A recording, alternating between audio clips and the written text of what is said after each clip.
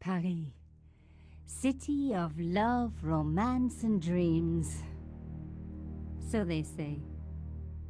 I used to say it too.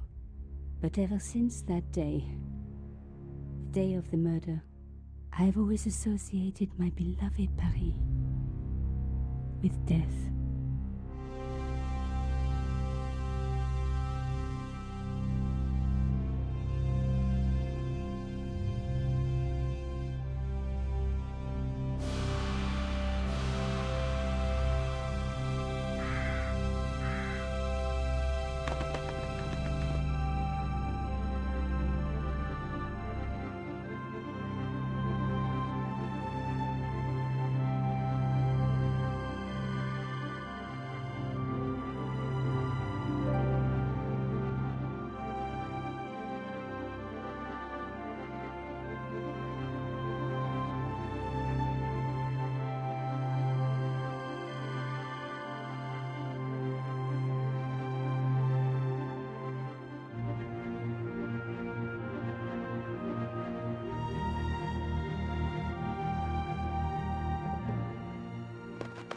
I was at home having a bath when my editor called. Collard, get your ass over to the Palais Royal now. You got an interview. With Pierre Carchon. Yes, the Pierre Carchon. No photos, so leave your gear at home. He asked for you personally. Don't ask me why. Anyhow, this could be big, so if he makes a pass, don't forget. Just smile, say yes, and keep taking notes. So charming and so very apt. Pierre Carchon was a media king, a national hero, and one of the most infamous adulterers in Europe. He and his wife Imelda were just one step down from royalty. Whoa, I hate mimes, but unless you humor them, they don't go away.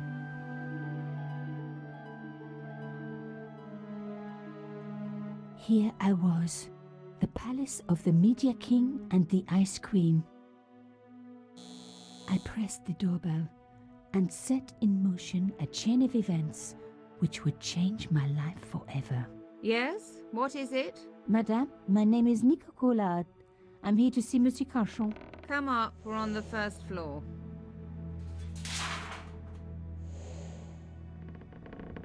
Madame Carchon, it's a pleasure to meet you. Yes, I'm sure. The Ice Queen was certainly living up to her reputation.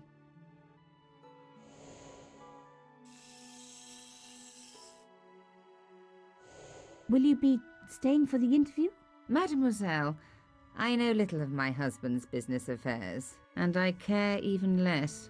I certainly have no intention of watching him pore over yet another pretty little journalist. Pretty? You're too kind, madame. Ah, the talented and very beautiful Mademoiselle Collard. Such a pleasure to meet you at last. Monsieur Carchon, I am honored. Oh, I'm sure you are. Call me Pierre, please. But I do not flatter you idly. I was a friend of your father. He was a great man. My father, he never mentioned. He and I were very close. And then his death. So tragic. I must... Imelda, your damned cat's in my study again. Another Ming vase, I suppose. Excuse me for one moment, my dear girl. You journalists are getting younger each year. Perhaps it's the rest of the world getting older, madame. That was no cat. My God, what? Monsieur Carchon!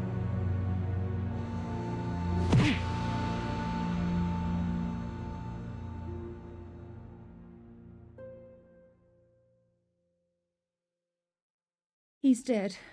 I must call the police. You'd better stay here. There was a man. It was the mime. Do you think he... Well, I believe we can rule out suicide, don't you? No wonder they called her the Ice Queen. She would have been top of my list of suspects if I hadn't seen the attacker myself.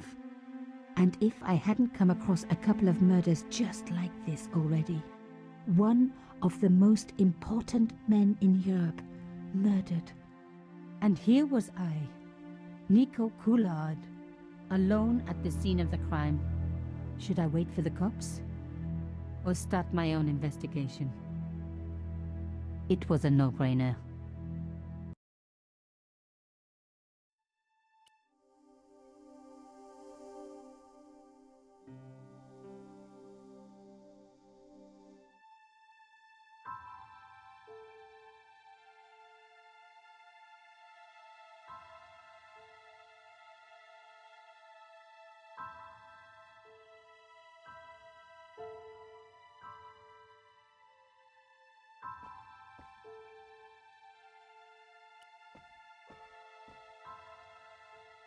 Mimes and guns don't usually go together, but I had an idea that this was no ordinary mime. I'd come across this murderer before, and written about him. The costume killer, at least that's what I'd called him. It was one of my hair clips.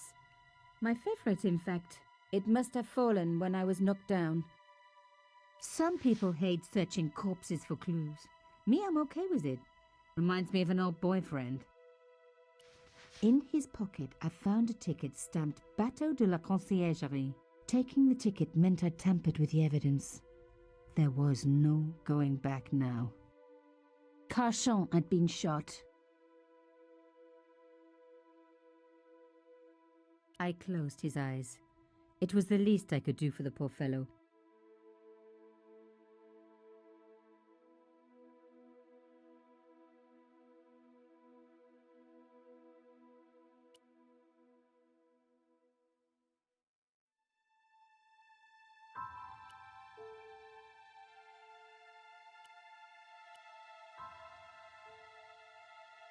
No.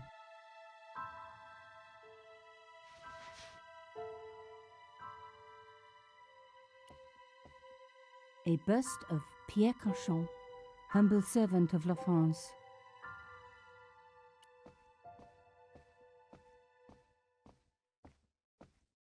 Pierre Carchon again. His eyes seemed to follow me around the room.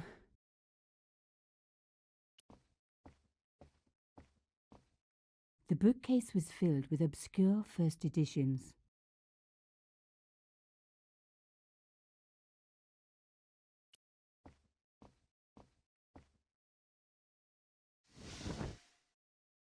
A small round piece of glass had been cut out of the pane. This was a professional job. I didn't want to cut myself and leave blood on the glass. Call me old-fashioned, but I like to keep my DNA to myself.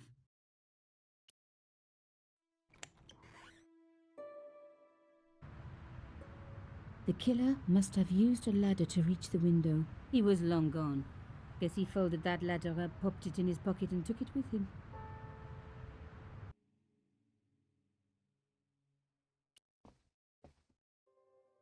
The police could turn up at any minute. Somewhere there were clues to the murder, and I needed to find them.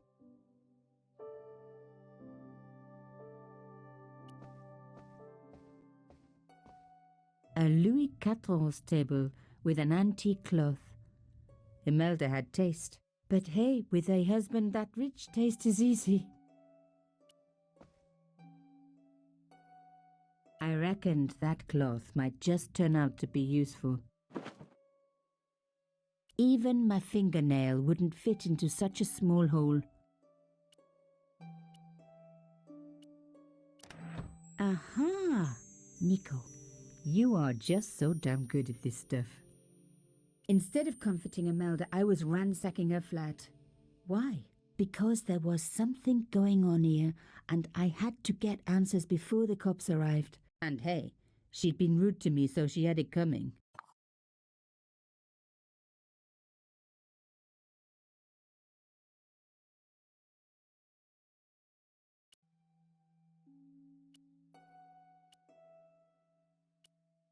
It wouldn't fit.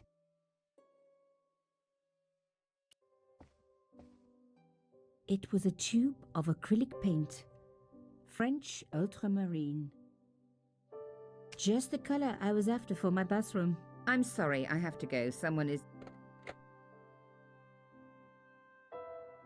Young lady, what are you doing? Oh, this paint. It's my favorite color. For God's sake, keep the damn stuff. Imelda had talent, but I certainly wasn't going to tell her that.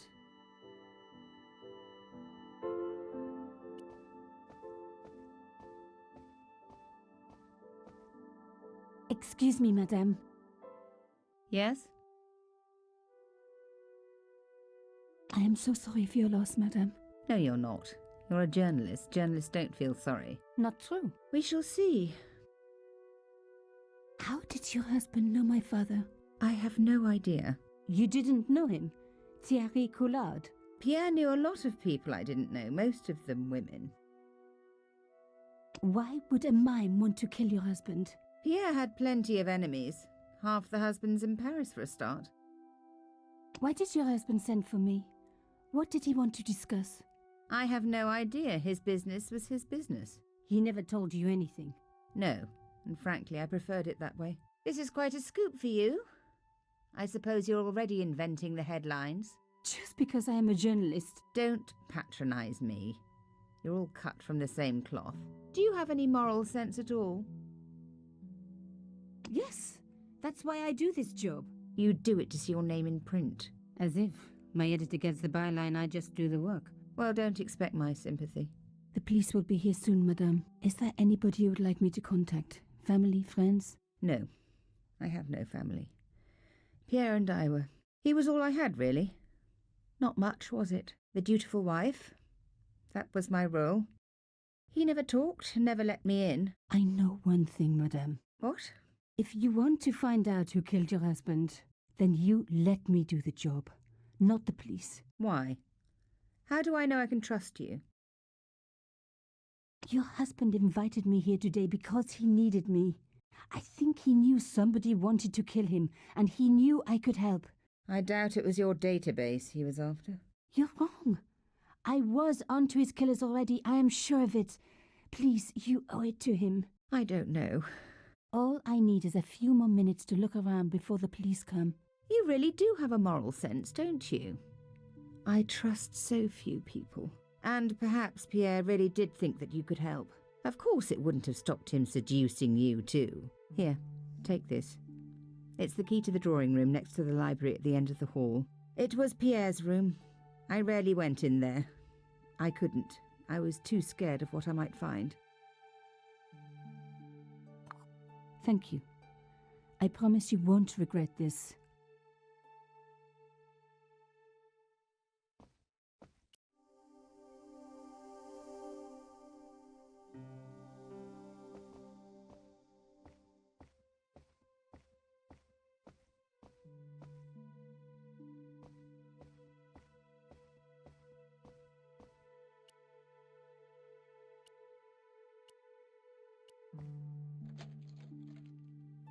Now we were getting somewhere.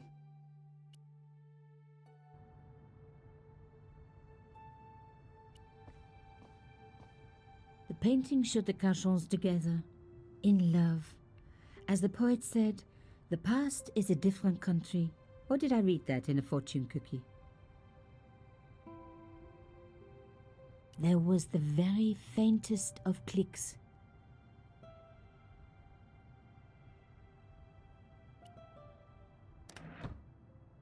Behind the picture was a safe.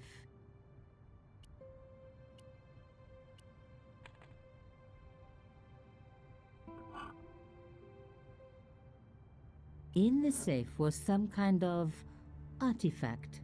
There were strange symbols on its surface. It looked like the printer's blocks I'd made at art school. If there was one thing I'd learned about symbols, they are always important. But these symbols scratched into stone were impossible to read. I needed to find a way of printing them. At least the stone was round. But what could I use for ink? And what could I print on? Sure, I was stealing, but I knew Imelda didn't know about the artifact, and Cachon was past caring.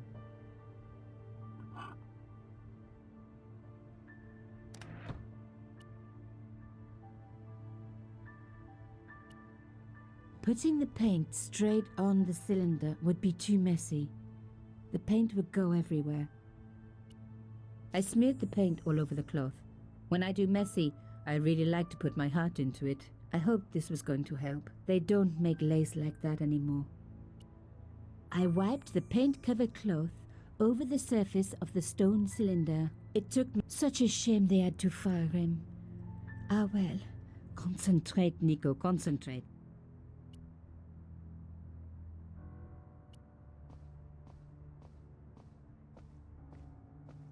As expected, the desk was yet another priceless antique. Yawn. The blotter and in tray had clearly been placed with mathematical precision.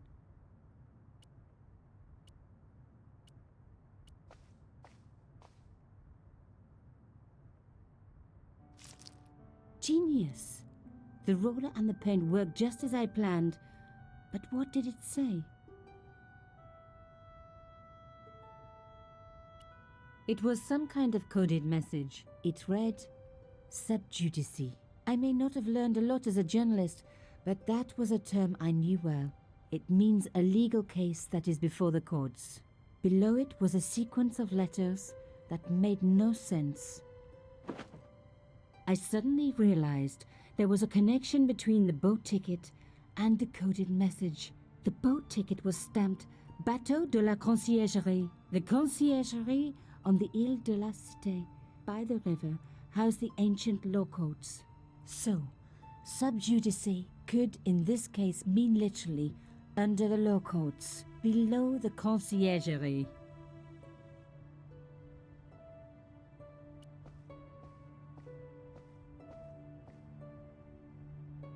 Locked, not surprising really.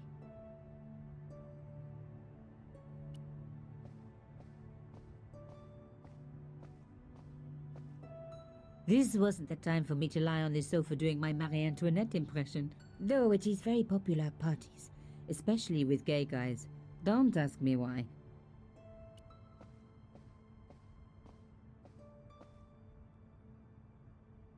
My heart skipped a beat. It was a carved elephant, but not just any carved elephant. It had been made by my father. I knew for certain because in my apartment I had its exact twin, carved into a box he had made. So Cauchon had known my father. They really must have been friends. I decided to take the carved elephant. It clearly meant nothing to Imelda. I was pretty sure I'd found all I could here. And besides, all this opulence was making me pine for my regular life of poverty. This was a huge story. It was also one heck of a puzzle with a lot of pieces missing. But I was going to crack it, and if I could just remember the name of that fancy prize you get for being an ace journalist, I was definitely going to win it this time.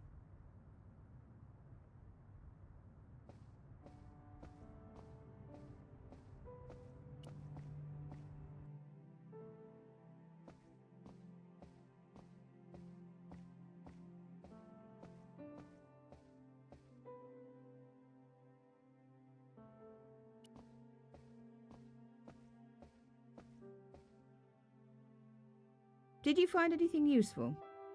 This carving, do you know anything about it? It was Pierre's. What does the statue have to do with... Please, I need to know. He was given it by a friend, something to do with Africa. He never explained any more. No, but I think it was important to him, always on display. Why? It was carved by my father. Oh, I see. I didn't know. Imelda, I will do everything I can to find the killer. Thank you, my dear. And if the police ask, don't worry. You were never here. Sub judice was the key. I was going to have to find a way under the Conciergerie. I decided to head straight for the quayside on the Ile de la Cité. If there was a way of getting under the Conciergerie, it would have to be from there.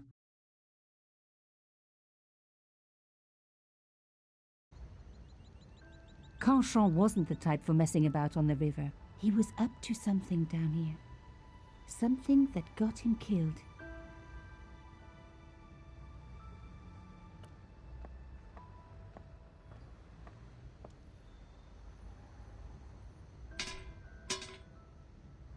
The fence wouldn't move.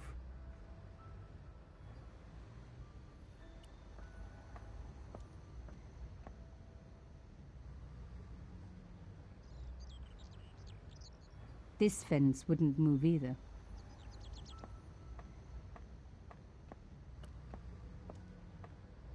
The cross looked familiar. I'd seen it before. It was embroidered on the lace cloth I'd picked up at Carchon's apartment. I knew I was on the right track. The cross...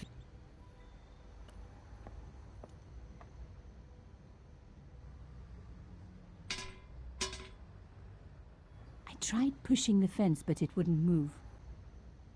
A strange pair of locks stopped the latches from releasing the gate.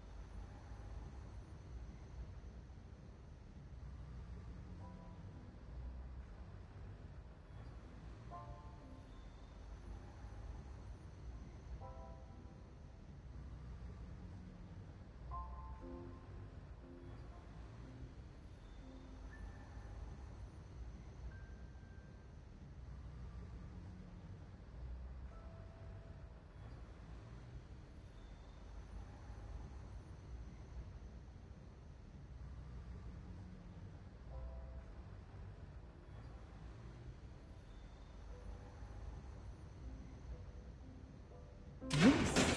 One down, one to go.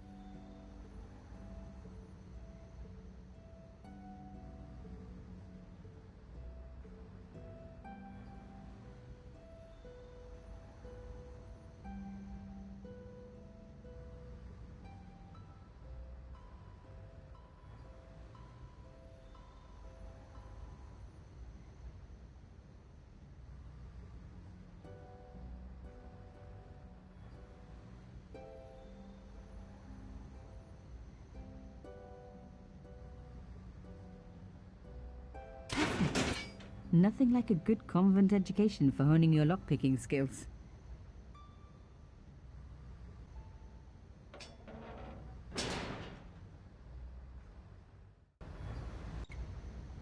For a room full of junk, that was one very sophisticated lock system. This place was definitely fishy, in more ways than one.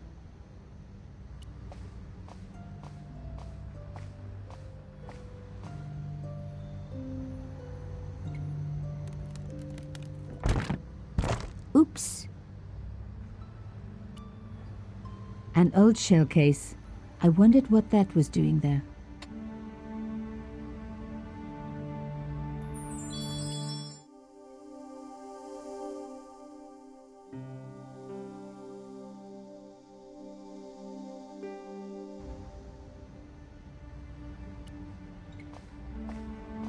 The words sinister and Dexter were carved on either side. Now any good convent girl like me knows the old Roman for left, right, left, right. But what did it mean here?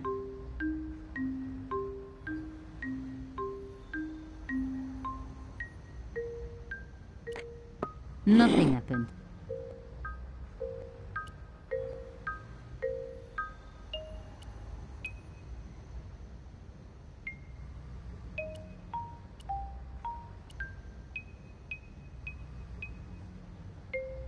Mystery solved. Carchon's stone cylinder slotted into the hole with a satisfying click.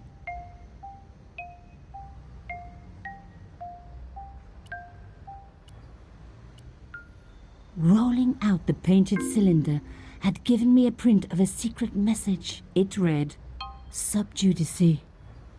Below it was a sequence of letters, S, D, S, S, D, S, S. A satisfying click told me I turned it to the right position. Another click, another step closer.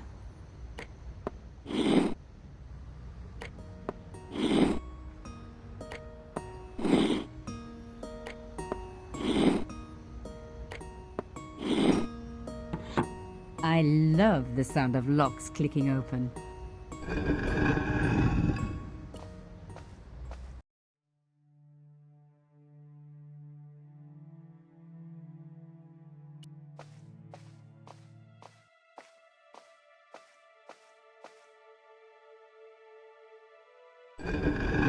Oh my God! The slab came down with a hell of a force.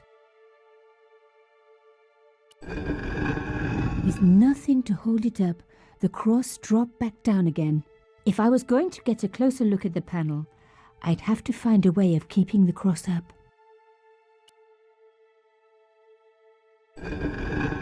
Lifting the cross closed the entrance door and also opened some kind of stone panel. Ingenious.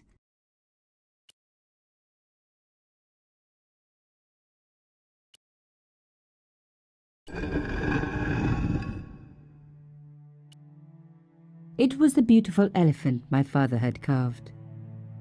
The brass case was smooth and perfectly round.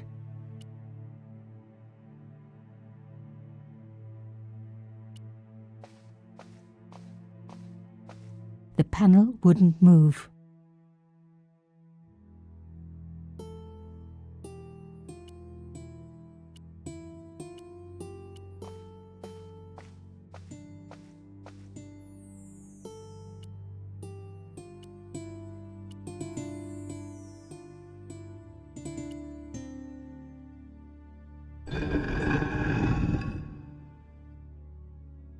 The cross looked familiar.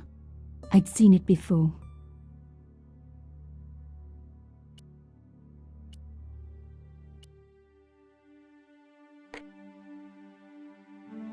The stone cross was propped up. Now I was getting somewhere.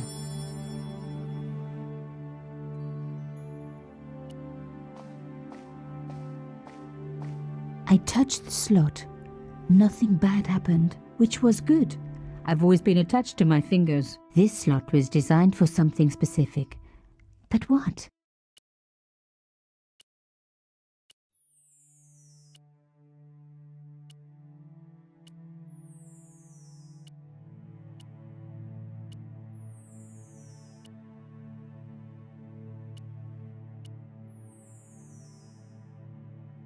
I touched the slot. Nothing bad happened, which was good. I've always been attached to my fingers. This slot was designed for something specific. But what?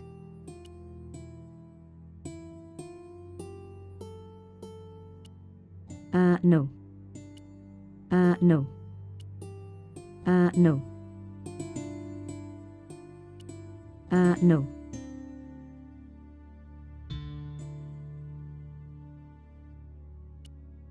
No.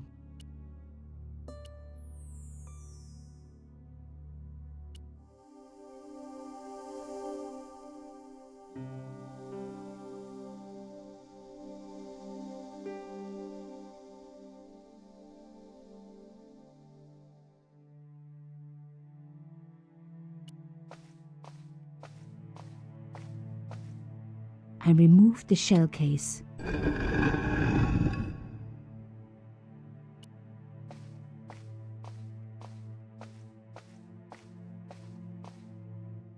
Ut lex vel ut next sumito. To the law or unto death submit. I guess these people didn't believe in liberté, égalité or fraternity. Yes, I'll admit it. I was a swot at school. I also wore lipstick and the nuns never knew.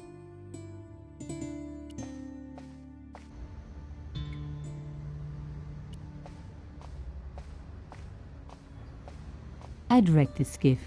Not that it was particularly seaworthy anyway.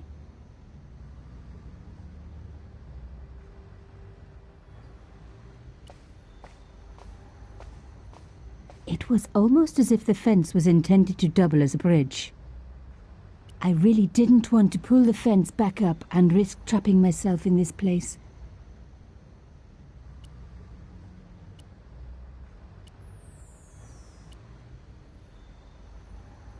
A safe key. It was the drawing room key. It was the beautiful elephant my father had carved. No. The cloth was covered in blue. I hope that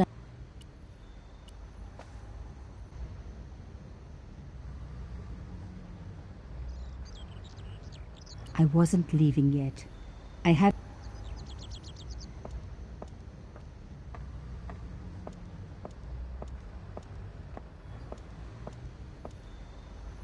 wasn't leaving yet. It was the old boathouse for the conciergerie. Then the answer had to lie somewhere here on the quayside.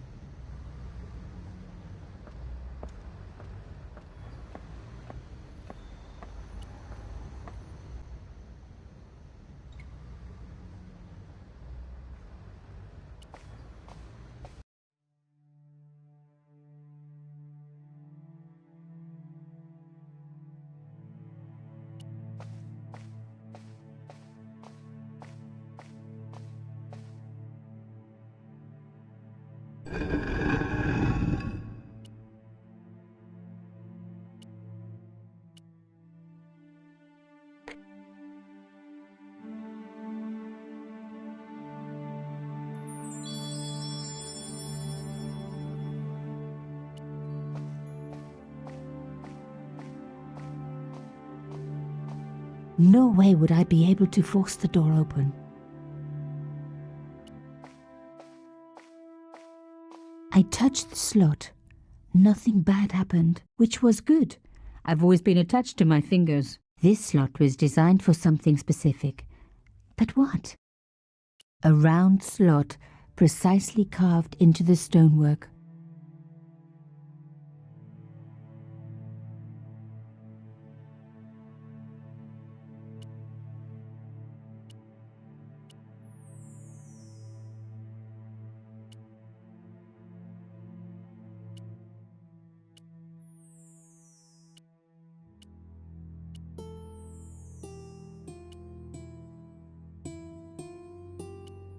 No. No.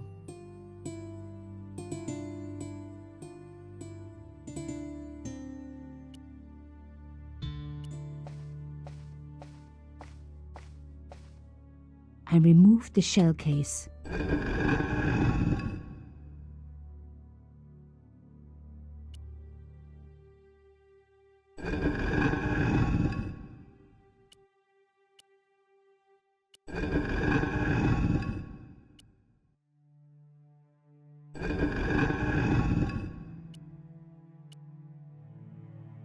This wouldn't hold the cross up. But I was on the right track. I needed to use something sturdier.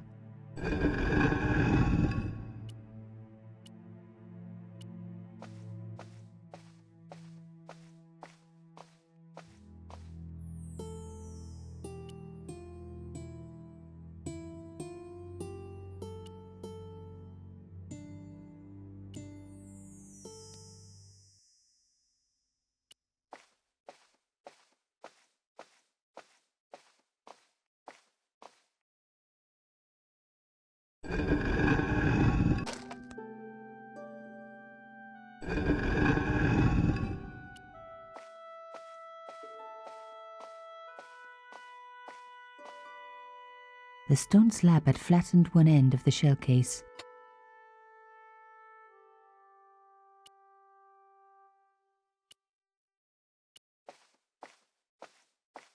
I couldn't see a gap to insert it.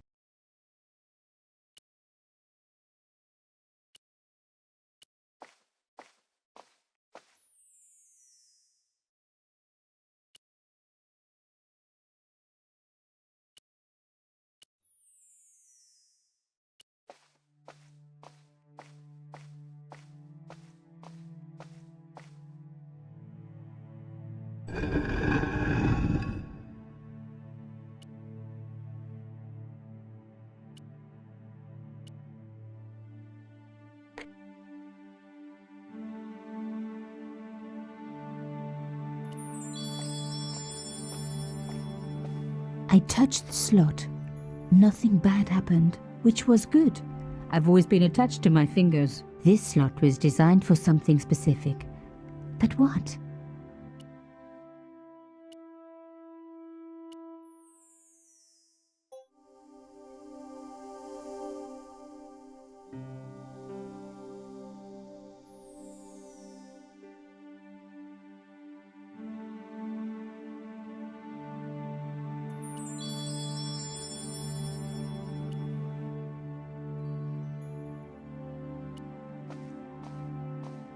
No way would I be able to force the door open.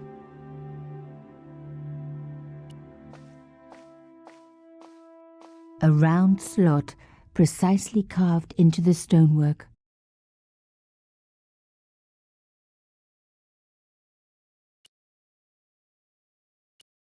No.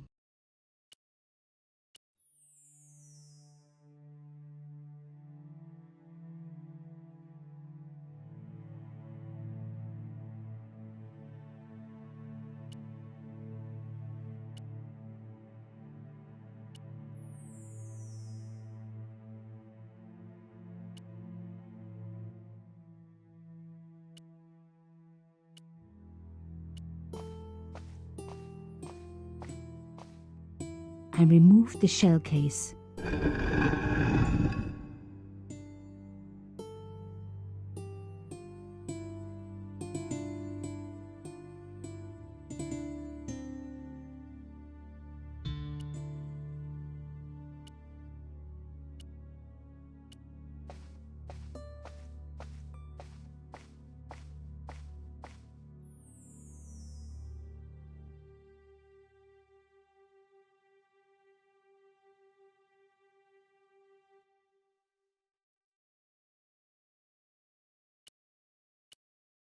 It was a boat ticket stamped Bateau de la Conciergerie. When I was a little girl, Papa used to take me on the Bateau Mouche as a treat. The shell case had been flattened at one end, forming a serrated edge. No.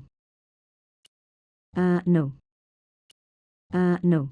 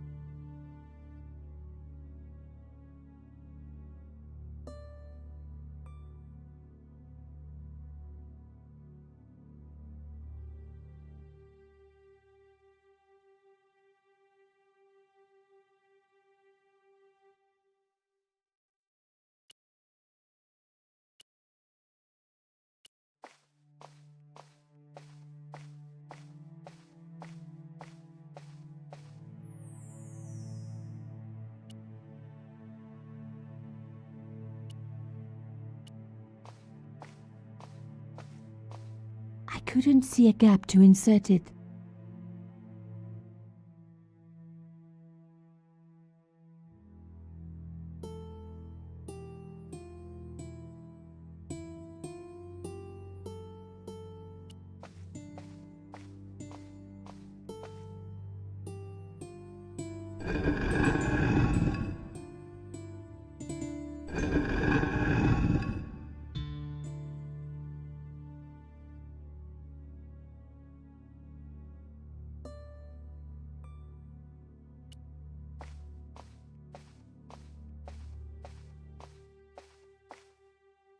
Ut lex vel ut next sumito.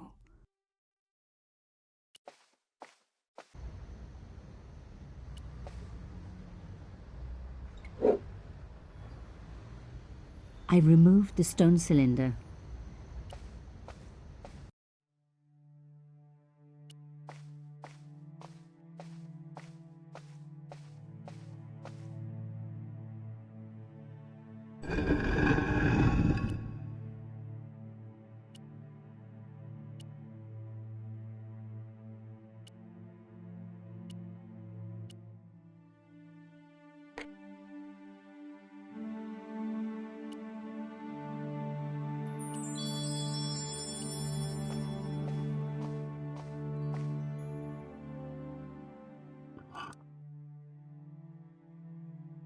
The artifact slotted into the hole perfectly. Behind the old walls, I could hear some kind of mechanism groaning into life, but whatever had been triggered had now jammed.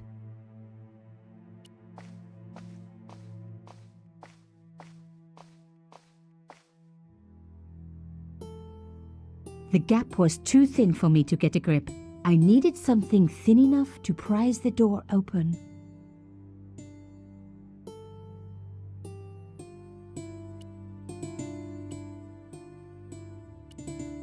I was going to need something a lot stronger than a hair clip to free the door.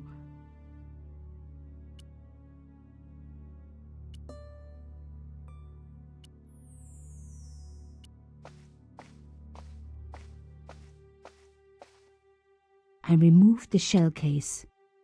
The cross didn't drop back down. Some kind of mechanism was holding it up.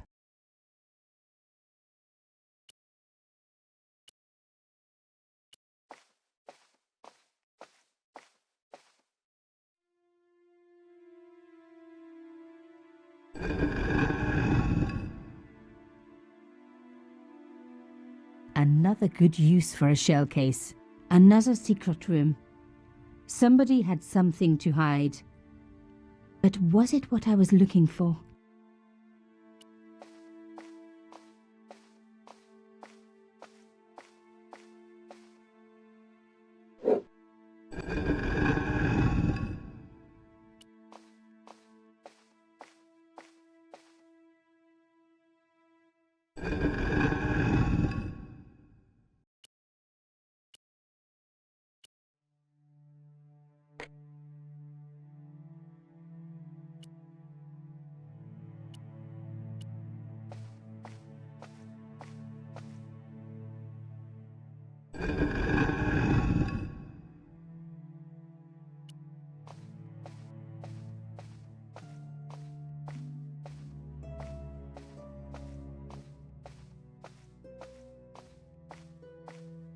Wow! Through the darkness, I could see that this was a stateroom. But for what purpose? And how did it tie in with Carchon?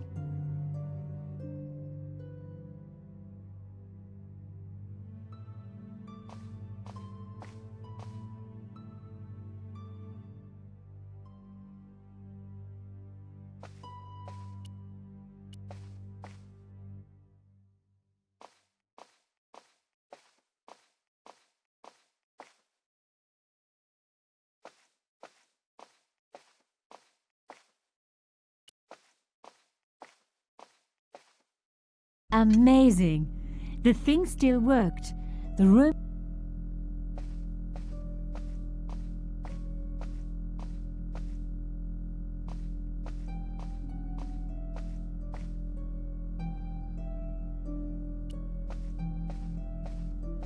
I wasn't going to find anything in this old desk. It hadn't been used for years.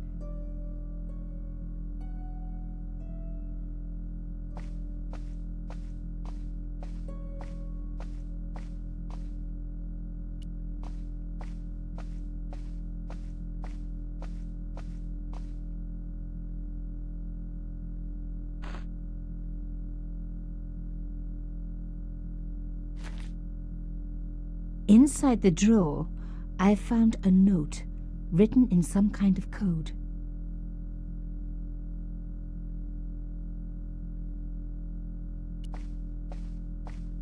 It was pretty clear from the lack of dust that someone had been working very recently at this desk. Oh my God! The sheet was a printout with my personal information.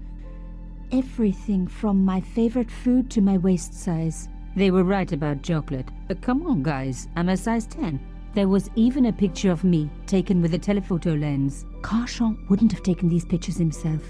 This was big and organized. I was part of it, and people were getting murdered.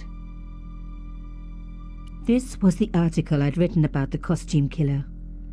My suspicions were right. Carchon had cut it out. 2 businessmen had been killed. One in Italy, one in Japan. In each case the killer had worn a costume. A penguin and then a snowman. But that wasn't the only link between the 2 murders. Both the victims had been big media do-gooders, and I proved they were just the opposite. So, how did they fit in with Carchon? My articles about the costume killer. My articles about the costume killer. The dregs at the bottom of the mug hadn't dried out or gone moldy. It wasn't more than a day old.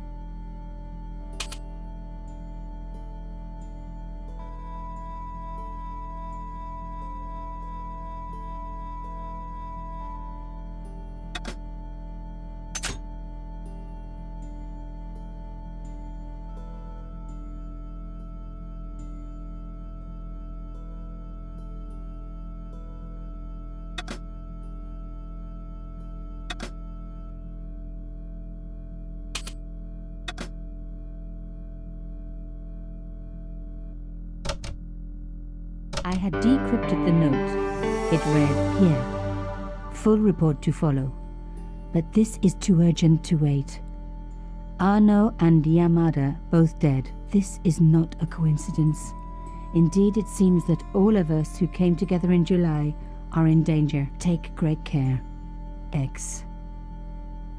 I wasn't the only one to make the connection between the costume killer murders. I'd been right all along. That was why he had asked to meet me. But what did I know that he didn't?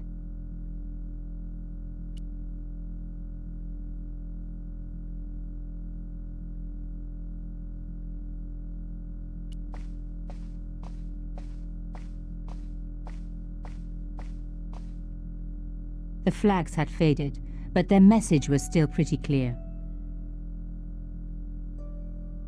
Fascist regalia, a message of hate.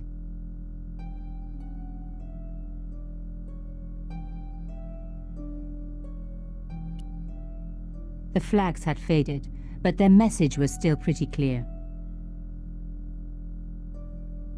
Fascist regalia, a message of hate.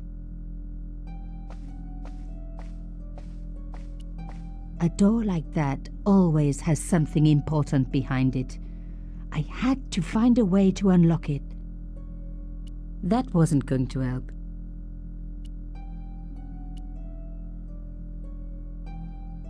That wasn't going to help.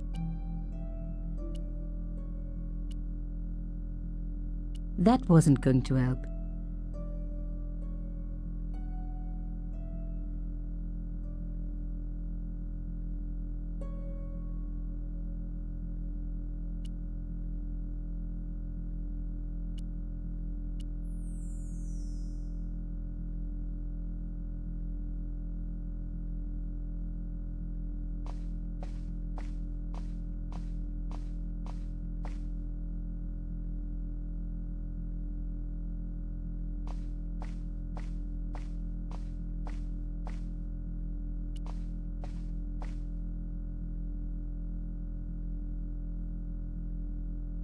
My article.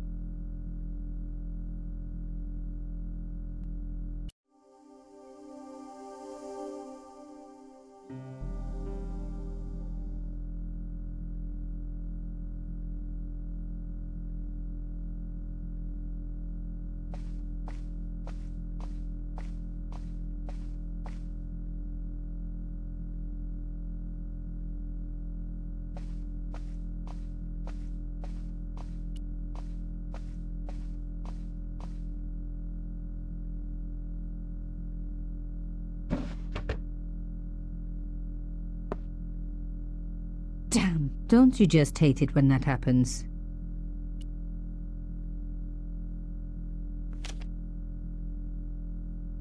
A photo, long lost, had fallen down the back of the drawer.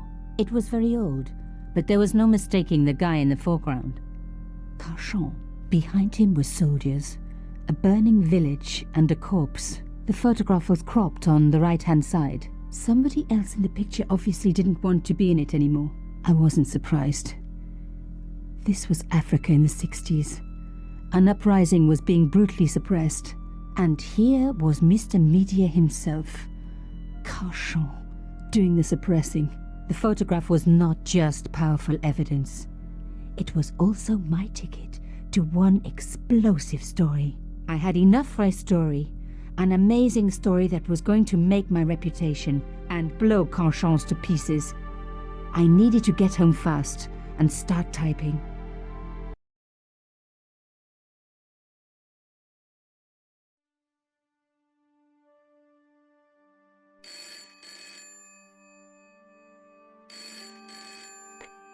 Bonsoir, Collard. Nico, it's Ronnie. Hey, Ronnie, you cracked open the champagne yet?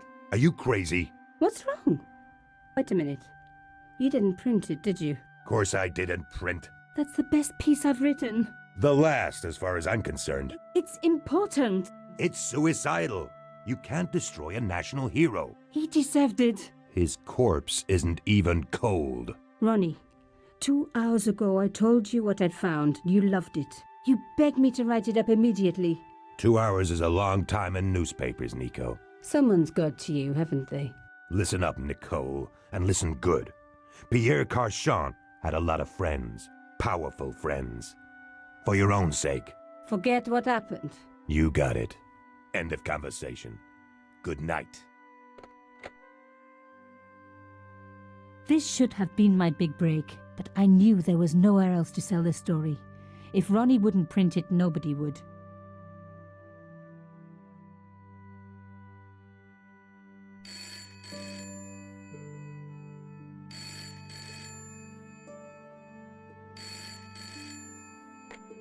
Bonsoir, Collard. Mademoiselle Collard, my name is Plantard. I need to talk to you about your story. Your Pierre Carchon story. How did you know about that? There are people out there, madame, who will be very upset by this story. Oh, really? Well, it's their lucky day. It's been spiked. Yes, I know. We must meet. We must? I have information relating to your costume killer stories. Tomorrow morning, 8 a.m., Café de la Chandelle Verte, Rue Alain Court. I shall be wearing a grey overcoat. You must talk to no one about this. You can't tell me what to... Tomorrow at 8. I'll be waiting. People complain about newspaper articles all the time, but not usually before they're printed. I was beginning to feel scared. This guy, Plantard, could I trust him? Should I meet him or forget the whole business? I didn't have an answer.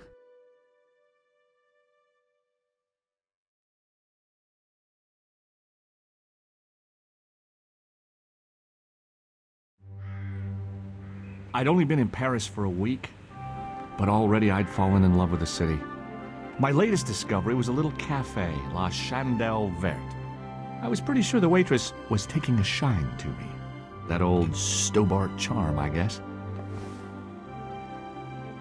Little did I know my reverie was about to be so rudely interrupted.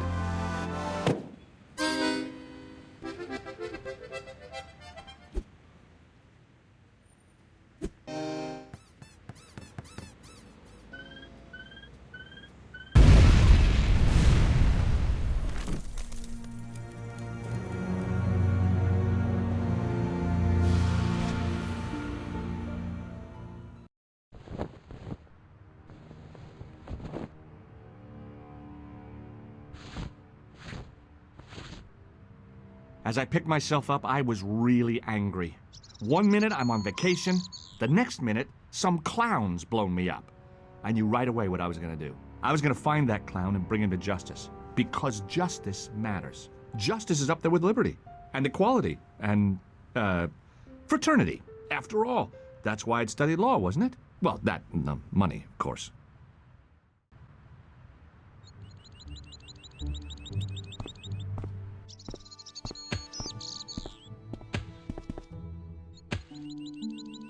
Freeze! Hold it, right there. Whoa, don't shoot. I'm innocent. I'm an American. Can't make up your mind, eh? I demand to see the American consul. Drop your weapons and get down on the ground. Put that thing away, Sergeant Moo. I apologize, monsieur, but I cannot permit you to leave. Am I under arrest? Ah, no, I would simply like to ask you some questions. En avant, to the café, marche.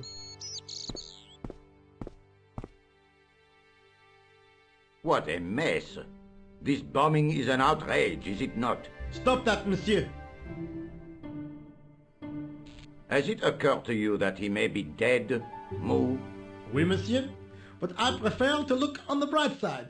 Besides, I recall a case where the killer escaped by feigning death. However, in this case, the man is quite dead. Examine the girl and take her statement, if you can. Et maintenant, to business. Your name, please? George Stobart. I'm from California. And what brings you to Paris, Monsieur Stobart? Travel. I'm touring Europe. You chose well. The city is most beautiful at this time of year, no? Yeah, I guess so, apart from the bomb blasts. Were you in the vicinity of the cafe at the time of the explosion? Yeah, I was sitting out on the sidewalk. I was lucky I wasn't killed. The inspector passed over my remark with no reaction. Did you see the deceased enter the cafe? Yes, I did. Was he alone? Yeah. And did he say anything to you? No. He was more interested in the waitress.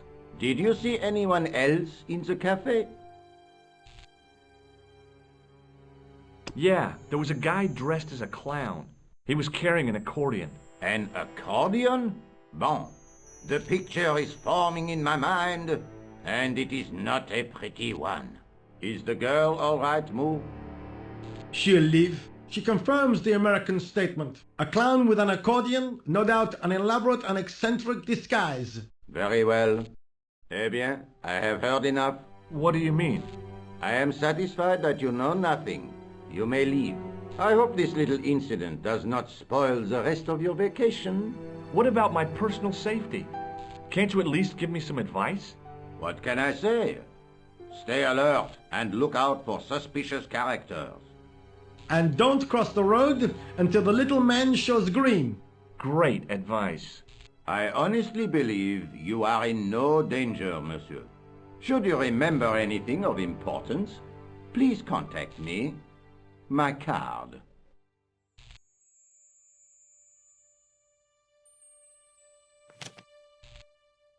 Thanks. That is all.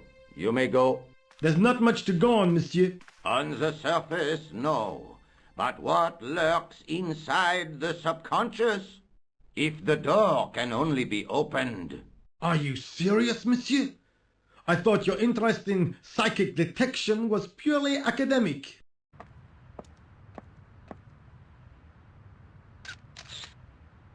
Excuse me, mademoiselle? Hi. My name's George Stobart. Oh, an American by the sound of it. Yep, that's right. On vacation in Paris. Some vacation, huh? You were here when the bomb went off? Sure was. Sat right out in front of the cafe. Did you notice a middle-aged man, maybe 60, with a hat and overcoat? I couldn't believe it. She hadn't even asked how I was feeling. Yeah, he went inside just before the bomb exploded. You weren't related to him, were you? Oh, no, nothing like that. I'm Nicole Collard from La Liberté. What is that, some kind of nightclub? Oh, no, it's a newspaper. You're a reporter? I'm a freelance photojournalist. Say, you could interview me about the bombing. An eyewitness account, minutes after the outrage that shook the whole of Paris. You know, real-life drama, human interest, that kind of stuff. I'll just stick to the facts, thank you. Did you see who planted the bomb? I know it sounds crazy, but he was dressed like a clown. A clown? It's him again. Who was the guy you were supposed to meet? His name was Plantard. I didn't know him, but he called me last night. He said he had a story which would interest me. He asked me to meet him at the cafe. I guess I'll never know what he wanted to tell me. Well, not unless you have Rosso's gift for psychic interrogation. How did Plantard get your name? Through the newspaper, La Liberté. I'd written an article linking two unsolved murders, one in Italy, the other in Japan. The cases were remarkably similar. A wealthy victim, no apparent motive, and a costume killer. Plantard said he could supply me with more information. Somehow the clown must have known about our appointment. Do you know a police officer called Rosso? Rosso? Our paths have a knack of crossing. If I didn't know better, I'd say it was deliberate. Have you seen Rosso? Is he here? He's inside, attempting to question a witness with his psychic powers. That guy is weird. Yeah. Have you met the clown before? It's a long story. I have plenty of time. I don't. Why won't you tell me about the clown? Why do you want to get involved? Because he almost killed me. Isn't that reason enough? I guess so. Listen, I'll give you my phone number. You help me with my story and I'll let you in on what I know. And let's get one thing straight right now. This is strictly business. Okay, it's a deal. I have to go develop these pictures. À bientôt, monsieur. Fine. I'll see you soon.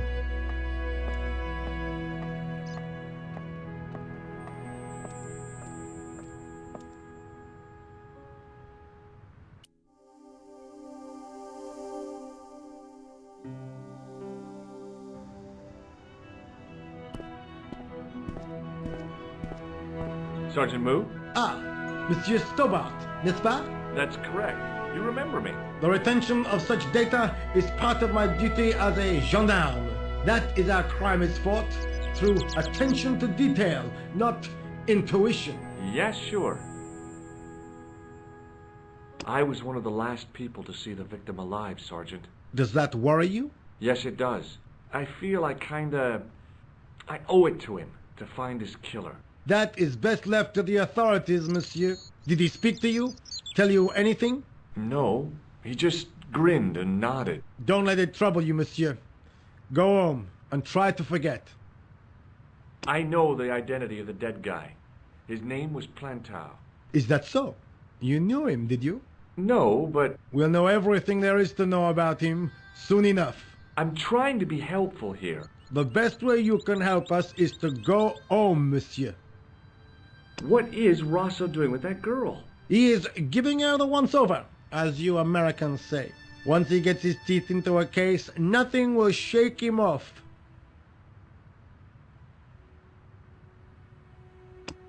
Look, Sergeant, the inspector gave me his card. Yes, monsieur. He wants you to advise him if you have any information concerning this case. Well, I'd be glad to talk with him, but I don't want him working his psycho weirdness on me. Ah, no, monsieur. You are confusing the science of parapsychology with witchcraft. Oh, yeah? What's the difference? We don't do sacrifices. See you later, Sergeant. I considered straightening the table, but I figured it best not to disturb the evidence.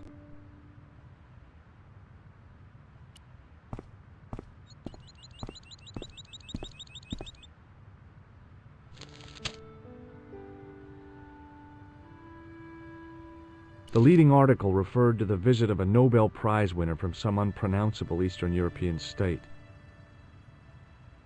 The column was devoted exclusively to rumor, gossip, and sensationalism. The big story was about the brutal murder of a French media magnate, shot down in cold blood. The guy oozed confidence, like a regular French statesman. The big story was about the guy.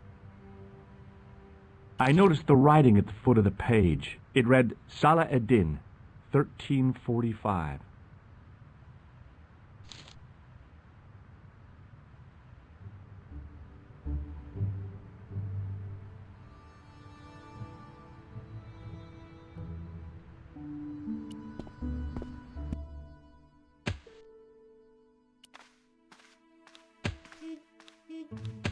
Hey, you! I thought you'd been arrested. No, it was a misunderstanding. When he pulled that gun, I thought that was it. Those automatics pack quite a punch, you know? He made a mistake. He thought I was a terrorist.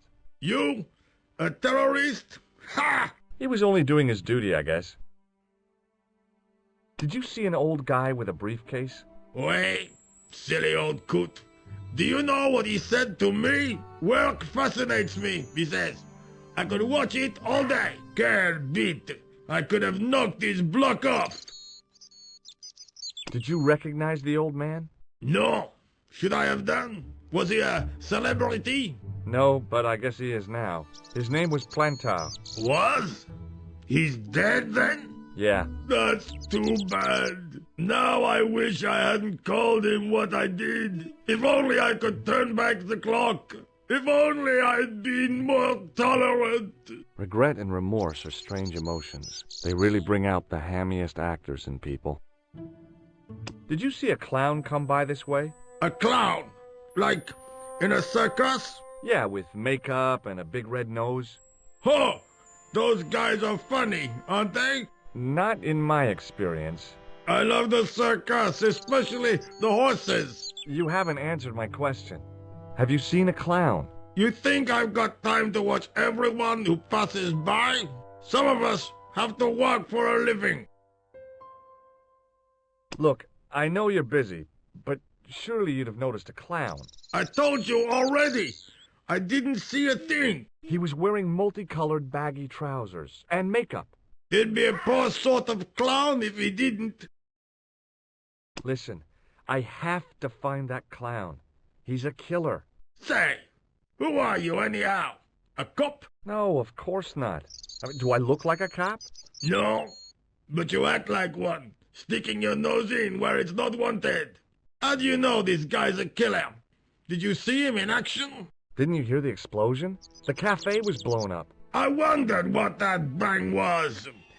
Any bodies? Yeah, an old man was killed. Merde.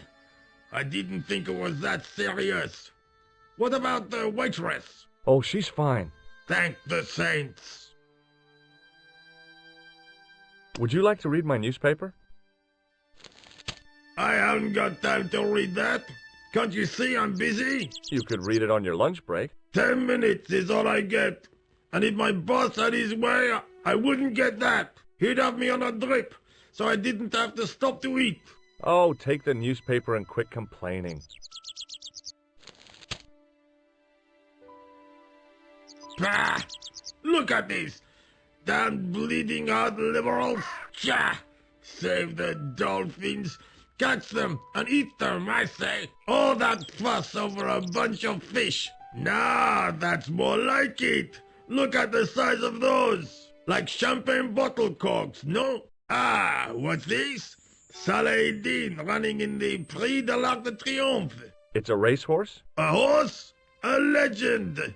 Bucephalus reborn, mon ami! Like a streak of lightning she is! Do me a favor, won't you? Keep an eye on my hole. I'm off to put some money on that nag. What about your toolbox? Stuff it. Help yourself.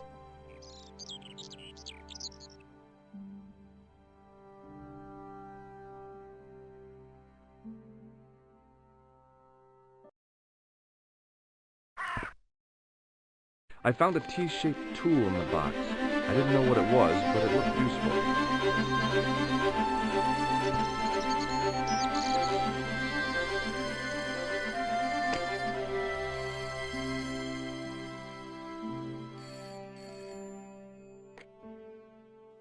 Hello, Nico Coulard. Hello?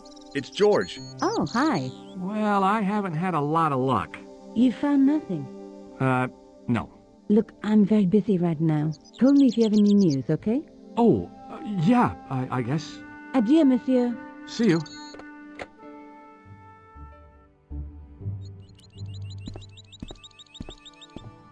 Set into the huge gate was a smaller access door. The door was securely locked.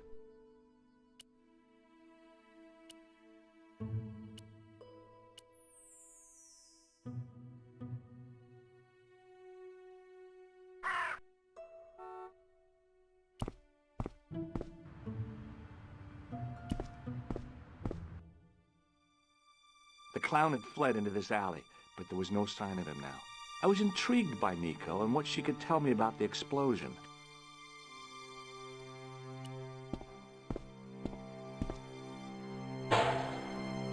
It smelled like someone had dumped a truckload of fish in a locker room on a hot summer afternoon.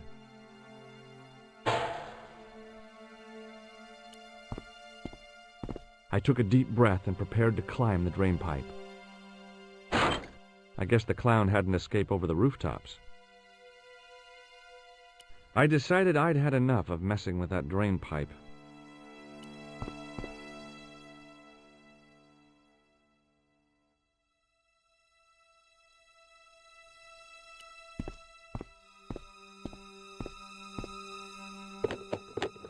There was nothing of interest.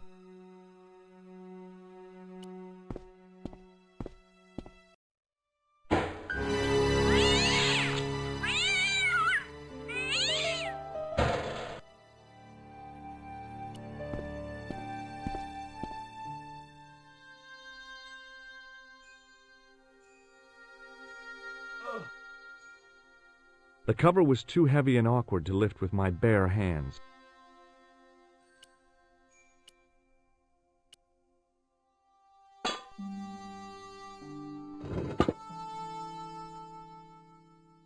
I lifted the cover to reveal what smelt like the entrance to a sewer.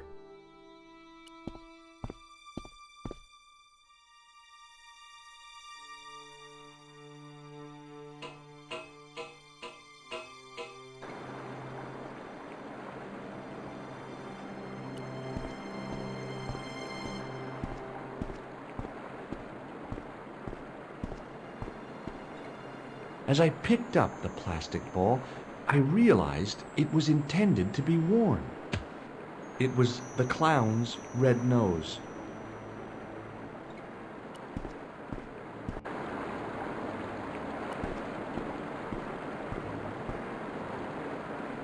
I scooped up the sodden tissue. It was cold and greasy, like breakfast leftovers.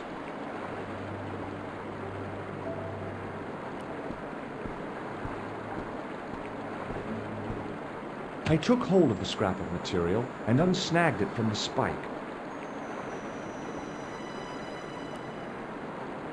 The nose was hollow. Printed on the inside were the words, La Risée du Monde, Paris. It was a bright red plastic nose, part of a clown's costume. It was the soggy tissue I'd found in the sewers. It was the scrap of material I'd found in the sewer.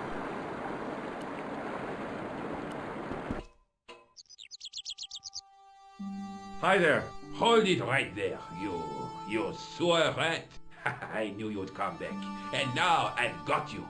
What are you talking about? You're trespassing. Come out of there, immediately. That's what I'm trying to do. Give me your hand. Ha! You won't catch me with tricks like that. Keep your distance, monsieur. Okay, okay. Now, what were you looking for? Terrorists.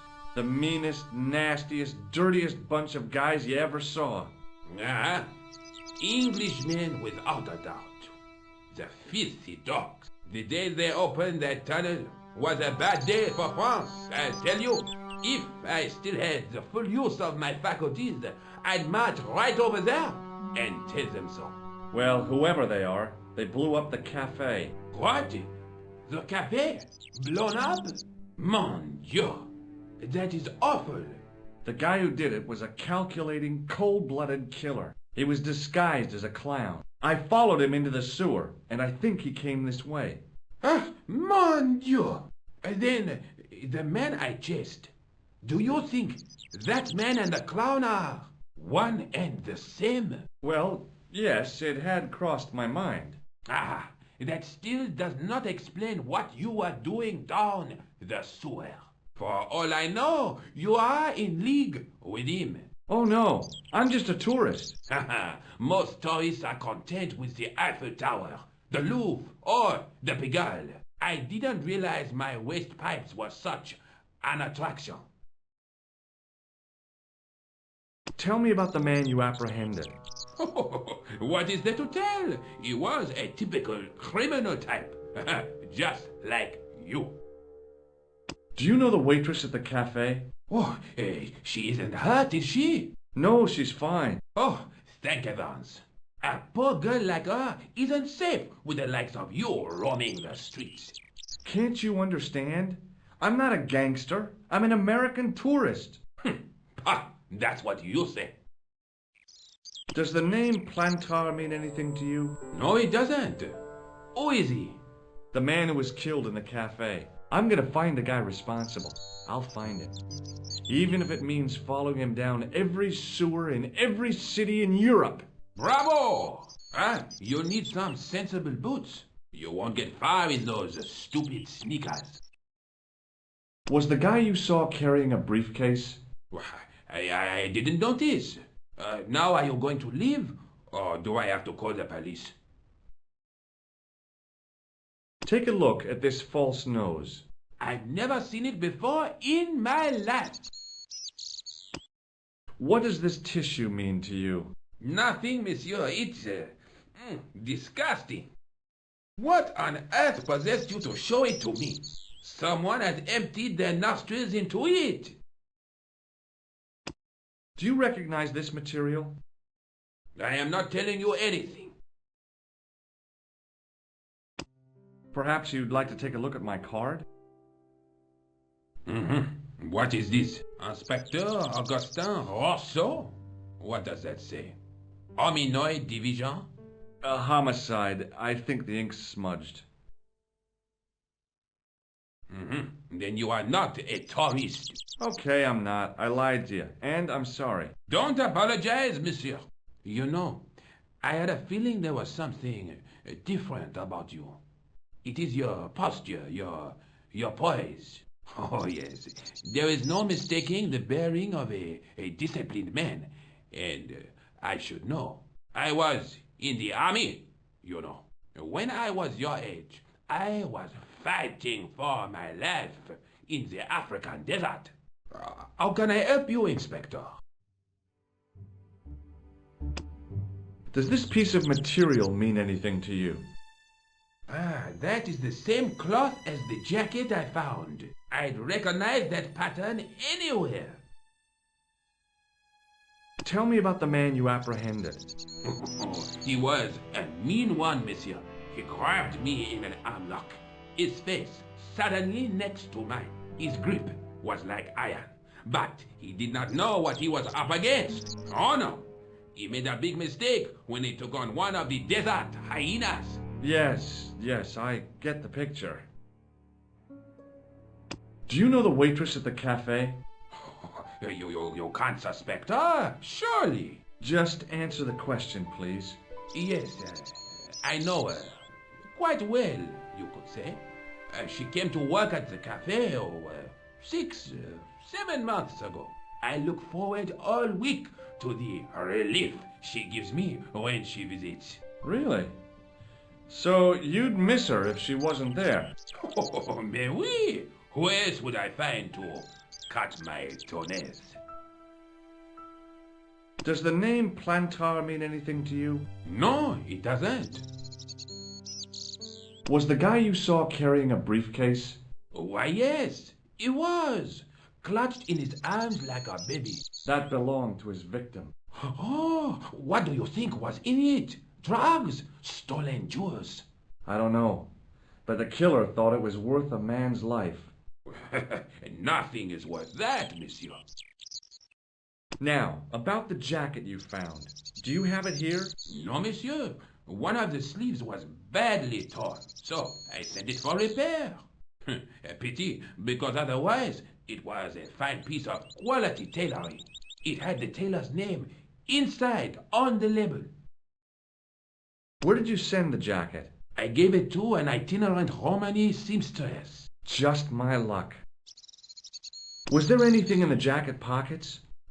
Not a sou. You know what I think? Do tell me. He changed out of the clown suit and cunningly disguised himself as an ordinary person. Looks like I'm up against a mastermind. What was the name on the label? It was a foreign name. Todrick, I think. Did you get the address? There wasn't one, monsieur. Only a telephone number. Well, I don't expect you to remember a phone number you've only seen once. 74 98 08 59. You're kidding.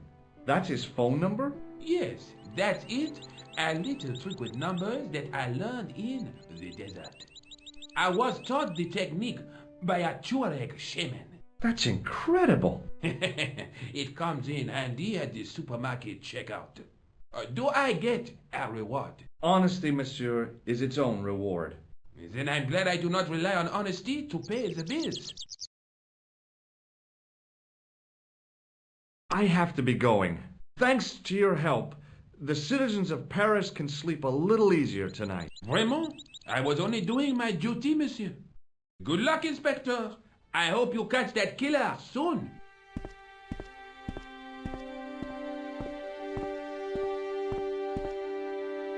So the clown had escaped into the sewer, come up into the courtyard, and then slipped back into the street here. It wasn't much, but it was more than the cops had got.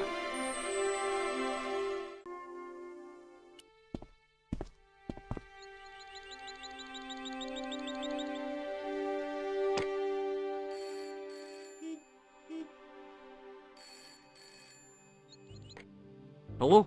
Who is this? Hi, my name's George Stobart. You don't know me. Correct, Mr. Stobart. I don't. What can I do for you? Well, I'm trying to trace one of your customers. Could I maybe come over and talk to you? No. No, that's not possible. Oh, okay. Forget it. Listen, all I want is a name. What are you talking about? Who are you working for? I guess you might say I'm acting in the interests of truth and justice. Ah, thank God. I thought you were the police. There are innocent lives at stake, Mr. Todrick. Lives that you could save. You're collecting for charity, yes? No, I'm not. All I want from you is information. Go on. I'm listening. Do you know a guy called Plantar? No, I never heard of him. Shall I tell you what happened to Plantar? How he was killed in cold blood? I told you, I never heard of Plantar. I expect Plantar's a family man, don't you? In their little apartment, Madame Plantar is cooking the supper, listening for the familiar sound of her husband's key in the door. Junior is waiting for his daddy to come home from work. He can't wait to show him the merit marks he earned in school today. Only tonight, Monsieur Plantar won't be coming home. You forgot the puppy. Huh? The faithful puppy dog, waiting for the sound of his master's voice. Well, maybe they don't have a dog. What do you think? I don't know, Plantar. I never heard of Plantar. None of this has anything to do with me. What do you know about the clown who bombed the Café de la Chandelle Verte? I don't have no idea what you're talking about. You're cool, Todrick. But I think you know more than you're saying. I don't know who you be, but sure I am you don't know what you're talking about. Oh, this is ridiculous. Quit playing games with me, Todrick. I tell you, I know nothing about no clown. Thanks for nothing, Todrick.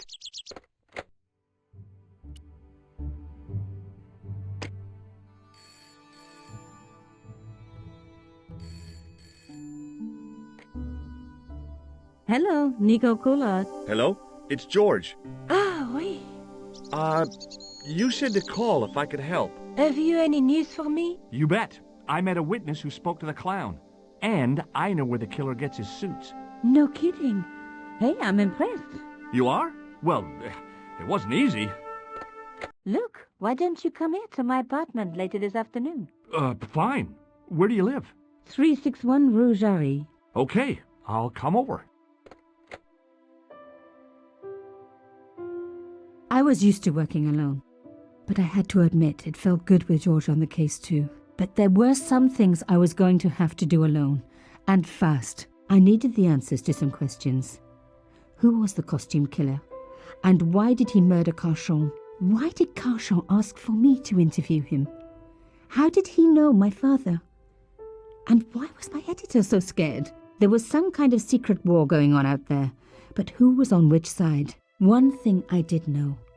I wasn't going to get the answers sitting at my desk.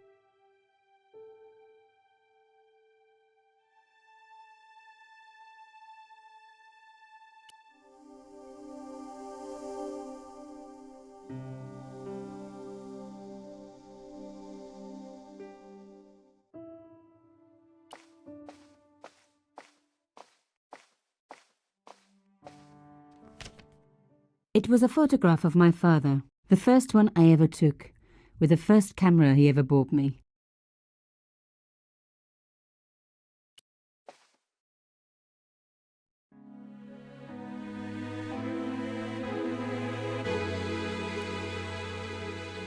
I really do not know where we are going, but I pray to God that we are gonna get there. Stay with me, you call, but you never did.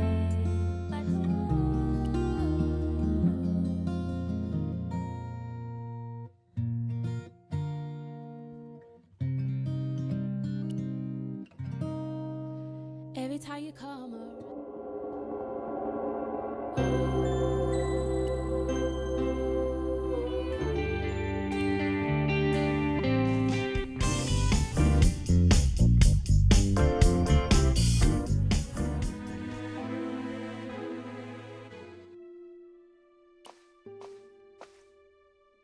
You have no messages.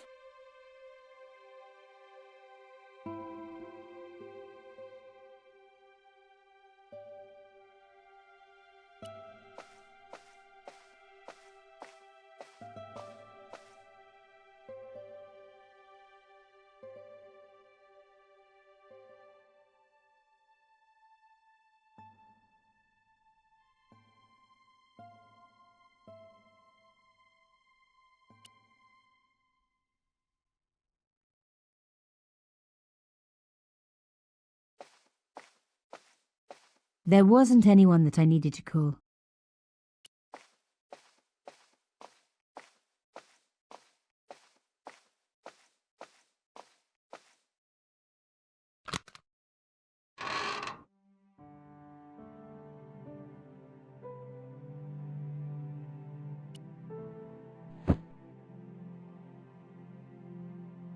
The box was carved by my father. It never had a key. The elephant on the lid was a perfect match to Cochon's.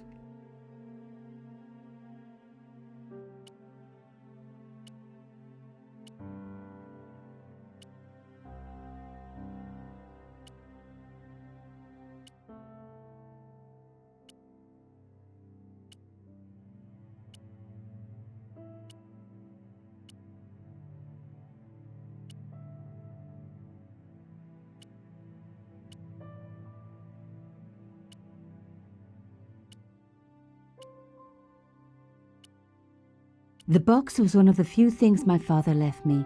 The elephant on the lid was a perfect match to Cochon's. It was the beautiful elephant my father had carved.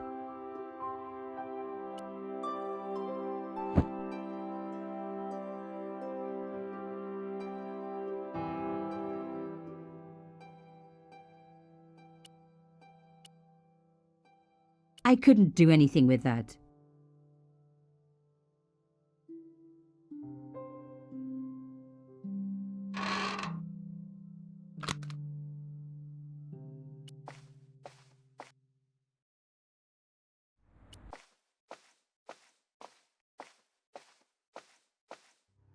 Mademoiselle Collard.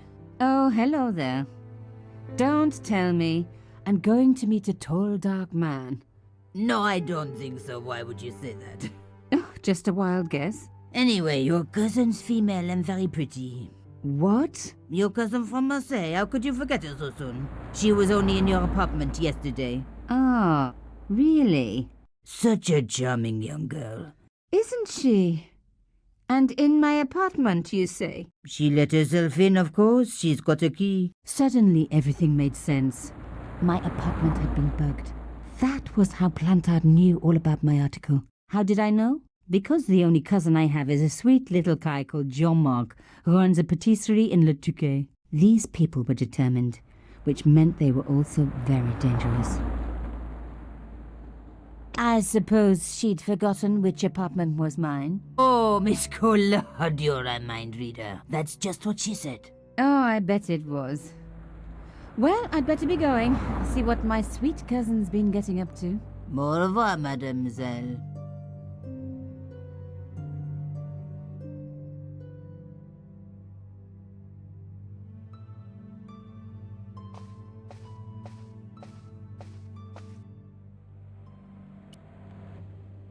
So, where had my pretty new cousin hidden her little bug, eh? I was going to have to search everywhere.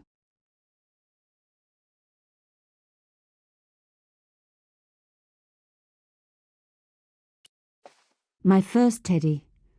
Never had a boyfriend as loyal as him. Undisturbed. No bugs there.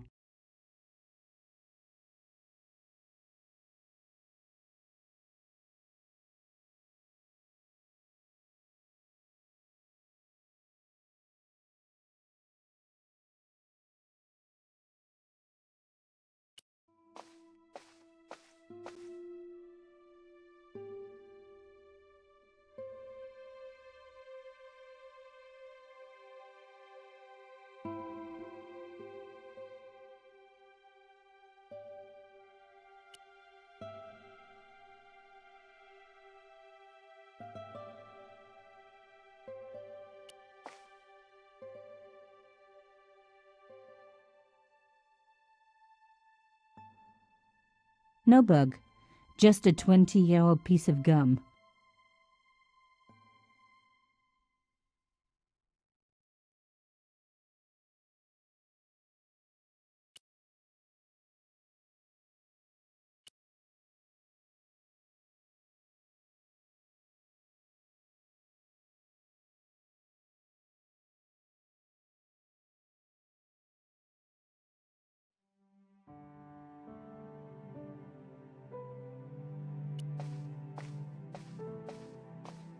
My first teddy.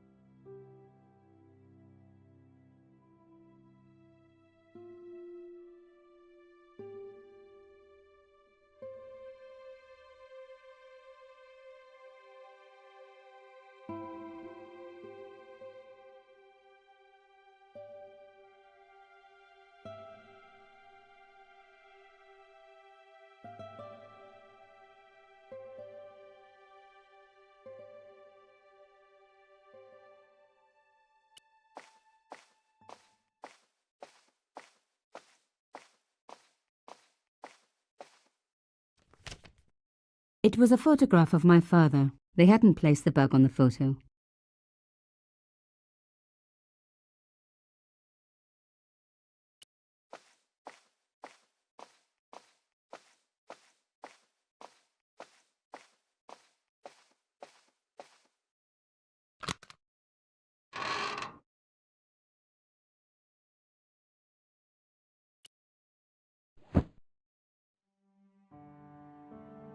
The box was carved by my father. It never had a key. But that small metal disc underneath it in the chest was a recent addition.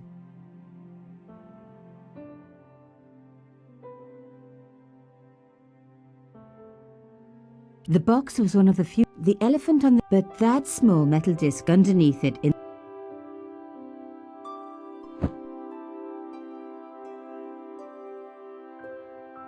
Oh, chère cousine.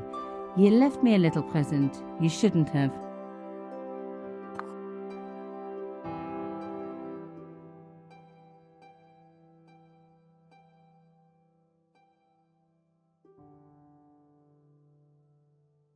You don't scare me. Espèce de...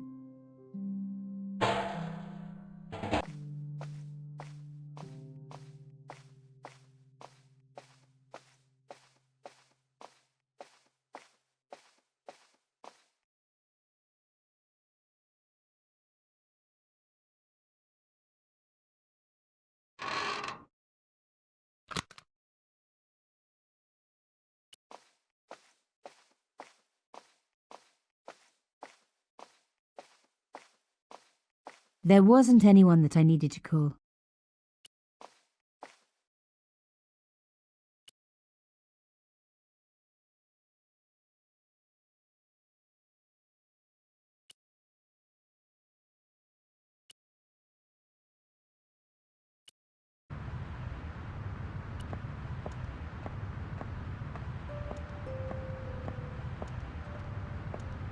Bonjour, monsieur. Bonjour, mademoiselle. Can I ask what you're doing? I am guarding the scene of a terrible and heinous crime. Yeah, this statue. Tell me about it. Au contraire, mademoiselle. This statue is a pure and visionary statement, a comment upon man's self-imposed isolation within a debased societal framework. Not a crime, then? The only crime you will find here is the murder of the great Monsieur Cachon. No. How dramatic. I know. Here in this very building, no less. It is top secret, but according to Cachon's wife, the killer was dressed as a man. Police believe there was an accomplice, a young female journalist. Even as we speak, she is being hotly pursued up and down the land. No stone is being left unturned. Good place to look for a journalist, officer. We police are no fools. Evidently. How was Monsieur Cachon killed? He was shot in cold blood with a gun. Why was he dressed as a mime? I have my own theory. Either he was mad, or he was a real mime, trying to throw us all off the scent by cunningly not wearing a disguise. How long have you been in the police force? All my life, mademoiselle. It shows. Thank you. You must be quite an aficionado of modern art. Au contraire, I adore it. In fact, I dabble myself. Oh, really? I used to dabble myself, but I managed to quit in the end. Why would a mime kill Monsieur Cachon? He was a hired killer, I expect. Everybody knows mimes don't leave prints.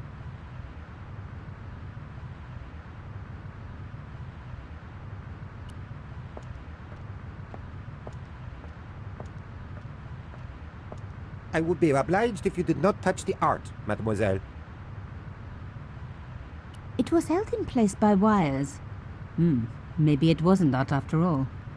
Maybe it was a cell phone transmitter.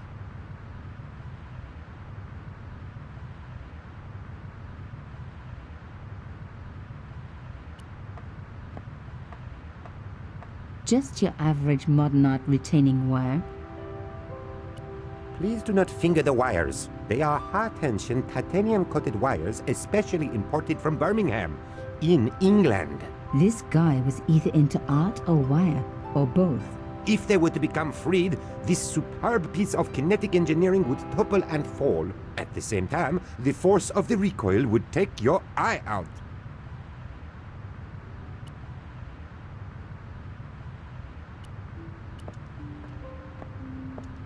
Monsieur? Mademoiselle? How was Monsieur Cachon killed? He was shot. In cold. Why was he dressed as a mime? I have my own. Oh? Or... How long have you... All my life. It shows. Thank you.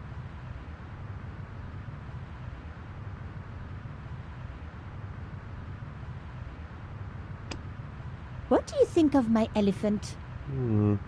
A poor piece, to be honest. Derivative. Crude. Forget about. Oh, really? I was just wondering where I should stick it. Somewhere that doesn't get much light? That's just what I was thinking. Ever seen anything like this? Oh, that's good. That's very good. You have talent, my dear. This is clearly your medium. No.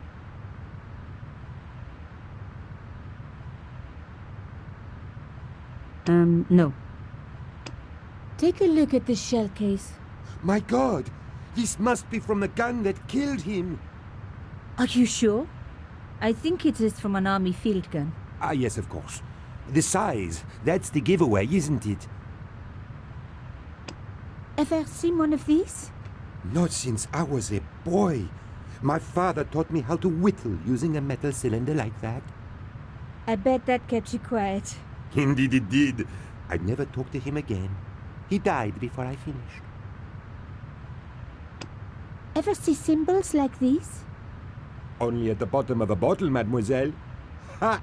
You see what I did there? I always find a little humor breaks the ice at a crime scene. Don't you agree? I'd be crazy to show him the paper with the code. What do you think of this boat ticket? Mademoiselle, if you think taking me on a boat trip down the Seine is going to get me into bed with you, then you are mistaken. I have been trained to resist women offering boat tickets, and men, too. We are up to date on gender issues, you know. How would you like a nice hair clip like this? I must warn you, mademoiselle, that I have been trained to resist such improper advances. I knew better than to show him a safe key.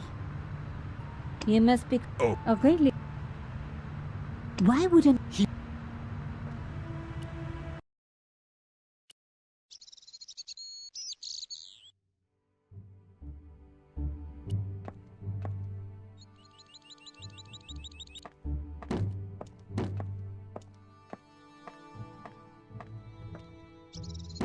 Hello, could I ask you some questions? That depends. Are you a cop? No, I'm a journalist. Bit late, aren't you? They already took away the body. I'm doing a follow-up on this story. Tell me, are you related to the workman I saw digging the hole? Don't talk to me about flobage. Pah! Okay. He just won a fortune on the horses and he won't give me a cent. Well, it's his money. When he was broke, he was happy to touch me for a loan. Brothers should look after each other, he used to say. He's changed his tune, now he's brassed up. You're doing a fine job. Damn right I am. You should be writing about me, not that idiot that got blown up. The heroes who pick up the pieces when disaster strikes. Exactly. Well, give me your best smile and maybe I'll put your picture in the article. Oh, right. Just give me a minute to do my hair.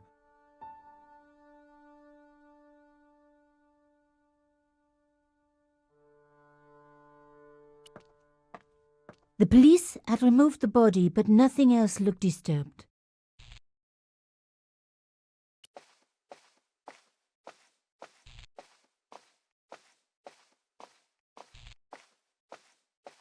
Some journalists drink on the job, not me.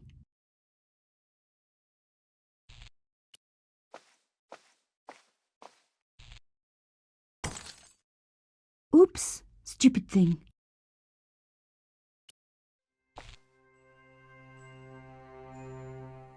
A panel had been blown away, revealing a gap. From this angle, I could see that something had been lodged in the gap behind the pipes.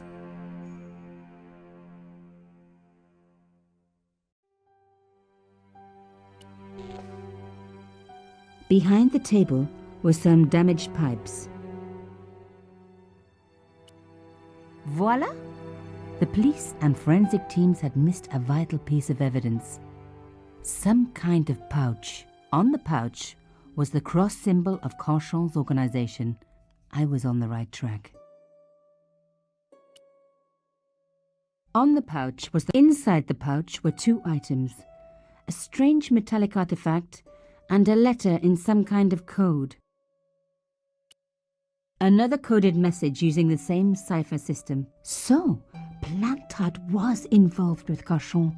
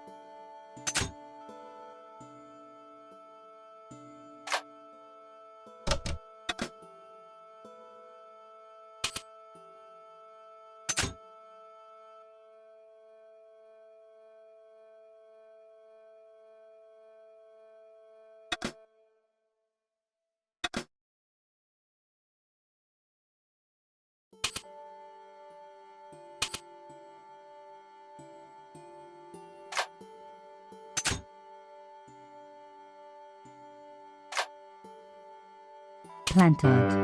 Pierre killed. Murderer must have followed trail from Arnaud and Yamada. He will come for us now. We must be vigilant. Thierry's girl broke into Pierre's safe. She worries me. Imelda. So much for Imelda's innocence. Plantard was working for her and for Canchon. But why did Plantard want to meet? Was it a trap? Or maybe he was in too deep and needed me to tell the story, whatever the story was. One thing was clear. It was a story worth killing for.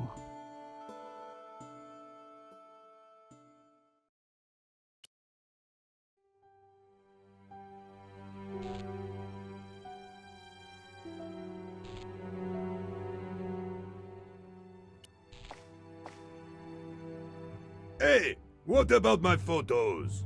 Oh, of course. How could I forget? Well, I'm waiting.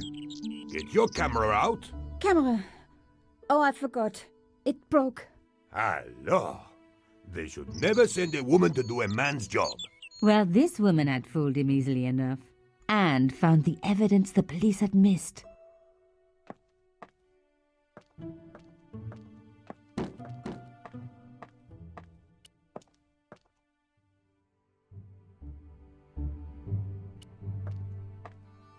The pipes weren't going to help my investigation.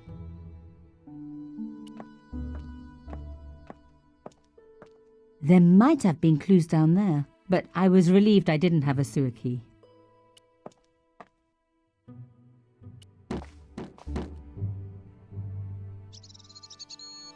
I needed to take a closer look at the objects I'd found in Plantard's pouch. The artifact had a sword laid across scales. There was a picture of Lady Justice on the locked panel, in the room below the conciergerie. Another coded message using the same cipher system. So, Plantard was involved with Plantard.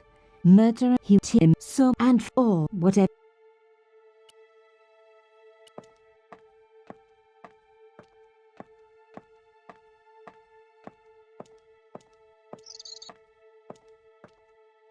The door was locked.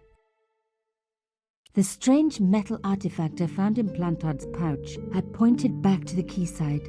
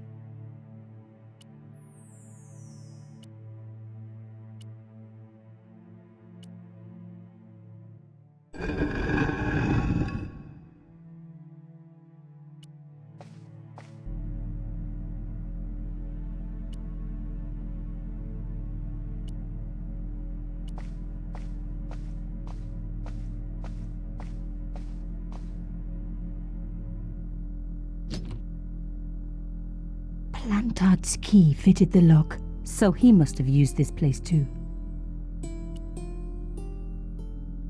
A photograph had been torn up. If I could just arrange the pieces.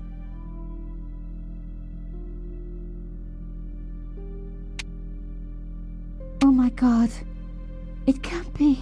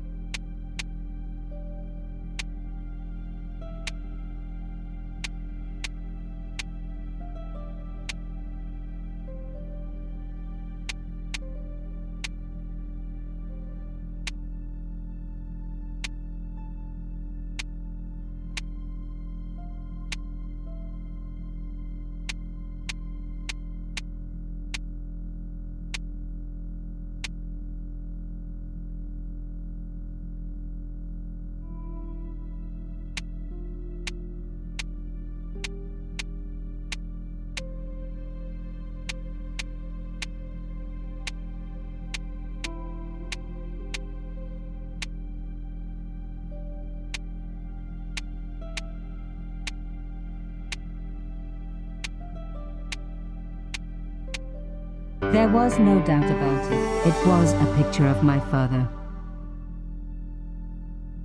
Papa, oh God. After what I'd gone through, I thought I could face anything, but not this.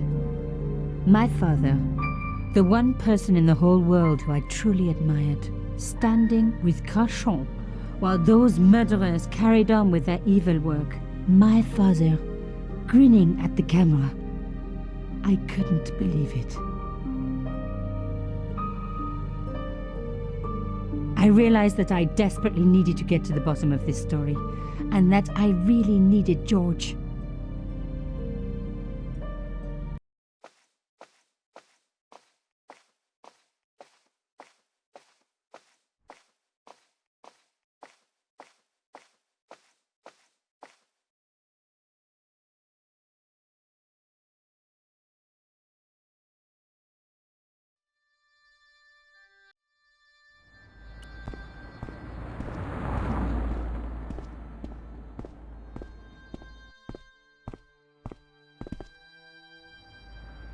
I pushed against the door, but it seemed to be locked.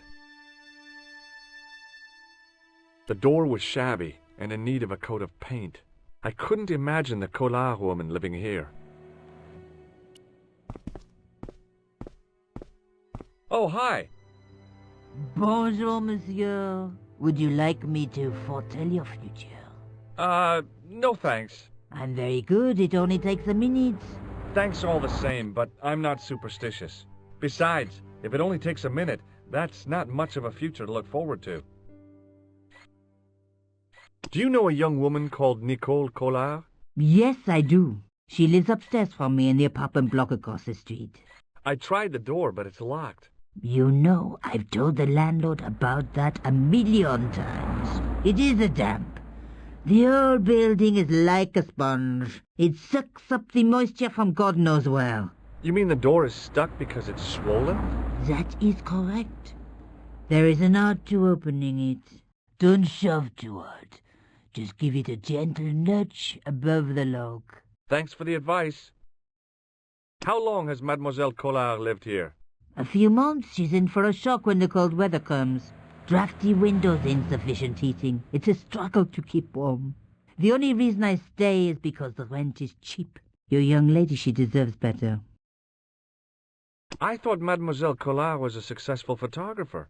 Not as successful as she makes out for all her fine clothes. Oh, I've heard her crying herself to sleep at night. That's awful. Now don't you let on that I've told you. She's proud, that one. Too proud, if you ask me. Have you seen anyone out here watching Mademoiselle Collard's apartment? Yes, I have. A strange man.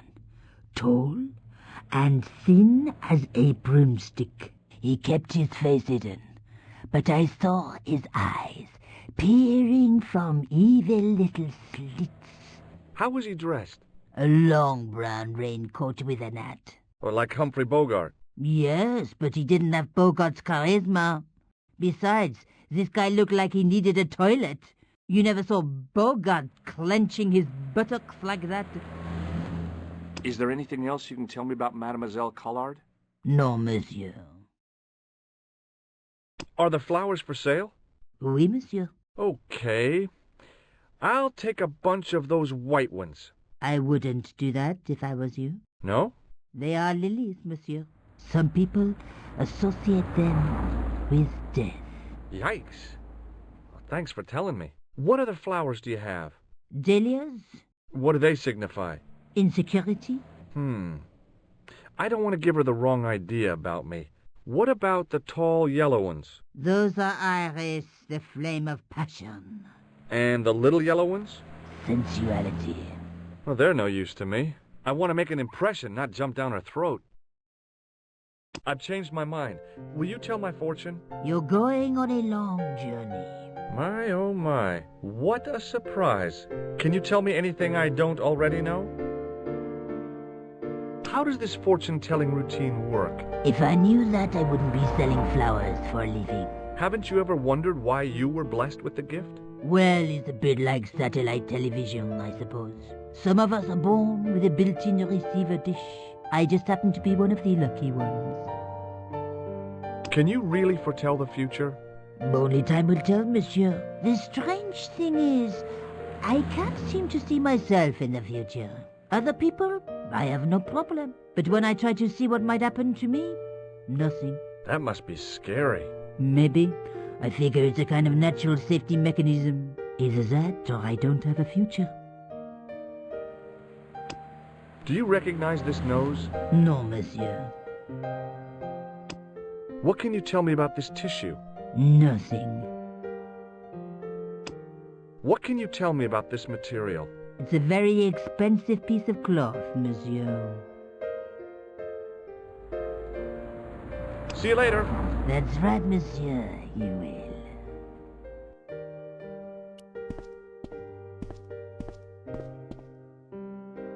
Remembering the flower seller's advice, I pushed the door gently just above the lock.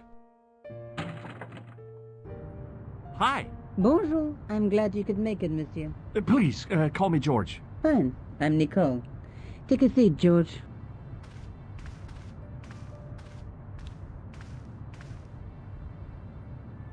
Eh bien?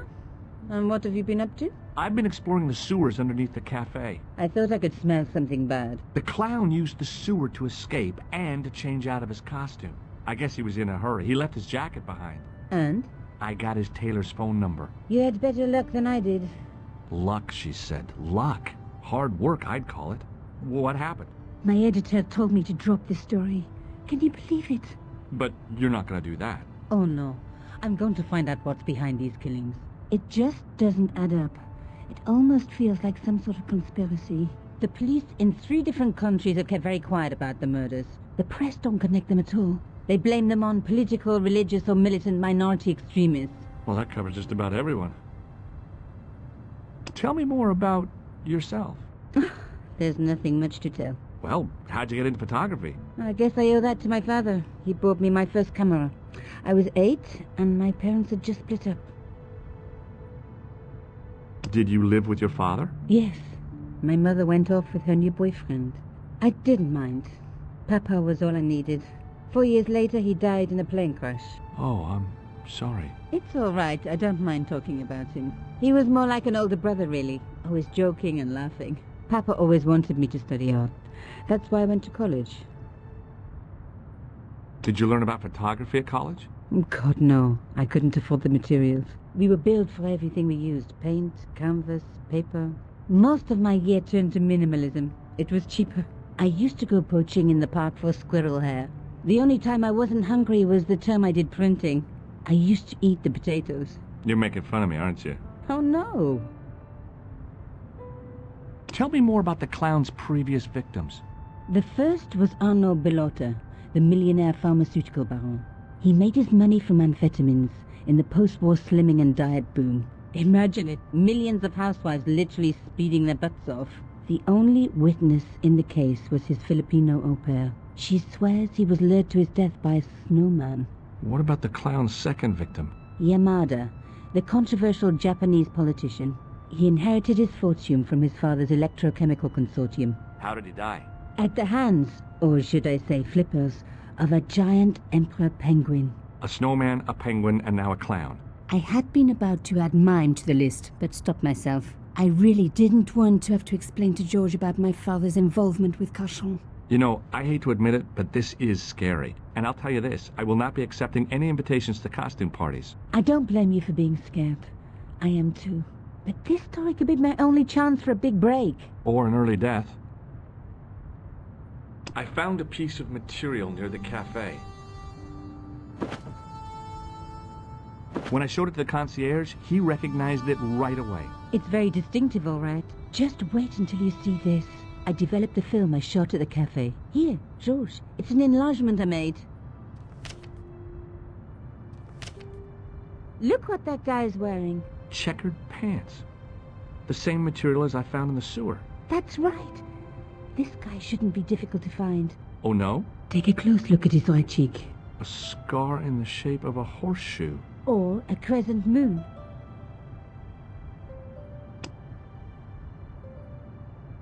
I found this tissue down the sewer. That's disgusting, George. No. I think the stuff on it is grease paint. Like actors use, or clowns? It's still disgusting. Get rid of it. I found this false nose in the sewer. Hey, what's this inside it? The contents of someone's nose? Don't be cross, George. It says La Risée du Monde. Masks and costumes. It's a costume shop near the Gare Saint-Lazare. I'll check it out. Maybe the owner remembers who hired the clown costume.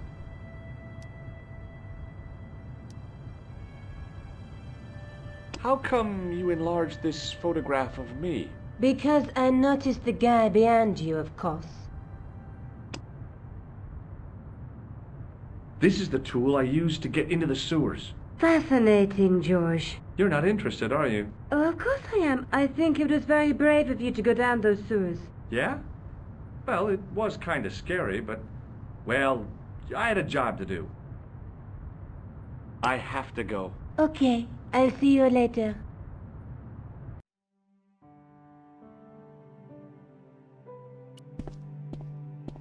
Oh, hi. Bonjour, monsieur. How's your girlfriend? She's not my girlfriend. Maybe not yet, but I see your paths entwined in the future. I doubt it. Do you recognize the man in this photograph? Oh, what a hunk. He's a killer. I can see that. His eyes say it all. See you later. That's right, monsieur, you will.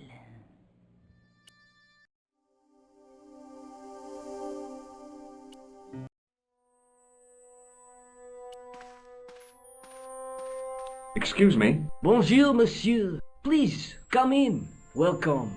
Leave the mundane world behind, for in these four walls, fantasy is king. I don't want a costume. Didn't you ever dress up when you were a child? Not that I remember. Incredible! You'll be telling me next that you never shared your elder sister's lingerie. I don't have a sister, and I think I'd look pretty silly in a brassiere. I just need some information. Of course. How can I help you? Have you heard of a man named Plantile? I do not recall anyone of that name.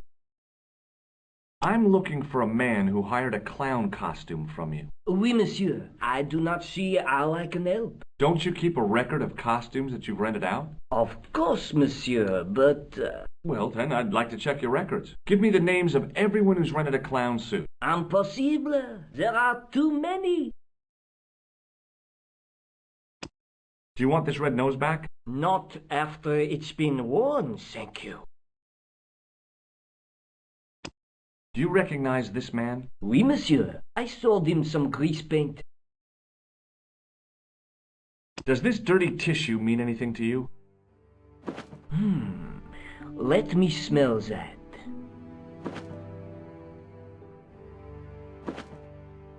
Bestheimer's number 7 white pancake. Theatrical grease paint, right? Oui, monsieur. La crème de la crème of Thespian accoutrement. Have you sold any of it recently? Yes, 2 cans. Do you recognize this man? Ah oui, he was here this morning. That is the man to whom I sold the grease paint. I remember the scar on his face. He chose 2 costumes, Bozo the clown and Seamus the pixie. A pixie? Very smart.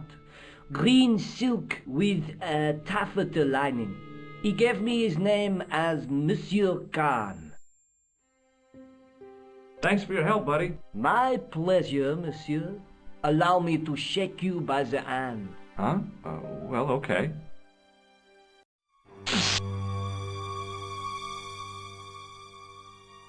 What are you trying to do, kill me? You did not find it amusing? I never saw the funny side of electroshock therapy. Eh bien, it is yours to keep. A gift? Do I need a license? No, but I give you a word of warning, monsieur. What? Remember to switch it off before you visit the toilet.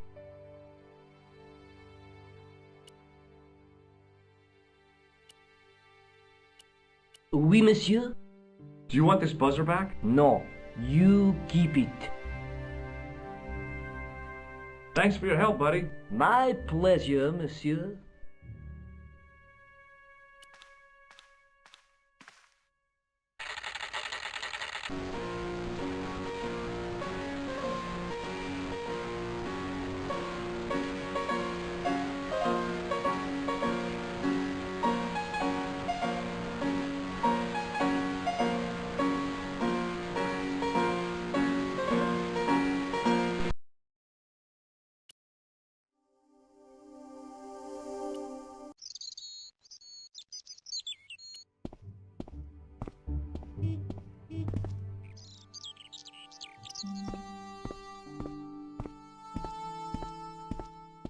Hi there, remember me?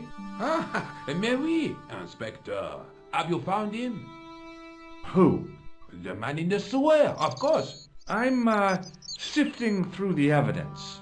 Rather you than me, monsieur. So, when you are not exploring sewers, what do you do? I take a lot of showers. Oh, very good, monsieur. A policeman with a sense of humor.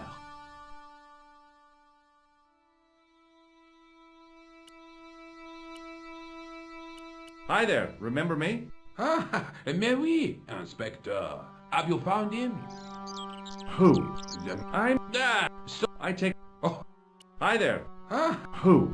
I'm... So I... Oh.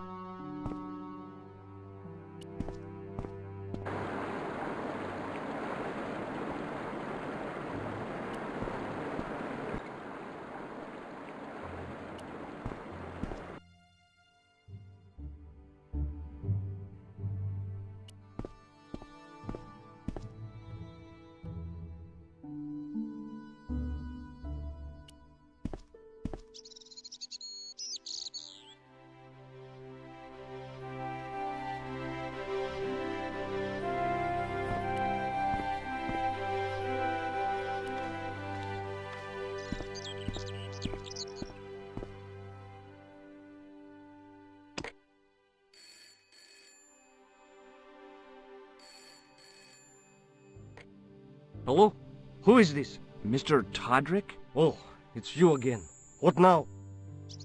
The man I'm looking for is called Khan. He bought a suit from you, remember? Mr. Khan. Yes, I remember him. Yes, I delivered the suit to his hotel. The Hotel Ubu. I don't remember the room number. It was upstairs. The second room on the right-hand side of the corridor. Thanks, Todrick. That's all I wanted to know.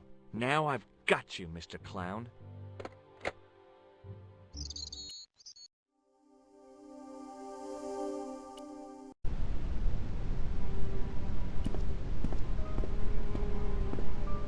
Excuse me.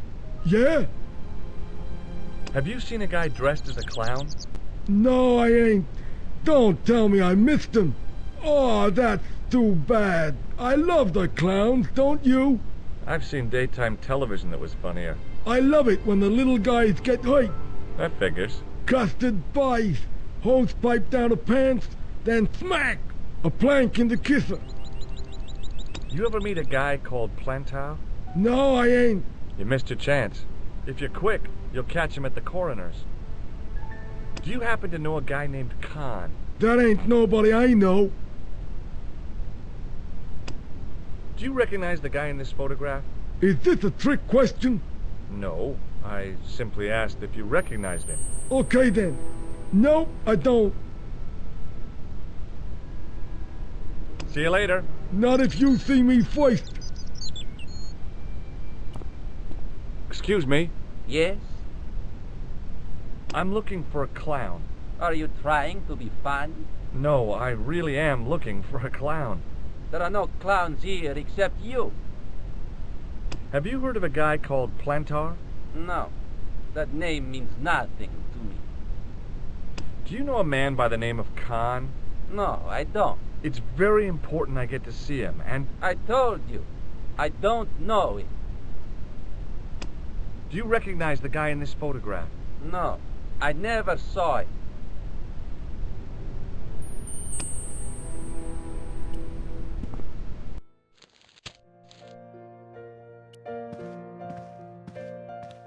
Hi there, ma'am.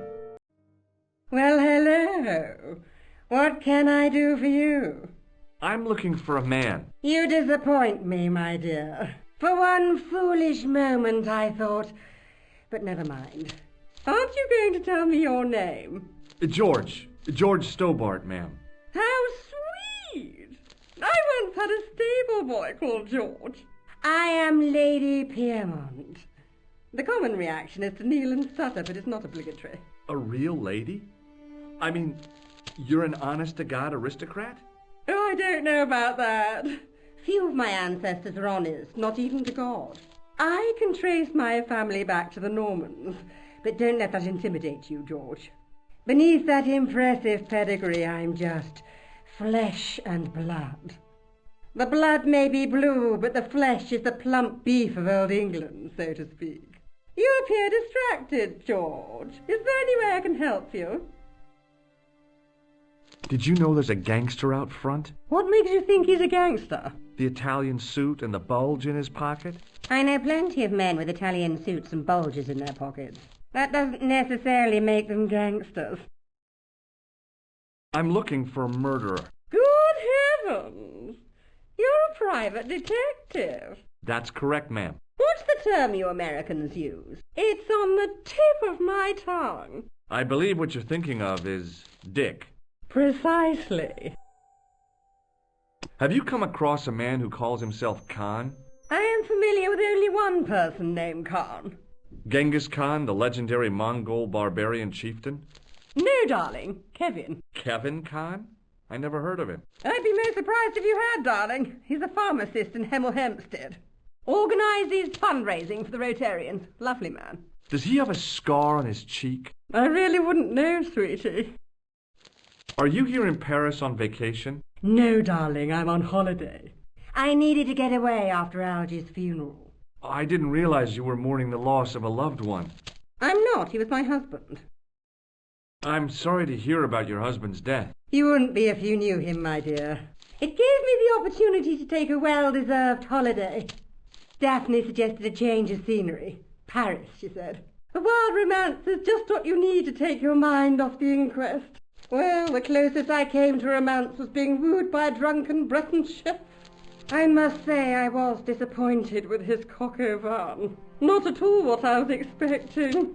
I was thinking of cutting my holiday short, packing my bags and heading back to Hemel Hempstead. That was until last night. Do you recognize the man in this photograph? My God, it's him! That's Merlin! She represented everything I loved about the English. The lady was totally deranged. Merlin? You mean King Arthur's wizard? Good heavens, no! Monsieur Merlin is a fellow guest. What happened to you last night? I was stricken, Mr. Stobart. Cupid's arrow has cleft my bosom. They couldn't really miss. It was just as I'd always imagined it should be. The intimacy of candlelight, romantic music tinkling across the room, and then a stranger's glance, those brooding eyes, that suave manner, those tight trousers. He was the man I'd been waiting for all my life. I'm glad he finally turned up after all these years. Ah, but it wasn't to be. He was merely toying with my affections. And if I ever catch up with him, he's dead. Who was the guy who led you on? His name is Merlin. The man you know as Merlin is a fake. What do you mean, sweetie? He's a murderer. He also uses the name Khan. I am shocked, Mr. Stobart. Shaken. I took him to be a gentleman, a man of honor. Do you know, I'd rather like to assist you in stitching him up. When did you last see Merlin? It was no more than an hour ago. He came downstairs and spoke to that clerk chappie. Something passed hands. I couldn't see what exactly. A briefcase? No, smaller than that. A bundle of papers, perhaps. The clerk put it in the hotel safe and Merlin went out. Are you sure you saw Merlin putting documents in the safe? Yes, darling. Positive. I wonder what they were. Obviously something of great importance. Yeah. I'd sure like to get my hands on whatever it is. I'll bet they had something to do with Plantow's briefcase. Has Merlin returned to the hotel? No, he hasn't. Are you going to search his room? If I could get in there, I would.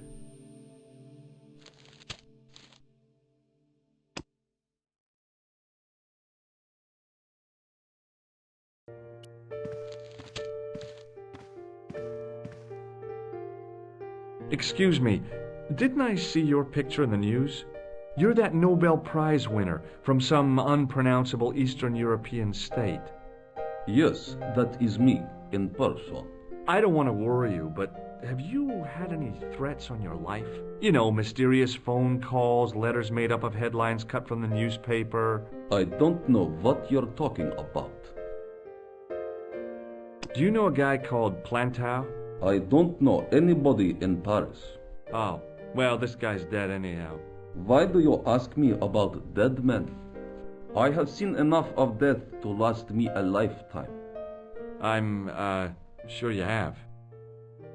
Have you seen a clown? I beg your pardon? The clown. A guy in funny pants. Have you seen him? My pants are from England. Marks and Spencer. They are a pleasure and a comfort to wear, with much support. I'm real glad to hear that. You know, it's good to know you Nobel Prize winners are human too. In my country, the people make do with string and egg cartoons. For pants? For everything. Oppression is the mother of ingenuity. Do you recognize this man? He calls himself Khan. Yes, I know this man. Why do you carry his photograph? I'm a private detective. What's your interest in Khan? He is an enemy of my people. You know he's a killer? Of course, amongst other things. Would you help me investigate Khan? That is not possible. My instructions are to observe. I cannot jeopardize my position as an honored guest of this country's government. Thanks for your help. Goodbye.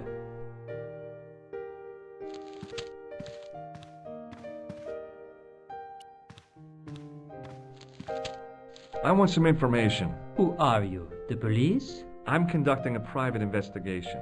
Ah, I know only too well what you mean. That is one of the drawbacks of the catering business. When people book into an hotel, they leave their morals at home, no? I'm looking for a man who dresses like a clown. This is a highly respectable hotel, monsieur. There are no clowns here. If you say so. Do you know a man named Plantow? No, monsieur. I'd like to retrieve something from your safe. Ah, oui, monsieur. May I see some form of identification? Like what? A driving license, perhaps? I don't drive. Your passport? I don't have it with me. I could show you my operation scar. I'm sorry, monsieur. I must have some form of unique ID. You won't find a more unique ID than my scar. I'm sorry. I must insist on a more traditional identification. Rats. Do you have a guest by the name of Khan? No, monsieur. Perhaps you would care to check the register. The man who calls himself Khan has a scar on his right cheek. Vraiment? I tell you, I do not know a man named Khan. Maybe not, but I'd noticed a change in his expression when I mentioned the scar. Do you recognize the man in this photograph? Yes, monsieur. That man is one of our guests. What name? I cannot tell you that. It's Merlin, isn't it? Alias Khan, the clown. I told you, I cannot tell you that. Hey, shake my hand. I'd rather not, monsieur. I'm still sore from the shock administered by one of the guests. He was secretly concealing an electrical device in the palm of his hand. Practical jokes are so puerile, don't you think? Oh, yeah, sure. There was no one registered under the name of Khan, but the name in the book for room 22 was Merlin. Excusez-moi, monsieur. What? You are trying to steal that key, no? No way.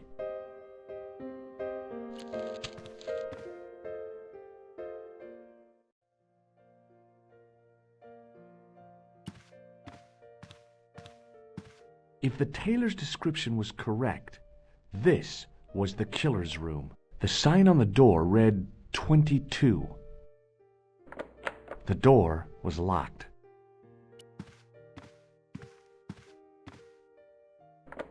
The door was locked.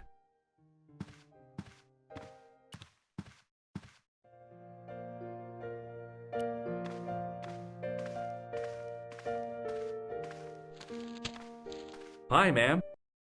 Hello, George. What can I do for you now? Did I show you this photograph? Yes, darling.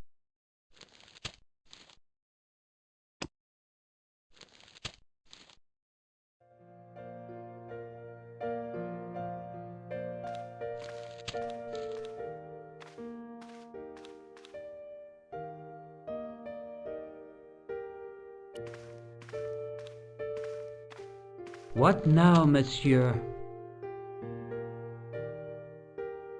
About the key hanging on the hook over there. Oui, monsieur. Which room is it for? Number 21.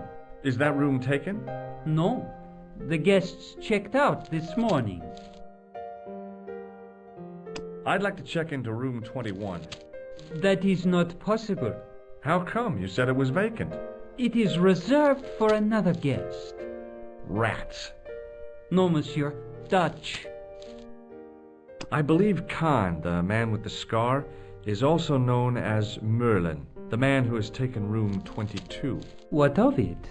What do you want? Access to his room. Do you have a license, monsieur? Huh? A private investigator's license? Well, not exactly, but I can explain everything. I am sorry, but without credentials, I cannot help. I insist you give me the key to Merlin's room. I cannot do that, monsieur. This guy Merlin is a menace. So you say, monsieur. He's not only a danger to society, but to your guests as well. He has toyed with the affections of Lady Piermont. Ciel! Are there no depths to which he will not sink? Precisely. He's already killed once, twice, maybe as many as 3 times. With your help, I just might be able to stop him. But what if he finds out I have helped you? No, I cannot do it. What do you make of this tissue? Do you wish me to dispose of it for you, monsieur? Hey, no! It could be useful. I'm holding on to this. As you wish, monsieur. Perhaps you would like a little plastic baggie to keep it in?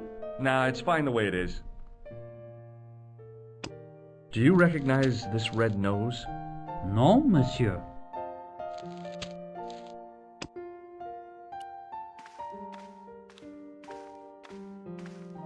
Hello again. This is a photo of Khan, right? That is just one of the names by which he is known. May I shake you by the hand? I do not shake the hands of imperialist dogs. Now that's a real bad attitude problem you've got there. Thanks for your help. Goodbye.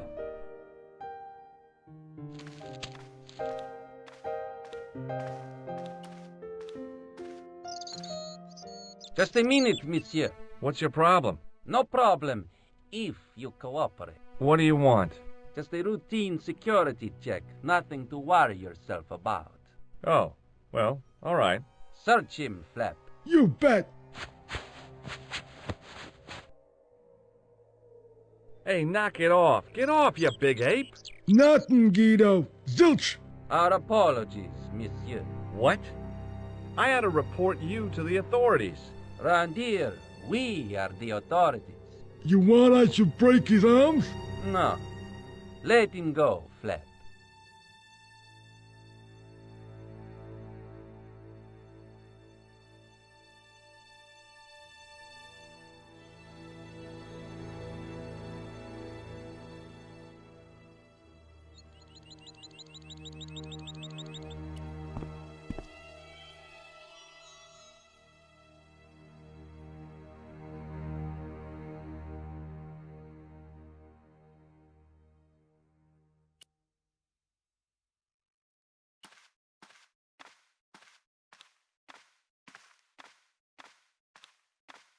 Get lost, creep. Oh, yeah? And what if I don't? What if I call the cops? First, I break your arms at the elbows and wrists. Then, when you recover consciousness, I break your fingers. There's just one flaw in your plans, Ape-Man. What's that? It's broad daylight. I don't think even you would assault me on a busy street. Of course, this tranquil square at the end of a cul-de-sac, this isolated corner of Paris that hasn't seen a street sweeper's brush since VE Day, this would be just about perfect for a mugging. Pardon me, I'm about to get very lost. Hey, Shorty, I didn't think much of your trick, little man. I don't know what you're looking for, but you picked on the wrong guy. Maybe you'll spread the word around the sewers. George Stobart is on the case. That's Stobart. 2 B's and 2 T's. It sounded impressive to me, but the weasel didn't seem to share my enthusiasm. Still, I figured he'd think twice before gunning me down in the street in cold blood. I do not like your tone. Oh, yeah? And what are you going to do about it? If you do not go away, I will gun you down in cold blood, right here in the street, without thinking twice about it.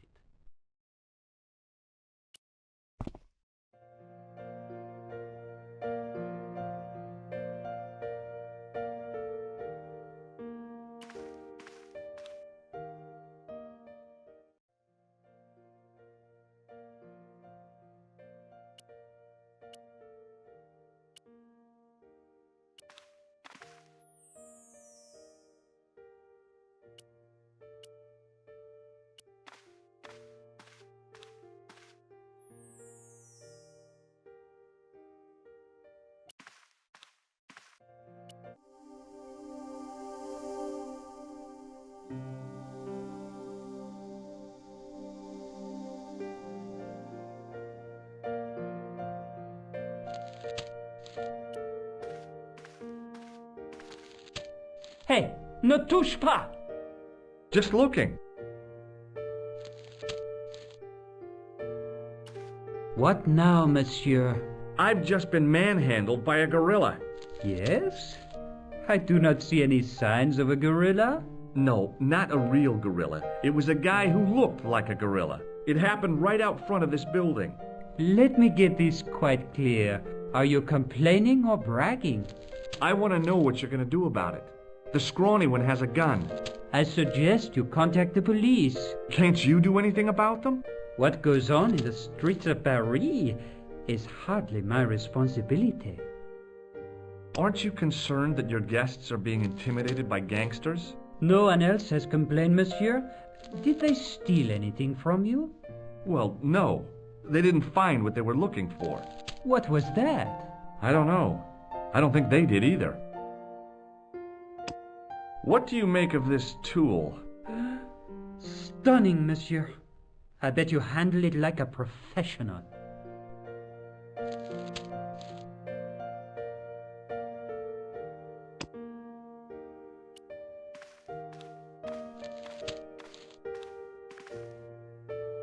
Hello again.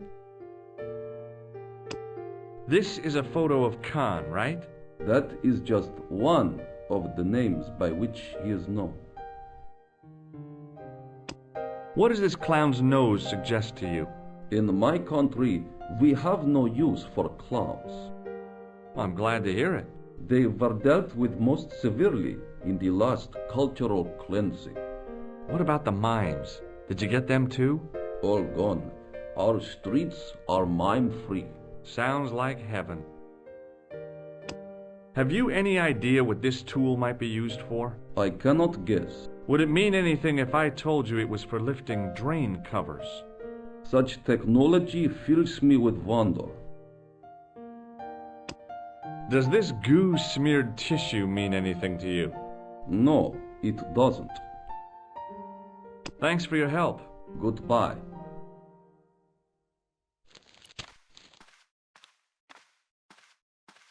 Hi, ma'am. Hello, George. What can I do for you now? That gangster I told you about? He went through my pockets just now.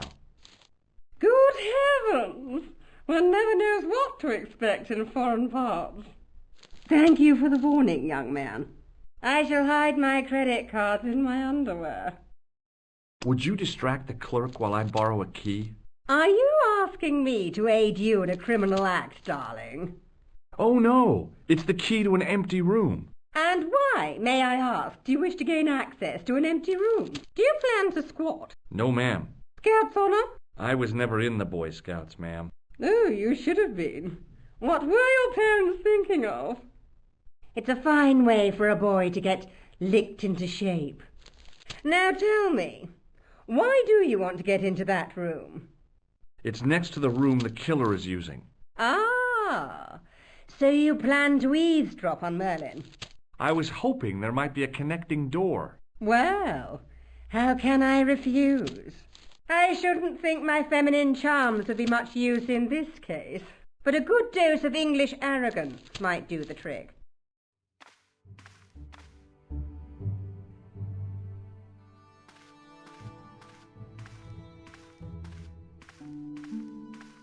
I say! You there? Flunky! Oui, madame. Listen carefully. You do understand English, don't you? But of course, madame. Good. I wish to deposit some jewellery for safekeeping. I understand. Are you quite certain? Oh, bien sûr, madame.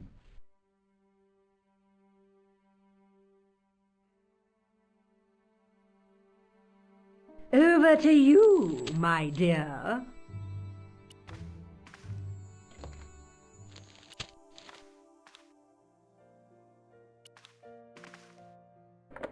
The door was locked.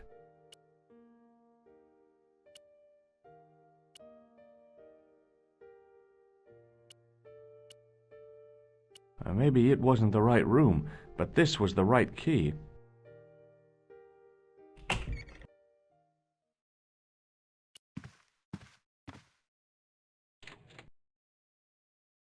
There was nothing in the wardrobe apart from a vague, lingering smell of camphor.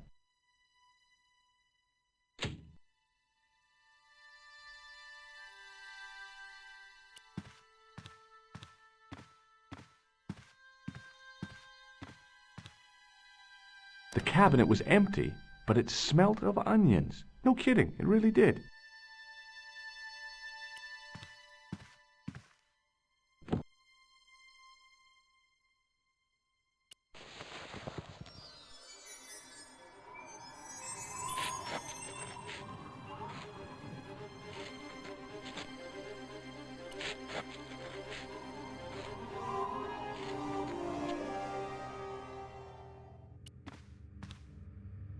The assassin had been too smart to leave incriminating evidence beside his bed.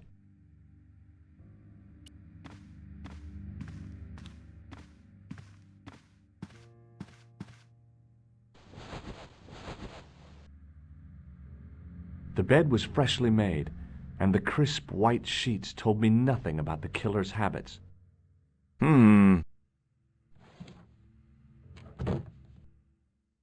It was the battered leather briefcase I'd seen Plantar carrying just before he died. I searched the interior of the briefcase, but, as I'd half expected, it was empty.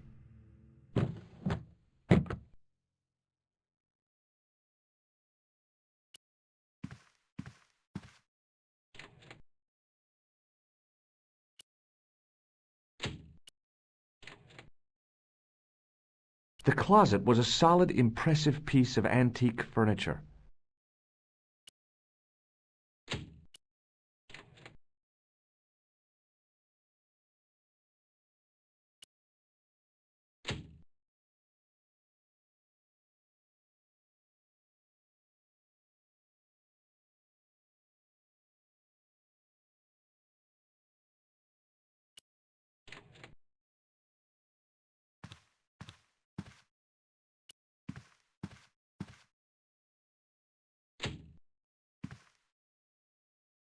The closet was a solid, impressive piece of antique furniture.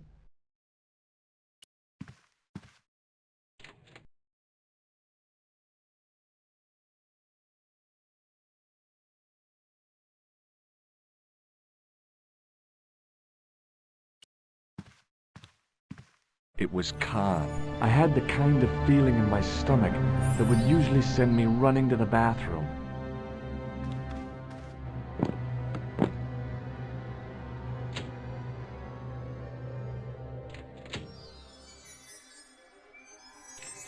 As Khan opened the wardrobe, I was sure I was dead.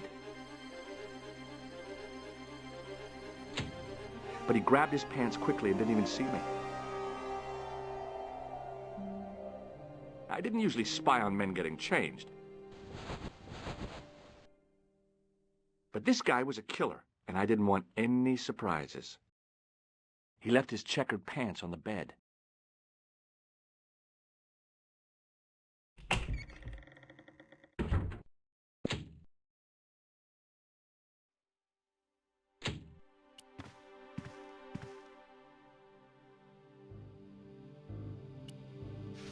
I flipped the pants over. I had that kind of feeling you only get from searching still warm pants. I found nothing in the pocket. I found an ordinary matchbook. No matches, no clues. But as I pulled it from the pocket, a strong thread came with it. A thread with a metal tag on the end. I turned the pants over again. The pocket was empty. There was nothing in the pocket. A strip along the side seam of the pants had been unpicked, then sewn back up with strong thread and a special stitch.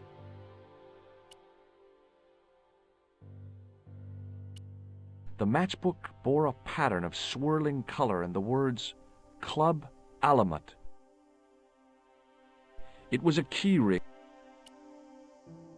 I couldn't do that.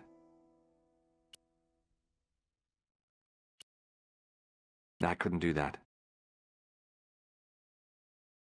There was nothing in the pocket.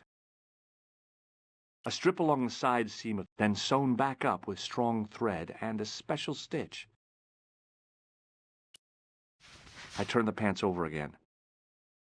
I found nothing in the pocket. The pocket was empty. I pulled on the metal tag and the thread came out of the pants. It was like pulling out a ripcord. I turned the pants over again. I searched the pocket gingerly and found a pass card. It read, Thomas Merlin, Gruber Electronics Corporation.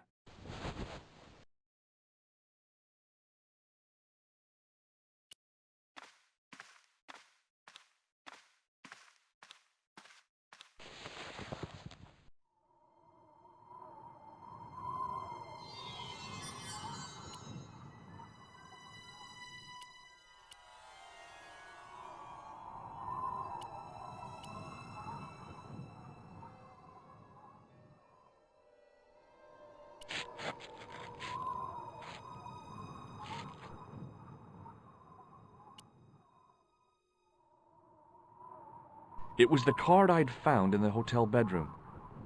It read, Thomas Merlin, Gruber Electronics Corporation.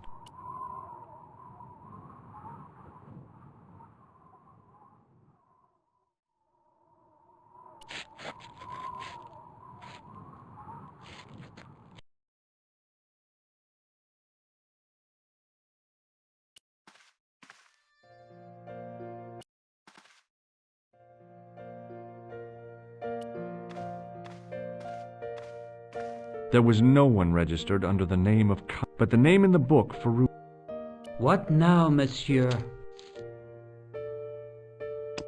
Does this matchbook mean anything to you? No, monsieur. Does this pass mean anything to you? That is Monsieur Merlin's property. That's right. Merlin the murderer. I want to see what he's left in your safe. Impossible. I cannot betray his confidence, no matter what you say he's done. You're making a big mistake. Maybe I can live with that. A murderer? Are you sure? Positive. Do you recognize this key?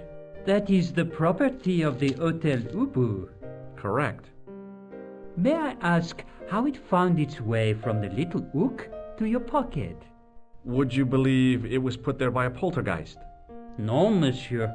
The hotel is regularly serviced by an exorcist. If we had a ghost, Father Fécond would have flushed it out. I suppose you want the key back. Not spécialement. The room is vacant.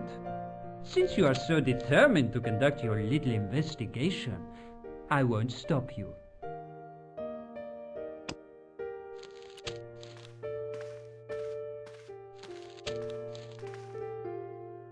Hello again. Does the name on this matchbook mean anything to you? Indeed it does, for Alamut was the home of the old man of the mountains. You do not know him? No, I don't. Do you recognize this key? No, I do not. Do you recognize this card? No, I do not. This is a photo. That is... Thanks for your help. Goodbye.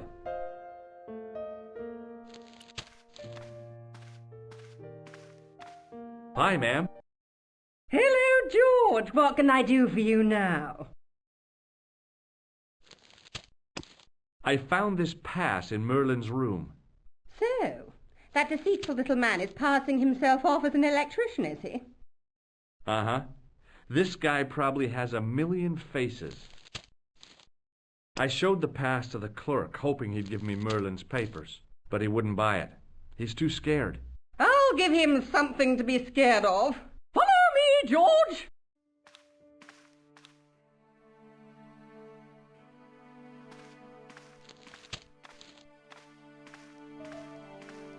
Did you place a package from Merlin in the hotel safe?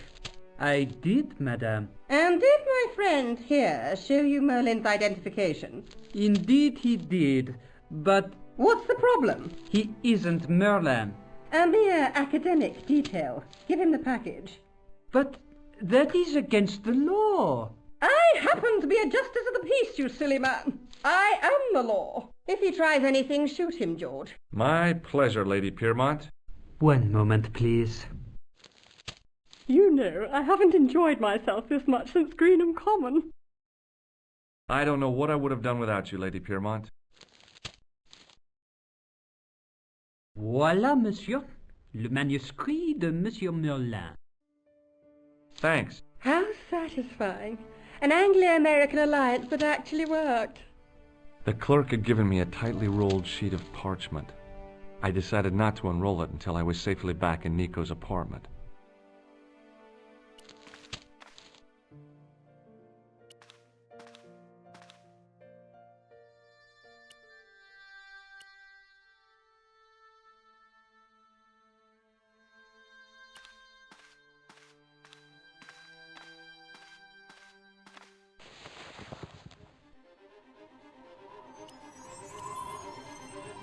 I knew this was no way to treat an ancient manuscript, but I couldn't let it fall into the hands of the goons waiting outside.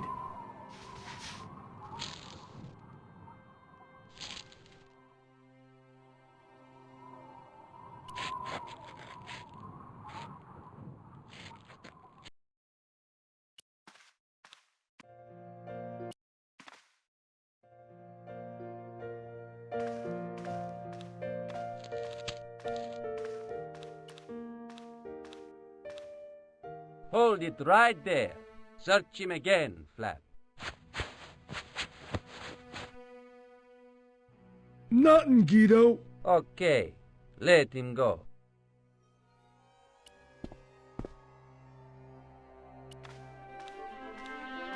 If the manuscript was what Flap and Guido were after, they were going to be disappointed.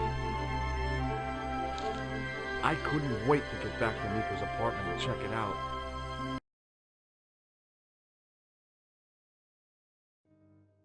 Hi, how are you? Oh, hi. Come in, George.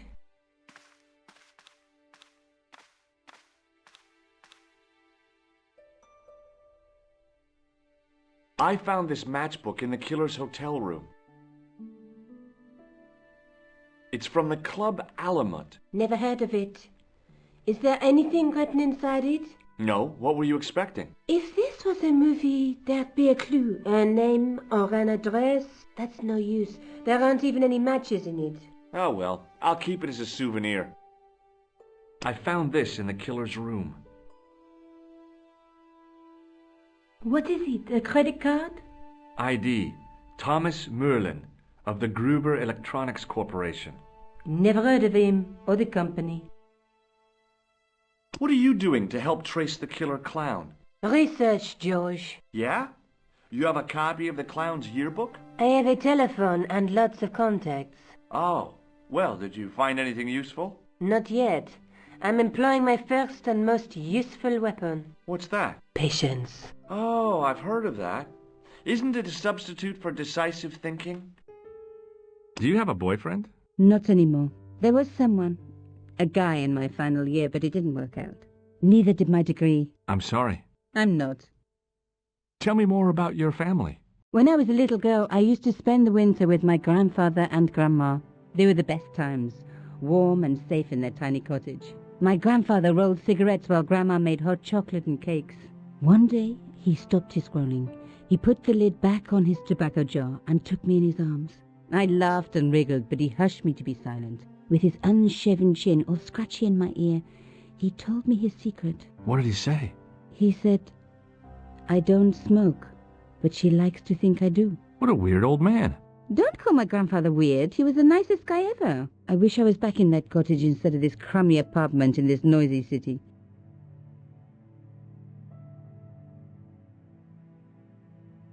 You're just not going to believe what I've found. It's not another part of the clown's costume, is it? It's a medieval manuscript. Khan left it in the safe at the Ubu. It's incredible. Is this what he took from Plantark? It could be, which means it's worth enough to kill for. Look there, two guys on the same horse. Oh, yeah. Maybe they couldn't afford one each. What of it? Have you ever heard of the Knights Templar? Their official seal was an image of two knights sharing a horse. Whatever this manuscript means, it's connected with the Templars. How come you know about these knights? I learned about them while writing an article on the Crusades.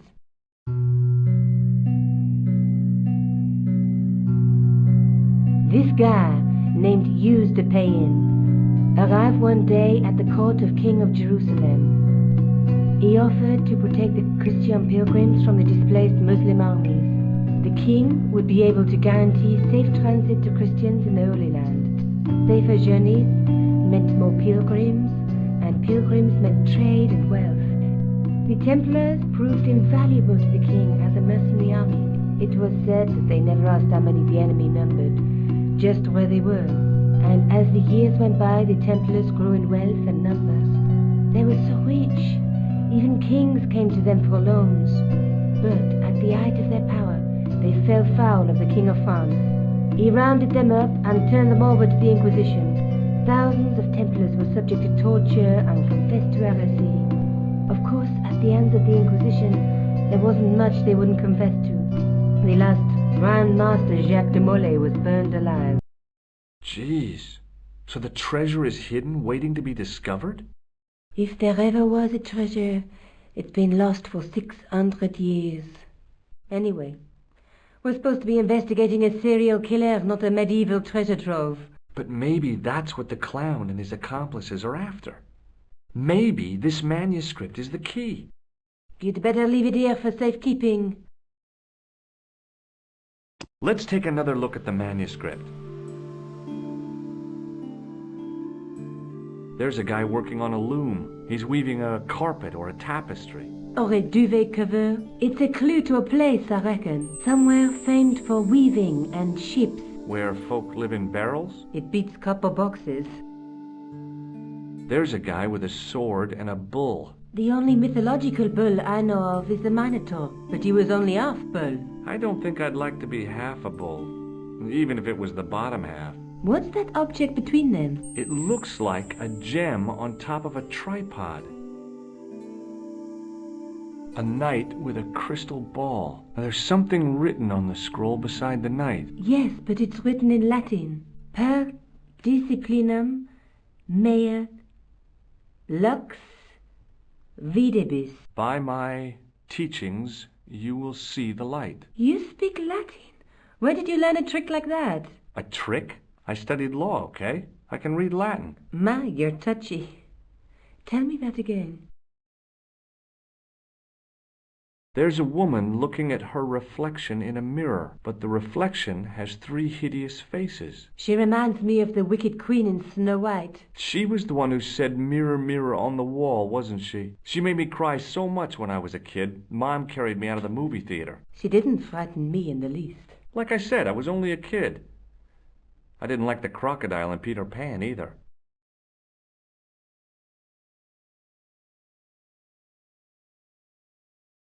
Look there, 2 guys on the same horse. Let's face it, we need help, George. Someone who knows about these things. Who do you suggest? Indiana Jones? I know a guy who specializes in medieval studies. His name is Lobino. Huh. Some stuffy old fossil who gets horny over ancient relics, I suppose. Far from it. Andre isn't the stereotypical professor you have in mind. Where can I find this Lobino guy? At the Krone Museum. I'll give you the address.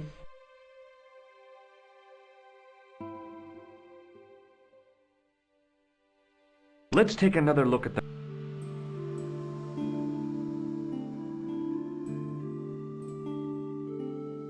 Look there, 2 guys on the same horse.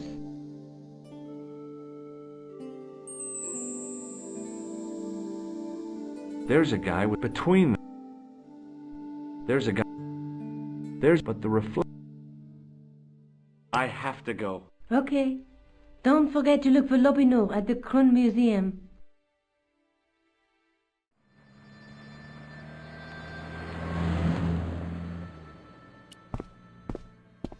Oh, hi. Hello, my handsome friend. Can you tell me anything about this security pass? I can tell it doesn't belong to you. How come? Give me some credit. If you're an electrician, I'll eat my antirhythms. You're a remarkably talented lady. Does this matchbook mean anything to you? No, but I can tell you one thing. There's no such place as the Club à la Moute in Paris. See you later. That's right, monsieur, you will.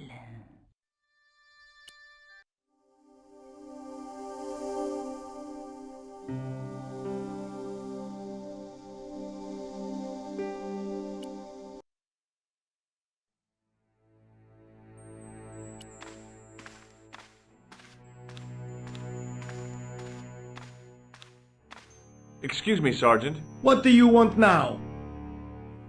Is Rosso here? Yes, he is. You wish to speak to him? Yes, I do. One moment, monsieur. It's Stobart, monsieur. He insists on talking to you again. Did he say what it was about? No, monsieur. Very well.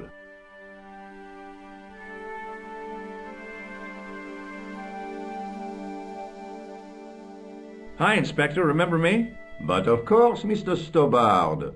My mind is a well-ordered faculty. A mental classification system that's the envy of the Bibliothèque Nationale. No tricks, mark you, monsieur. Just exercise. Just as our muscles waste through inactivity, so our minds decay. But there is no need.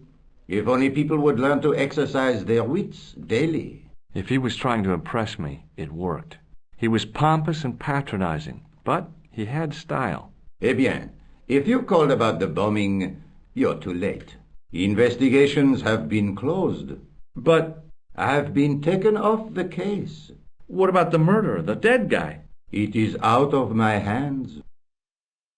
Did you find out the ID of the guy who was killed in the explosion? I already knew who he was. I heard that the bomb victim's name was Plantar. Your sources are reliable. He was a big shot at the Treasury, wasn't he? Maybe that's why you've been taken off the case. I'm sorry, monsieur. I cannot comment. Don't you want to know what I found out about the killer? I told you, monsieur, the case is closed. I have washed my hands of the whole affair. Then I'll have to continue my investigations without your help. No. You must forget the business of the Crown completely. Go back to being an ordinary tourist, Stobart. Do you know a pair of thugs called Flap and Guido? I have known those two since they graduated from special school. Flap is a nasty piece of work, but Guido is the real brains of the partnership. Where did you hear of them? I met them out front of the Hotel Ubu. Have you heard of the Knights Templar? Les Templiers? But of course, monsieur. Their fame is widespread throughout France. We haven't forgotten them, unlike the rest of Europe. It was the King of France who persecuted them, though. Indeed. That shook his cool. Underneath his cultured facade, the man was real twitchy. You're obviously a great admirer of the Knights Templar. They were men of great honor, monsieur. The flower of chivalry. Not everyone would share your views, Inspector. Not everyone shares my passion for Bartok. But if the Templars were as honorable as... That's enough. I do not wish to hear your uninformed opinions, Stobbard. Why do you get so wound up about the Knights Templar? They've been dead for centuries. I shouldn't have pushed my luck. Maybe his ancestors were Templars. Whatever. I saw the anger flare in his eyes like a distant summer thunderstorm. The Templars were the first true internationalists. 800 years on, and still the world is fragmented by nationalistic flag-waving fools. You will excuse me. So long, Inspector.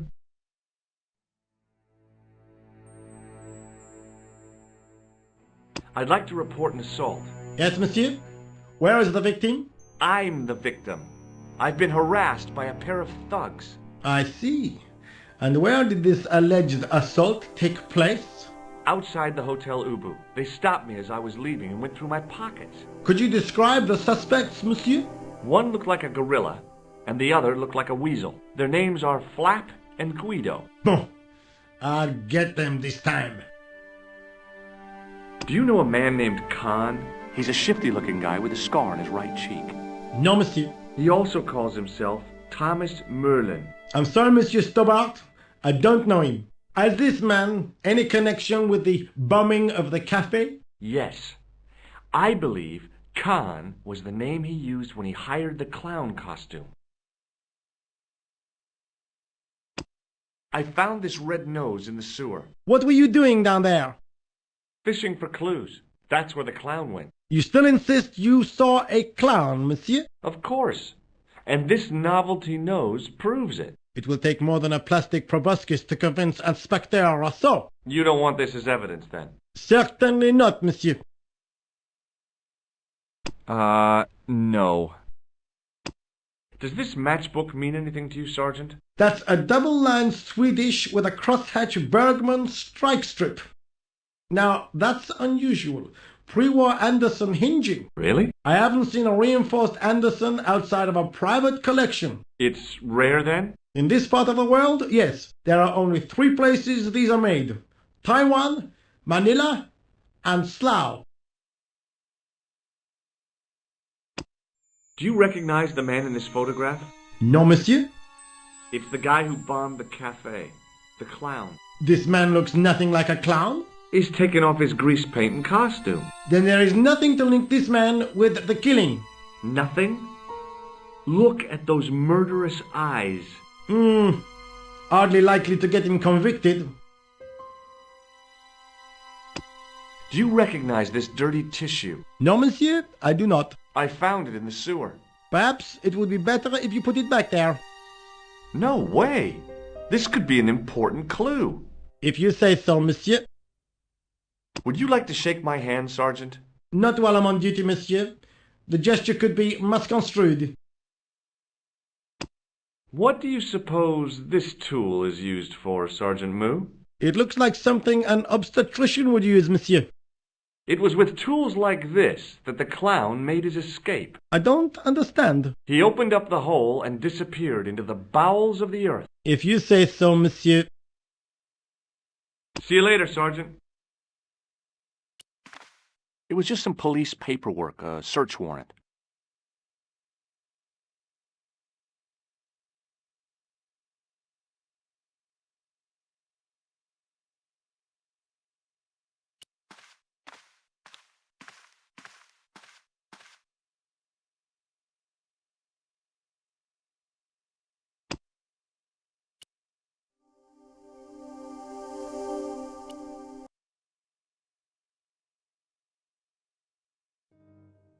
Hi, how are you? Oh, hi. Come in, Josh.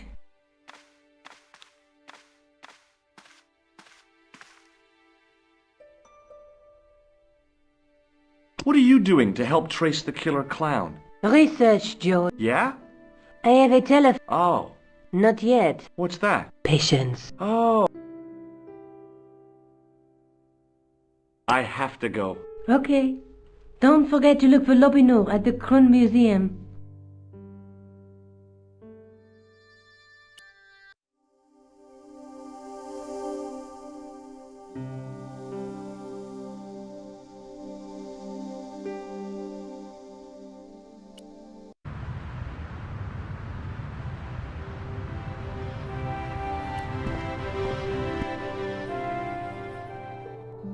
Pardon me. Oui, monsieur? Are you Lobino? Oh, no. Fancy you mistaking me for him. No. I am the deputy custodian. But Lobino does work here. Work? I wouldn't go so far as to call it that. He studies here most days, but as you can see for yourself, not today. Do you know anything about medieval manuscripts? Not me, monsieur. I am no scholar, though people often mistake me for one. It is the uniform, I guess. They see the clothes. They are impressed. And they ask you to park their cars? They ask me to park the... No. They assume I am an authority on the exhibits in my care. Whereas you know next to nothing about history. Of course not. All I am saying is, I am no scholar, not like Monsieur Lobino. Do you know anything about the Knights of the Temple? No, sir.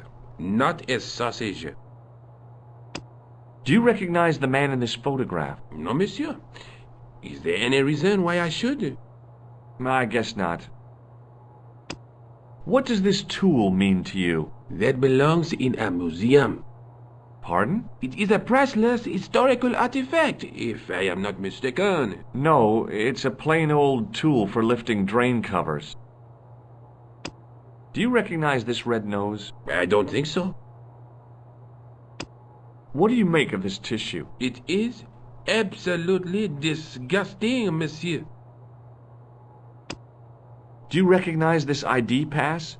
No. Have you ever heard of the Club Alamut? Oh, no. I don't frequent places like that. Would you like to shake my hand? Not while I'm on duty, monsieur. Thanks for your help.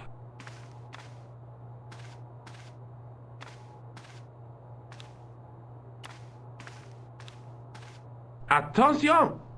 Please do not open the window, monsieur. Don't you think it's kind of stuffy in here? Better stuffy than dead. What's the problem? Fumes from car exhausts? Not just that, monsieur. There's a new burger bar opened up across the street. The Laughing Buffalo. So what's the problem? They cook their burgers on a charcoal grill, and the fat falls on the open flame. The amount of organic compound and smoke particles released is astounding. Since they opened, local air pollution has doubled, and it stinks like a funeral pyre.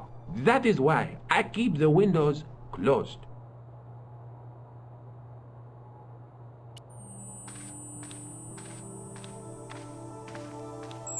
In the case was a spindly tripod, blackened with age and pitted with rust. It was identical to the tripod pictured on the manuscript. A notice identified it as 15th century from Western Ireland. It had been found in Loch Marne at the site of a Knights Templar preceptory. Ireland! What's that? This tripod was found in Ireland. I will have to ask you to keep your voice down. I'm sorry, I was excited. As I reached toward the display case, a shrill piping filled the air. I froze, then tried to get myself together and act nonchalantly. No, monsieur. No, et no. Okay.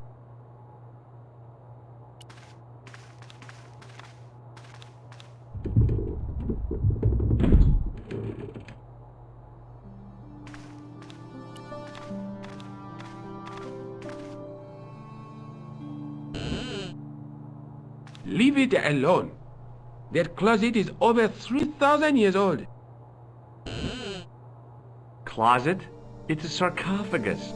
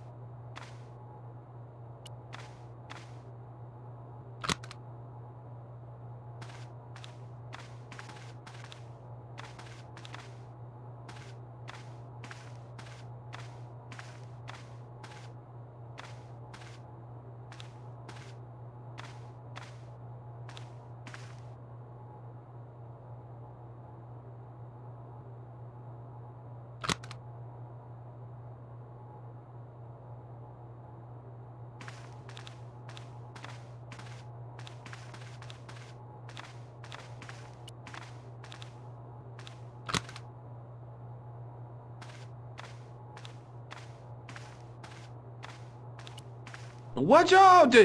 You'll have that done on top of us! Watch out!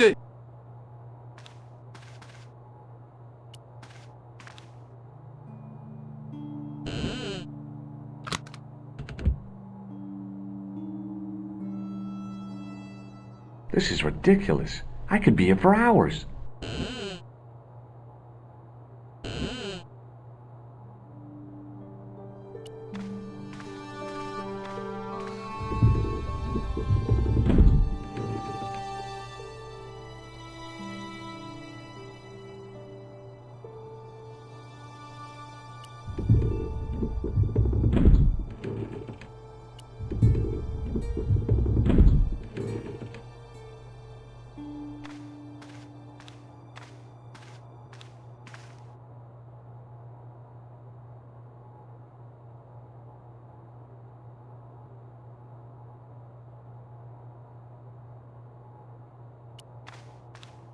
Don't open it! Remember, the burning cattle!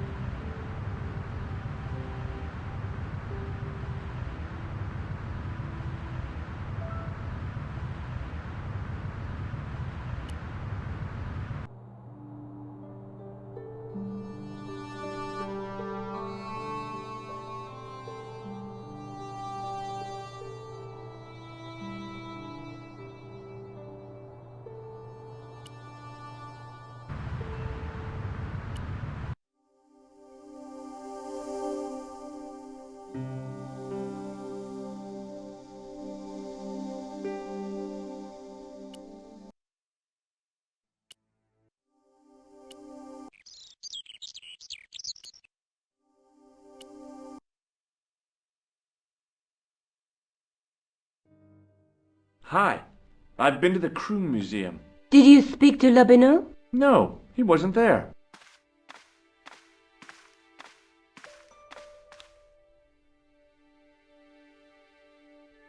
I found the tripod. Where? In the museum. It belonged to the Templars. It was dug up in Ireland at a place called Loch Marne. I have heard of Loch Marne. I read an article about the castle. Take a look for yourself. A popular gossip magazine. You read that rubbish? No, I write it. Professor Nigel Pegram, excavating the medieval castle at Loch Marne. That's strange. What? He resigned his chair at Durham University in order to devote his time to the excavation. Not only that, but he canceled the filming of a 4th series of his popular television program. This site at Loch Marne must be awful important to him. He's a professor of history. They're all cuckoo. All the same, I'd like to talk to this Professor Pegram. How do you feel about a trip to Ireland? Disappointed. Huh? That I won't be going. I want to follow up the Bellotta case. If you really think Pegram's gem is important, why don't you visit Loch Marne? On my own? I'm not so sure about that. Where is Ireland exactly? I have to go. Okay, I'll see you later.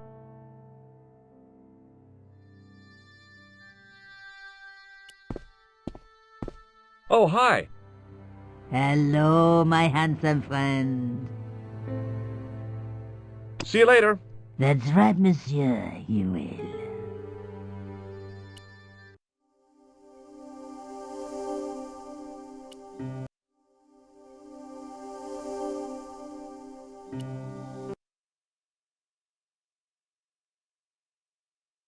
I passed the castle on the way into Loch Marne, the castle where Pegram's excavation was located.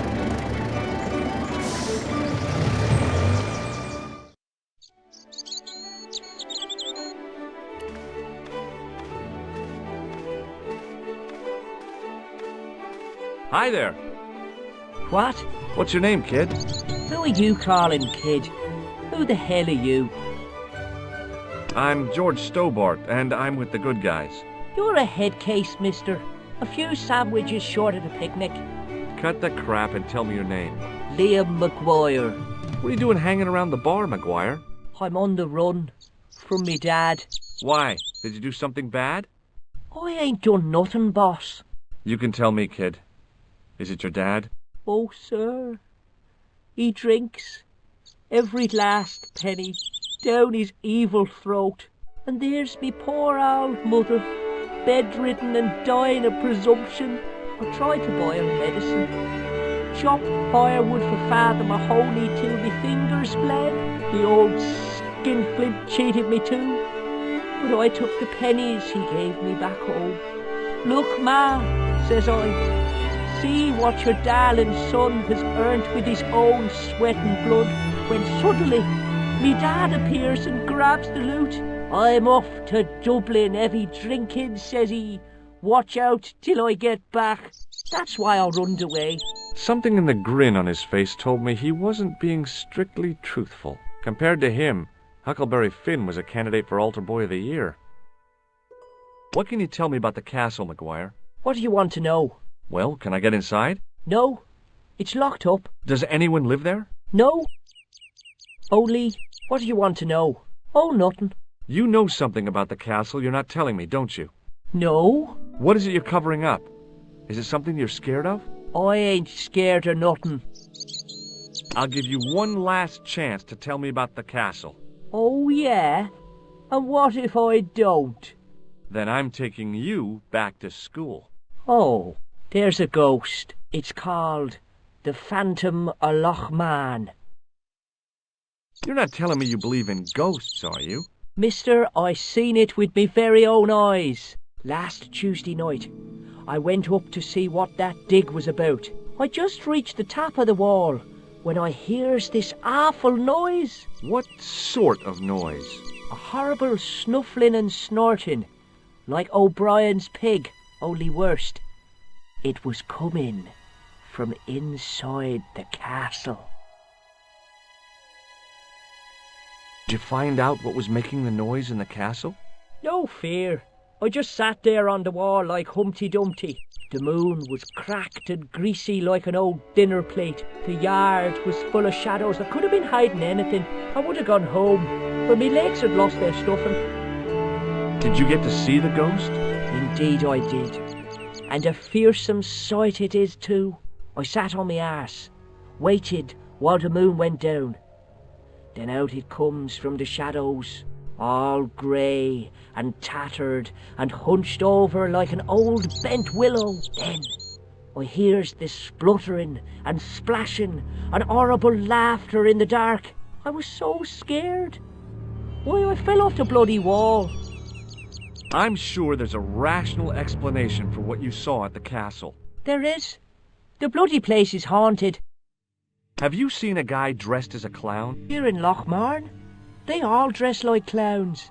The man I'm looking for is a dangerous psychotic. Jesus. It's just like that film I saw. There's this clown, see, and he's after this kid who saw him kill a guy. He tries to warn the sheriff, only no one believes him. Then, while he's in the tub, the clown cuts him up with a chainsaw. My God, that doesn't sound suitable for a kid like you. Who are you calling a kid? I'm 25. Yeah, right.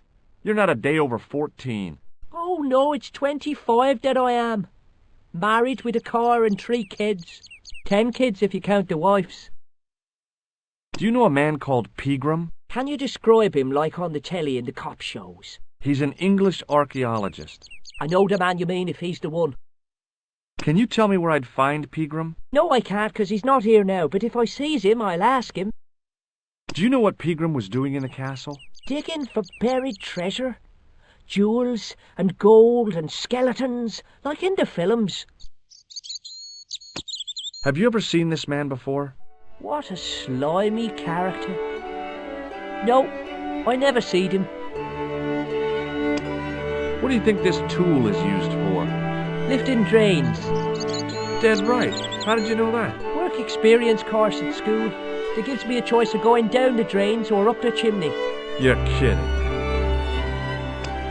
Have you ever seen anyone wearing one of these? Sure. Rudolph the Red-Nosed Reindeer. That belongs to the killer clown you're looking for. That's right. Can I have it? Sorry. I'm keeping this as evidence. You should have told the cops. I did. They weren't interested.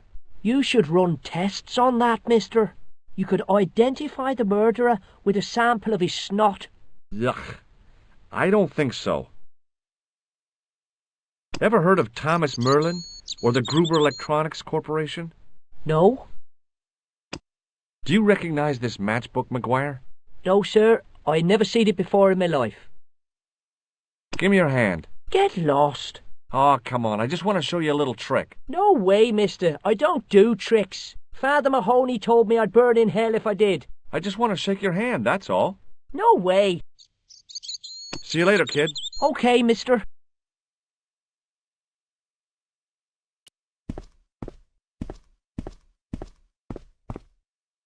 I tugged at the plastic cover, but it didn't move.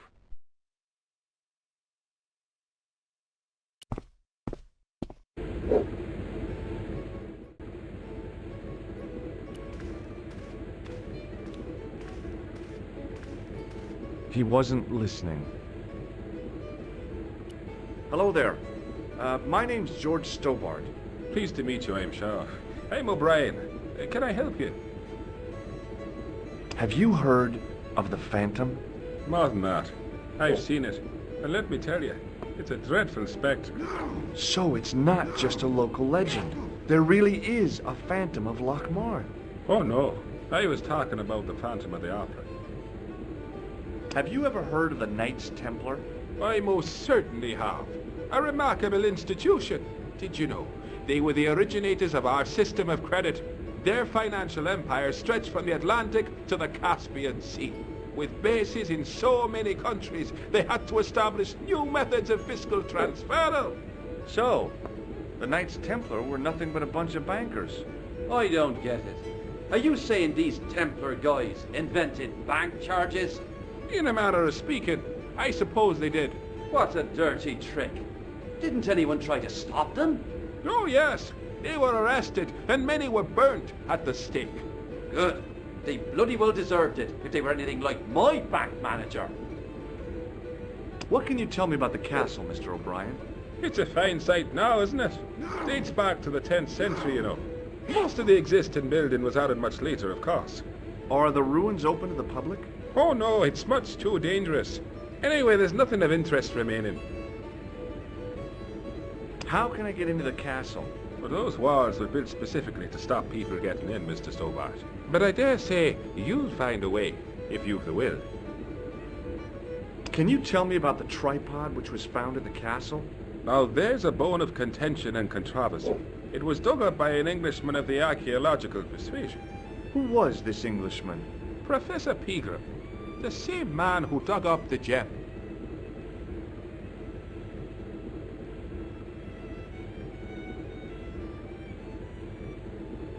Do you know where I can find Pegram? You're too late to meet that fella.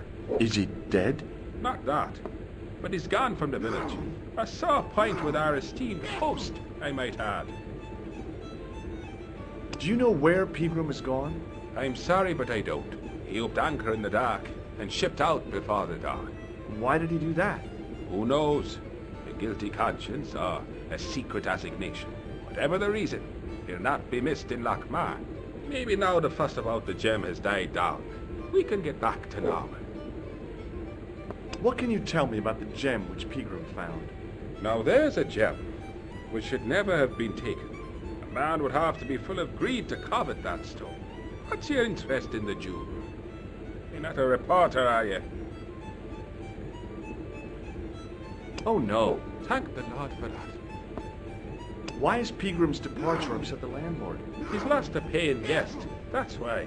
More than that, there's the question of an unsettled bill. Poor Michael's seen red over the business, and I don't blame him. Can you tell me more about the landlord? Mick Leary? He's what you call a would-be sophisticate. The trouble is, his idea of sophistication extends as far as putting paper in the lavatory. I never worked out why he did that. It's much too dark in there to read. That's true. Have you ever run your hand over the back of the door? The graffiti is written in Braille. Do you recognize the man in this photograph? Nope, I've never seen him before. Does this tool mean anything to you? I'd say it was for lifting manhole covers. Does this red nose suggest anything to you? No, it doesn't. What do you make of this tissue? I guess that muck on it is grease paint. I'd like to shake you by the hand, Mr. O'Brien. Oh, no, you don't. Does this matchbook mean anything to you? The design is Middle Eastern, I'd say. What can you tell me about this ID pass? Gruber Electronics. I've never heard of it. Goodbye for now. Hi, my name's Stobart, George Stobart. Hello there, mister. What can I do for you? Do you know Professor Pegram? Do I know him? Do I know the good professor himself? No, I don't. I mean, I know who he is, but I don't know him to talk to. Do you know anything about Pegram's excavation? Only that he didn't have the right tools for the job. What he needed was shovels and a JCB. Pegram was digging for historical remains, not coal. Is that a fact? What the hell for? It's the science of archaeology, Pat. Understanding how people used to live by what they've left behind. One day archaeologists might be digging up our remains. Imagine that, Mr. O'Brien. I wonder what they'll find. Well, it won't be arrowheads and beakers. Fast food cartons and flavoured condoms, more likely. Did anyone from the village work at Pegram's dig? I tried it myself, but that high and mighty history man called me incontinent. What a nerve. Hadn't I dug more holes than the rest of them put together? Can you tell me anything about the castle on the hill? Oh, I don't know much about anything. You should ask Mr. O'Brien here. He does joined-up writing. Would you be one of them history fellas yourself? Oh no, I'm here on vacation. What's that? A vacation, Pat. It's what the Americans call a holiday. Oh, right. In Lochmarn? You come to Lochmarn for a holiday? Sure, it's a very pretty place. Where the hell are you from, mister? California. I know it. That's where the Bruins come from. Yeah, amongst other things. Do you recognize the man in this photograph? It's a handsome mug on that fella, to be sure. Is he a film star? What do you make of this tool? It's for lifting manhole covers. What does this false nose mean to you? No, you're a clown. Does this tissue mean anything to you? No, boss. Does this security pass mean anything to you?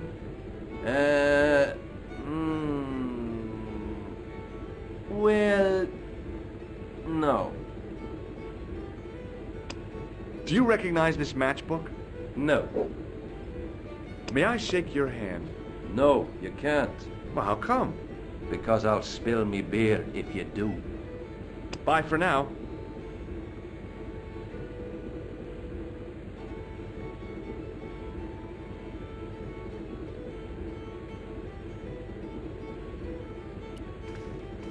Top of the morning to you. I beg your pardon. Well, that's what you Irish say, isn't it? Do you want something? Or are you just flaunting your xenophobia? Well, I was trying to be sociable. Is it a room you're after? That's not a bad idea. Do you have a vacancy? I could, if you don't mind waiting until the last guest checks out. No problem. When will that be? When the undertaker comes to collect him. Have you served any, clowns recently? No. You're the first today. Do you know a man called Pegram? Indeed I do. Are you a friend of his, by any chance? Oh, no. I'm just trying to track him down. Me too. That son of a bitch should be locked away. Did Pegram stay here? Yes, he did. 6 nights plus breakfast. I'll try a glass of beer, please. Is this your first pint of real ale? Well, I guess so. What's real ale, anyhow? Beer that's brewed from natural ingredients to traditional methods. It shouldn't be kept under pressure or refrigerated. And finally, it should have a good body and distinctive character. In other words, it's flat and worn with bits in, and it makes you fall over.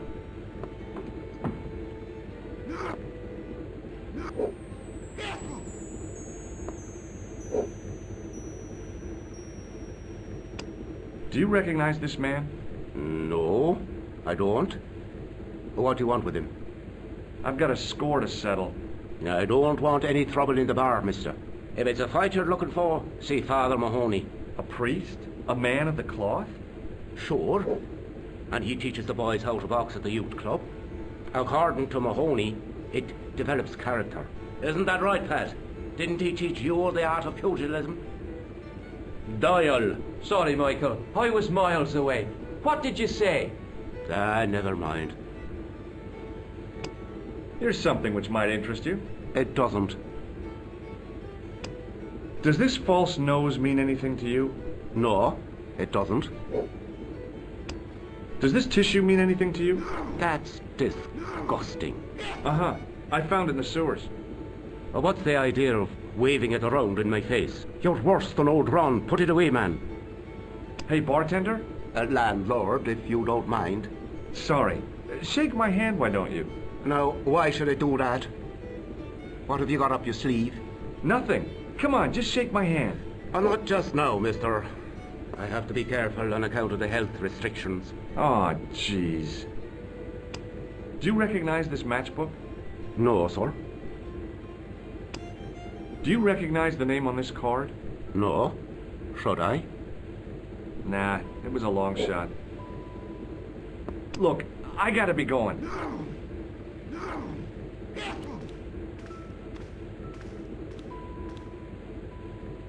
It was a beer-stained piece of toweling. My name's George. Pleased to meet you, mister. My name's Fitzgerald. What can you tell me about the castle? There's nothing there. Just an old ruin. How old? I really couldn't tell you. Have you ever explored the castle yourself? I used to play there sometimes, when I was a kid. Then one of the little ones fell off the wall, broke his head and died. We didn't go there anymore. You haven't been up there recently? No. Do you know Professor Pegram? He's the archaeologist, isn't he? That's right.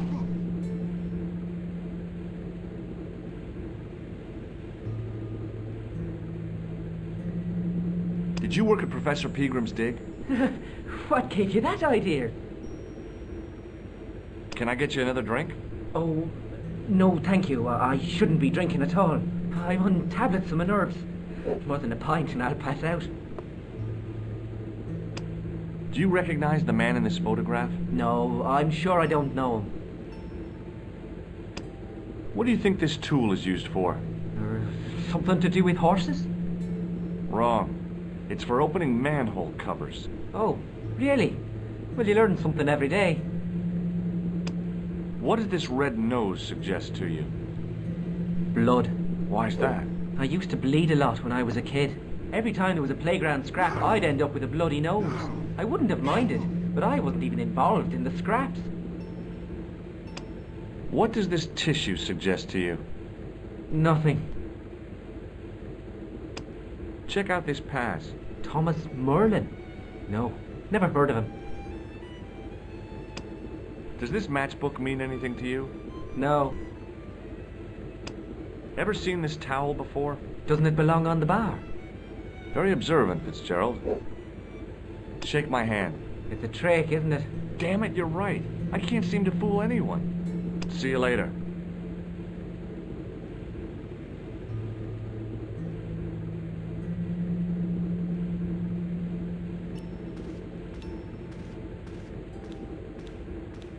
Hi there, old-timer.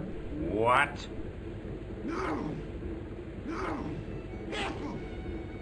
Nasty cold you've got there.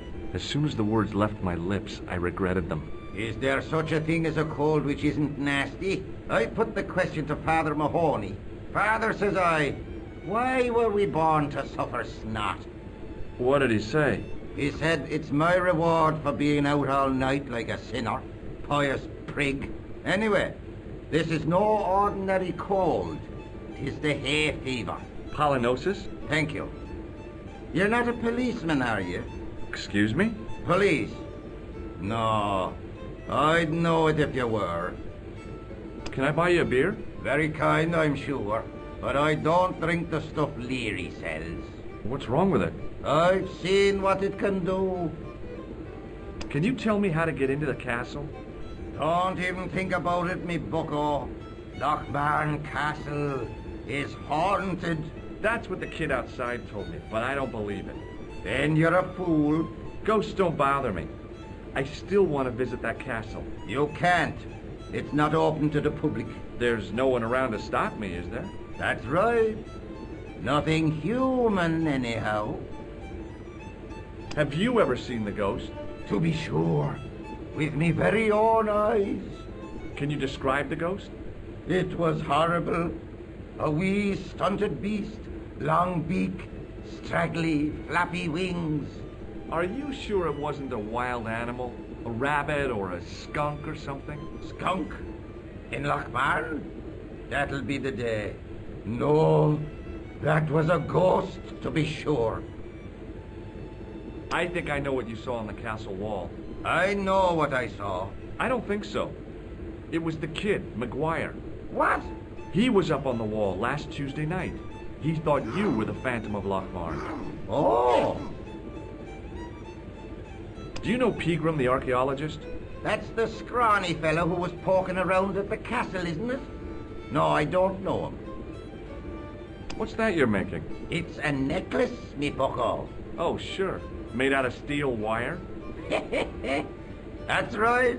A necklace for my pretty one. When my little lover feels it round her slender neck, she'll be mine. All mine.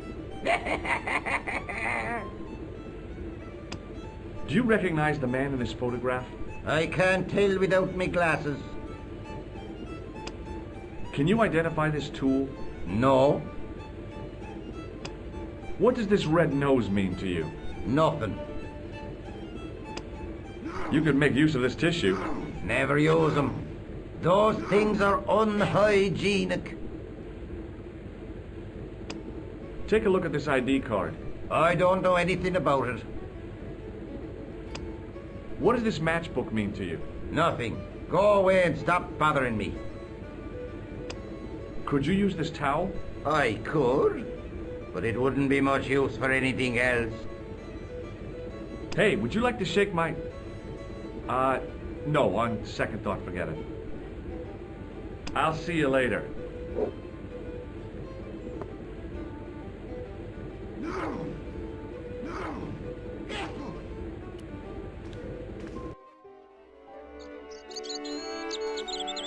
Hey, McGuire.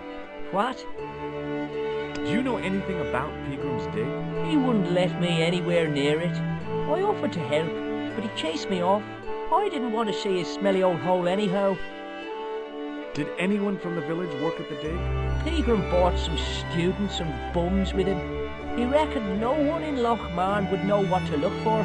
The only local guy who worked for him was Sean Fitzgerald. Fitzgerald says he's never been anywhere near the dig. He's having you on, mister.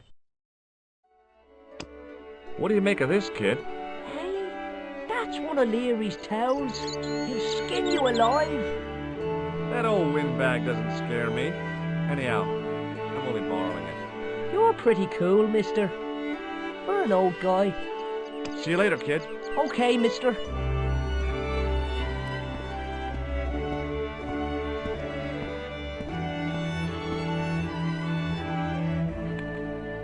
I tugged at the trapdoor, but it was locked from the inside.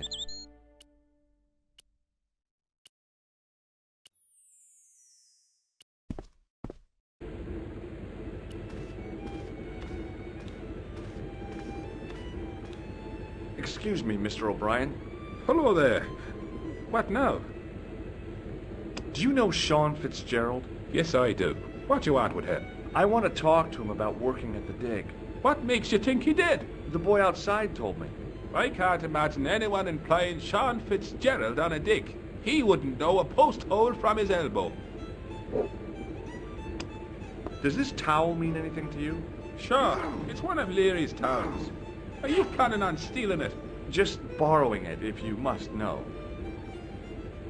Goodbye for now. Hey! Hello there again, mister. Do you remember seeing Sean Fitzgerald at the dig? Let me see now. I think me brain box needs a spot of lubrication. Can I buy you a drink? You most certainly can. Give me a drink for my friend here. Who, Doyle? Has he conned you into buying for him? Shame on you, Patrick. Same again? Just a point this time, Michael. 1 point of brown coming up. Do you remember Sean Fitzgerald now? I can picture the scene as if it was only last week. Come to think of it, it was only last week. Fitzgerald was there all right. Him and a bunch of students. He was speaking with the boss man. What do you think of this towel? Now, there's a fine piece of cloth if ever I did see one. Such craft must surely come from linen cupboards of the Vatican itself. Bye for now.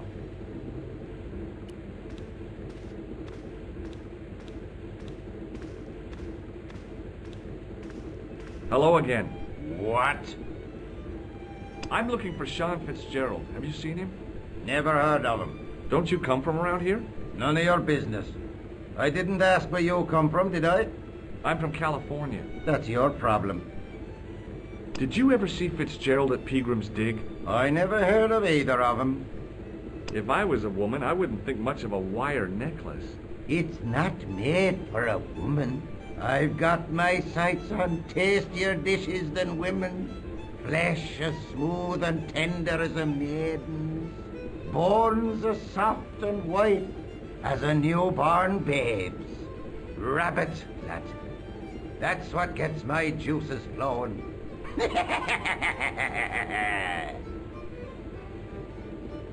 I'll see you later.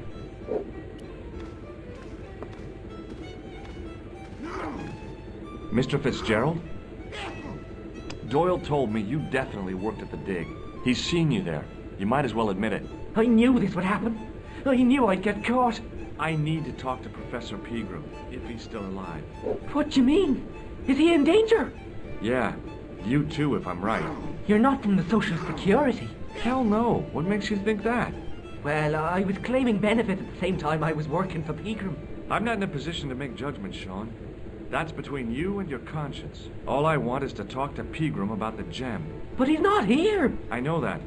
But he left that package with you, didn't he? So where did Pegram go? I don't know. I swear it. He came to see me early this morning. Said he was leaving. He asked me to give this package to a guy called Marquet. Show me what's in the package, Sean. I can't do that. Why not? I promised the professor. So what? You didn't have any qualms about your benefit scam. So where's the harm in taking a peek inside Pegram's package? You don't know these people. I can't. I don't dare. This is your last chance to show me the package, Fitzgerald. I've been patient with you, but now it's time to kick ass. But he'll kill me. Who will? The man from Paris. Jack Marquet. Pegram told me if I gave him the package unopened, I'd hear no more about it. But if I double-crossed Marquet, I'd be dead. I'll deal with Jacques Marquet. Give the package to me. No. Why should I trust you? I don't know who to trust anymore. I wish I'd never even heard of the Lochmarn gem.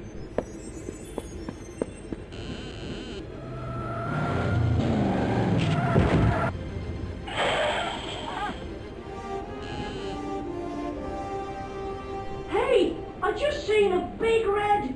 Get out of here, Maguire. Come back when you're old enough. What's the lad howling about? A big red sports car. Sean Fitzgerald's been run over. Get out! Noisy little tyke. Me Maybe you should send out some medicinal brandy maker. Oh, yes. And who's going to pay for it? Not me. Me too, neither.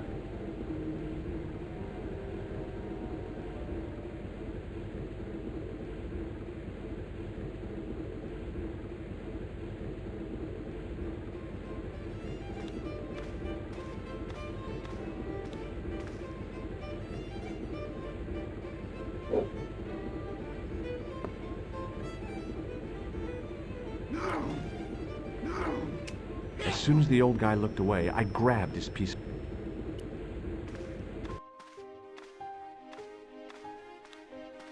I was telling the truth about Fitzy, mister. Okay, calm down. Now tell me what happened. I was standing here, minding me own business, when I saw this beautiful red sports car coming up over the hill. Would you look at that, says I, and I going over to take a closer look. Next thing, Fitzy comes tearing out of the pub and nearly knocks me on my ass, but the car just flies at him. It was too fast for poor old Fitzy, and ate him an awful wallop. He goes flying up on top. Jesus, says I thought he was a goner. Next thing, the driver hops out, and I couldn't believe my eyes.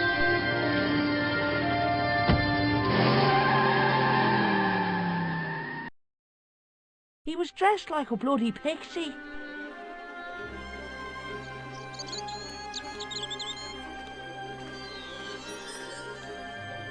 I pushed the switch down, but in doing so it snapped off in my hand.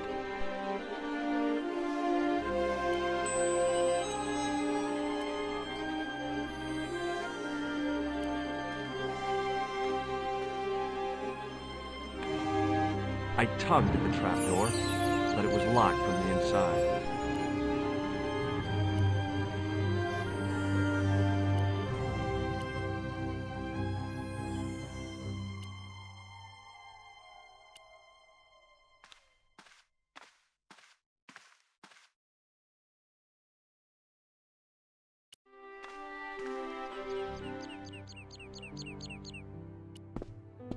Hi, do you speak English? Well, no, what if I was to say no? An implication of cognizance shrouded in denial. A pretty poser of a paradox indeed. I gave him the look I'd perfected when I was 12 and was going to be the greatest hypnotist of all time. It was a killer. Are you attempting to hypnotize me, or is it the constipation you're suffering? I was a little out of practice. What can you tell me about the castle? Not much, I'm sorry to say. Most of its history is long forgotten. Ah, but if these old stones could only speak, what stories they'd tell. Stories to make your toes curl and your blood run cold. You know, this castle is said to be over 600 years old. Have you seen Professor Pegram? No, he's packed up and gone. Do you happen to know where? Back in England, I suppose. Did you happen to see a red sports car down on the road? I caught a glimpse of a flash of red on the hill and heard the racket. Sure, it was an awful noise. A sports car, you say? A Ferrari, to be exact. A racing car? And what was it doing here? The poor fella must have been lost. The driver of the Ferrari was involved in an accident. Is that so? Yeah. He knocked somebody down outside the bar. What an idiot! How could a thing like that happen? He was traveling too fast. So fast, he ran right under the car? I mean, the car was traveling too fast. But you'd have thought the idiot could have heard it coming. Maybe you know the guy who was hit by the Ferrari. His name is Sean Fitzgerald. Oh, I know him all right. That's me nephew, the idiot responsible for the stacking of my hay cart. Was he killed by the car? Oh, no, but he has been abducted. Well, that's a relief now. Aren't you going to look for your nephew? What for? From what you say, it's too late. Well, you could report the matter to the police. Better not. Besides, what could they do? Well, they could mount a search. They have only the one bicycle between them. In a question of superior acceleration, I'd put me money on the Ferrari.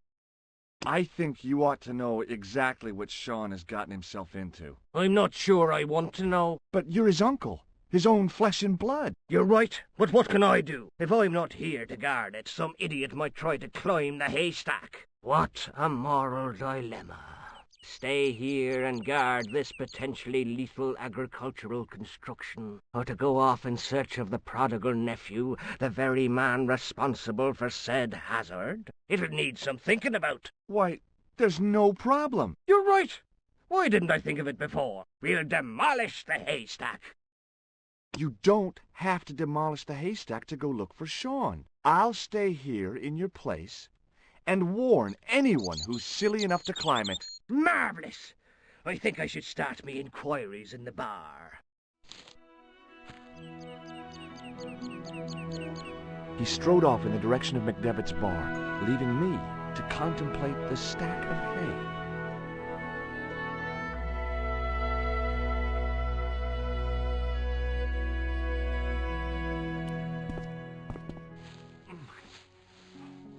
The stack of hay stopped, short of the top of the wall. Even if I stretched as far as I could, the wall was out of reach. What I needed was a slice or two of Alice's Wonderland.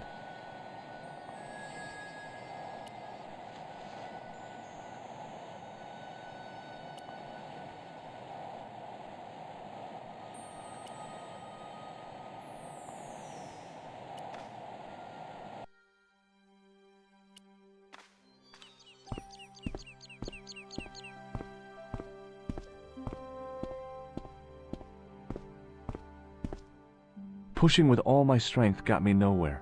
They didn't budge. I really need to start working out.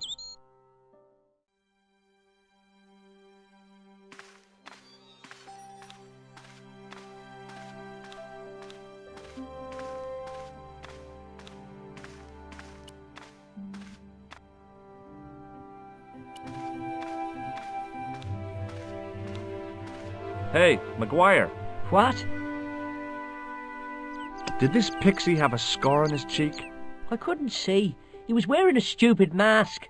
Are you a special agent? Sorry to disappoint you, kid, but I'm not. Did Fitzgerald drop anything when he was hit? I didn't see. It all happened so fast. Maybe the package fell somewhere out of sight.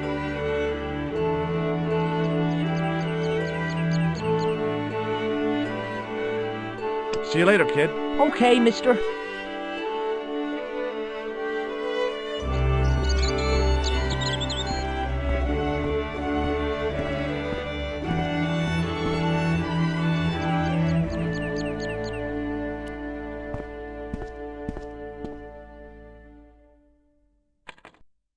I tugged at the trapdoor, but it was locked from the inside.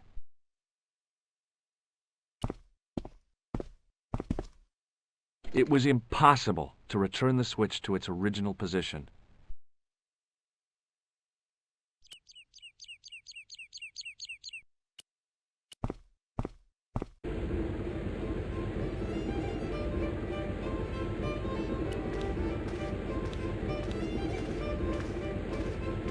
He wasn't listening. Excuse me, Mr. O'Brien. Hello there. What now? I have a suspicion that Fitzgerald might have been given something by Pegram. I thought he acted strange. I'm talking about the gem. It was something he said. Were you not speaking to him when he ran out of the bar? Yeah, sure. Just talking, that's all.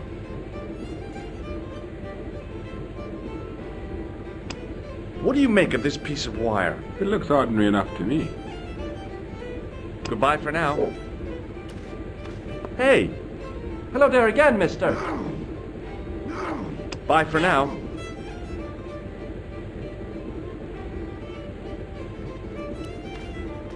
Excuse me. Yes, sir? May I have another beer, please? Certainly, sir. Same again? Yeah, please. How is this stuff made? That's the secret of the master brewer, sir. Each barrel is lovingly manhandled in time-honored fashion, suspended on skillfully tied ropes of the finest hemp, lowered into the cellar, utilizing the forces of original gravity, like manna from heaven. I'm sorry, but the pump appears to be broken. I could fix it for you. I don't think so. This is a job for a professional electrician. Oh well, at least the glass washer is still working. It's not my idea, is it? No!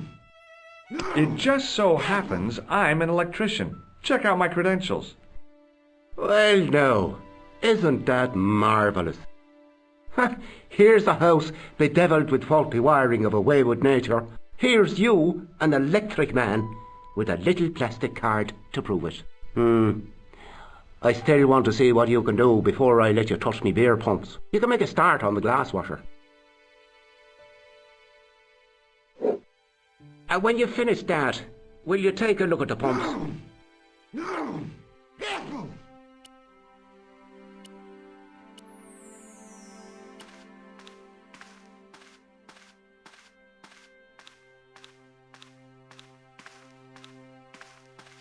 I couldn't see anything obviously wrong with the machine. I figured it must be the wiring.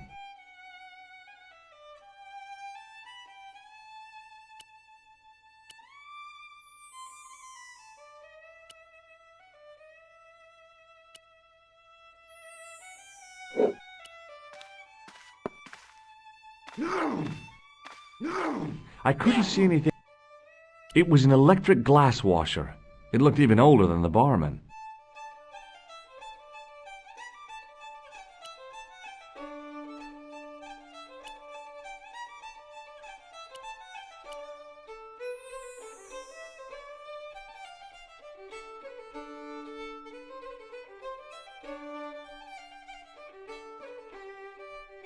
Excuse me? Yes, sir? Do you recognize this man? You already asked me that. No! Careful! May I borrow this towel? Sure you can, on one condition. What's that? You keep it away from old Ron. Who's Ron? That's him in the corner, with the hygiene problem. No! No! Careful! Look, I gotta be going.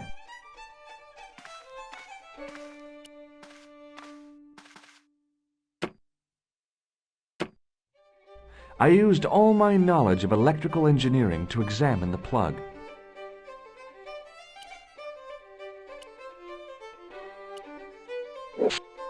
I replaced the fuse with a piece of wire. No! No! I knew it was dangerous, but I was desperate enough to disregard everything I knew about standard safety precautions. Excuse me, Mr. Leary. I fixed your glass washer, no problem. Bingo! And a blessing to all the saints. A free half-pint to that man, on the house. Now, could you take a look at the beer pumps? Well, I guess so, but I'm not making any promises. If you can't fix them, I'll have a riot on me hands. The pumps are in the cellar, right? That's right. You'll find a flashlight down there somewhere. No! No! Careful!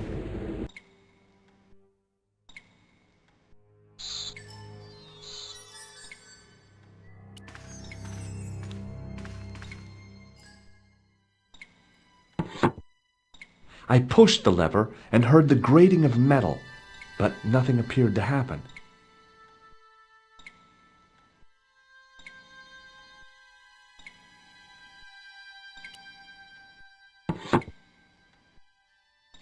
I pulled the lever. I pushed the lever.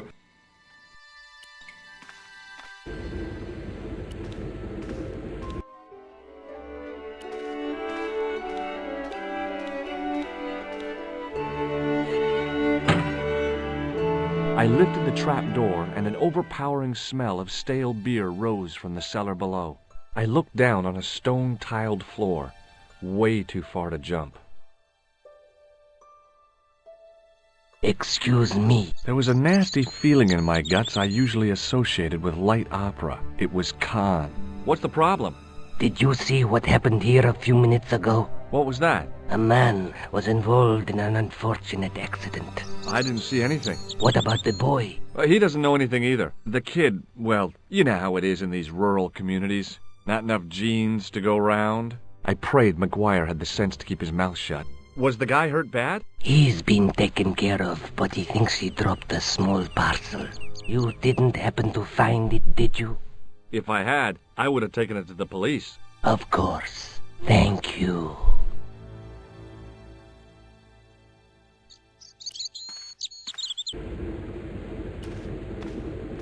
Now I could see. I spotted Mr. Leary's flashlight easily.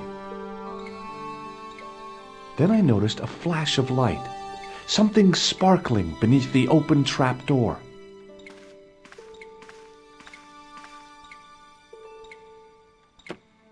It was Peagrim's gem, all right.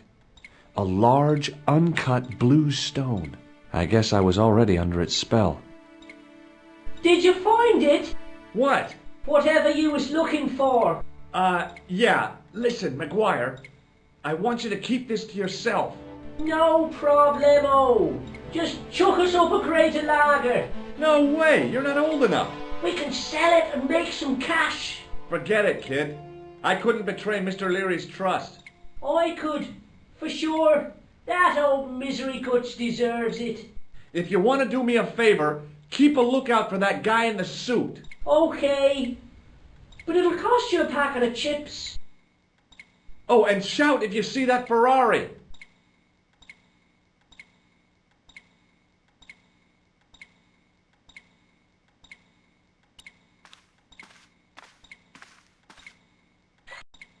The faucet creaked, coughed, and spewed out a stream of rusty-colored water.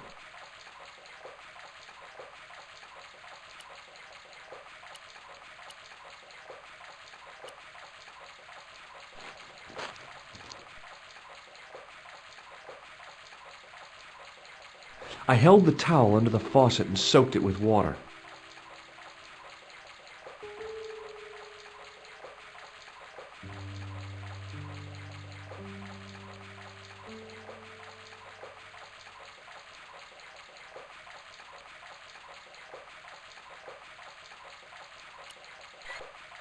I shut off the faucet as tight as I could, but it kept on dripping.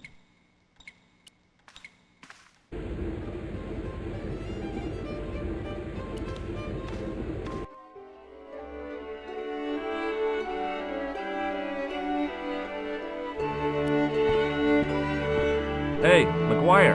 What? Want a closer look at the gem, McGuire? You'd better hide that, mister. What if the pixie comes back? You'll be in trouble then. I don't believe in pixies. Underneath that costume is a psychotic killer. Smart. What do you think of my flashlight? It's a torch. That's what we call it on this side of the Atlantic. See you later, kid. Okay, mister.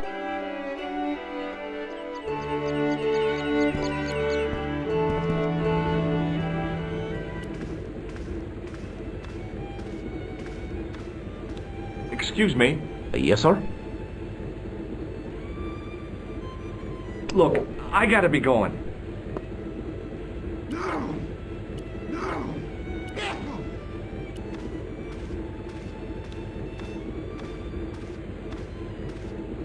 Hello again. What? Could you use this towel?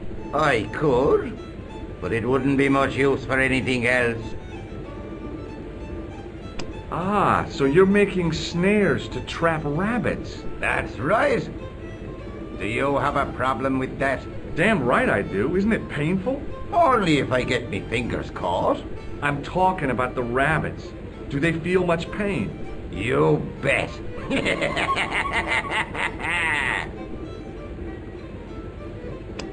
What does this gem mean to you? Well, would you look at that? Pretty. Do you recognize it? No.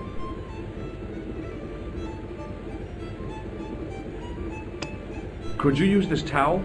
I could. I'll see you later.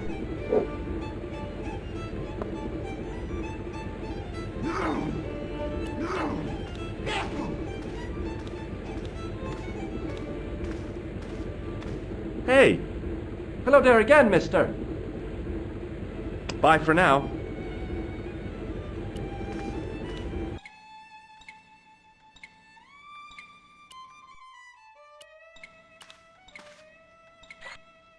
The faucet creaked, coughed, and spewed out a stream of rusty-colored water.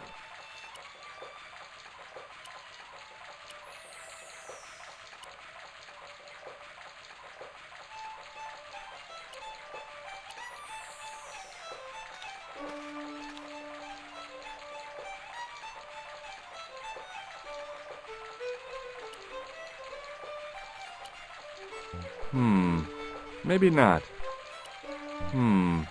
Maybe not.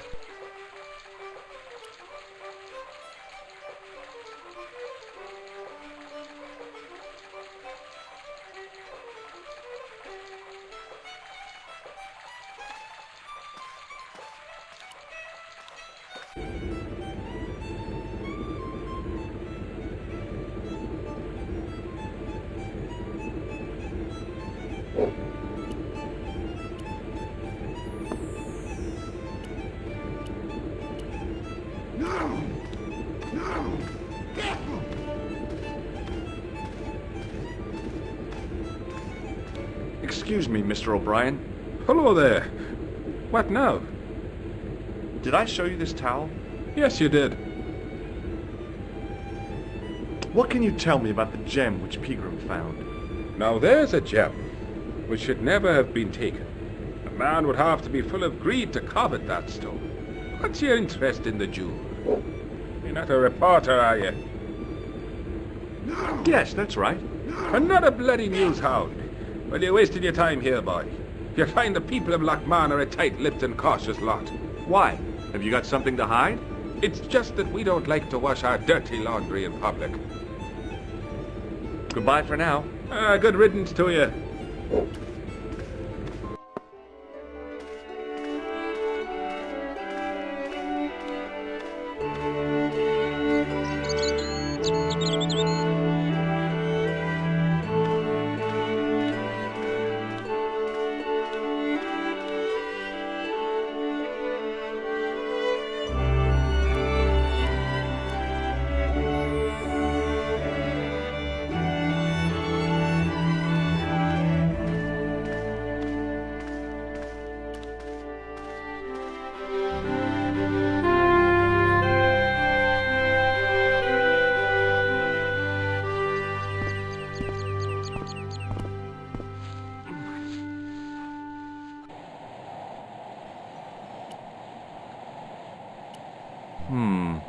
Maybe not.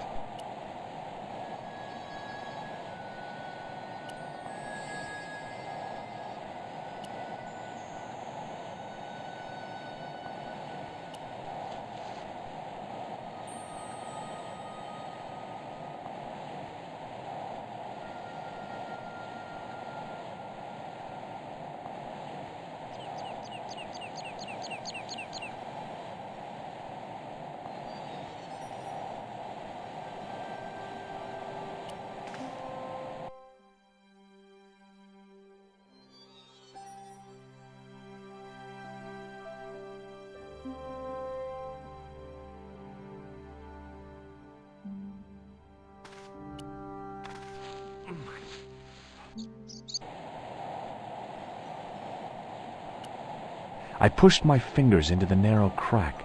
It went back several inches into the rock.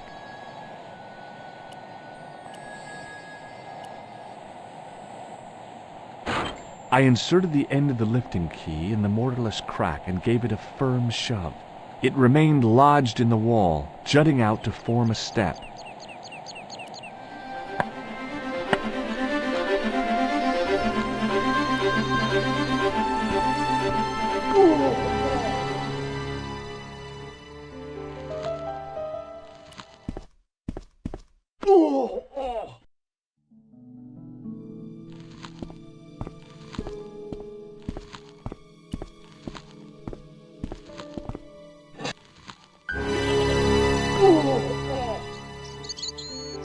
The rope by which the goat was tethered had become tangled on the old plowshare.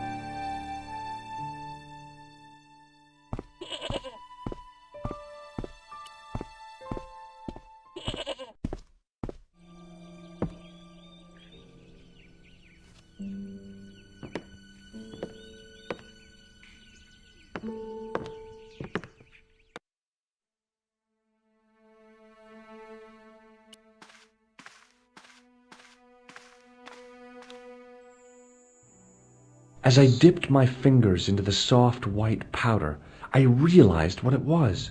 Plaster of Paris. I'd used it in kindergarten to make casts of animal paw prints.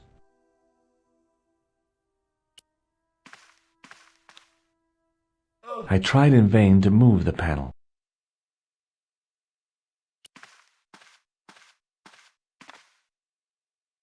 I placed my fingers and thumb into the holes in the wall.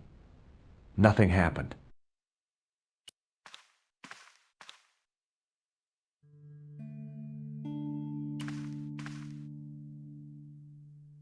The statue was too heavy to lift. It overbalanced into the sand.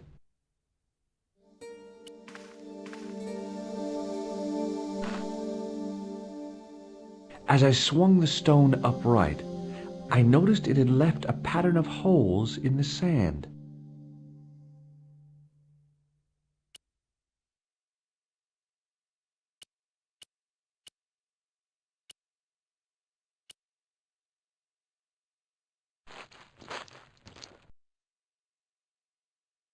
I squeezed every last drop of water out of the towel and watched it draining away in the sand.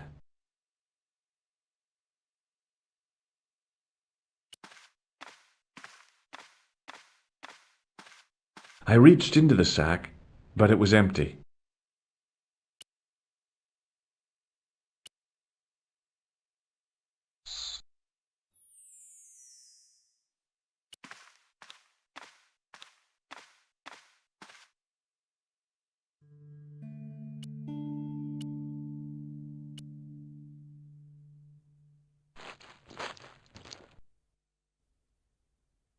I squeezed the towel as hard as I could, but it was barely damp.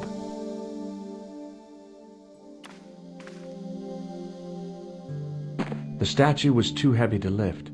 It overbalanced into the sand.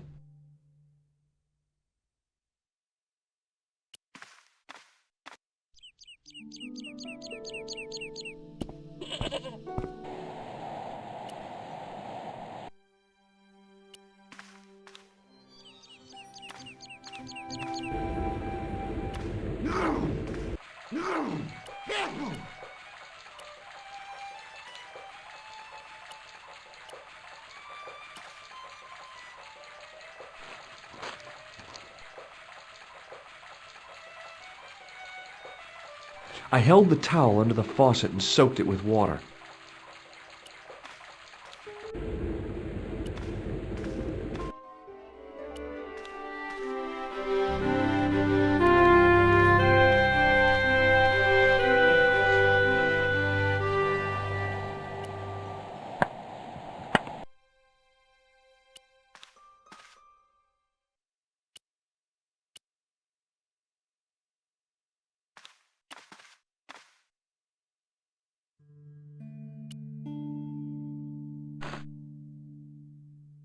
I swung the stone back to its original position.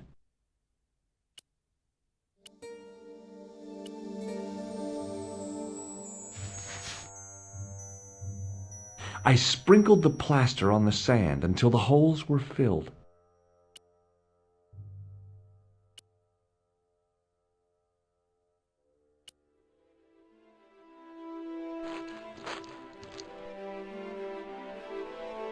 The trickle of water was quickly absorbed by the plaster. I eased the solid piece of plaster from the sand. Underneath, it had formed a perfect copy of the statue.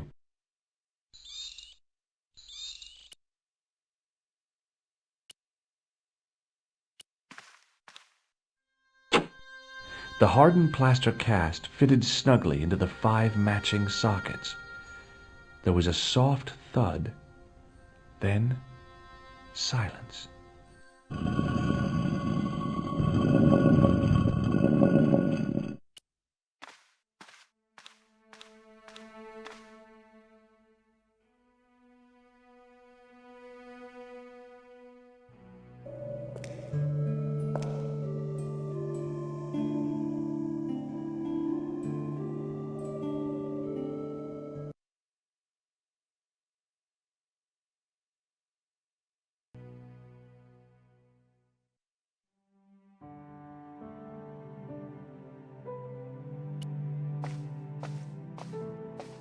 There wasn't anyone that I needed to call. I had messages waiting to be played. You have 3 messages. Hey, Collard, it's me, your favorite editor. Guess what? I'm gonna give you a second chance. I need somebody to write the TV column. Pays lousy, so what's new? If you're interested, drop by the office. In fact, drop by the office anyway. We have to talk, Nico. That story of yours I spiked. It won't go away. You've made some dangerous enemies out there. Hey, Nico, it's your old pal. I mean, your new pal, George. Whoa, Ireland. It's a whole different country. And I got some amazing news for you. Gem of a story, in fact. Oh, gotta go. Yeah, fella here's got a drink lined up for me. See you tomorrow, Nico. Slonsha. Yep, only here for a day and I'm speaking the lingo like a local. Mademoiselle Coulard, this is Imelda Carchon. I wanted to thank you for being so understanding when... Come to lunch, why don't you? Tomorrow. I might have more news. There's a Monsieur Merlon coming to see me this evening.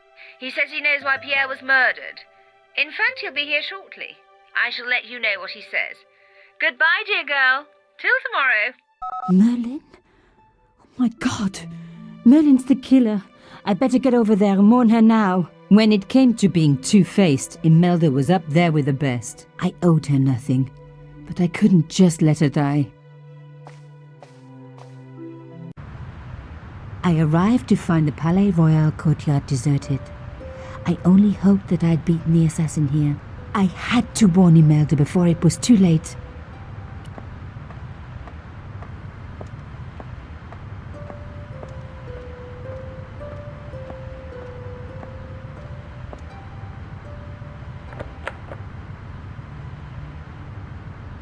Locked? No way was I going to break through a door like that. The intercom system wasn't working. Bad sign. Somebody had cut the wire.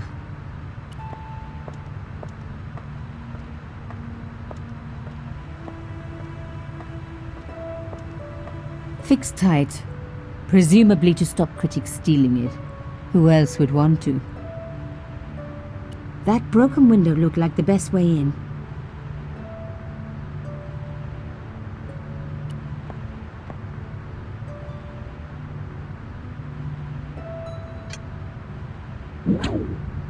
I unhooked the first wire.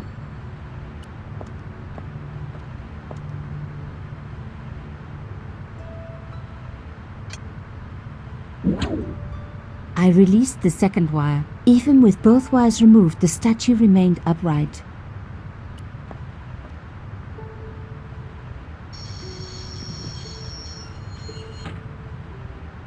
If I could deconstruct this, I could deconstruct anything. That broken window looked like the...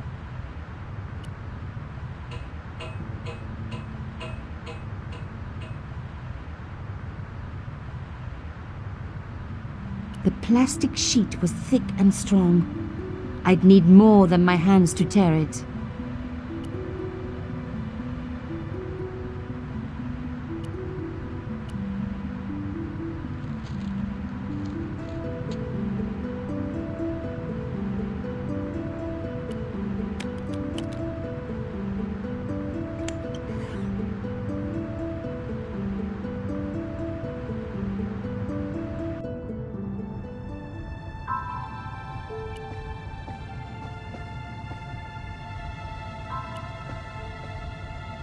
My God, I'm too late.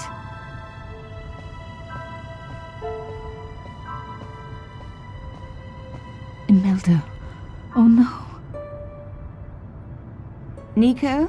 Don't worry, you're going to be all right. You know that isn't true. It was Merlin, wasn't it? Dressed as a cavalier. How absurd. You came to warn me, didn't you? I must be crazy. Let me see you, Nico. All this time you were just using me. Which one is the real Imelda? You are an extraordinary girl. Thierry would have been so proud of you. You didn't know my father. So like him. Something about the eyes. I wish we'd had time to get to know each other. She was gone. She cheated me, lied to me, used me. But why? Even in death, Imelda looked the same. Beautiful, inscrutable, the Ice Queen alone in her ice palace. I opened it. Inside was a tiny gold key. I took the key. I had to leave. I knew I could never return.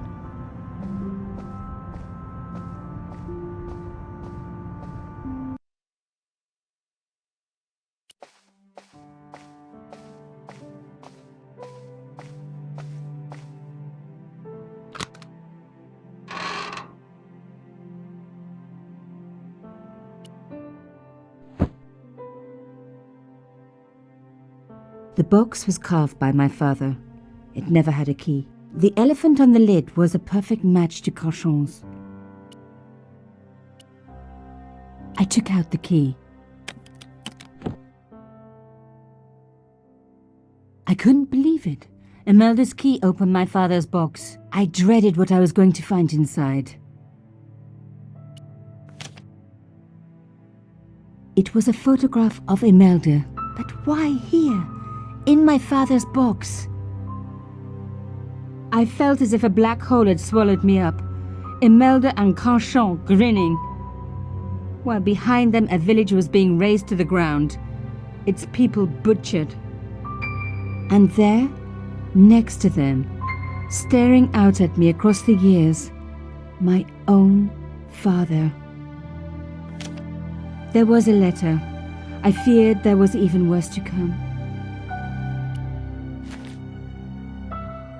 Hotel St. Georges, Algiers, Friday. My darling Thierry, by the time you read this, you'll be safely out of Africa. You need not fear. Pierre and the organization do not know who you're really working for, or about us. Did you think I would betray you? I could not. You wanted me to leave him, but I don't have your courage. I know too much of what has been going on here. They would find me and they would kill us both. Enjoy your life in Paris, Thierry. Your life of honor, of patriotic duty. Do they give medals to spies? No, they'll just give you a phony job in an embassy somewhere. I could never share that with you. Imagine me, a diplomat's wife. So I must stay here with Pierre, the two of us bound together by what we have done to this country. Au revoir, my love. You will be in my heart until I die. Imelda. Suddenly everything made sense. My father had been working undercover for the government. He was one of the good guys after all.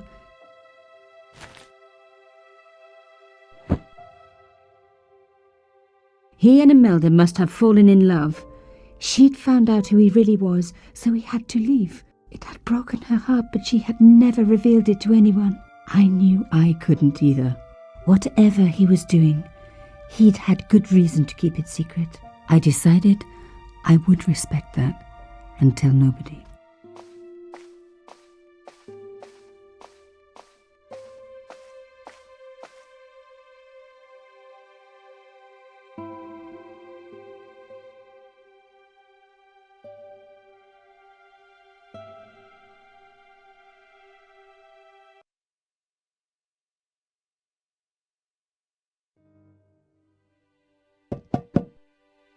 I knew it was George.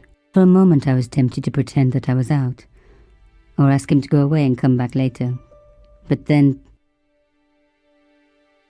Come in. Hello, George.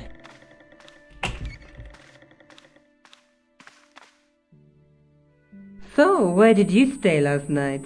At McDevitt's.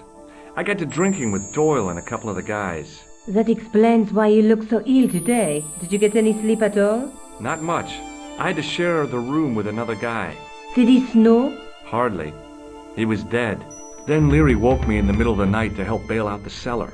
The cellar was flooded? Yeah, some idiot had left the faucet running. And you say Pigram has disappeared?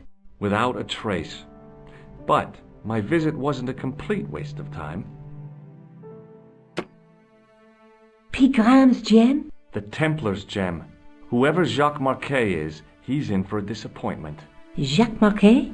He's the guy who should have collected the gem from Fitzgerald.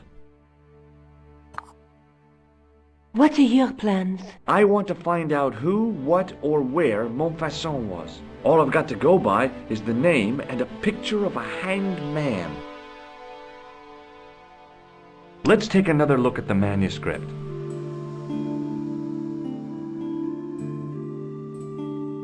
Look there. There's a woman, but the reflection... A knight, the knights, through my teachings, you will... There's between... There's... What are your plans? I want to find out who, what, or where Montfaucon was. All I've got to go by is the name and a picture of a hanged man. Do you want to look after the gem? No, Georges. I'd be too tempted to sell it. I can't sit here all day, much as I'd like to. Okay. Don't forget to look for Lobineau at the Krone Museum. And why don't you see if Rousseau has heard anything? Okay. Anything else I can do for you while I'm out? Shopping, a trip to the laundromat? Just take care of yourself.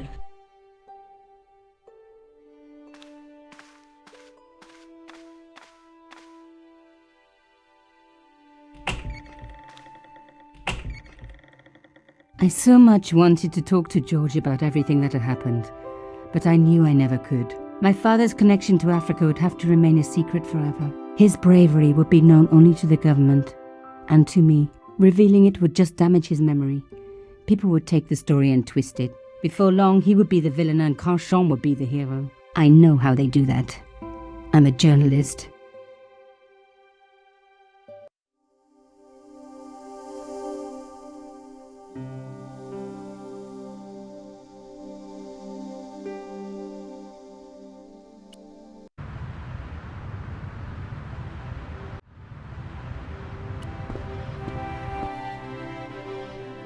Pardon me? Oui, monsieur?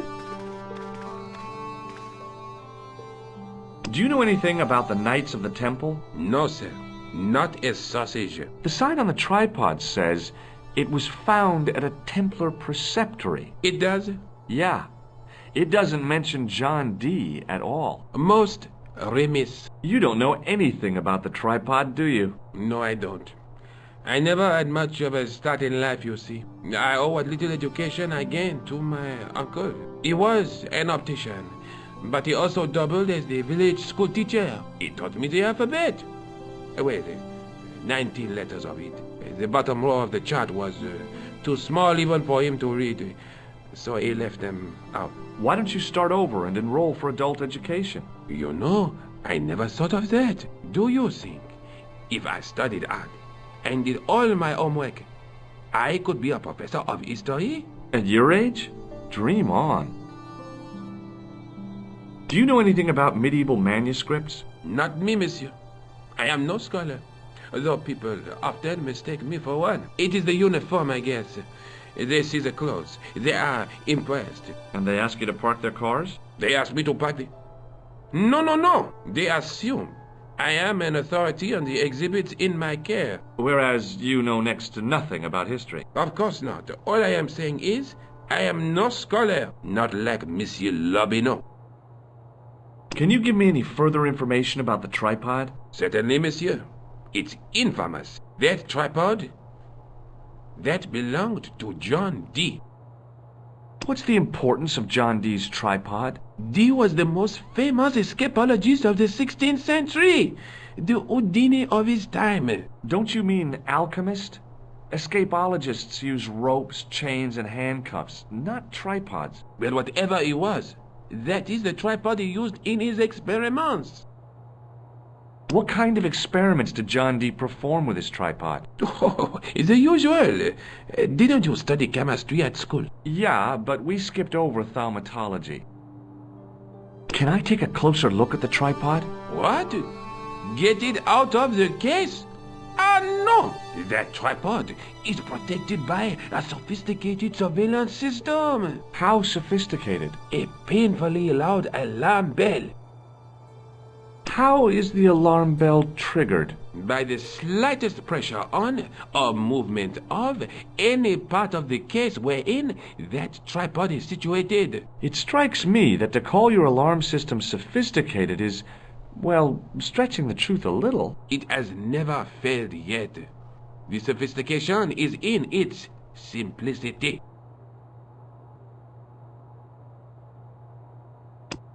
I found this gem at a medieval site in Ireland. That means nothing to me, monsieur. How did you manage to get this job?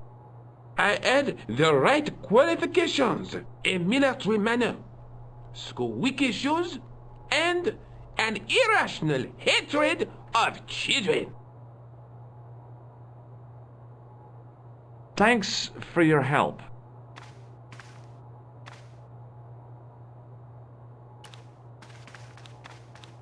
Attention! Don't you think it's kind of stuffed? Better. What's the... Not just So... they cook the since that is...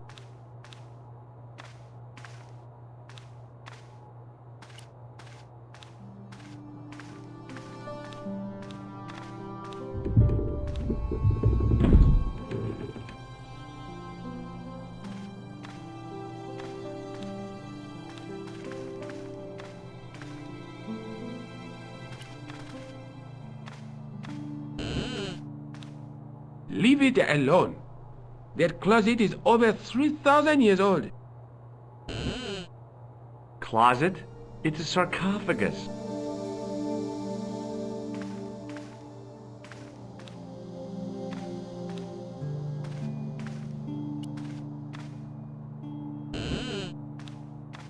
Don't even think you'll be suffering.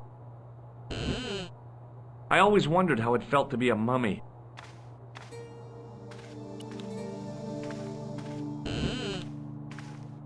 Do you have a fetish about closets, monsieur? I just love the smell of mothballs, I guess.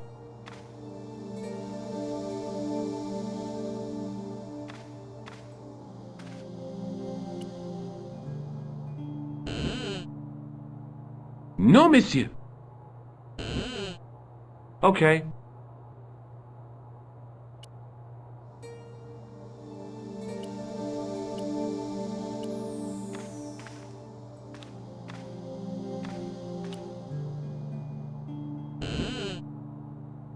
No, monsieur. Okay.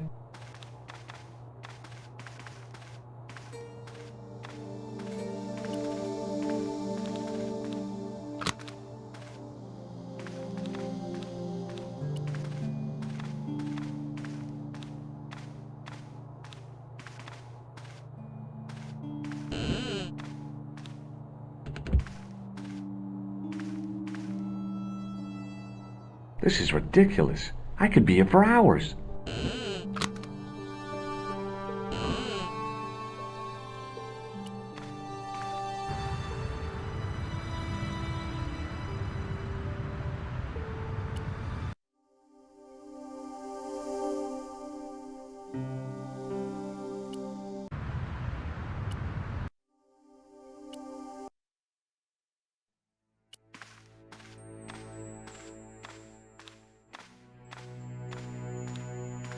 Sergeant Moo? Yes.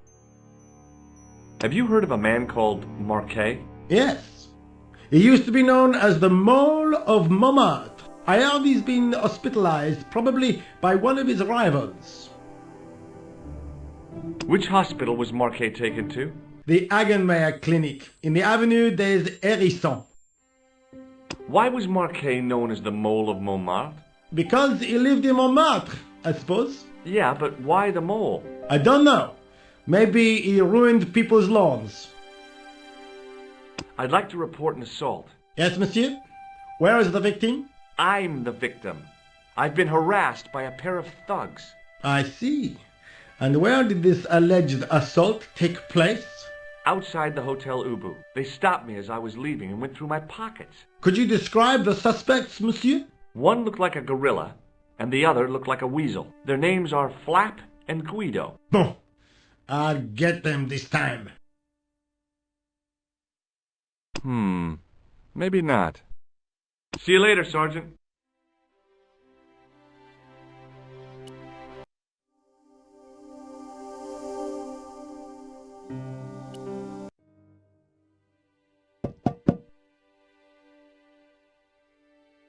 Come in. Hello, George.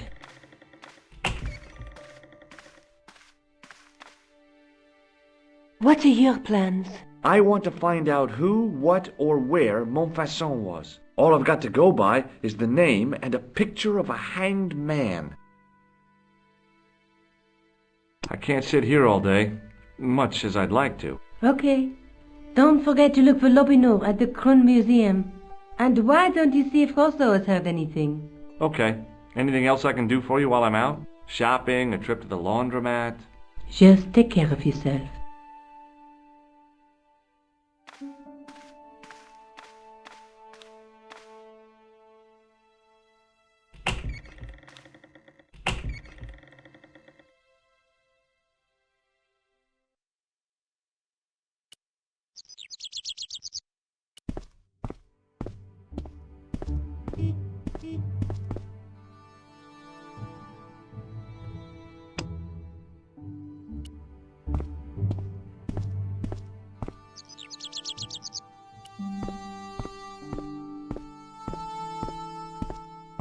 Hi there, remember me? Ah, mais oui, Inspector. Have you found him? Who? The man in the sewer, of course. I'm, sifting through the evidence. Rather you than me, monsieur. So, when you are not exploring sewers, what do you do? I take a lot of showers. Oh, very good, monsieur. A policeman with a sense of humor.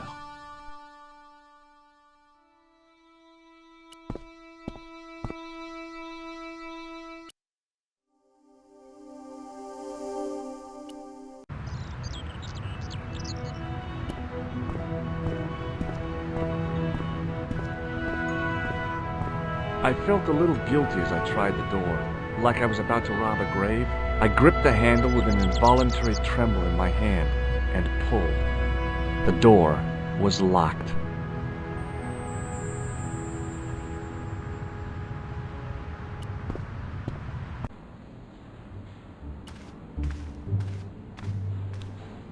Hi, my name's George Stobart. Really? If you wish to make an appointment, see the receptionist. I'm looking for a guy named Jacques Marquet. In which department does he work? He doesn't. He's a patient. I see. You do realize there are strict policies regarding visiting hours, don't you? This is important. I have to talk to Marquet urgently. We make no exceptions to the rules. It's a matter of life and death. The well-oiled running of this hospital is a matter of life and death. That's why we have rules. I think I ought to warn you that Marquet is not what he seems. Explain yourself. He's in league with a bunch of guys who want to take over the world. Nonsense. Besides, Marquet's employers have paid in advance for one of our most exclusive private rooms. Could you tell me who Marquet's employers are? Certainly not. Look at this, Doc. It's a genuine medieval-type gemstone. Yes, so I see. Remarkable. I have to take this gem to Marquet. He might be able to explain its significance. My dear chap, Marquet has other things on his mind right now. Like what?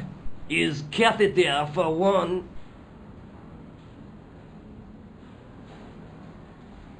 Thanks for your help. Excuse me. Yes, sir? Is this the Hagenmeyer Clinic? That's correct. I thought I was in a garden center. Oh, the plants. They were my idea. A little greenery to evoke the spirit of nature. How may I help you? I'm here to see Jacques Marquet. Oh, yes. Are you related to our client, sir? Yeah, I'm his, long-lost brother. A brother half his age with a different name and an American accent.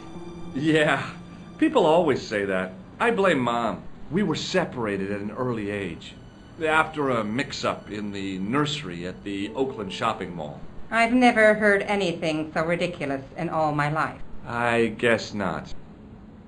So, do I get to see Marquet before the funeral? That attitude will get you nowhere.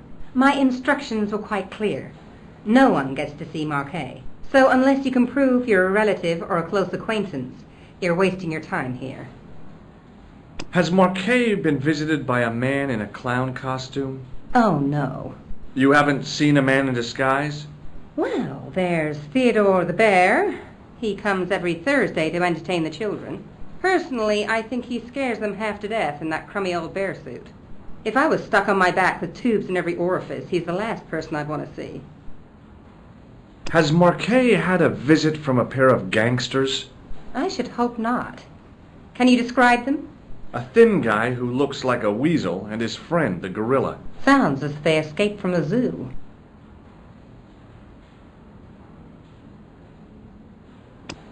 Have you seen this man here at the clinic? No, sir. And I never forget a face.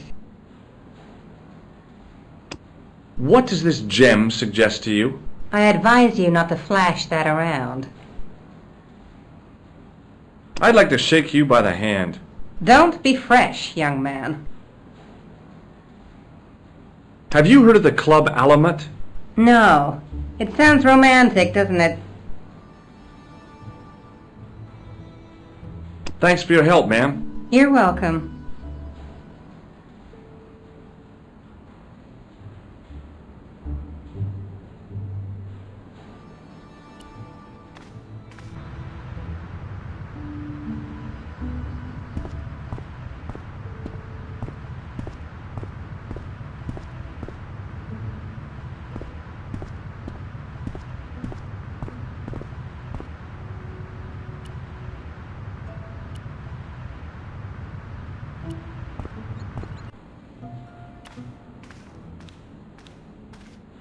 Excuse me, sir.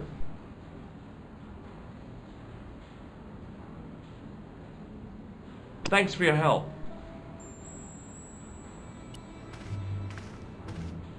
Excuse me. Yes, sir? Look at this ID pass. So you're Merlin. Marquet's been asking for you. For me? Yes. He was shouting your name when they brought him in here. Now, let me see. He was on Ward B12, as I recall. Oh, he's being transferred to... Oh, dear. He's on Ward J2. That's Nurse Grendel's ward. What's so bad about Nurse Grendel? She runs that ward like a South American prison. Keeping a well-disciplined ward isn't a crime, is it? Well-disciplined. In the discipline and punishment stakes, she'd whip the butt off the Marquis de Sade. Everything, I mean everything, is done to a strict routine. 6 o'clock alarm call, 6:10 bowel movements, and woe betide anyone who doesn't have a result. Those patients of hers are like Pavlova's dogs. She sounds like a real nightmare. And then some. If Nurse Grendel is that bad, how come the authorities tolerate her? She's like part of the furniture. I was beginning to get the picture. This woman was jealous, with a big green capital J. How do I find Nurse Grendel's ward? Down the corridor on the left, turn right at the senior consultant's washroom. Right again at the executive coffee lounge. Bear left past the administrator's sauna. And turn left at the end. That's J2. And good luck. Thanks for your help, ma'am. You're welcome.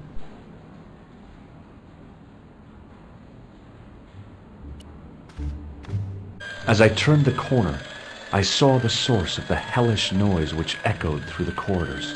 It was an industrial polishing machine with an odd-looking guy in tow.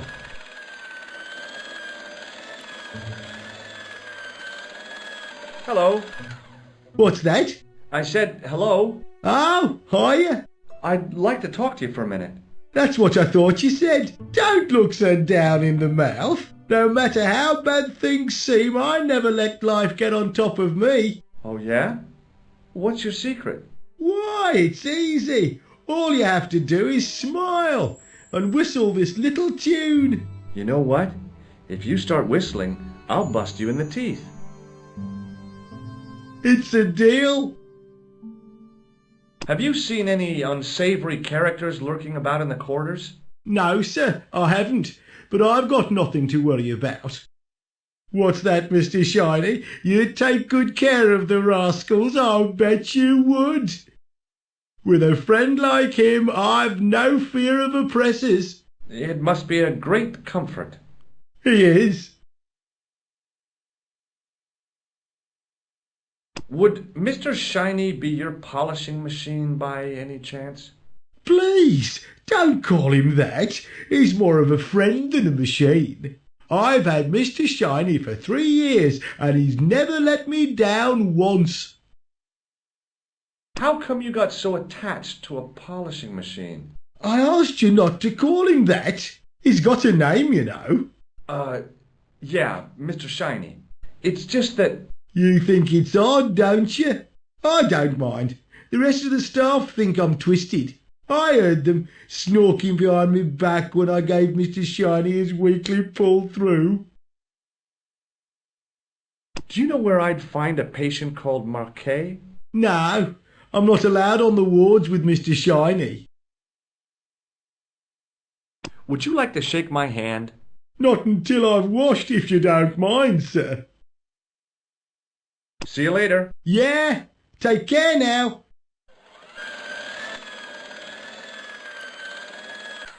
Hey now, you can't go in there. How come? I'm responsible for the contents of that cupboard.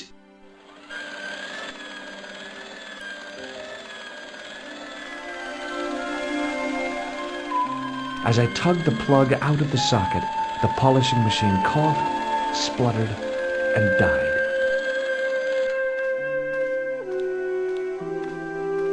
Mr. Shiny, what's wrong, pal?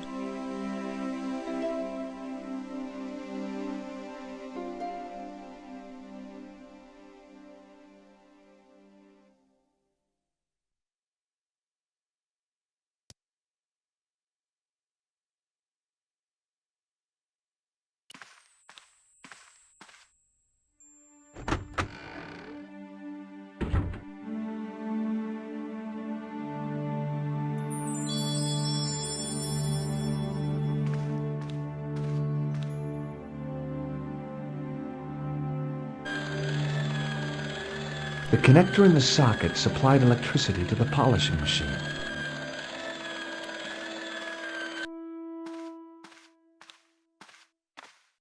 Good afternoon, Doctor. Oh, hi. Is this Ward J2? Yes, sir. The patients are ready for your inspection, Doctor. Thank you, nurse. You'll need this, Doctor.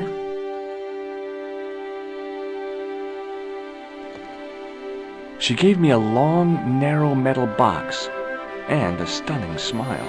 Thanks. Could you take a look at the client in bed number 3 now? His name is Eric Sopmarsh. Do you have any clowns on the ward? Why, yes, we do. A professional clown. I'll bet he lightens the place up. Hardly. Monsieur Boissy has been in a coma for the last 3 months. What's wrong with Boissy? He was involved in a very nasty accident. A silly stunt involving a unicycle. His current condition is due to post-traumatic shock. It's unlikely he'll ever perform as a clown again. It's an ill wind that blows nobody any good.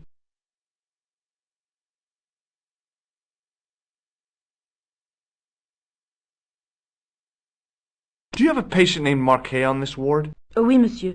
He is in the private room at the end of the ward. He has been placed in strict isolation. Why is Marquet in quarantine? If you wish to know more, you'll have to speak to Herr Hagenmeier. All I know is that Marquet's room is strictly out of bounds.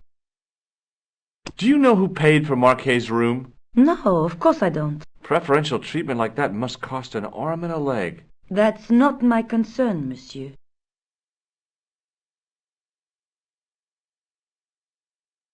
Thank you, nurse. Au revoir, monsieur.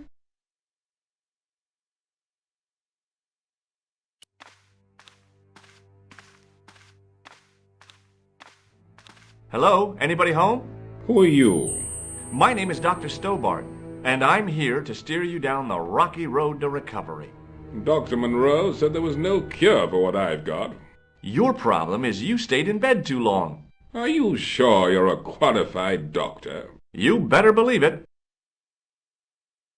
What can you tell me about Marquet? He's the man in the private room, isn't he?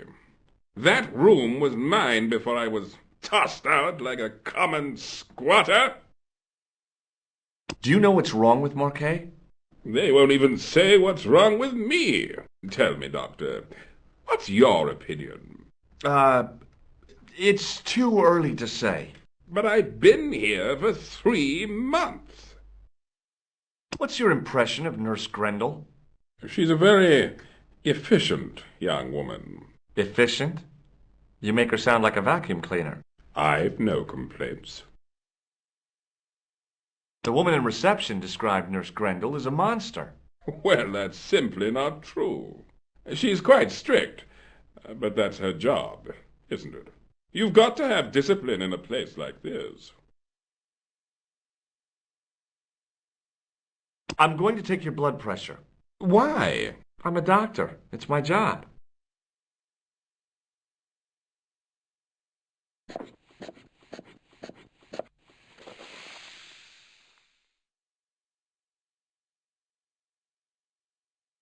Seems fine to me. You're not doing it right. I'll come back later.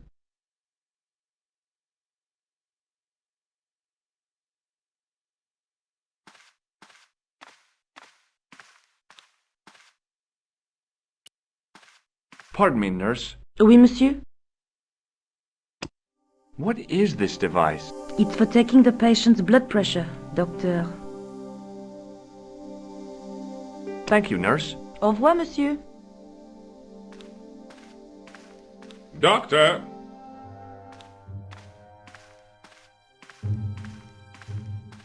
What is it? You haven't taken my blood pressure.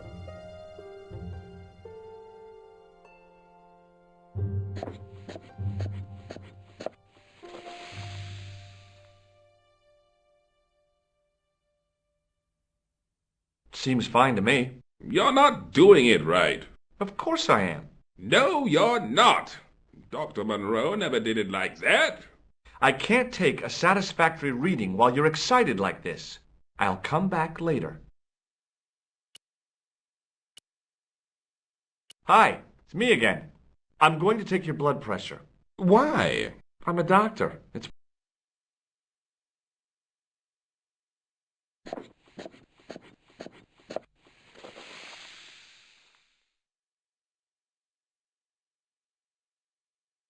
Seems fine to me. You're not... No. Do you know what this is? It looks like plaster. I'll come back later.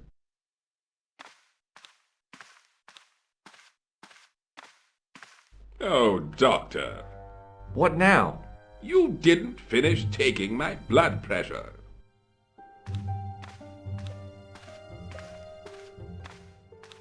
Okay, let's try again.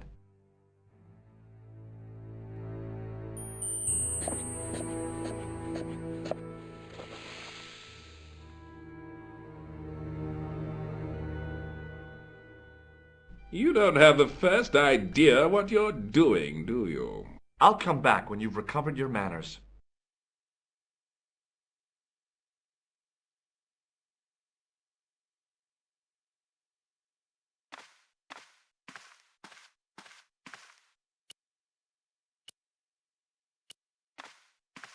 Pardon me, nurse. Oui, monsieur? Do you want this, Device for measuring blood pressure?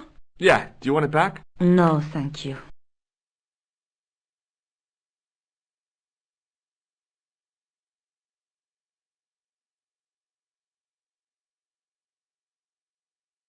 Thank you, nurse. Au revoir, monsieur.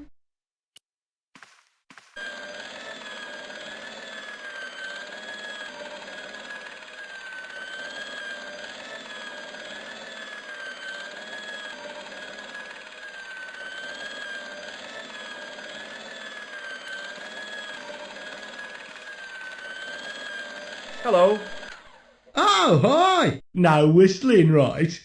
Right. Are you having trouble with Mr. Shiny? Yes, I am. I don't know what's got into him today. He keeps pulling his plug.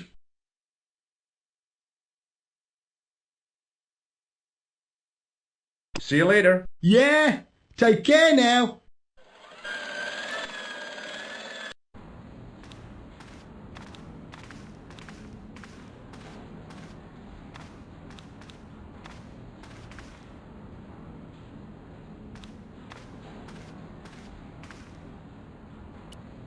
Hi, my name's George Stobart. Yes, sir?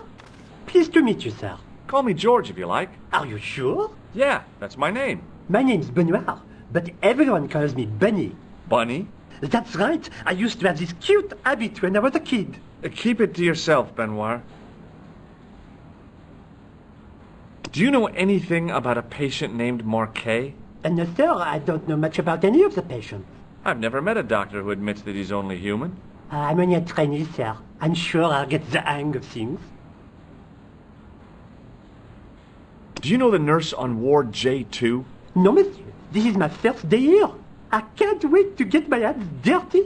I was talking about treating my first patient, of course. I didn't mean I'd get my hands dirty with a nurse. Shut up, Benoit. Okay, sir. See you later. Right.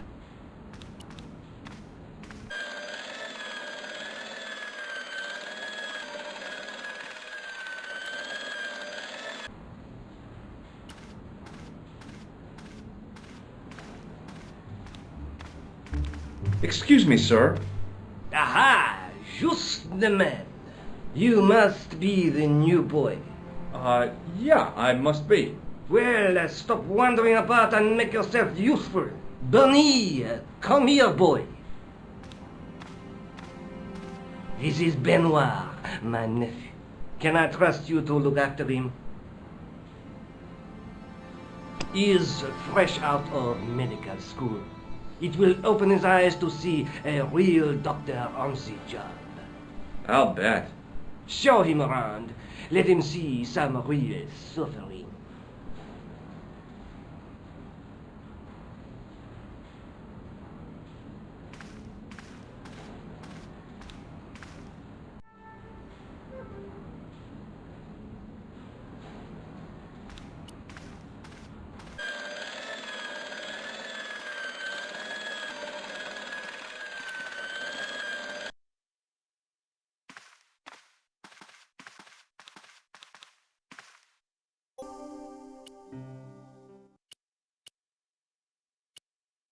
Hey, Benoit. Yes, sir?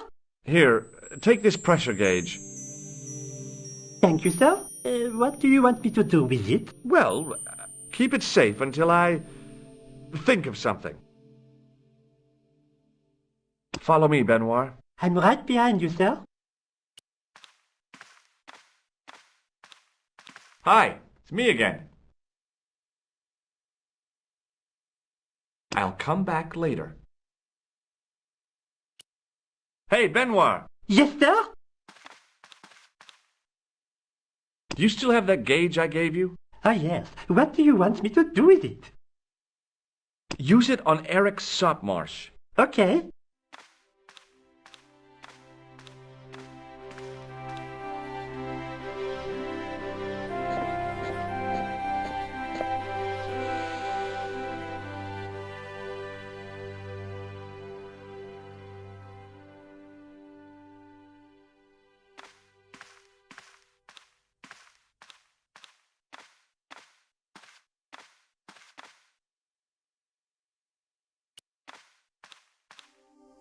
I'm Dr. Stobart. Bonjour, docteur.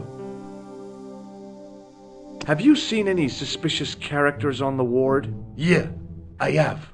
A gorilla and a weasel? No, this was a tatty old bear. How is the bear acting suspiciously? Well, he was wearing a homburg. Is that against the law? No, but it's pretty weird for a bear. Have you heard of a guy called Marquet? He's in quarantine, Doc, right behind this here door. Marquet is just the man I wanted to see. I wouldn't go in there if I was you. He has anthrax. I have to visit my patient. What for?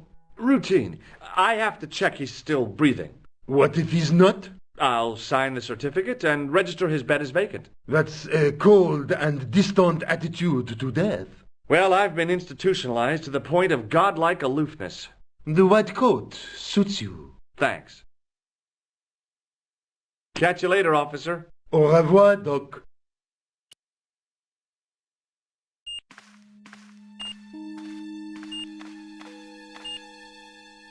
Marquet? Yes, I am Marquet. I've been expecting you. You have? Well, what are you waiting for? Get it over with. I just want to know what I should do with the gem. The Lahmar gem. Yeah, right here in my pocket. I thought you were one of the assassin. Not me. I never inhaled. So, you were sent in my place? Yeah. You could hardly make the trip to Ireland in your condition. What should I do with the gem? Deliver it to the Grand Master. Quickly tell him that I have found the tripod right here in Paris. You have it? Not yet, but it's being taken care of. I hired a couple of stooges with a flair for petty crime. Would that be Flap and Guido by any chance? You know them as for Klausner. He has gone off to Syria on a wild goose chase. They have geese in Syria? He has a theory about the location of the...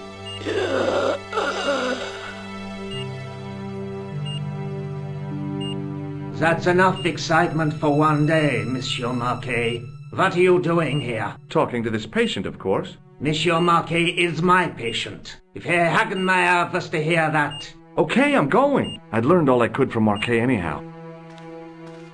There you are, sir. I was just coming to look for you. I finished with your pressure gauge. Thanks, Bunny. What's that noise? It sounds as if someone's having a cardiac arrest. It's all right. The doctor's in there with him. Are you sure he was a doctor? Oui, monsieur. He showed me his ID. It was Dr. Braille. There's no Dr. Braille working here. He's an imposter! The door's locked. Help me, officer. Stand back, monsieur.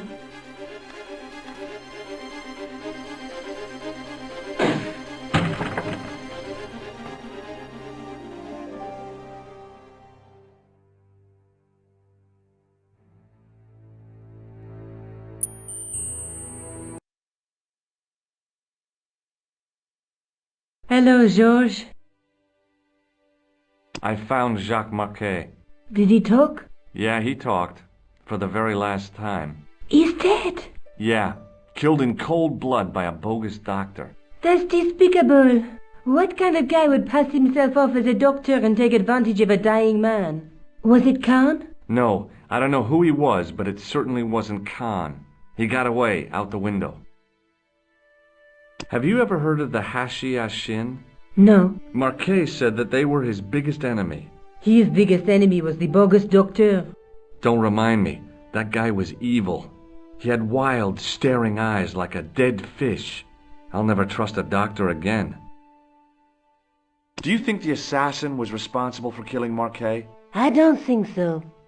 He could have finished him off the first time. Besides, Marquet would have recognized him. He was pumped to the gills with sedatives. He wouldn't have recognized the 4 horsemen of the apocalypse unless they'd introduced themselves.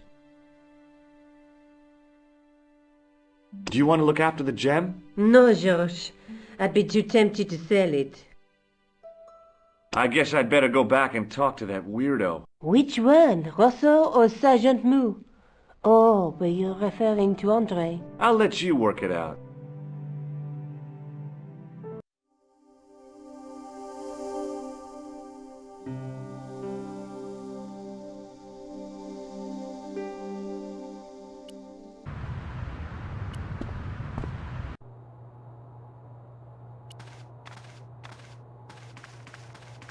I beg your pardon. Are you André Lobineau? That's me. You want my autograph? No. I was told you may be able to help me. Help? My name is George Stobart. I'd like your professional opinion. Well, okay. Shoot. Does the name Montfaucon mean anything to you? Sure. It was the most grisly spectacle in Paris until the Revolution. A public toilet? Montfaucon was the place of execution for many thousands. A dark temple of death, with row upon row of arches, each one framing a grim exhibit. Scores of rotting corpses swung on creaking rope, while the crows devoured their flesh. That explains the image of the hanged man. I found a reference to Montfaucon in Ireland, in a village called Lochmarn. Lochmarn? That's where Pegram was digging. That's right. He'd left the excavation before I arrived. Do you know Pegram well? Not really. I met him at a conference. I would have liked to talk to him in depth, but I didn't have time. When was this? Oh, back in the summer, July, I think. I'd like your opinion on a medieval manuscript. Vraiment? Do you have it with you? No, it's too fragile. And besides, there are certain people who'd stop at nothing to get their hands on it. Intriguing. Do you have a copy of the text? There isn't much. Only a few Latin phrases. I was kind of hoping you'd help decipher the pictures. Without seeing the manuscript, that's a tall order. Just tell me one thing. What does the image of two men riding on the same horse suggest to you? The Knights Templar. Does the Templar seal appear on this manuscript? I'd love to see that for myself. The manuscript is being looked after by a friend. In Paris? Yeah.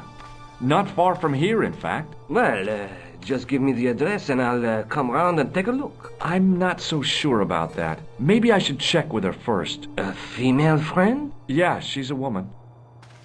This friend who has the manuscript? Oui, the anonymous girlfriend.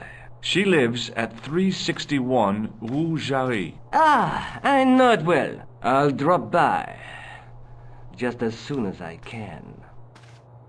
Can you tell me anything about the Knights Templar? I sure can, Georgie. Soldiers, diplomats, mercenaries, monks, bankers, you name it, the Templars fit the bill.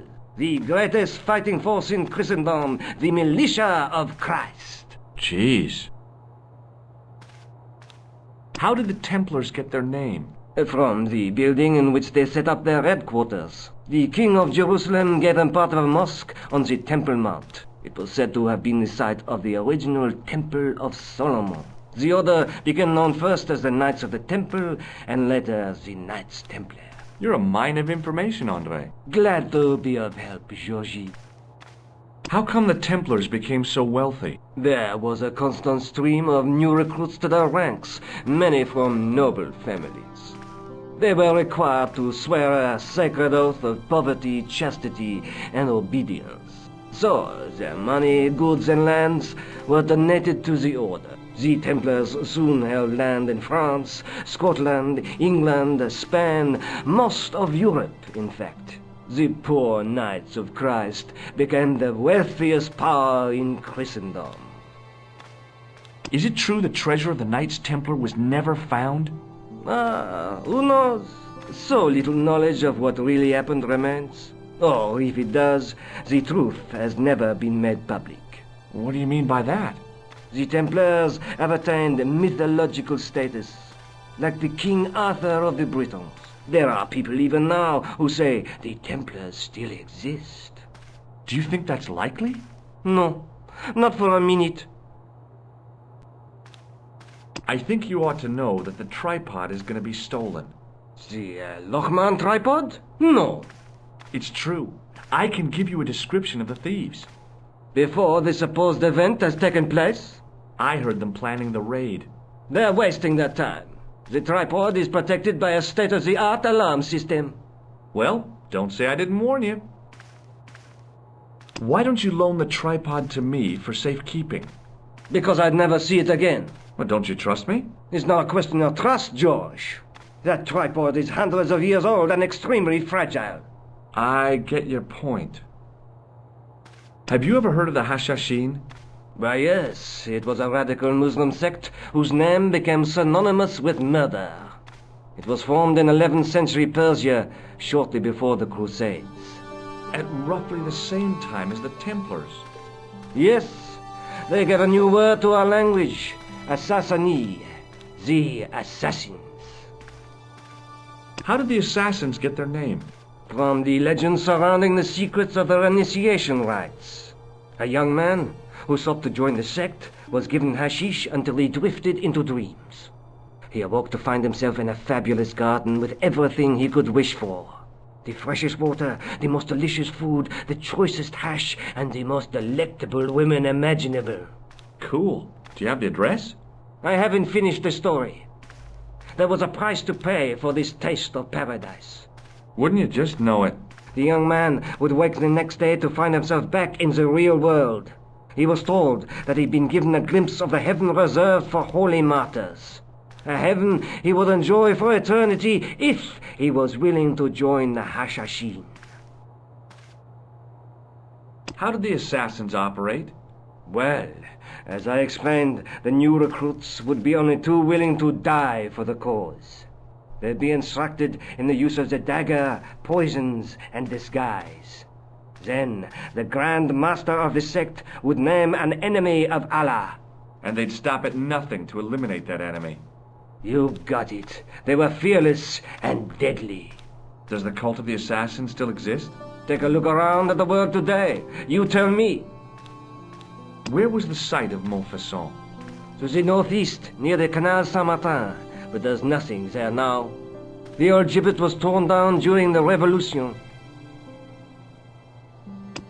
What do you make of this? It's the biggest gemstone I've ever seen. Where did you get it? From Professor Pegram's messenger boy. Did Pegram find this on his dig? Yeah, the site where this was found was a Templar castle. Do you think it could be part of the Templar treasure? No, I shouldn't think so. You're not one of those crazies who think the Templars still exist, are you? Well, I try to keep an open mind on the matter. Thanks for your help, Andre. You're welcome. Pardon me. Oui, monsieur? Do you know anything about... No, sir. The sign on the tripod says... It does? Yeah. It doesn't mention... Most... You don't know... No, it was... It thought... But why don't you... You know, I do use... You're... Can you give me any further information about the tripod? Certainly. What's the importance of John... D was the most famous... Don't you... Well, what kind of Yeah. Can I take a closer look? What? The House of It. How is the alarm... By the slightest... Thanks for your help.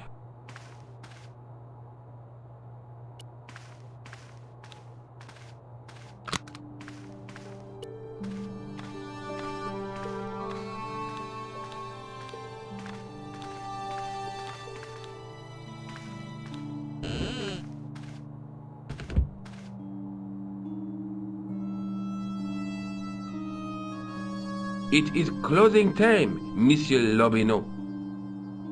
Already, there just aren't enough hours in the day. More than enough for me. I can't wait to get home and put my feet up. Eh bien, see you tomorrow. Good night, monsieur.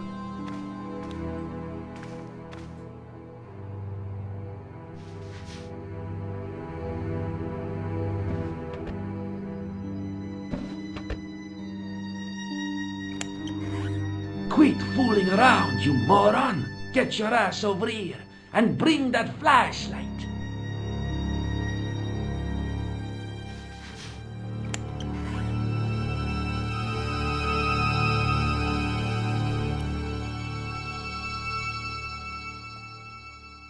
What the...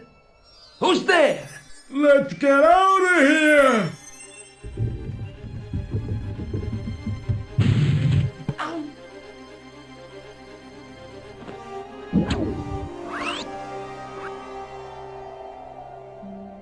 Oh, oh.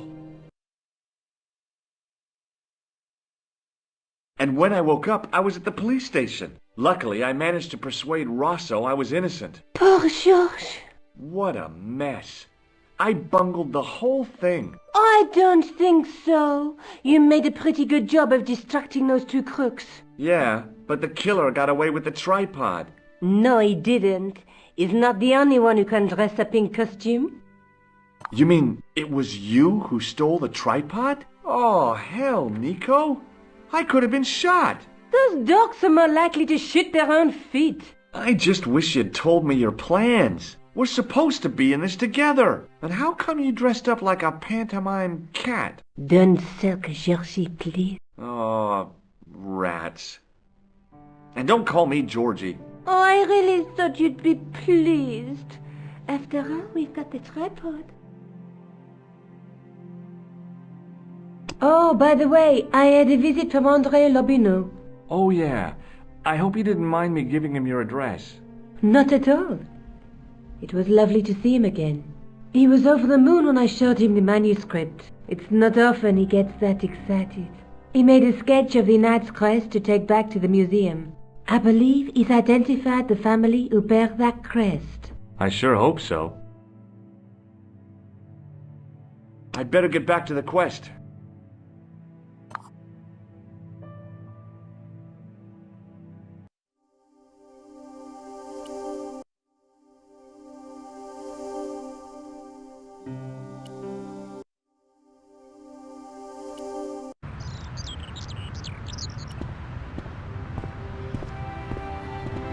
Excuse me, officer. What do you know about the Knights Templar? Les Templiers. Only that they were excommunicated in 1312 and hanged in their dozens within this very square. Boy, what they teach in the police academy these days. No, monsieur. I read it on that board over there. Shouldn't you be off directing traffic or something?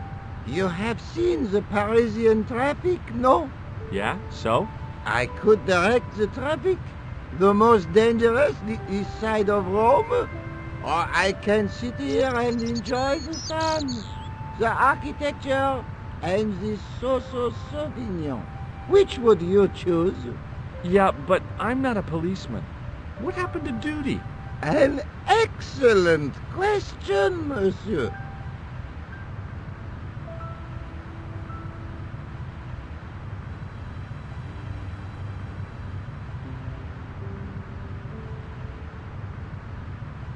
I'll see you around. Oui, monsieur. I'll be there.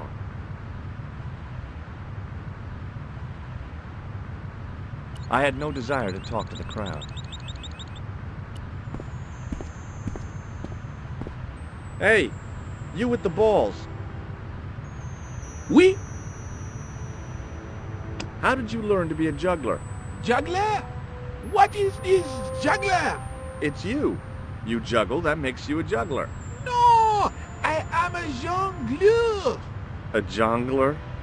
What's that? Mon Dieu! A jongleur is an artist, a master of the contragravitic aeroballetic mysteries.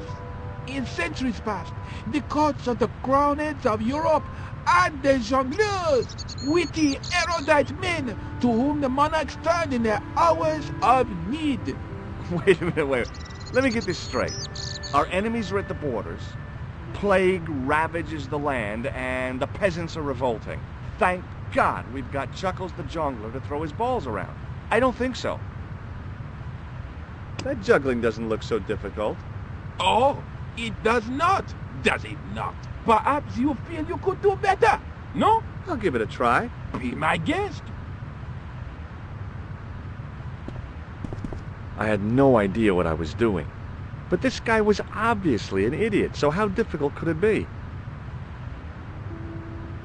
A lot more difficult than I thought. That's how difficult.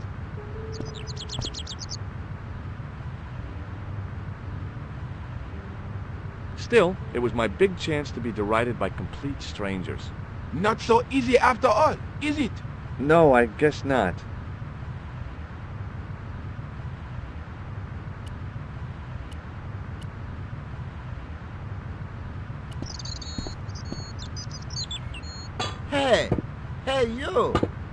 do you think you are doing? Leave that cover alone. Now. Sorry, no harm intended. You stay away from that.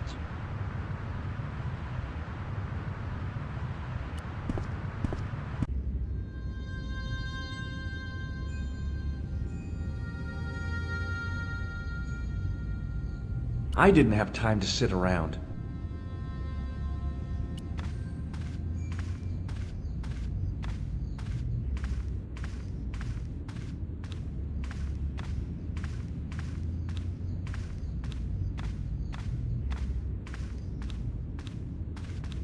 A knight, there in the company of his fellows. Biblical references engraved into the tomb edge to guide his way to the next world. I guess.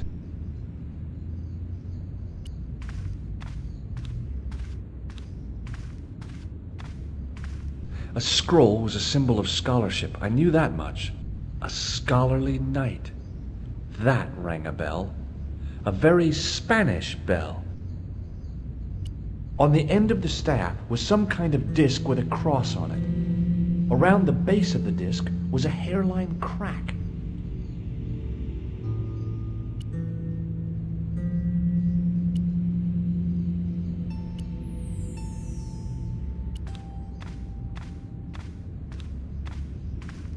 Excuse me, Father.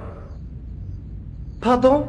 Do you mind if I ask you a few questions? Not at all, monsieur. It will be my pleasure to help you. What do you know about the Knights Templar? You have come to the right place, if that is your interest. Many of them were executed in the square outside. It was a disgrace to France. Well, the Pope was right behind it, though. Clement V was a man of mammon, not of God. That's kind of forthright for a priest, isn't it? You think so? It is hard to be sure what happened. It is so long ago. How long have you worked here?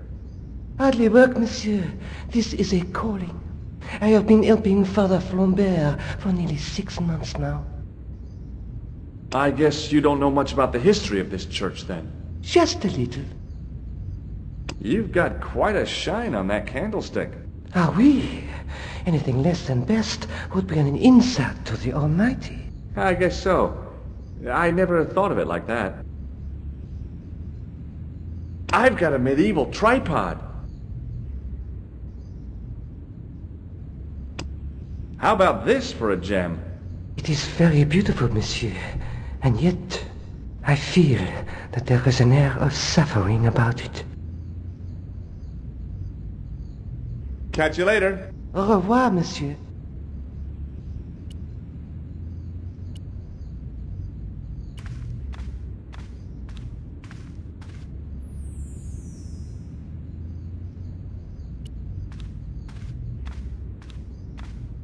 A stone knight lay at the end of a row of 4. I wondered if this guy had died in combat.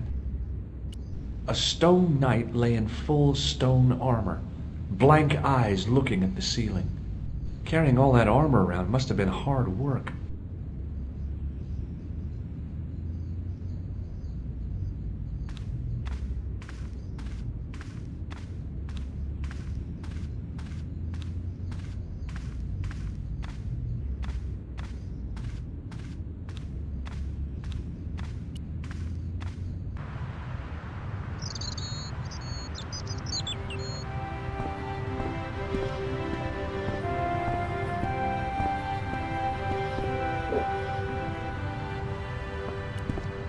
Hello again. Hello again, monsieur. I'll see you around. Oui, monsieur. I'll be there. Hello again. Hello again, monsieur. Does this red nose mean anything to you? Ah, you are a clown. Do I look like a clown? No. Although you juggle like one. Now, if I'd known you were a clown, it would have been amusing. And not a humiliation for you. What do you mean? Whoever heard of a plainclothes clown? He had a point. So you're saying that if I juggle badly with a red nose, I'd be the king of comedy. But if I juggle badly without it... You look like a pathetic loon. Oui, monsieur. You have it. I'll see you around. Oui, monsieur. I'll be there. Hi again. Oui? What is it this time? What do you know about the Knights Templar? Le Templier?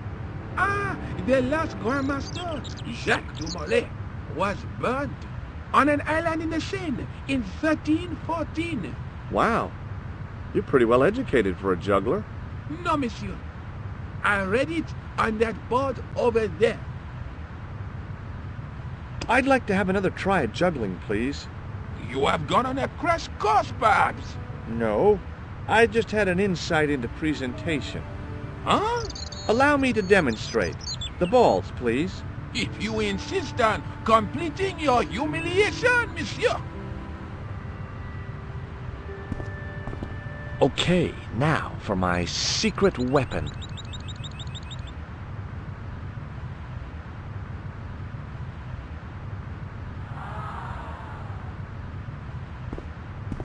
The juggler was speechless with rage. You could have mistaken him for a mime. And without a word, he collected his balls and left in a fury. Hey! You forgot one of your balls! Hey! But he didn't hear. Better still, deprived of his entertainment, the gendarme decided maybe he ought to do some policing for a change.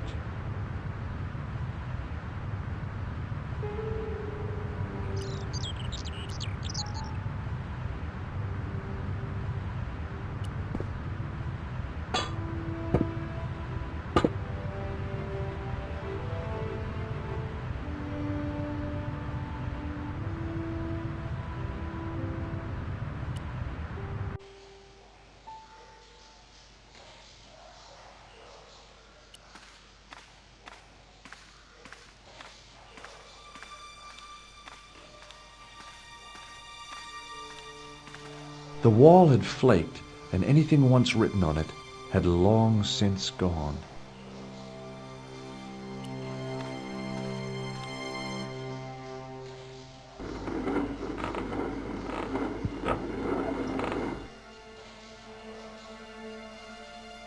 The hook lay in a bed of chain. The inscription was hard to read, but I made out Templier, and something about innocence.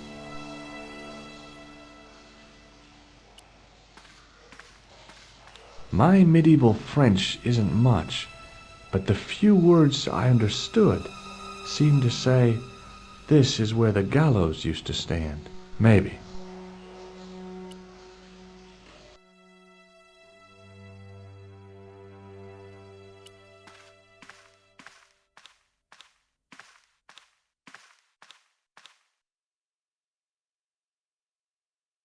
I pushed against the door, but it seemed to be locked.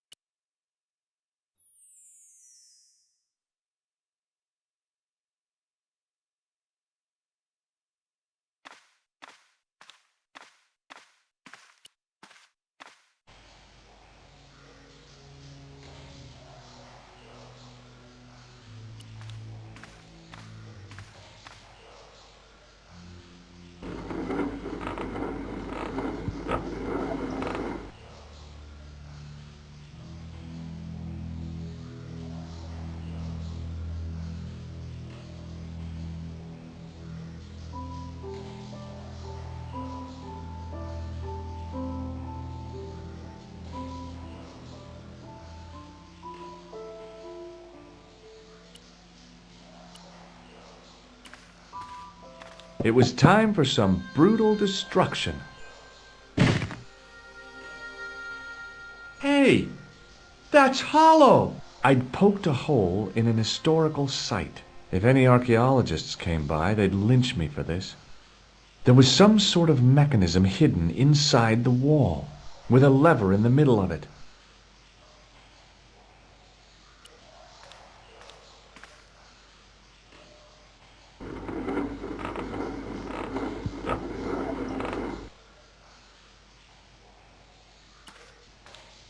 Here goes. The secret door had jammed.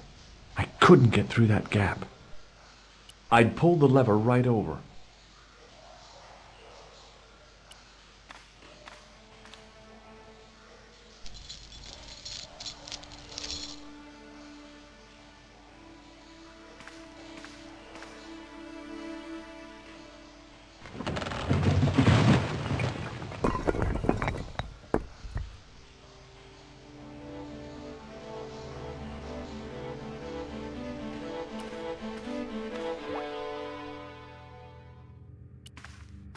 Boy, had I ever made a mess of that door.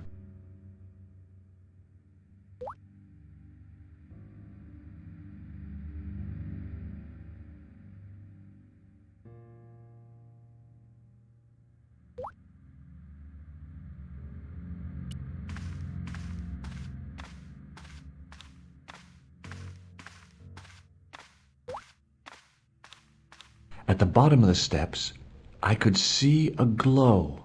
I could hear voices from the lit area. It seemed a good moment to be cautious.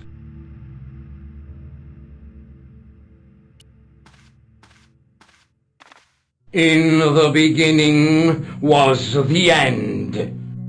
An end wrought by our enemies began our darkness. In the end will be a beginning. An end to our enemies heralds our new day. Report. The military establishments are in flux. The end of the Cold War has left them with no clear goal and as obvious targets for budgetary cuts. We have successfully promoted a sense of betrayal in the upper echelons. They feel that the politicians have cast them adrift. The pattern is emerging. Our time is now. Good. Mademoiselle? Governments are giving the corporations more respect than their own citizens. A groundswell of dissatisfaction and dissidence is growing. The corporations are becoming too large and complex for their own executives to control them. A blind belief in market forces is accelerating this trend the world over. The pattern is emerging. Our time is now. The global population's belief in those that govern it has never been lower. We have inculcated a sense of immediacy and action over forethought and planning in all the major governments. They are acting on hasty decisions that cannot be completed or revoked without appearing foolish. The pattern is emerging. Our time is now. Excellent. The tired old governments are dying a slow death from their own incompetence and our machinations. Professor, where is the broken sword? As we discussed last time, with the loss of the manuscript, our search is as a corollary hindered. And as discussed last time, you have been furnished with a dramatically increased budget. What have you been doing with our money, Professor? We are working on the principle that the Templars, that is to say our predecessors, Hold on. These are the Templars? must have left a trail when they were hiding the clues to the sword of Baphomet's location. I have a small army of historians and archaeologists ferreting out that trail. I trust these historians and archaeologists are more trustworthy than your friend Pegram. Pegram was loyal. He tried to protect the Lochmarn gem when the Hashashin came near. And failed. And don't call that Syrian maniac the Hashashin. He's an assassin. Plain and simple. That's not what he believes. He actually thinks. Silence! Do I have to remind you that we have a sacred duty? A trust? When Philippe attempted to destroy the Order, we lost the sword and our power with it. Now we have the opportunity to reforge it. But time is short. We need results. Not petty bickering. Not excuses. Now, Professor Baphomet. Yes, of course. My apologies. We will find Baphomet and the sword, manuscript or no. We have already found another element actually within Paris. Excellent. What is it? Well, we're not exactly sure at present. Ha! But I have my best people working on it. You would do well not to criticize others, Eklund. At least I have not murdered one of our own. Of course. That guy was the bogus doctor in the hospital. Marquet was a liability. Eklund dealt with him on my orders. I beg your pardon, Grandmaster. I did not mean to. Have you any good news for us, Professor?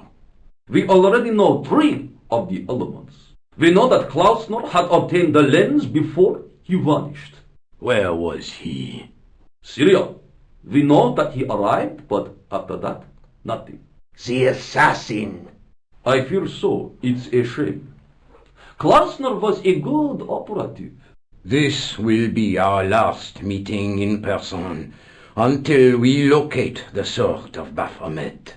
I hope that I don't need to emphasize the importance of finding it. Without it, our endeavors come to nothing. With the sword reforged, we will have the power to sweep the stage of all opposition. The next time that we meet, it will be to become the princess of this world! Wow!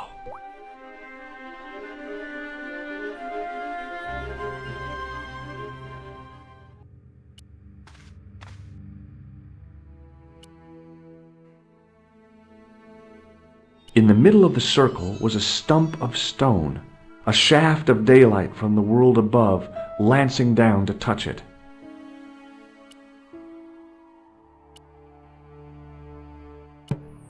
The tripod's feet fitted neatly into the notches on the top of the stump. The light, falling from above, struck the gem and scattered in 5 neat rays, and each ray picked out a letter. Starting from the left, I could read M-A-R-I-B, Marib. Now all I had to do was figure out what the heck that meant. Nico, I've seen them. Who? The Templars. I spied on their meeting in the catacombs. And you saw the Knights Templar? I saw a bunch of guys masquerading as Templars. They're after something called the Sword of Baphomet. The bogus doctor was there, the guy who killed Marquet. The manuscript is the key, just as we thought. It shows the way to the broken sword, whatever that is. And how does the assassin fit into all this? He's out to stop them. These Neo-Templars, they're men and women in influential positions. Don't you see? Plantar was one of them. The assassin killed him for the manuscript, to stop them finding the sword. But now we have got the manuscript. Yes. So, how do they hope to find the sword? I don't know. They said something about a lens and a guy called Klausner who's gone to Syria, but they didn't seem to realize the significance of the very site of their meeting. You see, after they'd gone, I discovered a stone pedestal and a carved inscription. I set up the gem on the tripod, directly below a beam of light. The gem split the beam and lit the letters M-A-R-I-B. Marib is a village in Syria. You're not thinking of going there yourself, are you? Why not? These guys are crazy and dangerous. That reminds me, you should leave the gem here. Okay, what about the tripod? I'll send it back to André, anonymously. Do you think I should go to Marib? Syria is a long way, Georges.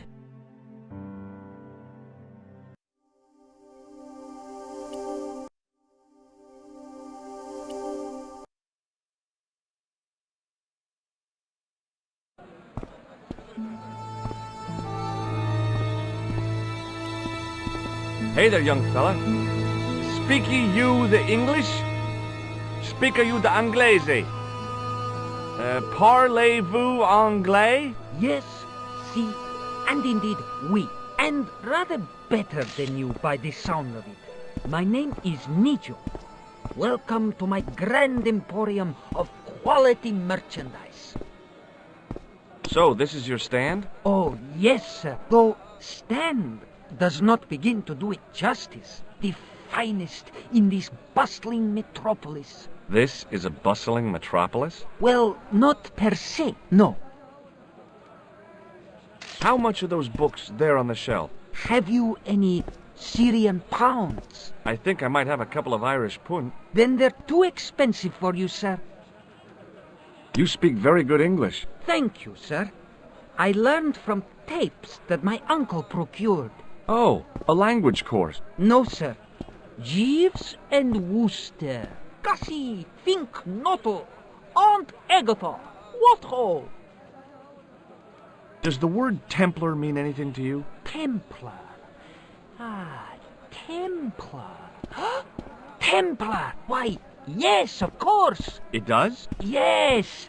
A splendid series of books by Mr. Leslie Chatteris, featuring the roguish Mr. Simon Templar. Great. That's a real help, Nijo. Anything else? The Saint television program, featuring Mr. Roger Moore of the quizzical eyebrow, and a stick man with a halo. Bing! So all Templar means to you is Roger Moore? I only watched it for the stick man with the halo. Bing! He was better animated. So I'm correct in saying that the word Templar doesn't mean much to you? Well, there was the Order of Knights who were wiped out in an Inquisition in 1312, I suppose. That's them. What else do you know? Just how much information do you think there is on a Trivial Pursuit card? A what? From the medieval edition. We had it on the stand a couple of years ago. Ask me what a feuter is. Go on, I know all this stuff. Never mind. Okay, forget about the Templars for a minute. What do you know about knights? Like the Crusaders, they came to the East on an insane and pointless mission. They sacrificed thousands of lives, including their own, for insensate pride. How anyone can find them romantic confounds me.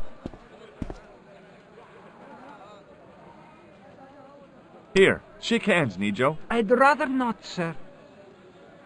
What do you think of this, eh? Oh, sir, what a splendid plaything. One day, when I am rich, I am going to build a world-renowned collection of brightly colored balls. Are you serious? In deadly earnest. People will come from far and wide to see my... Yes? ...collection. The Rockefellers and the Gettys can keep their hoards of so-called fine art. But answer me this. What good is a Picasso, I ask you, if you cannot bounce it off a wall? You may have a point. So long, Nijo. Toodle pip, sir.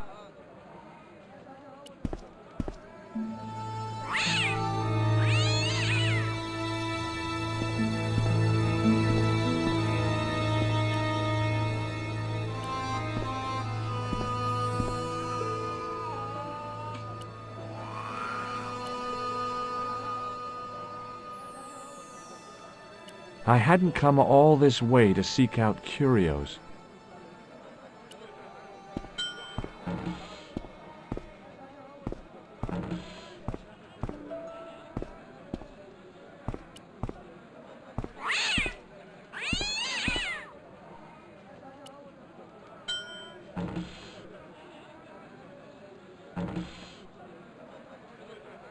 As I didn't see the point of going all the way over there to get scratched, I stayed where I was.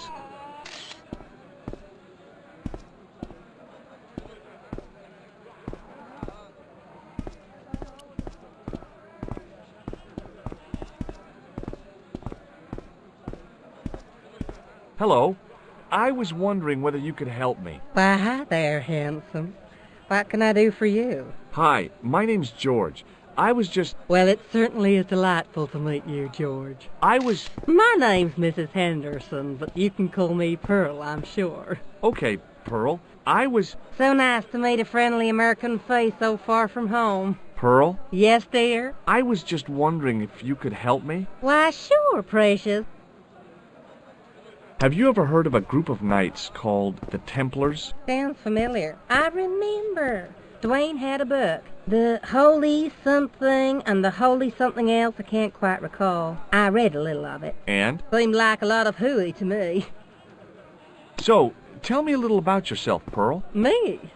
Oh, a gentleman's interest is always so flattering. Well, my husband and I run a greetings card company in a cute little place called Akron in Ohio. Akron? Cute? Little? Is your husband around, Pearl? Well, as a matter of fact, yes, he is. Sorry to disappoint you.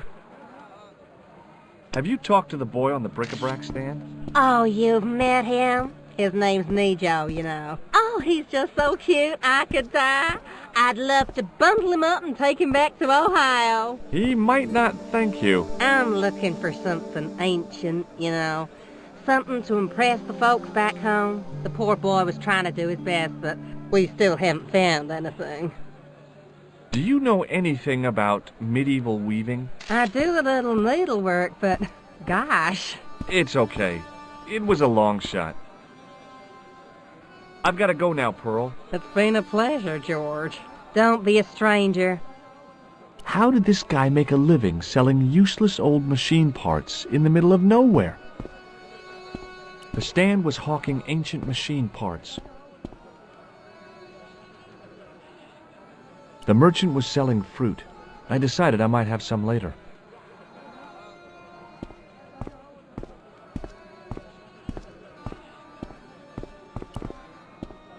Hi, I was wondering whether you could help me. Why, sure, son. Always got time for a fellow American. The name's Henderson. Dwayne Henderson. Pleased to meet you, Mr. Henderson. Hell, boy. I'm not in the office. Call me Dwayne. Oh, okay. Dwayne. My name's George Stobart. I saw a medieval picture of a woman. Royalty or nobility, something like that. She was looking in a mirror, but the reflection was of a man with 3 faces. What do you think of that? I think you should be in therapy. Do you think bulls have any significance around here? Weird question, George. Nope, I don't think they have. Do you mind if I ask you an odd question? Okay, but I might not answer it. Do you know anything about the Templars? The Knights Templar? Yep. Nope. Nothing at all. Well, you knew they were an order of knights. What I know and what I say are 2 different things, boy. I haven't lasted as long as I have in this business without knowing that. In this business? Sure. The greetings card business. Oh, please. Does the image of a knight holding a crystal ball mean anything to you? Hell no. What would a knight want with a hunk of glass? I don't know. That's the problem. What's wrong, boy? It's not a crystal ball. It all came together in my head. What the conspirators had mentioned losing. The strange perspective of the manuscript. It's a lens. Have you talked to Nijo? Nijo? He's the youngster on that junk stand, right? Yeah, we've met him. He's a smart kid.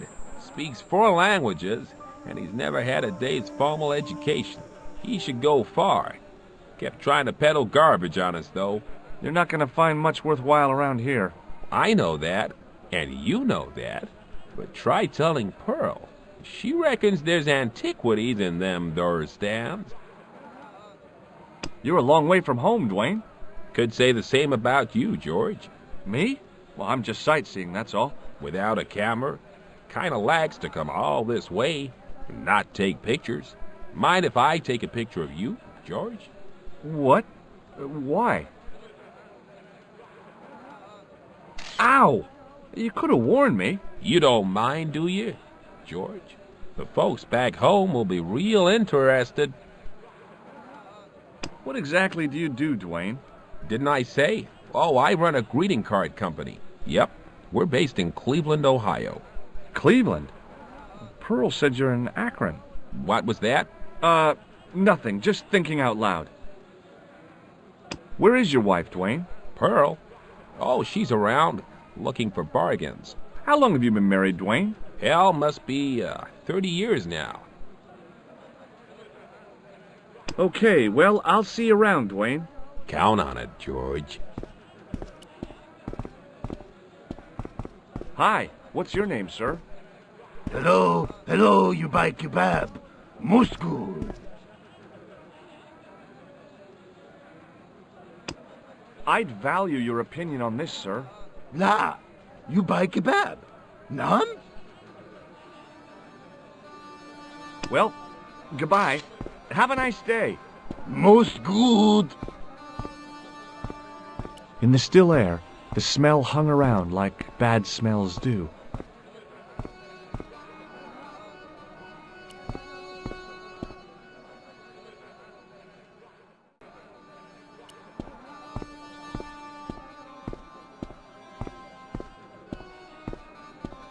Muruba! Hello, sir!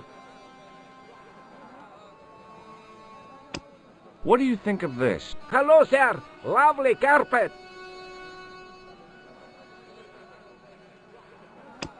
What do you think of this? Hello, sir! Lovely carpet! What do you think of this? Lovely carpets! Yes! Ma'a salama! It was the pattern. I'd seen that pattern somewhere recently. The carpet seller had an impressive collection of wares. If I had the time and the money, I might have bought a couple of rugs.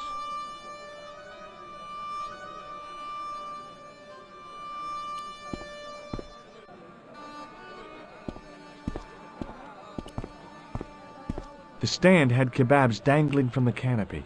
As a marketing device, it lacked something.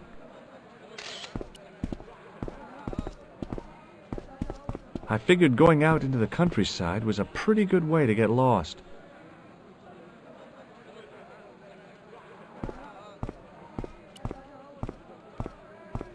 Hello again, sir. Hello. Kebab? Yes. Well, goodbye. Have a nice day. Most good.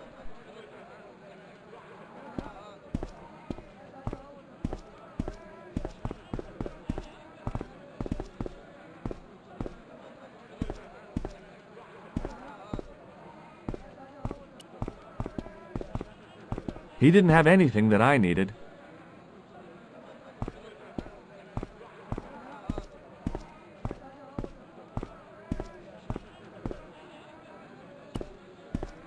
Hi, Nijo. Hello again, sir. And how may I help you this time? Is that your father lurking in the back of the stand? He is indeed a roaring fellow. Ayub's his name. You don't sound like you respect him very much. Don't I? Not only do I respect him, I rather like him. For all his bluster, we get on very well. Who's the guy selling the kebabs? Oh, that's Arto. A miserable blighter to be sure, sir. He doesn't seem very happy. He never is. Day in, day out, a face like a wet Wednesday. Whatever one of those is. Does he speak any English? Not cogently, no. What do you know about that couple? Oh, they're American. Is that all? The chap's a little odd. As for the lady, it's a funny thing. But I get the impression she's a lot cleverer than she's letting on. That's not a very friendly cat you got there, Nijo. No, sir. It is a very unfriendly cat. Why do you keep it? Oh, it's not mine. It just rests where it pleases. And today it pleases to rest there. As Kipling would say, it is a cat that walks by itself. Fiercely independent. And it smells Seriously, do you really think this thing's so great? Take it away, you tempter. I'll swap it for something off your stand. Due to seasonal financial considerations, I'm afraid I cannot. I thought you wanted this thing. I do, sir. This stand doesn't. Which in translation meant it's not really my stand, and I'll be in big trouble if I swap anything for something that I want myself. Alternatively, is there any service that you require? Not at the moment, but I'll bear it in mind. What can I do with a blood pressure gauge? Don't tempt me to tell you, sir. So long, Nijo. Toodle pip, sir.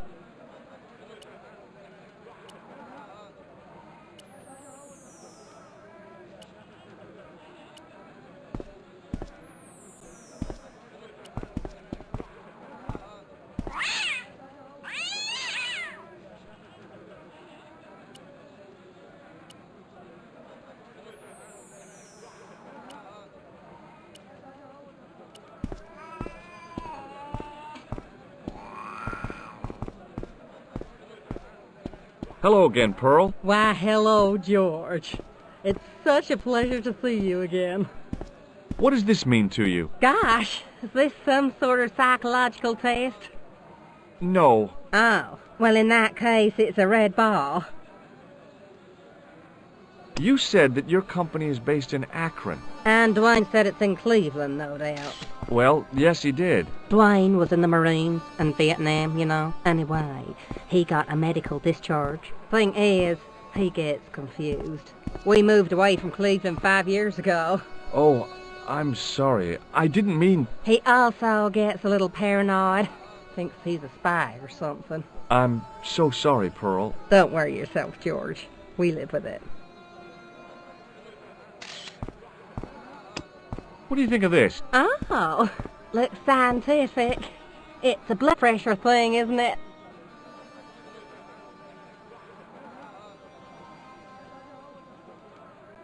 Have you ever heard of anybody calling himself Merlin? Merlin? No, Merlin. Merlin. There's an O in there. Moulin? You haven't, have you? No, darling. No Moulins. I've got to go now, Pearl. It's been a pleasure, George. Don't be a stranger.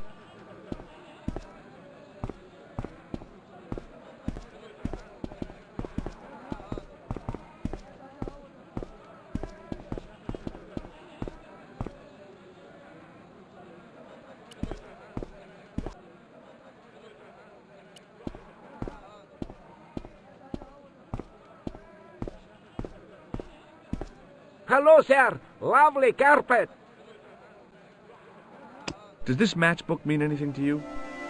Ah! Give to me! Give to me! A la mouth.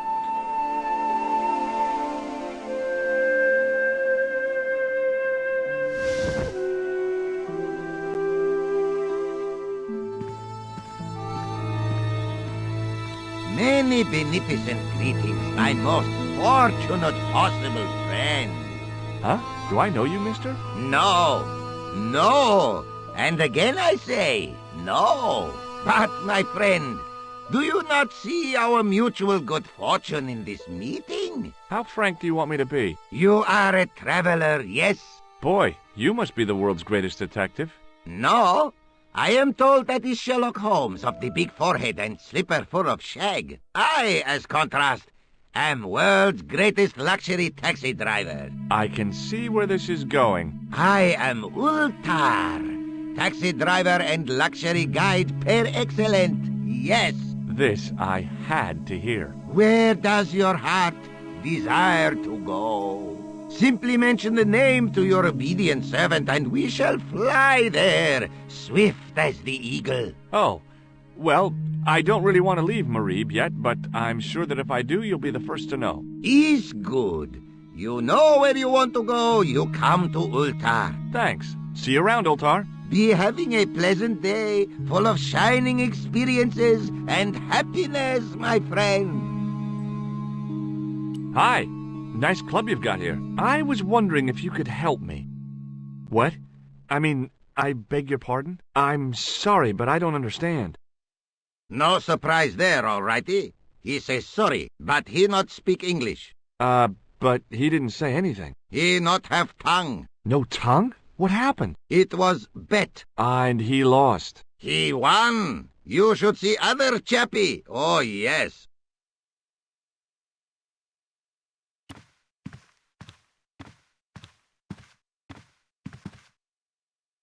Damn, the door's locked. I'm sorry? Did you say something? He say you not to go in toilet. Read sign, matey. Matey? It lose something in translation. By staring hard at the notice and squinting, I discovered I couldn't understand a word of it.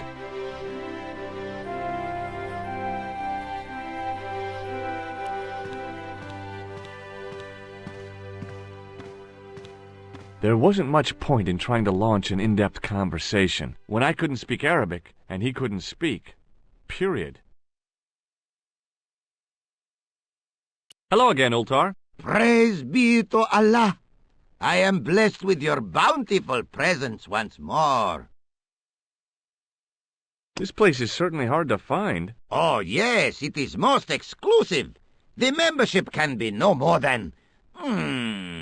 Kind sir, what would you guess the population of the village to be? Gee, I don't know, a couple of thousand? Then I would estimate the membership to be no more than a couple of thousand. What do you make of that boy in the market, Nejo? Nejo? Ha! Ayub's boy is too big for sandals. I speak splendid English, and he laugh. He say, Ultar, you big ox, you split infinitive. I say, I split your head if you stay still long enough. Ha ha ha ha ha ha! Ho ho ho ho ho ho! Pretty funny, yes? Hilarious. You should be on cable. What do you know about the kebab seller? A most miserable man. Ultar say, cheery up, matey mate, it might never happen. And he say, shut up, Ultar. Fancy that. Not at all. Arto has face like the drizzle that falls on the midweek afternoon, whatever that is. Have you met the American couple? Have Ultar met them? Have Ultar met them? Yes, Ultar have met them. And? They most ungenerous. Ultar offer to show them wonders of countryside. They say, is there anything ancient? Ultar say, yes, of course. Nature is ancient. They say, no, anything ancient made by men. And Ultar say, have you seen Taxi? Fan belt older than Ozymandias. Ha ha ha ha! But they gone. Could you tell me what that sign means? It's a door stay shut until brush come back. Signed, the management. Oh, what does that mean? Manager buy lovely new toilet brush, leaves it by wash basin for 10 minutes, come back, it been stolen. Not even out of wrapper. He damn cross. Lock up toilet and say, nobody use fine pristine toilet until brush given back. We say, what we do till then, eh? He say, cross legs and use superior willpower. And that's what you've been doing? No. Ultar use bucket. Do you know anything about the Templars? Of course. Yes? What can you tell me? Great she-bop band of the 60s. No, that's not really... Who put the bop in the bop, bop, bop, bop, bop? Yeah, eternal questions. Have you seen this man before? Oh, most certainly. Was here only yesterday. Here? Yesterday? My God, he's close. Yes, he was asking lot of questions, just like you. What did he ask about? He asked about American called Stoby. Stobart? Yes, Stobart. You know him? The killer knew my name. What else did he ask about? He asked about German man called Klobner. I tried to remember the name of the man the conspiracy had lost in Syria. Was his name Klausner? Sure, that is what Ultar said. Klausner. I told this man in the picture, Klausner wanted to go up to Bull's Head. Hold on, he wanted to go where? Bull's Head. Big hill, 10 miles out of town. Maybe 60. When was that? Oh, maybe a week ago. What can you tell me about this Bull's Head Hill? It's most magnificent. Lovely views. Worth visiting. Yes, by indeedity. How do I get there? No. Let me guess. You need fine luxury guide to take you there in air-conditioned taxi. Woe is me. Where can I find such a guide? And Ultar is most luxurious guide for most literally some way, in any direction. Gee willikers, lucky old me. Are you desirous of my pleasant and luxuriant service? All right, let's go. First, I regret the formalities. A trip to the Bull's Head. 50 Yankee dollars, please. $50? I don't have $50. Oh, most unhappy event. Ultar then sorry, but he cannot take you on ride of lifetime. Hold on, Ultar. Is there nothing I could barter with you? Word that it was so, beloved friend. But my taxi needs gas, and its muffler needs the muffler doctor. Trading for these things is not possible. My heart weeps for the injustice, but it's bucks or zip, or unfortunate American. Well, I still don't have any cash on me, American or otherwise. Oh, unfortunate, most extreme. The delights of the Bull's Head Hill then must wait, I fear.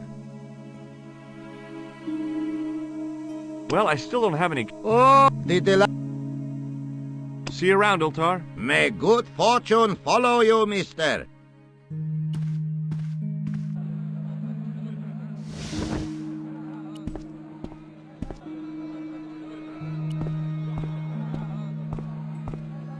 Suddenly, I realized the horrific truth. The guy was basting the kebabs with a toilet brush. Well, goodbye. Have a nice day. Most good.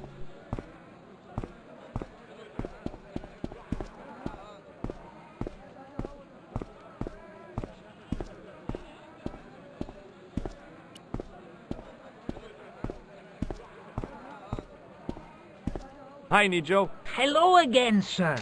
And how may I help you this time?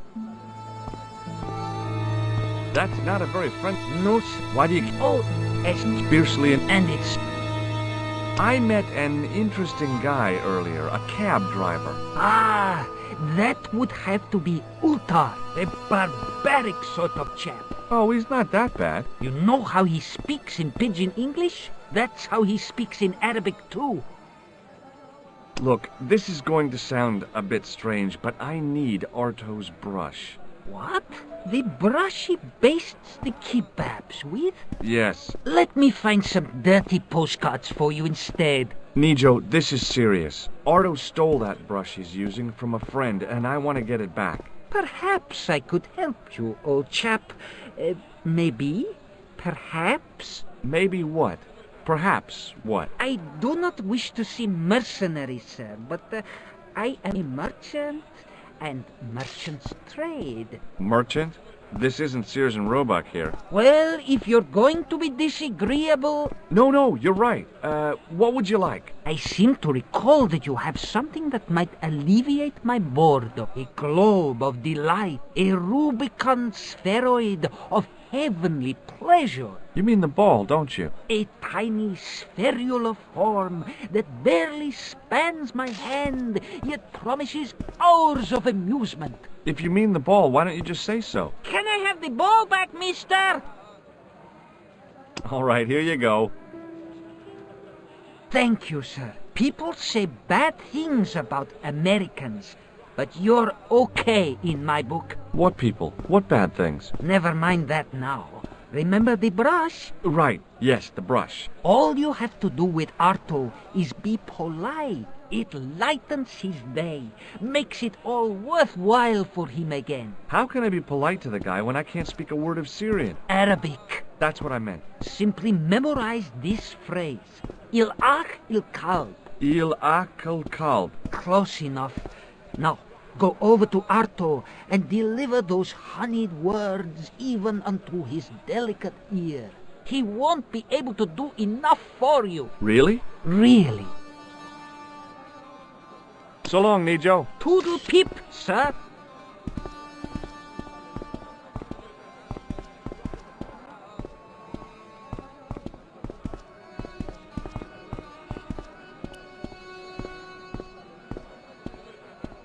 Hello again, sir. Hello. Kebab? Yes? Il Akul Kalb? Filthy! Bad! I'll kill you! Whoa! Calm down! Feet, do your thing.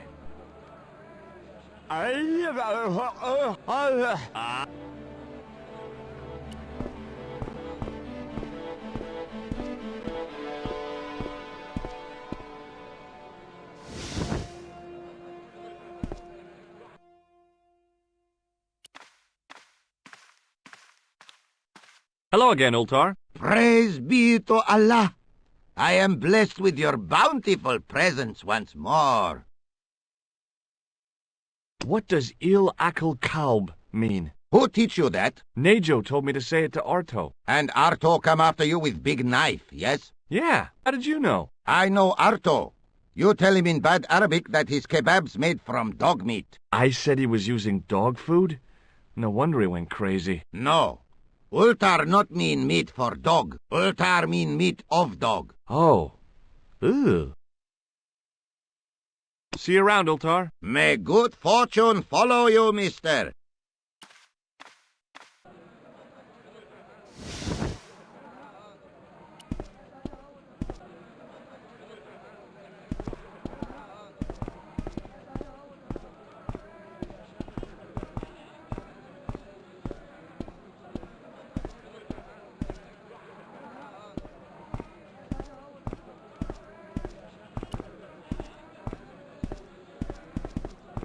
What the heck did you tell me to tell him? Patience, sir. Patience? Patience?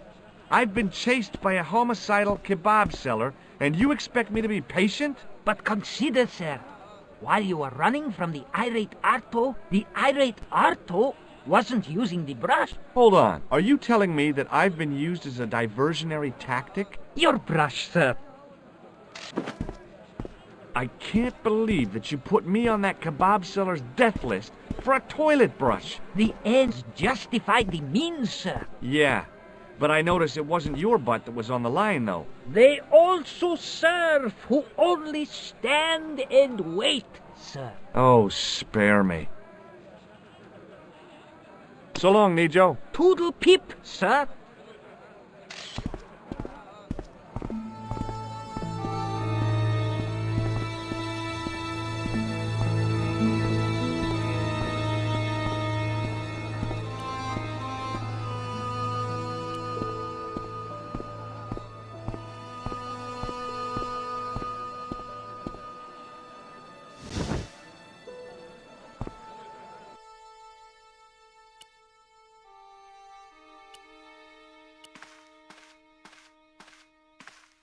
Here's your brush, sir. It wasn't easy getting it back.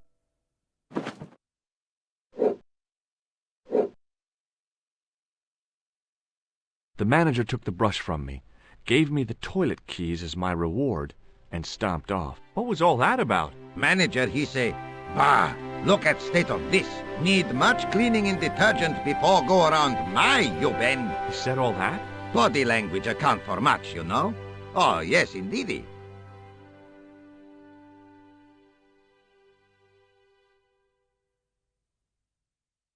I hadn't felt a need to spit since I was 12.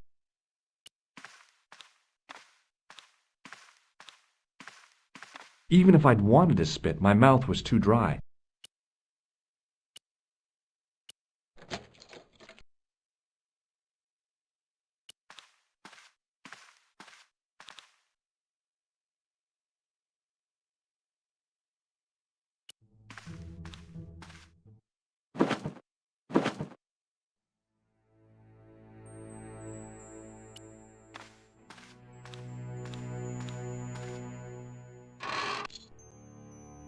Oops. I hadn't drunk anything since the morning, and I didn't need to use it.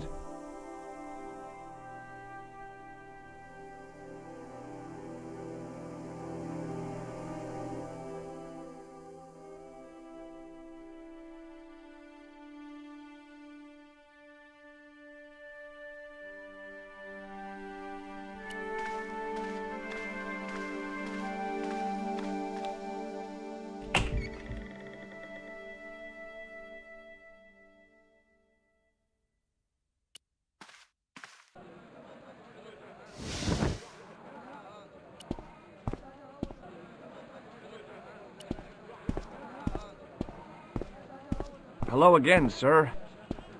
Filthy! Bad! Okay, I'm going.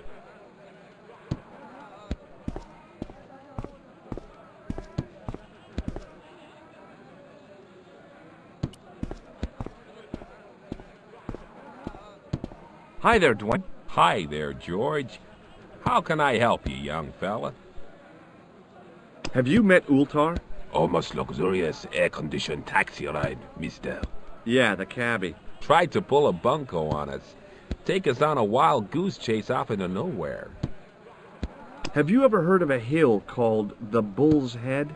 Can't say as I have. Where's that? I don't know. I'm trying to find out. Bull's Head, huh? I must remember that. Sounds scenic. Have you had any dealings with the kebab seller? Absolutely not. Pearl's already had one attack of Montezuma's revenge. Okay, well, I'll see you around, Dwayne. Count on it, George.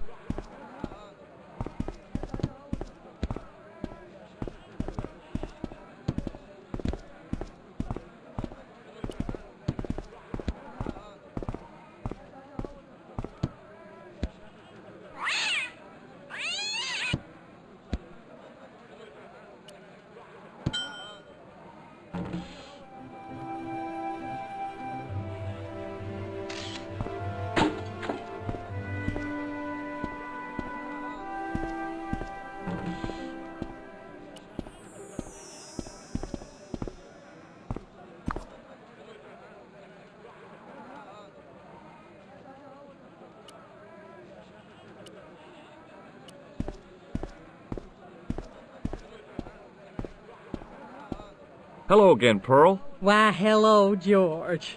It's such a pleasure to see you again. Are you interested in antiquities? Am I? What have you got there, George? How about this fine statuette? Oh, George, that'd be ideal, except, I don't know. It looks new, George. You wouldn't be trying to make a fool out of me, would you, George? Good God, no, Pearl. Nothing could be further from my mind.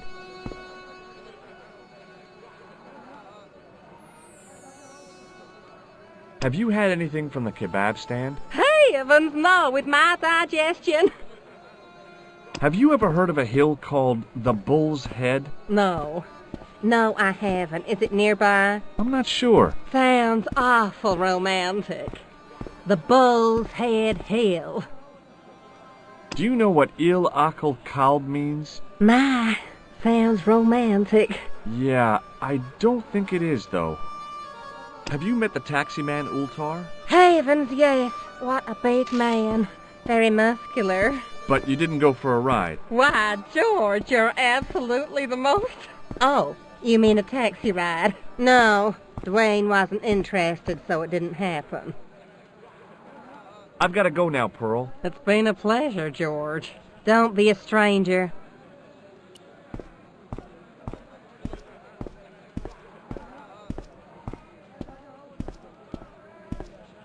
Hi there, Dwayne. Hi there, George. How can I help you, young fella? What do you think of this? Looks like the kind of thing Pearl might be interested in. Not old enough, though.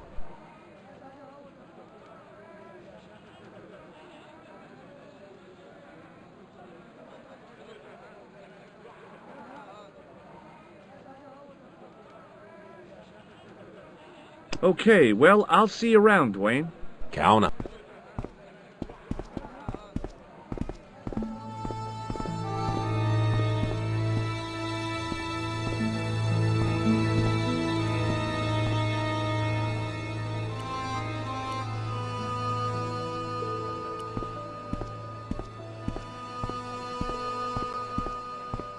Hi, Nijo. Hello again, sir. And how may I help you this time? May I have this statuette? It is broken, after all. Certainly. And when my father deals with that feline for breaking it, you can have a Davy Crockett hat as well. So long, Nijo. Toodle pip, sir.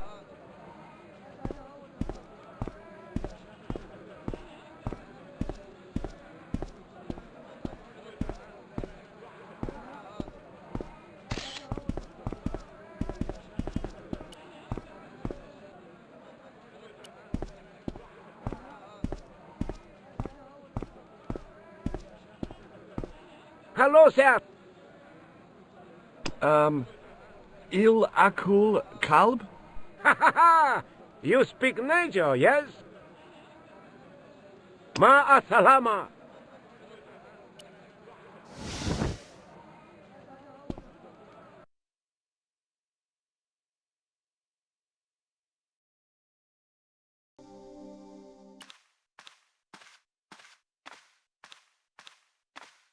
I knew the door was locked. I'd need the key to get in there.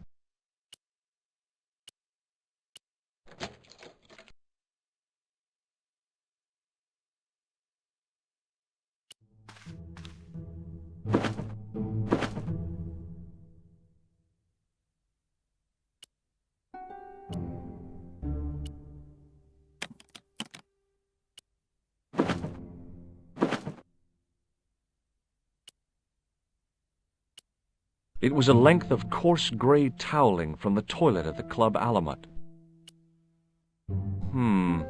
Maybe not.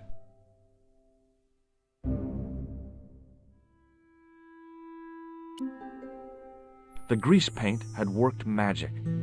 Now it looked like aged marble instead of cheap plaster. Maybe not.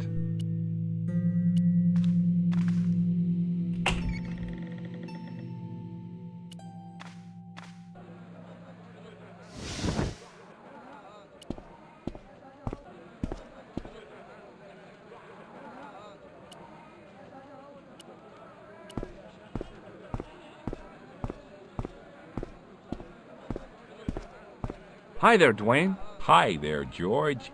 How can I help you, young fella? What do you think of this? Good gravy. Looks old. Yeah, I had to turn this town upside down. Boy, your luck's better than ours. Looks Roman. I wouldn't know. What'll they say back home? How much do you want, George? Oh, I couldn't. It's the find of a lifetime. I mean... $50. Take it or leave it. I'll take it. Here you go.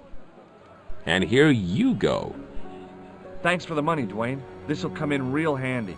I ought to be thanking you for finding this Roman statuette.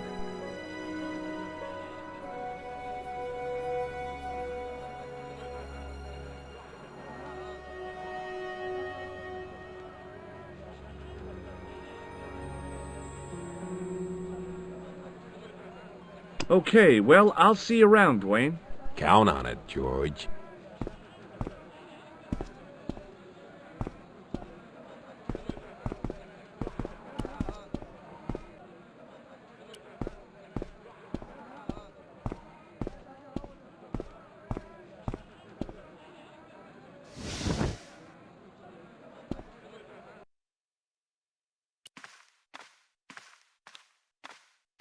Hello again, Ultar. Praise be to Allah. I am blessed with your bountiful presence once more. About Bull's Head Hill. Are you desirous of seeing this most splendid place? Well, maybe. A terrific bargain. Only 50 of your Yankee bucks. 50, huh? Okay, it's a deal. Here's the cash. Ah, most splendid. As you say, the cash price moolah is correct.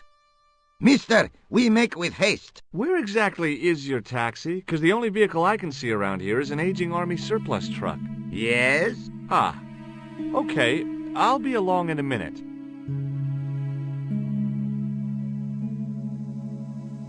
It didn't seem right to take off with the toilet keys, so I left them on the bar.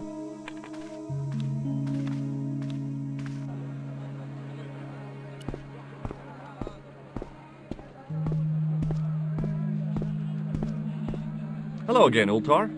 His most splendid and adventurous client.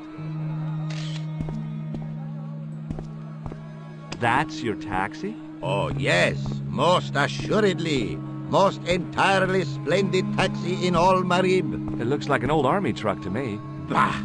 You Americans with your checkerboard caps and your Judd Hirsches. You have lost sight of what a taxi should truly be. About 4 tons by the look of it. There, You have hit the nail in the nutshell. Okay, already, let's go. Regrettably not, most esteemed pair. There is a minor problem of a tiny nature. The fan belt has taken it upon itself to break. So, what are you gonna do? What can I do? I must wait for a ride to the garage for a replacement. How long is that gonna take? 1 day, maybe 6. I can't wait that long. We gotta get moving. But how, my friend? I'll think of something. Bye for now, Oltar. May good fortune follow you, mister.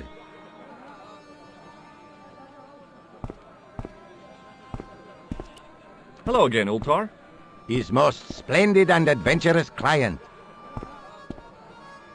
No. That is not a good idea. What does this toilet chain mean to you? You got brush back so you could steal chain? You're sure strange cookie, mister, yes? Is this any use to you? My friend, the very thing, yes!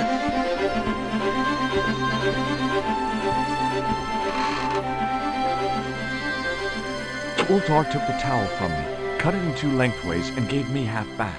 With his half, he did the kind of fan belt replacement that's normally done with stockings. Now, if I knot the ends together, so... Serviceable, yes? Very serviceable indeed. Stockings might work on a Bentley, but on a truck, the coarse toweling did the job nicely. Come along, my friend. You want to see the bull's head? Yes!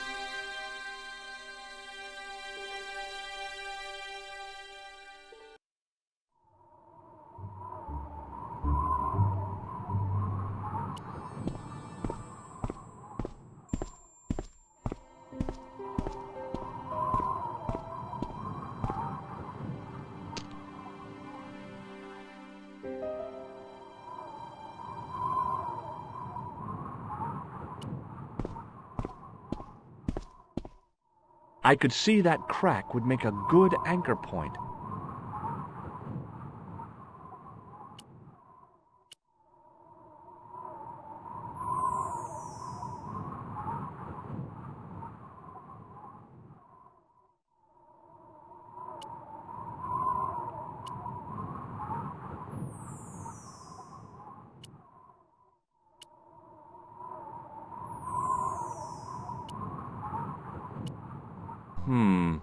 Maybe not. With a flourish, I tied the end of the towel to the stick with a textbook reef knot. Maybe not. Maybe not. I could see that crack would make a good anchor point.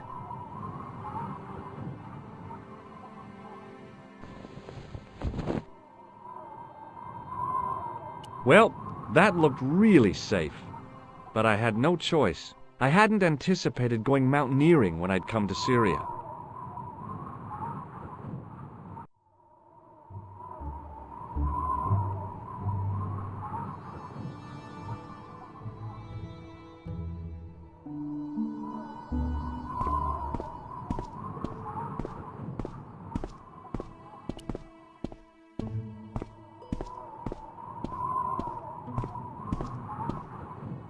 I didn't like the idea of putting my hand in there. But hey, what the heck? I was only risking mutilation. No blade took my hand off at the wrist, and no scorpion stung me, for which I was very grateful. But there was something in there, a metal ring, as wide as my hand. I took a firm hold of the ring and tried not to think of death traps, and pulled. Whoa there!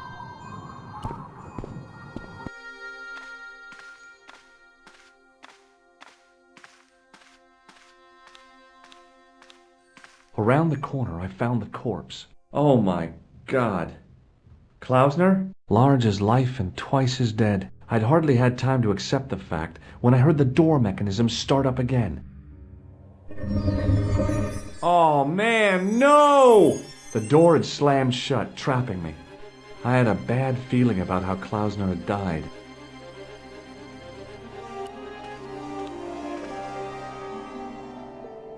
Whatever had been in the bottle had been drunk. Klausner must have died of thirst and dehydration.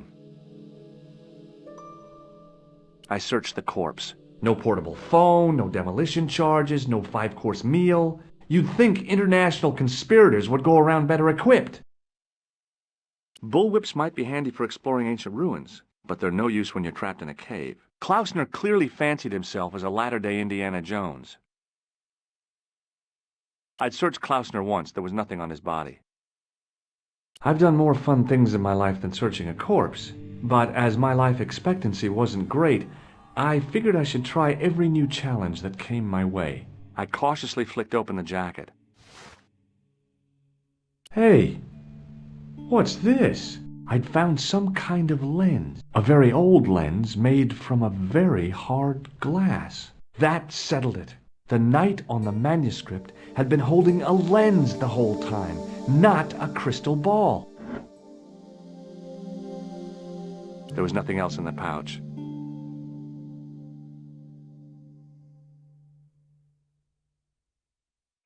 I couldn't think of anything to do with the statue, apart from scaring small children with it.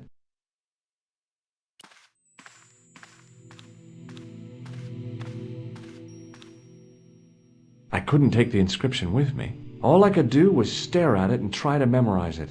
In accidenta cita est in ora mundi. Okay, that would have to do.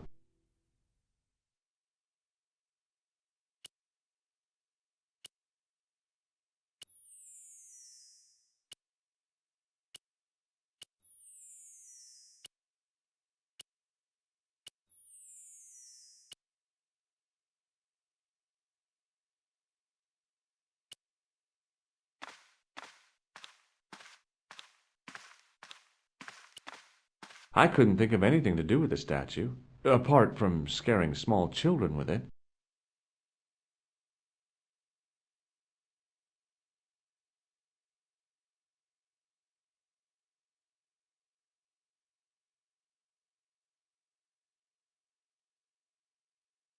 I couldn't think of anything to do with the statue, apart from scaring small children with it.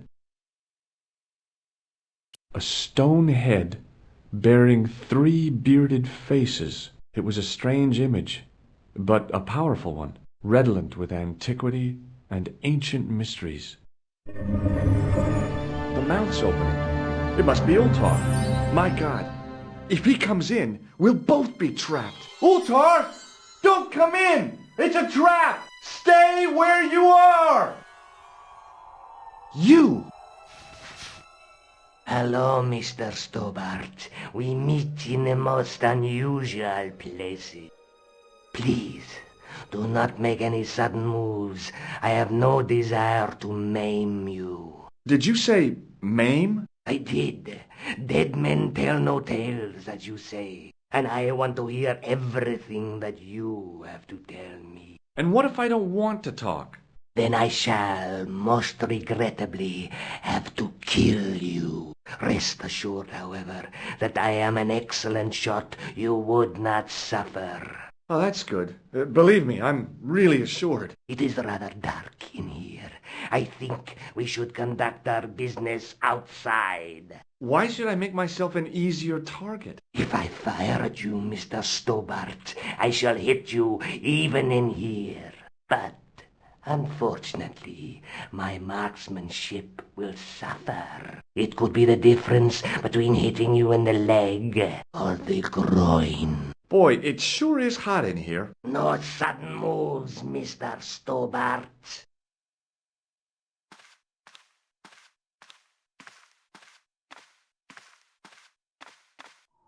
Now then, where shall we start? How about being bosom buddies and you putting that gun away? Klausner, do you know where he is? Yep, he's dead. Just around the corner of the cave. You want to look? I'll take your word for it. How did he die? Starvation or dehydration by the look of it. He was caught in this trap you were shouting about? Yes, I suspected as much. The Templars were not ones to give away their secrets lightly. Was he carrying anything of importance? Yeah, he was carrying some sort of lens. I've got it with me. Give it to me. I don't think so. Don't be a fool, Mr. Stobart. If I give it to you, what's to stop you killing me? What is to stop me killing you anyway? You might hit the lens. Not if I shoot you in the head. When I fall, the lens might get broken. Yes. You plead convincingly, Mr. Stobart. Perhaps you will live to see another day. Perhaps. Was there anything else? Well, there is something, I guess, but you can't move it. Yes? What is it? It's a treasure map. X marks the spot. Come now. Do you expect me to believe that? Yeah, okay. You caught me. But round the corner, there is something in Latin up on the wall. Latin? Do you remember it, Mr. Stobart? In accidenta cita est, in ora mundi. Ah, the words of Caesar. Yes, that makes sense. Well, I know that roughly it means to the west, to the edge of the world. But what the heck is that about? It tells me where the sword of Baphomet lies. Mr. Stobart, I am sure that you are just what you appear to be. A gifted amateur. Thanks, I think. But I can no longer tolerate your interference. There is far more at stake than you realize. So what are you gonna do? I regret that we must end this here and now. Your only choice now is whether you die like a man or like a dog. Okay, you're the boss. I'll take my medicine. You are an honorable man, Mr. Stobart. A rare breed. I should like to shake your hand. Yeah. Well, what the heck?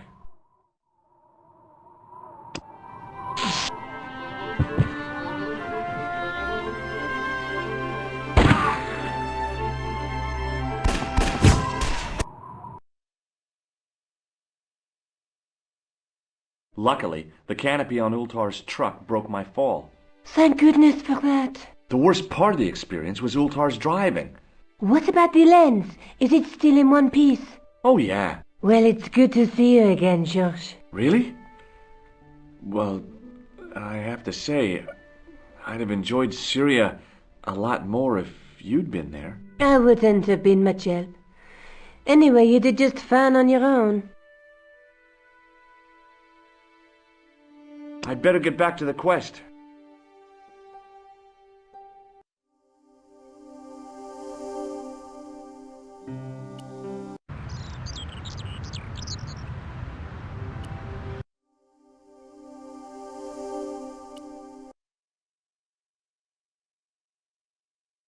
Hello, George. I'd better get back to the quest.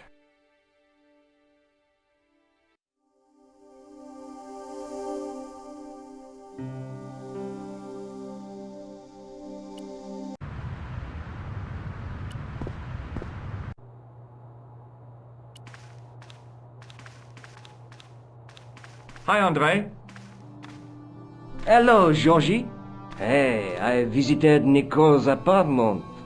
Yeah, she told me you came by. Ooh, quite a fine Georgie boy. I didn't expect anything quite so sexy. I hope you're referring to the manuscript. Oui, of course. Where have you been? Nicole said you were away. I just returned from Syria. Syria? On the trail of the Templars? It's a long story, but I found the bull's head. It was referred to on the manuscript, remember? Yes, what is it? A secret cave built into a high cliff face. In the cave, I discovered a map bearing a phrase in Latin. In occidenta cita est in ora mundi. The island of Britain. Lies at the edge of the world, to the west. Strange. That map seems to contain a series of pointers. Like I said, it's a treasure map. What did you make of the manuscript? It dates from the time of the Crusades. We guessed that from the Templar seal. It's a story and pictures like a modern-day comic book. What story does the manuscript tell? I don't know. It was probably produced for the tourist market. Tourists? Oh, oui, pilgrims in their thousands on their way to Jerusalem. The tourist trade is nothing new, you know. It's been around for centuries. Ever since Joshua made a packet selling souvenir bricks from the walls of Jericho. Have you deciphered any of the images on the manuscript? There's very little I can be sure about. The slang of the bull could be a reference to Mithras. Who's he? A Persian god, almost as popular as Christ at one time. The only thing I can be sure of is the knight. He's Spanish. How can you tell that? The writing on the shield, the reference to Ave Maria. No self-respecting knight from Northern Europe would have borne a coat of arms like that.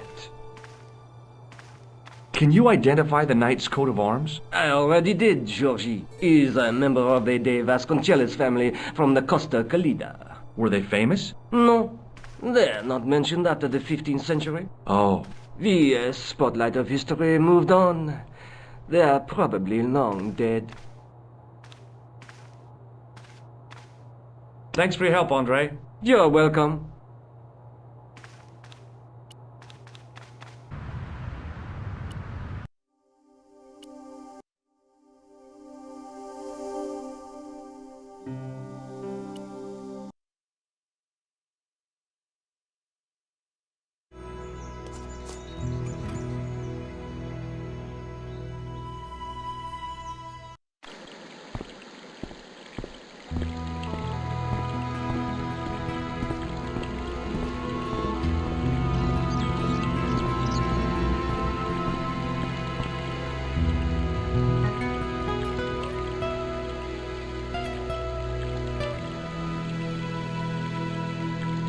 I'm no student of architecture, but the little building looked old.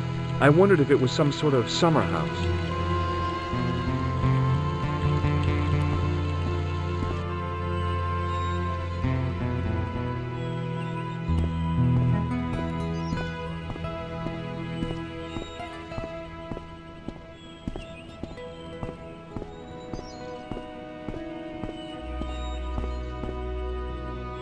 Rats. It's locked.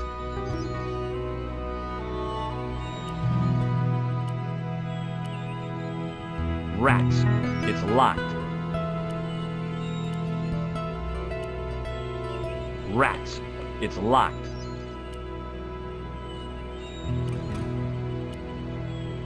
Rats. It's locked.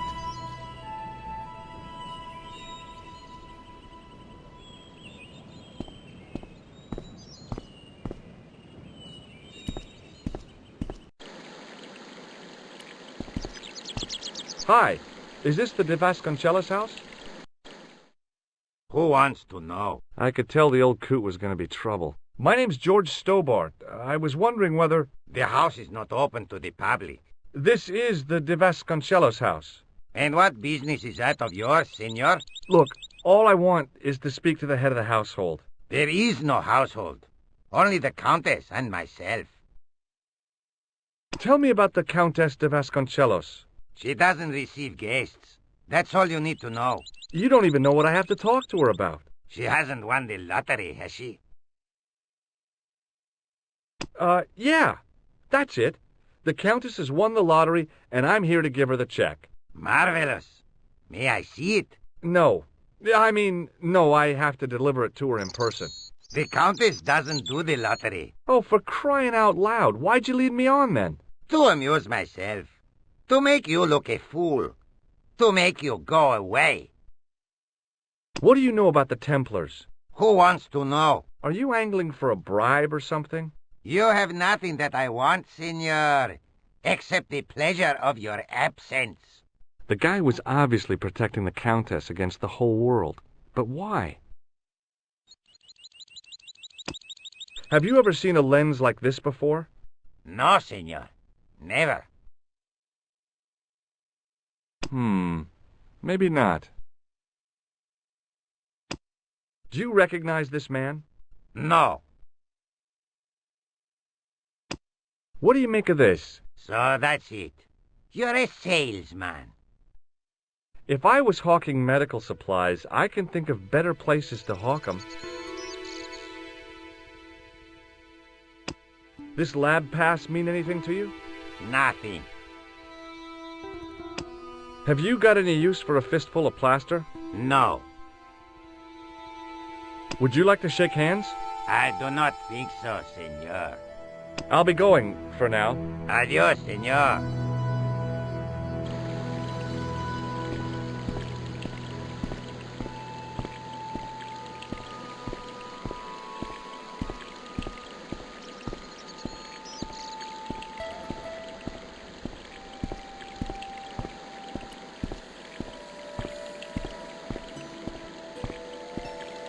I didn't like the idea of carrying 30 yards of hose around me, so I left it alone. The hose ran from some sort of utility room all the way to the lawn.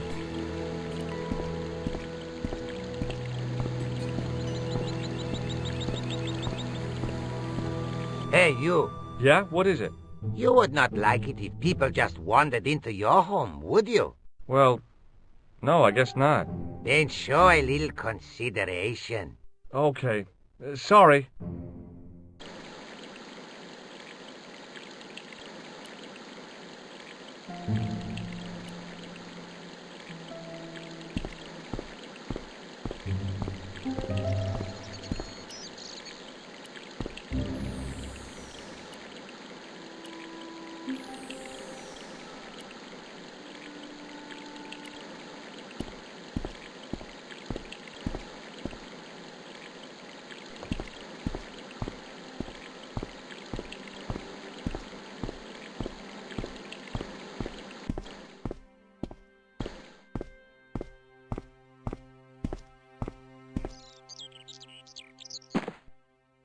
My hose has stopped. Yeah? See, my hose never stops. Well, I'm sorry to hear it. It's always sad when an old tradition comes to an end. Did you have anything to do with it? Well, I'm shocked. I'm mortified. How could you think such a thing? Very easily, senor. Very easily. I'm going to find out why my hose has stopped. And that means going into the house. You are not, absolutely not, to go in the house. If you do go in the house, I will set the dogs on you.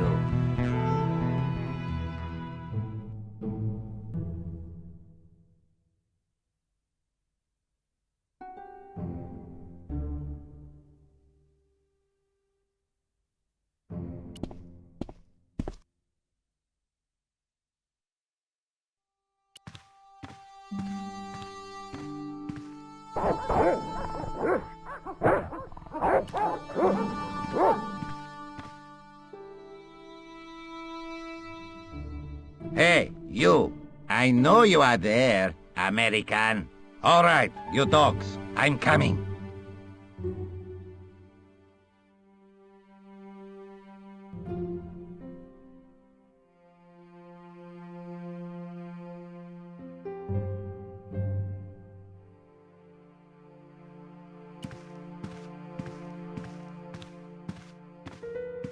It was a small mirror hanging over the sink. From the scum in the sink, it looked like he shaved there. It was just a little utility room with no exit, unless you counted the window, and I didn't.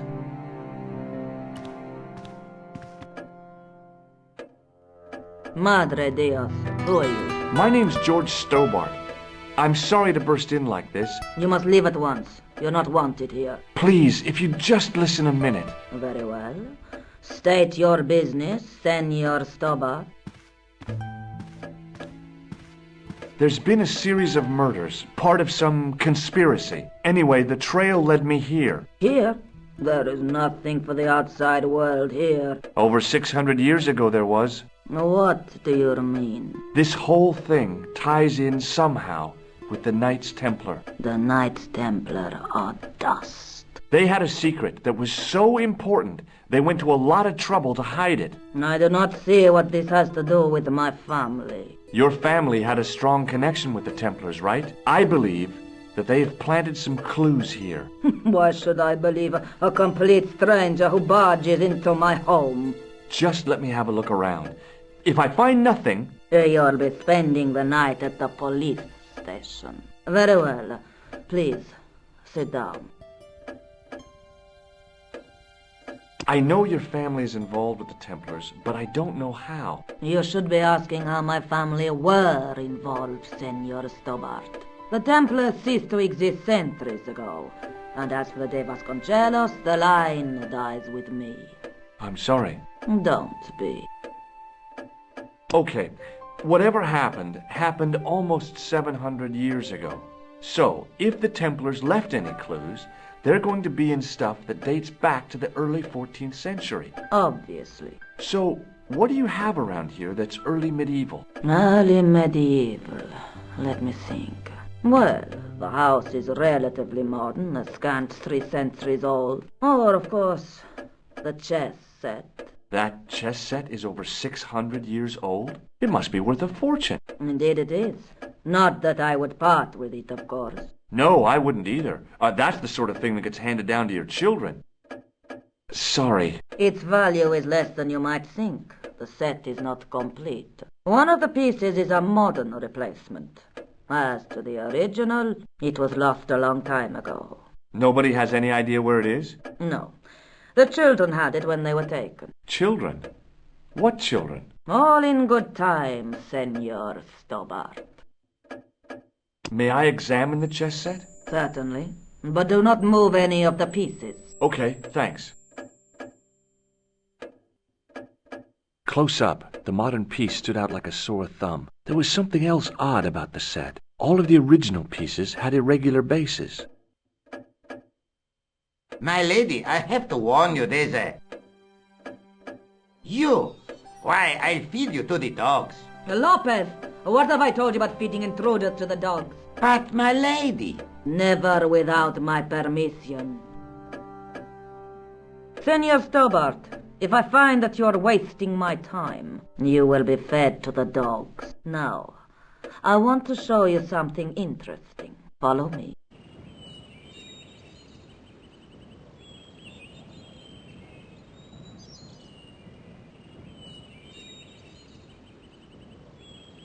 Lopez, unlock the door, por favor.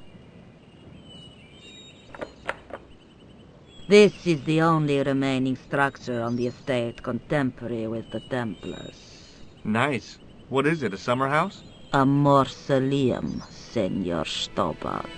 Oh. Come with me. Hey, senor. Yeah?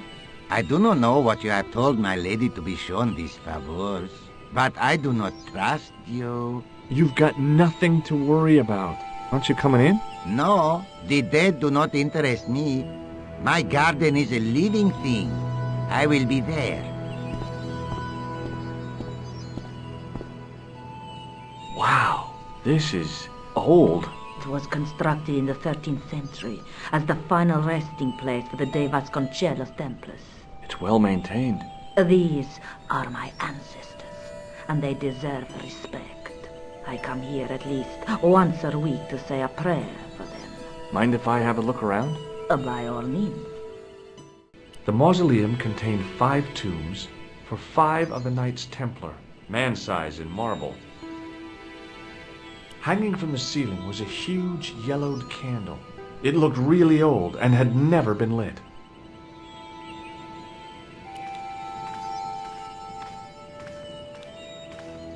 A big statuette of the Virgin Mary kept an eye on the place. On removing the Bible, I found a pattern on the lectern top. Hey! It's a checkerboard! Close up, I could see that the pattern was made up of glass squares over a checkerboard pattern.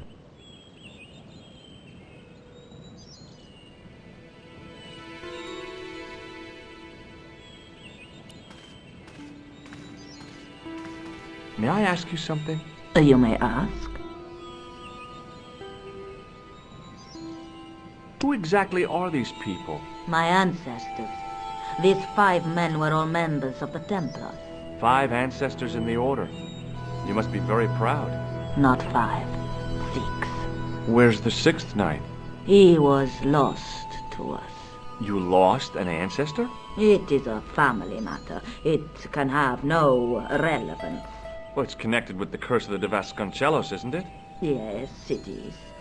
I hope you will honor my desire not to talk about it. Okay, well, I'll leave it for now. Is the Virgin Mary really the right person to be sharing a mausoleum with 5 knights? You are showing your ignorance, Senor Stobart. The Templars were dedicated to the Virgin Mary. What's the story with the glass chessboard? Glass chessboard? Oh, the pattern on the lectern. Purely decorative, I'm sure. There are pieces of glass missing from it. Oh, it has been like that since I was a girl. The gaps in the glass chessboard look awfully deliberate. No, it is ridiculous. What possible significance can it have? It's part of a chessboard, and the gaps are for... Senor Stobart. You cannot mean... This place was built for the Templars. Your chess set is as old as the Templars. It's kind of suggestive, isn't it? I think this must be it. This is what the manuscript is pointing to. This is extraordinary.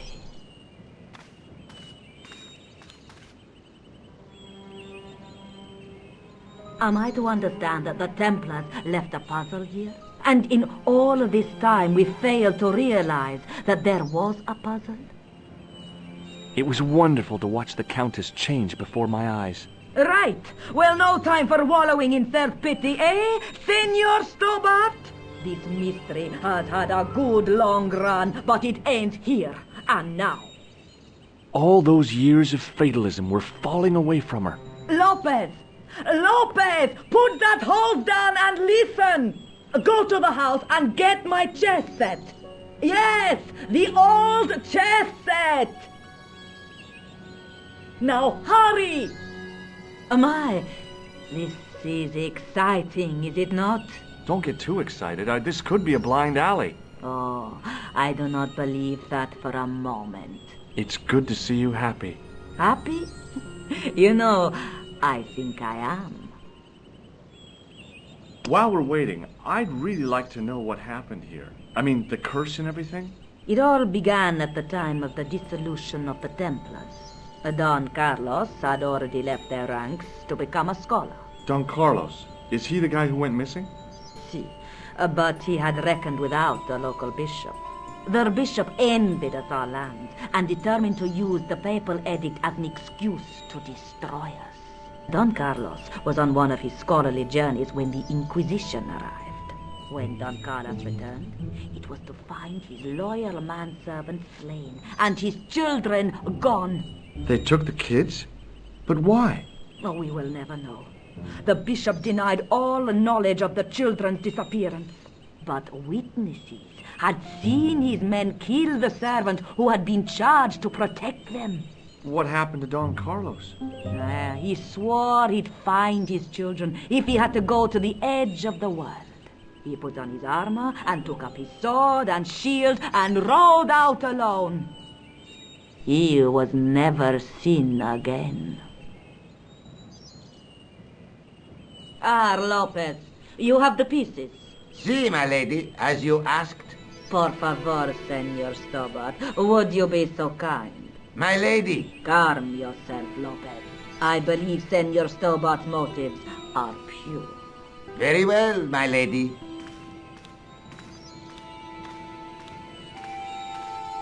My lady seems to trust you. But you don't. No, senor.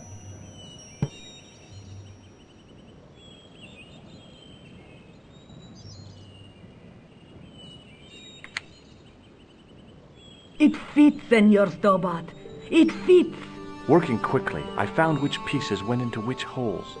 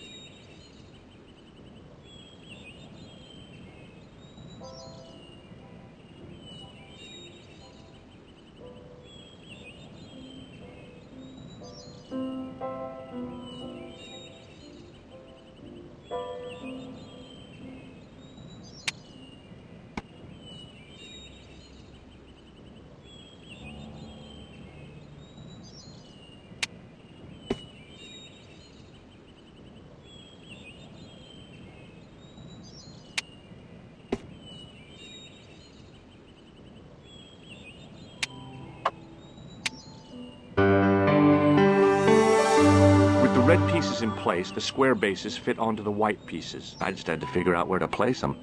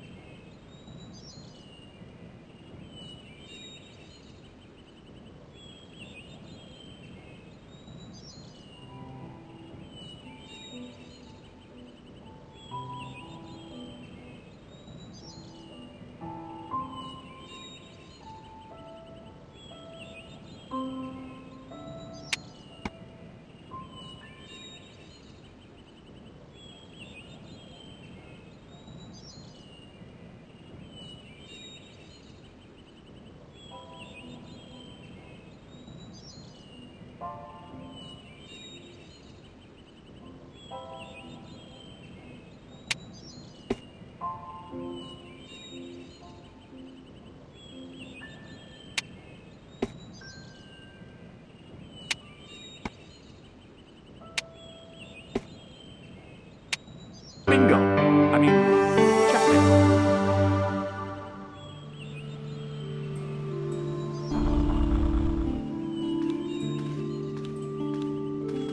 Senor Stobart, look! What is that? It's not the Holy Grail, is it? No, Senor Stobart. It is the communion chalice of the De Vasconcelos, missing for almost 700 years. Wow. Well, go on. I cannot. I can hardly believe it is real. Go ahead. Live a little. Are you sure? This is your moment of triumph, Senor Stobart. Sure, I'm sure.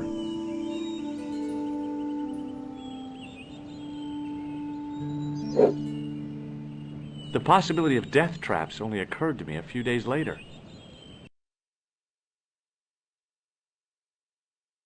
So the curse of the De Vasconcelos is lifted? Oh no, the Countess was thrilled to find the lost chalice, but there's still the riddle of the missing knight. Well, you can forget about that now and get back to finding the Templar's secret. Actually, I promised the Countess I'd find Don Carlos. You what? I can explain everything. You have got the odds for a withered old Spanish aristocrat? The Countess entrusted me with the chalice and the quest for her ancestor's tomb. You're as crazy as she is. Haven't you got enough problems? Khan and the Templars? It's all part of the same thing. The chalice is important, I'm sure. The manuscript pointed us to the knight, and I have to find him. What then? I don't know. But when the knight and the chalice are reunited, maybe I will. Is there something going on between you and Labano? What business is it of yours? We agreed all this, the clown, the Templars, strictly business, remember? Yeah, but... So get off my case! This is the chalice I discovered in Spain. I still can't figure out why the Countess gave it to you. After losing it for all those years, she simply gave it away to a total stranger. She's one prawn short of a paella. The Countess is a fine lady. You shouldn't compare her with seafood. I wouldn't be surprised if there's something going on between you and that Countess. Are you serious? She's old enough to be my grandmother. I'd better get back to the quest.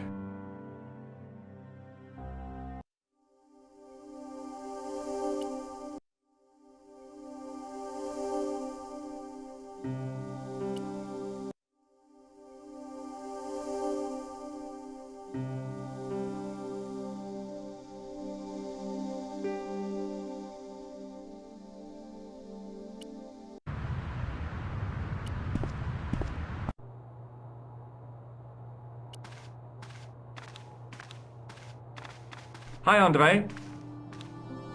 Hello, Georgie. What do you make of this cup, Andre? It's a 14th century communion vessel. Spanish, probably.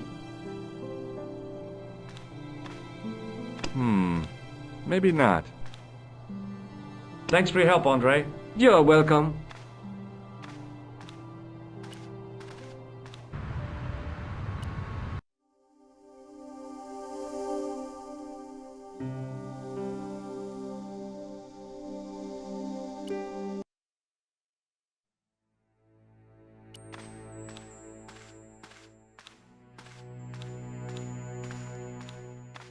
Sergeant Moo? Yes. What do you think of this chalice, Sergeant? Not much. It's over 600 years old. It looks it. I wouldn't drink from that rusty old thing if I was you. I'd like to Yes, miss. Out this. Could you... One, their name... Bon. See you later, Sergeant.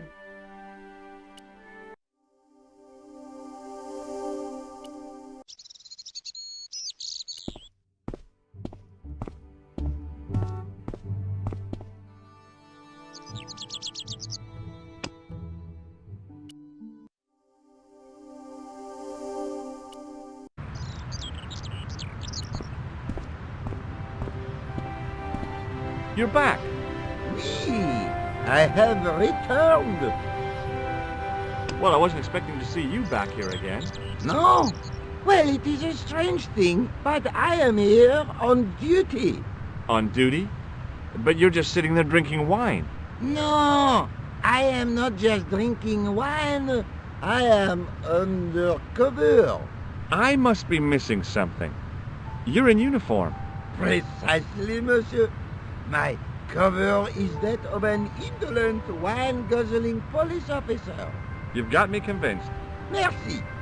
But in reality, my every muscle is poised, every nerve honed. I am drawn tight, ready to pounce. Bang! Who or what were you planning to pizzang on? You must have heard, monsieur, of the terror that is gripping Paris. You mean the killings? Oh, at last, someone's taken action. People die every day. No, I am on the trail of Sieur Jacques. Who? Sieur Jacques, the terror of the subterranean city. He pops up here, he pops up there. The cops, they seek him everywhere. Is he so hush or beneath the neck?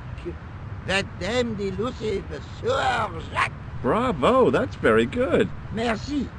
I was up half the night writing that. Who is this Sieur Jacques character anyway? Ah, if we but knew that, we could have him in custody in an hour. But he is cunning. To despoil the sewers of our fair city, he has committed many deceptions.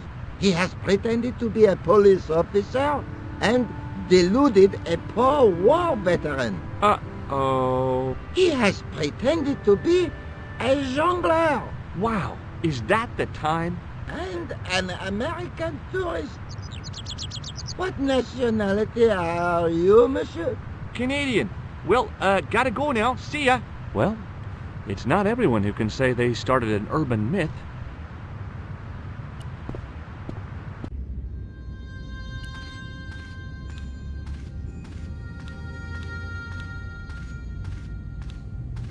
Hello again, Father. Bonjour, monsieur. How pleasant to speak to you again.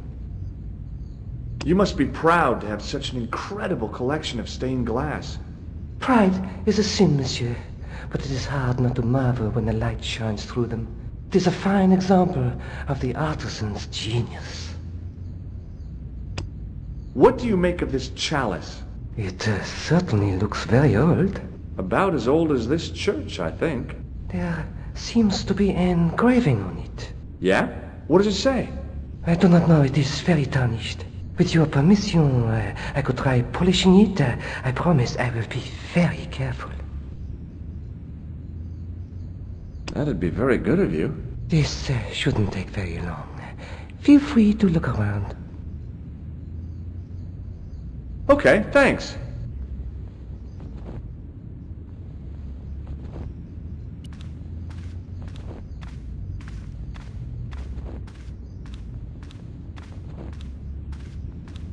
A knight, there in the company of his fellows. Biblical references engraved into the tomb edge to guide his way to the next world. I guess.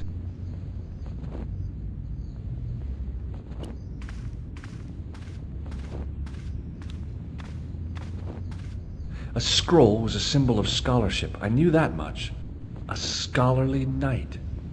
That rang a bell. A very Spanish bell. A statue of a knight holding a staff and a scroll. The statue had any secrets. It was concealing them pretty well. I didn't recognize the biblical story in it. I was a Sunday school dropout.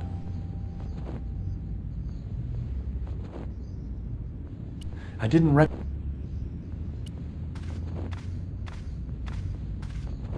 A stone knight lay in full stone armor, blank eyes looking at the ceiling. Carrying all that armor around must have been hard work.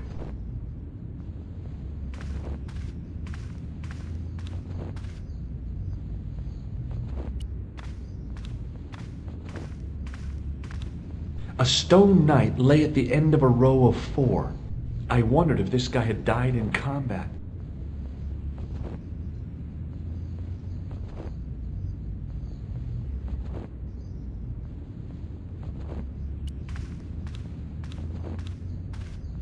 A statue of a knight holding a staff and a scroll. The statue had any secrets. It was concealing them pretty well.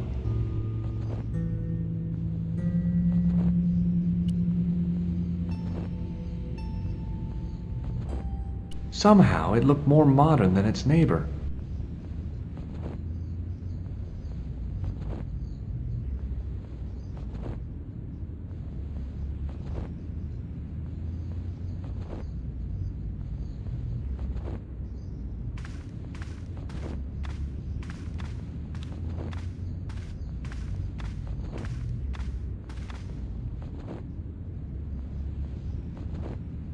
A knight, there in the company of his fellows.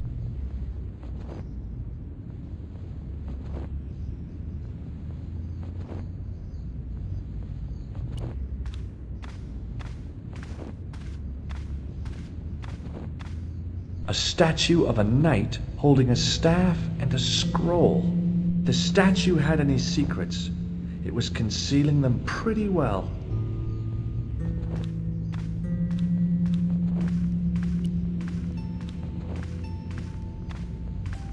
On the end of the staff was some kind of disc with a cross on it. Around the base of the disc was a hairline crack. A statue of a knight holding a staff and a scroll. The statue had any secrets. It was concealing them pretty well.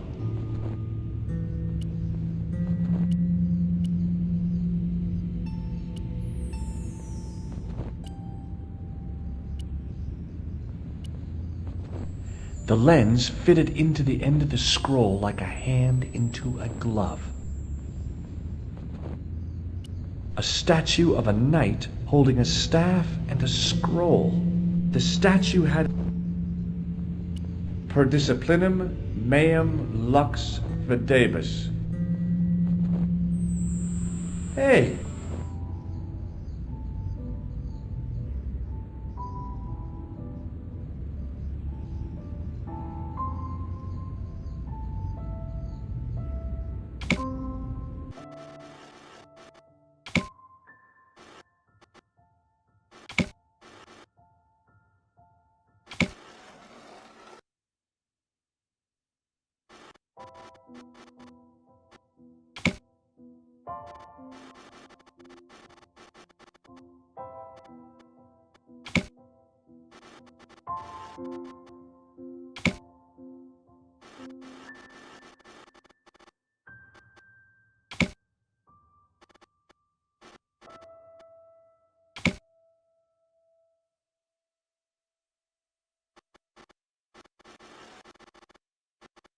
The distortions came sharply and broke up. It was a Knight Templar, burning at the stake. And below him a date in Roman numerals. A Knight Templar burning at the stake, and a date. Let me see. MCCCXIV. That's 1314.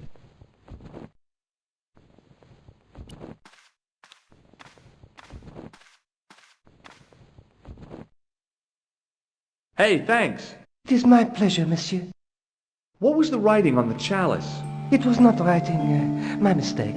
It was a coat of arms. The remarkable thing is that it seems very familiar. Yeah? Oui, I think I have seen it on that wall tomb in the far corner. That winged horse is quite distinctive. Do you speak Latin? You ask this of a priest? Okay. Can you tell me what per disciplinum meum lux videbus means? Let me see. That would be, by my teachings, you will see the light. I think. Yeah, that's what I thought too. I noticed that the stained glass... You have a keen eye. It was a... Oh, man. Oui. Boy, What a shine you got on this! Merci. It is all in the wrist action. Catch you later. Au revoir, monsieur.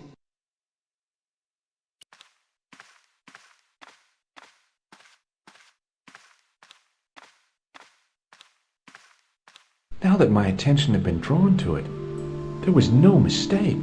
There was no name on it, but the coat of arms was undeniably the Pegasus of the De Vasconcelos family. I'd found the last resting place of Don Carlos. My eye was drawn to the biblical references carved into the edge of the tomb. Hey, maybe these biblical references mean something.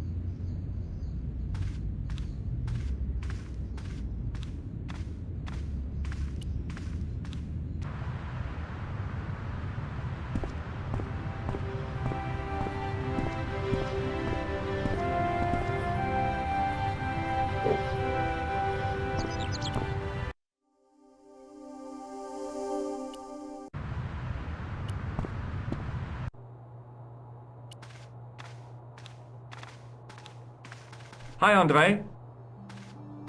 Hello, Georgie. Maybe not.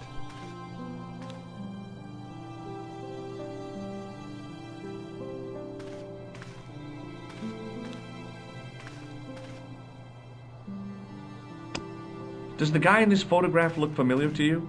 No.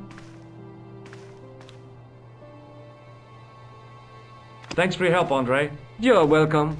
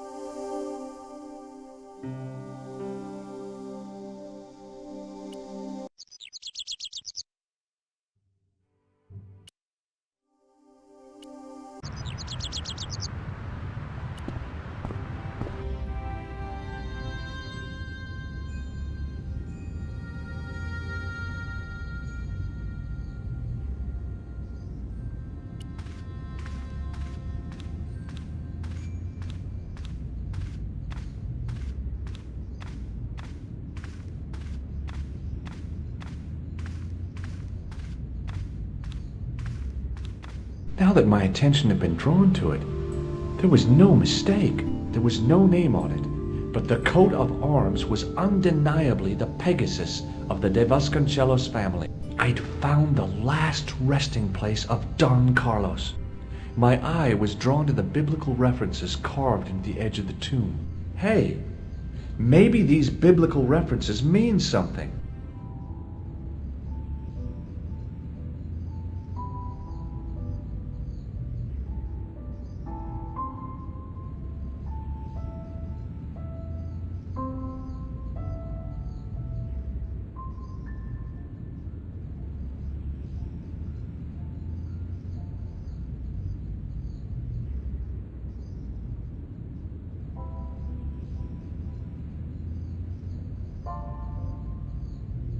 John 4:11. Not much to go on, but it must have meant something. If I examined the tomb more closely, there might be other clues to find. Psalms 22:21.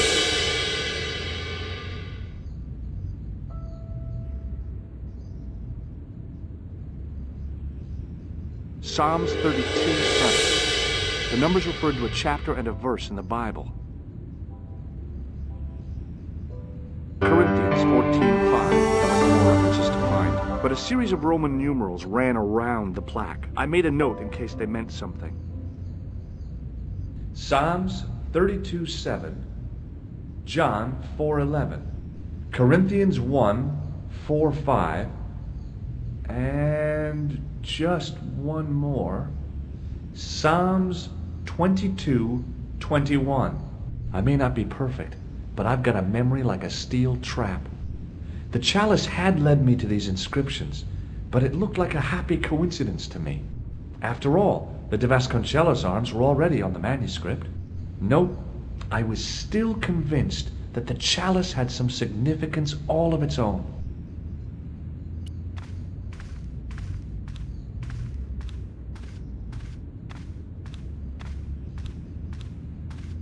Hello again, Father. Bonjour, monsieur. How pleasant to speak to you again. I noticed that the stain... Yeah, it was a... Oh. Oui. Catch you later. Au revoir, monsieur.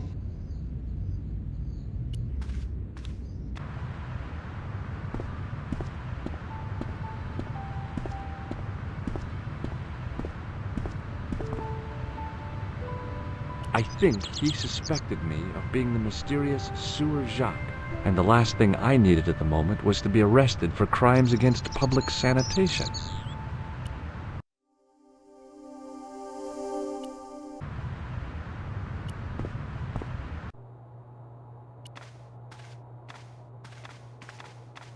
Hi, Andre.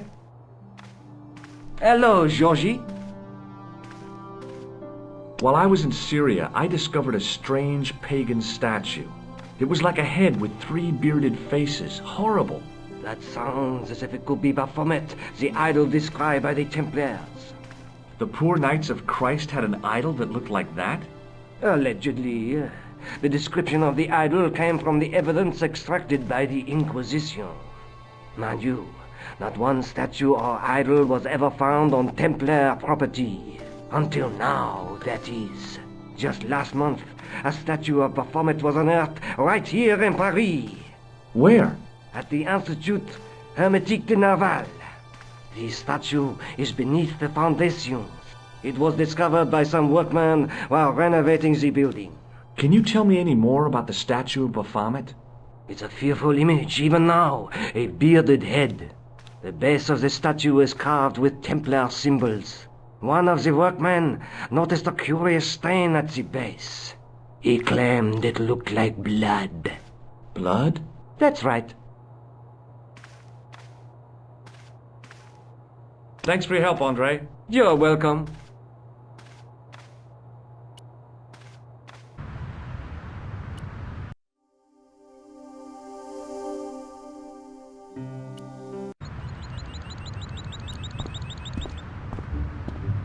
Excuse me, could you help me? What is it?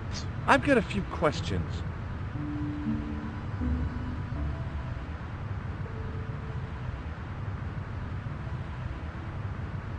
You're doing a fine job. Merci. I have my professional pride. I don't think I've ever seen a Gauloise smoke so stylishly. It's a natural talent. I'm being sarcastic. I'm being indifferent. You're very good at that as well. Merci. Vive l'indifférence. So, what are you doing here? I am having my break. Yeah, I mean when you finish your break. When I finish my break, an interesting concept, monsieur. You'll probably need to think about it. I could have another cigarette while I consider. Perhaps tomorrow too. Okay, let me put things differently. What were you hired to do here? I was hired to keep the archaeological dig in the basement of this building clear of debris, and to touch up damage to the door frames with my little pot of paint. It's a very responsible job. Unfortunately, I'm not a very responsible person. So what do you know about the excavation? I know they won't let me in to do my job. I would complain to my union, but You couldn't be bothered to join. Right. Tell you what, though, I'm surprised at the sort of people interested in this excavation. What's unusual about the visitors to the excavation? None of them look like archaeologists to me. Do you know what an archaeologist looks like? Three-piece suits, crocodile-eyed attaché cases, Rolex oysters. But no archaeologist dresses like that. Quite right, monsieur, quite right. So, who are they? Who cares as long as they pay me? What does the word Templar suggest to you? Templar? Nothing. Nothing. Be seeing you. Au revoir, monsieur.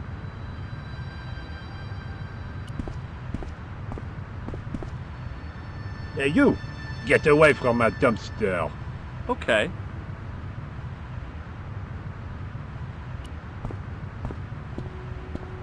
The painter had a pot of gunmetal gray primer hanging from the barrier.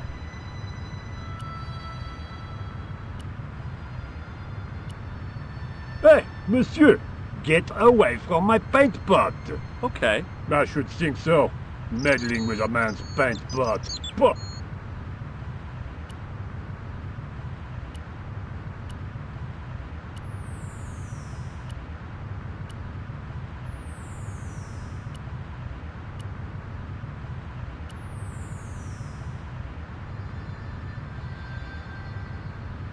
Oh, darn. I left my grappling hook at home. No way could I get up there.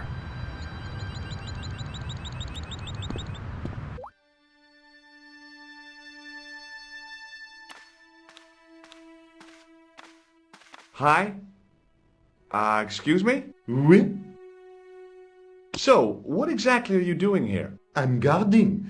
You expect to find me shearing sheep? Take it easy. I just didn't realize you were a guard.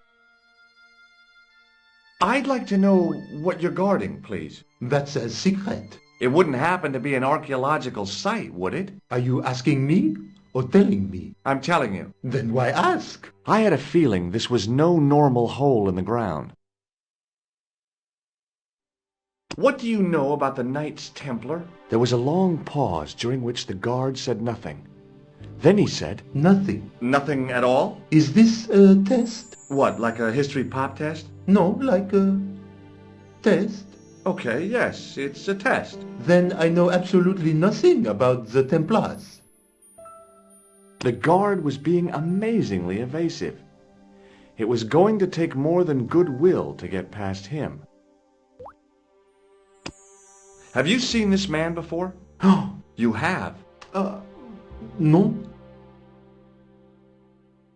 I thought better of showing him the chalice. He might be on the conspiracy's payroll, and I didn't want to risk it. Oui? You have... A sudden urge to sing. Care to join me? No, no singing in here. That is not a good idea. This gadget is a sewer key. So it is. Maybe not. Look, a tissue stained with grease paint. Ah, just what I've always wanted. If you give me that, you can enter through the door. Really? Of course not. What would I want with an old tissue? I got this plaster from Ireland. Not an exciting souvenir. Do you recognize this name? Merlin. Non. Talk to you later. Au revoir, monsieur. There was a closed door with toilet scratched into the cheap veneer. That door is locked, monsieur.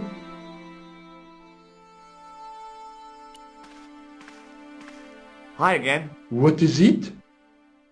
I'd like to use the washroom, but the door's locked. Oh, that's no problem. You can have the key. Thanks.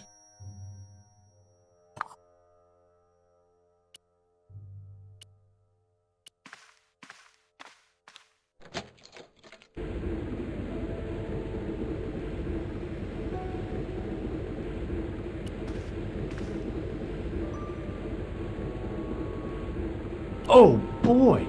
Dirty soap! How do they do that? On the wall was an automatic hand dryer.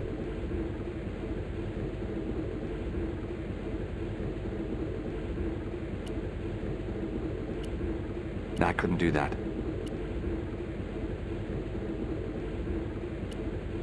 I couldn't do that.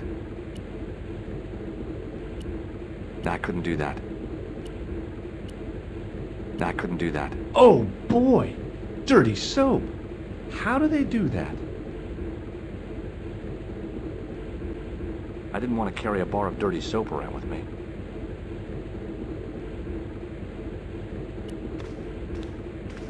Being in a charming comfort station like this made me think fondly of the toilet in Syria. That place was kept in pretty good order. At least, it had been until I vandalized it. Still, it was all for a good cause.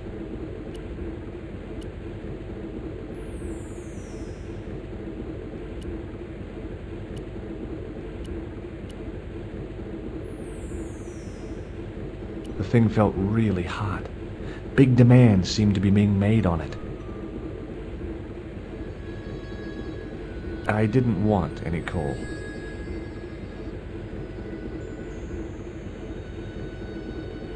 I wasn't about to wash my hands.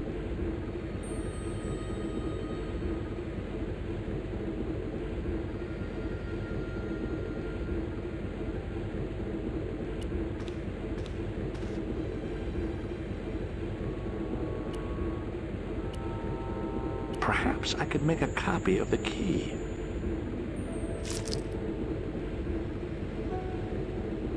The key had made a clear imprint in the soap. The bar of soap had the imprint of a key in it. I knew keeping that plaster was a good idea.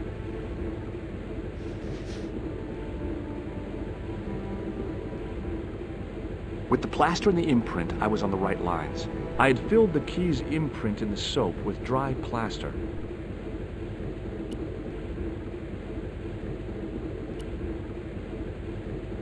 I couldn't do that. I had filled the key's imprint in the soap with dry plaster.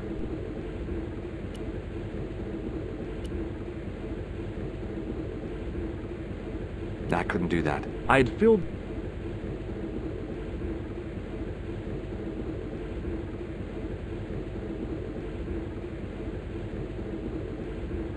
On the wall was an automatic hand dryer. On the wall...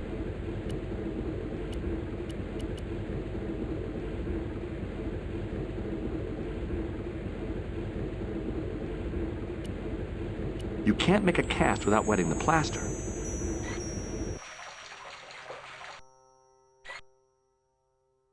But wet plaster alone does not make a cast. I used the dryer to speed up the process.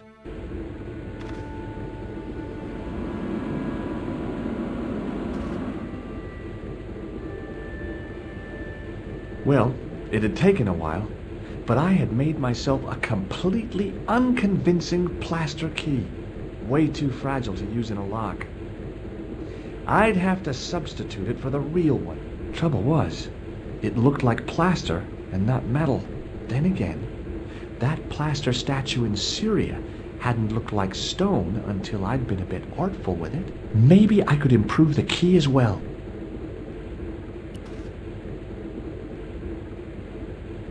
Hey, monsieur, don't go with my keys.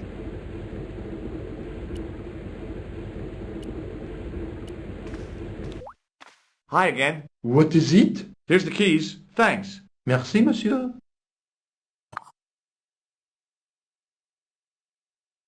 Talk to you later. Au revoir, monsieur.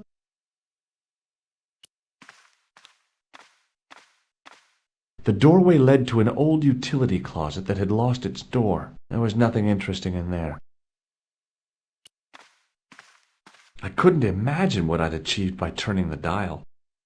A thermostat was mounted over a radiator. The radiator was pumping out heat as the thermostat was cranked right over to full. No wonder it was warm in here, even with the door open to the chill of fall.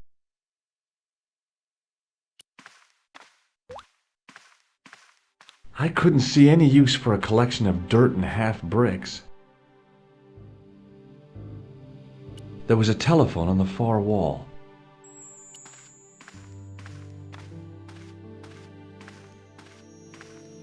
Do you mind if I use the phone? Be my guest. I'm paid to guard this door. The phone can look after itself. Hi, Nico? Georges, what have you discovered? Nothing yet. Nothing. Is something wrong? No. Georges, why are you calling me? Oh, no reason. I just wanted to hear your voice. You did? Well, this is my voice saying, don't bother me, I'm busy. Oh.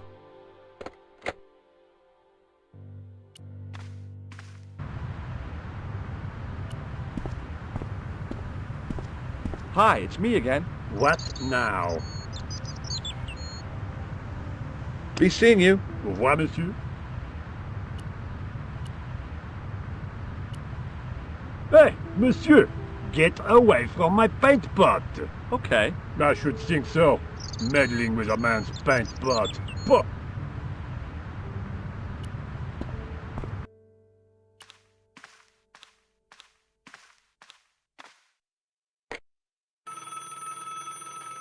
Coulard! Hello, Nico. It's me. Hi, Georges. What's happening? I'm at the excavation, but they won't let me in. Damn! We need to know what's in there. Don't worry. I've got a scheme. I'm going to need your help, though. Okay, what do you want me to do? I want you to keep somebody on the phone for a while. Who? A painter. I need to get at his pot. Oh, okay. Stay on the line. I'll go and get him.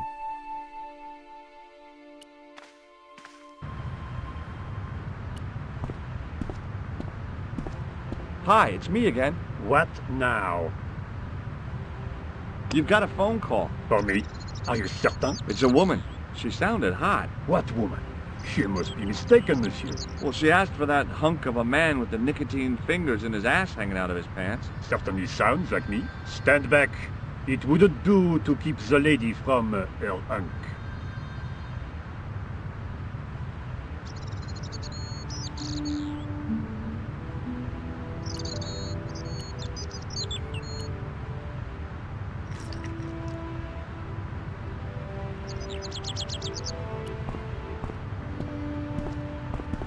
A well-used wheelbarrow was sitting by the rubble-filled dumpster.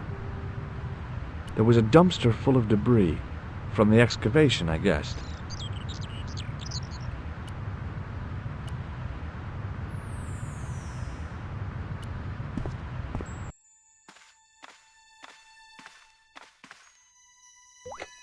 Well, monsieur, what a strange woman. She was all over me and then suddenly, nothing but abuse. Really? What? Abuse? Ah well, I have a cigarette to finish. And monsieur, if she calls again, I am not available.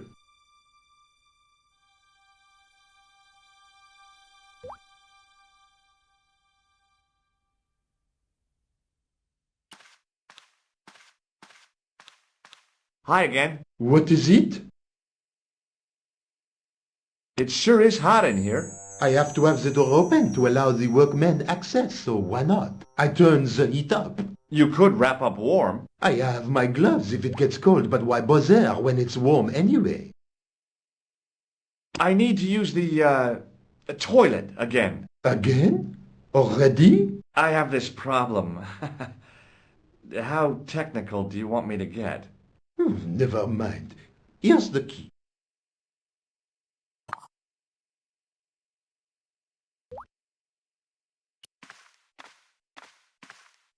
The door was locked.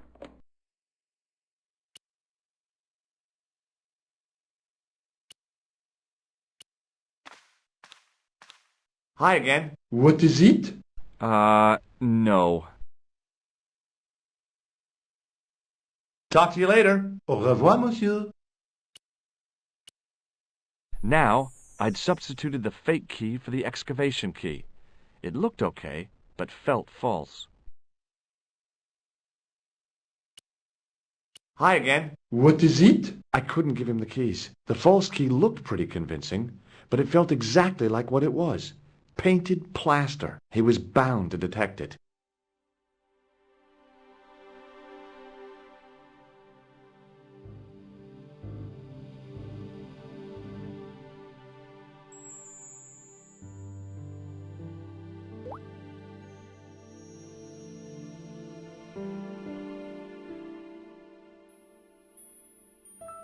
Talk to you later. Au revoir, monsieur.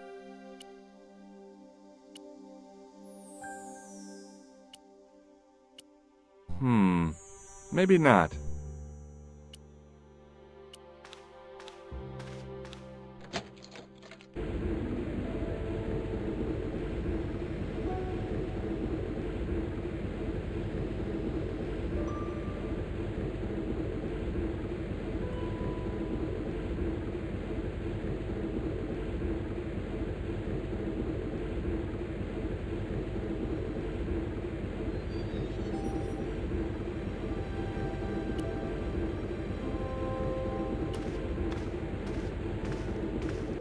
A thermostat was mounted over a radiator. The radiator was... No wonder...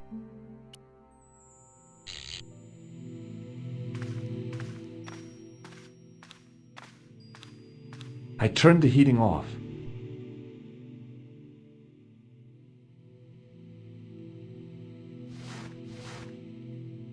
As I'd hoped, the guard put his gloves on.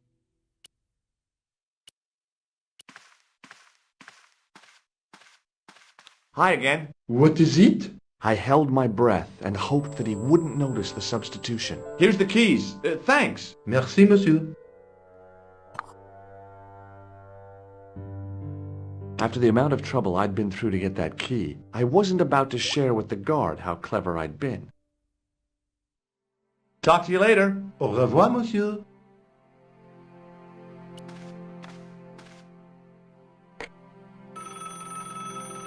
Hi, Nico. It's me again. I'd guessed.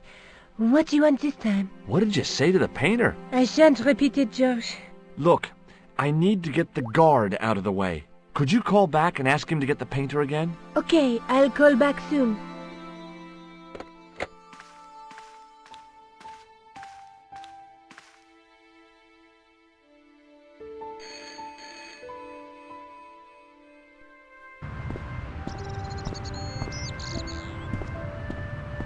This looked like a good place to watch things develop.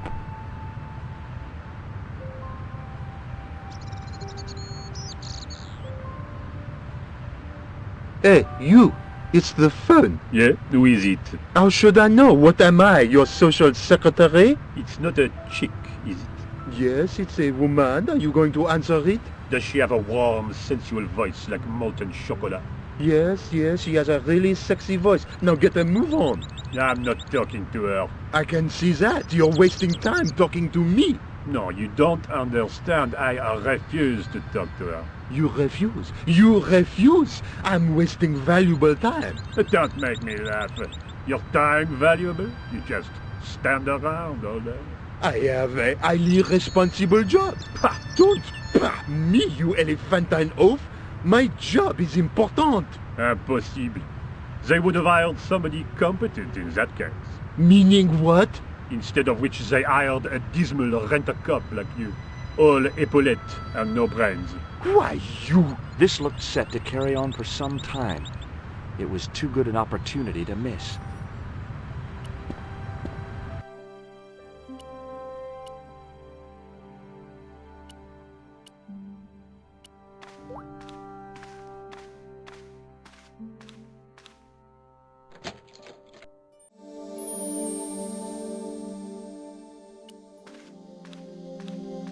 couldn't see anything useful to do with the planks.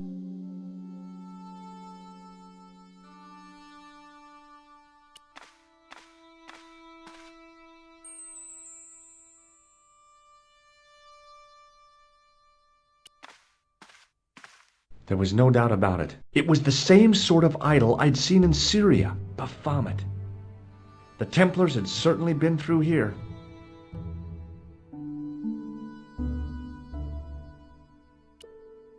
Close up, the pattern didn't make any sort of sense. It fanned out around an axis point, a kind of focus to one side.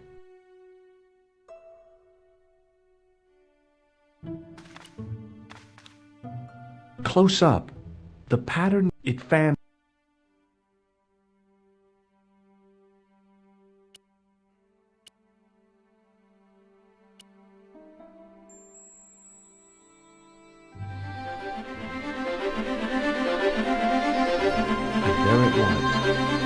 Decoded by the curves of the chalice, the image of a church.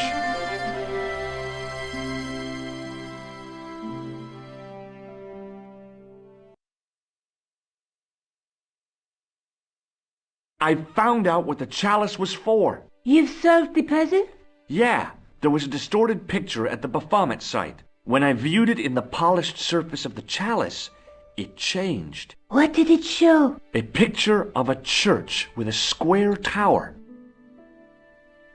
Just how long have you known Labano? André? We met at college. He helped me out when I was a fresher. Showed me around, that sort of thing. You never told me that before. I thought he was just a working acquaintance. So he is. I rarely see him these days. You know, he hasn't changed much. A little lesser at the front, perhaps. I'd forgotten how much fun he could be. Look at the chalice now, Nico. What happened? It's shiny. The priest at Montfaucon buffed it up for me. That's incredible. Yeah, looks as good as new. No, you found a use for a priest. That's incredible.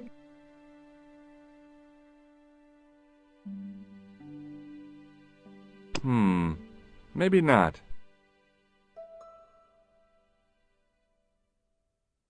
I guess I'd better return the chalice to the Countess. Hurry back, Georges.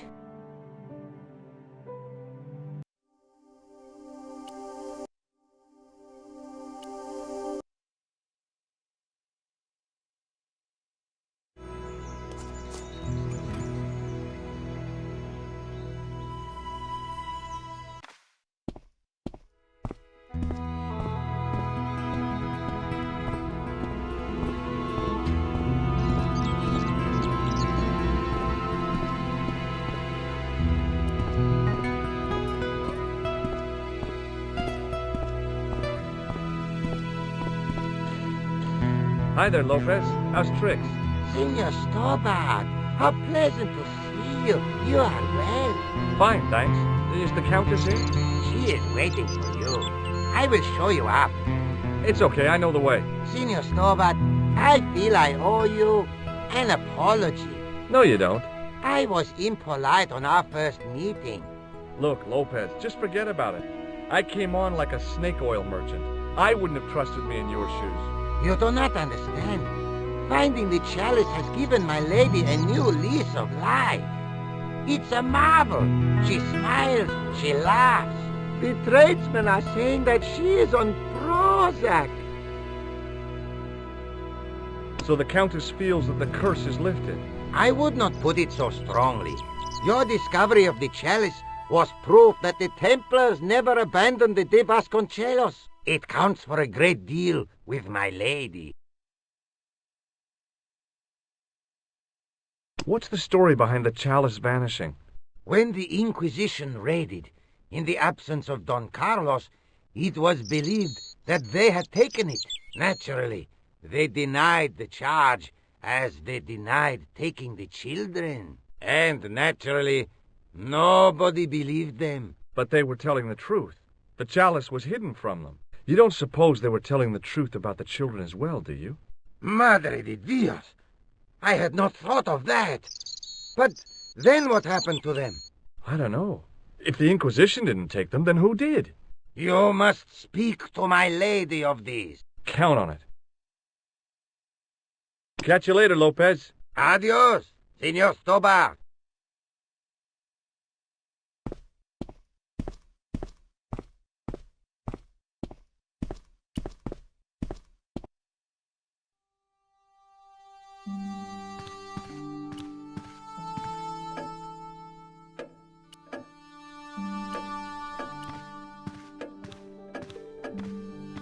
Senor Stobart, what a pleasure. Please, sit down.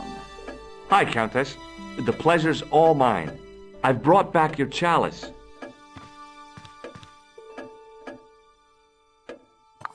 Why? You've had it cleaned.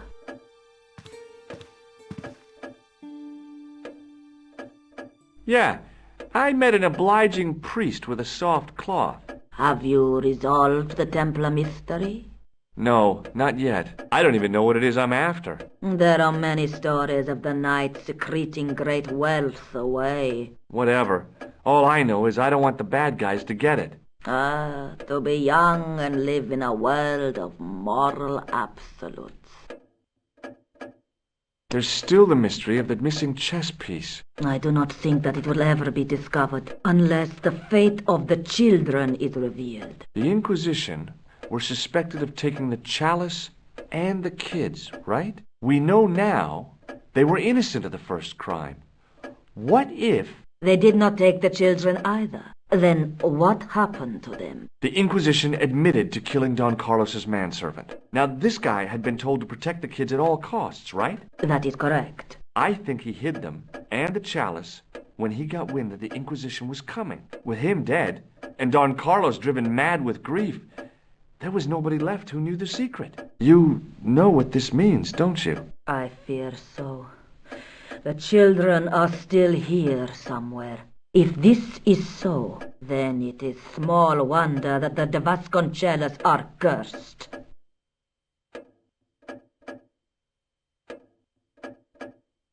I discovered something amazing with that chalice. In Paris, I found a church where they recognized the coat of arms. I found the tomb of Don Carlos de Vasconcelos. You are sure? There can be no mistake? The coat of arms on the chalice matches the one on the tomb. Incredible. You have my most profound thanks. I must go there as soon as possible. Yeah? Well, I'd be happy to show you the city.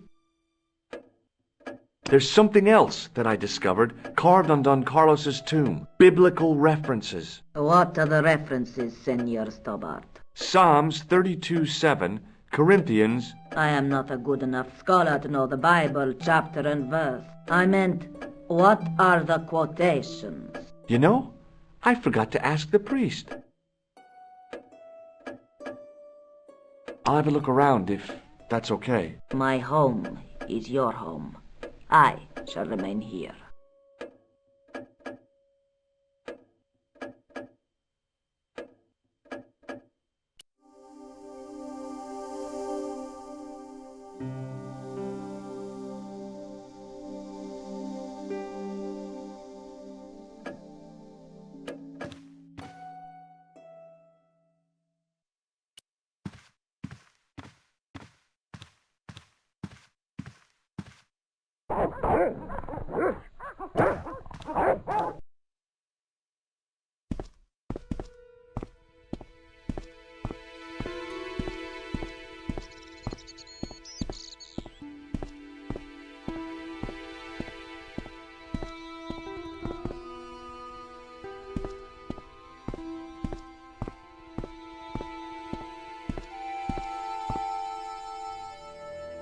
It was the driveway down to the main road. I didn't want to leave just yet, though.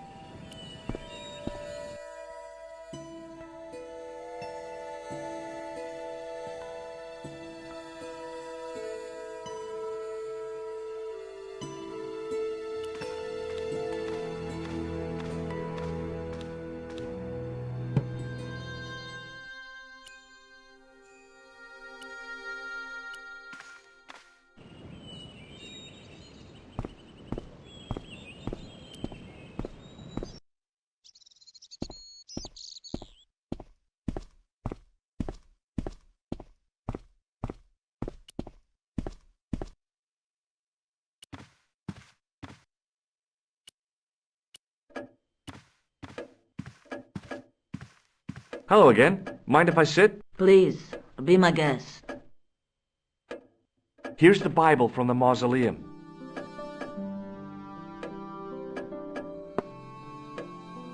Very well. Let us begin. The first reference. Psalms 32:7. Thou art my hiding place. Thou shalt preserve me from trouble. Thou shalt compass me about with songs of deliverance. My hiding place.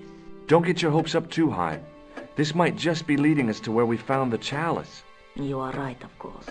The next. Okay, John 4:11. John 4:11. Here.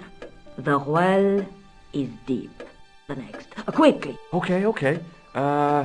Corinthians 4:5. Here it is. Will bring to light the hidden things. Any more? Just one. Psalms again. 22:21. Save me from the lion's mouth, for thou hast heard me from the horns of the unicorns. The last is confusing. Lions, unicorns, what does it mean? I can't guess. Salient points seem to be a hiding place and a deep well. In no sense is the mausoleum a well, Senor Stobart. Is there a well in the grounds? I do not know. I suppose that there must have been once upon a time. Lopez is the man to ask about anything pertaining to the estate. I'll have a look around if that's okay. My home is your home. I shall remain here.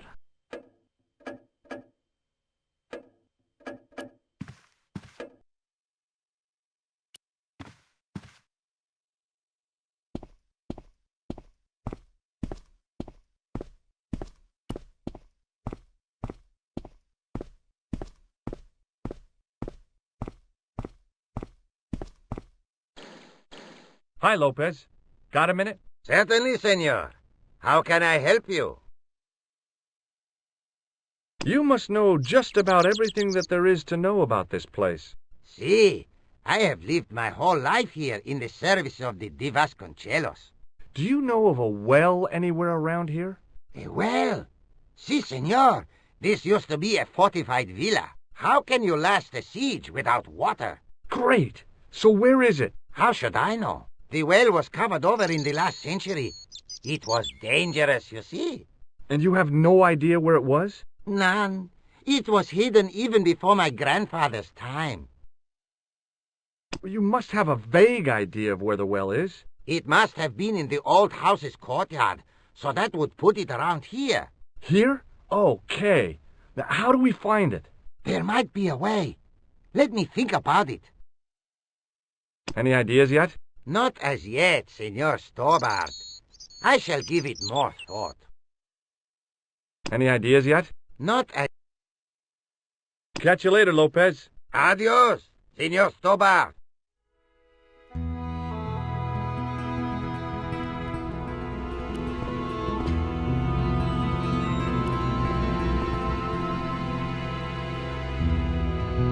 Hanging from the ceiling was a huge yellowed candle. It looked really old and had never been lit. I couldn't climb up.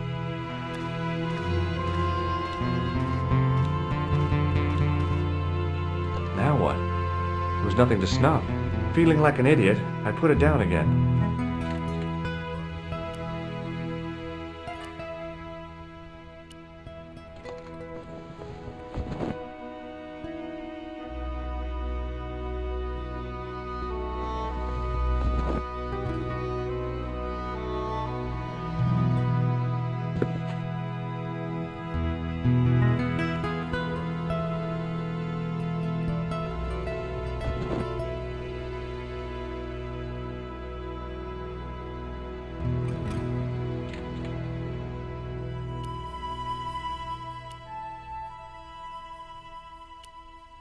Now what? Feeling like an idiot, I put it...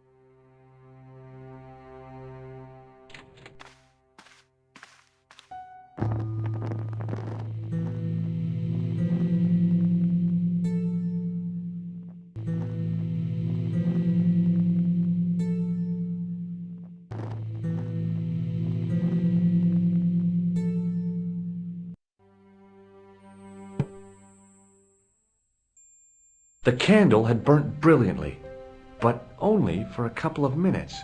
Some kind of special formulation, I guess. And had yielded up this. A complex shape expertly cut in stone. I figured it was some kind of key. It was a smooth, intricately carved piece of stone that had been concealed inside the great candle.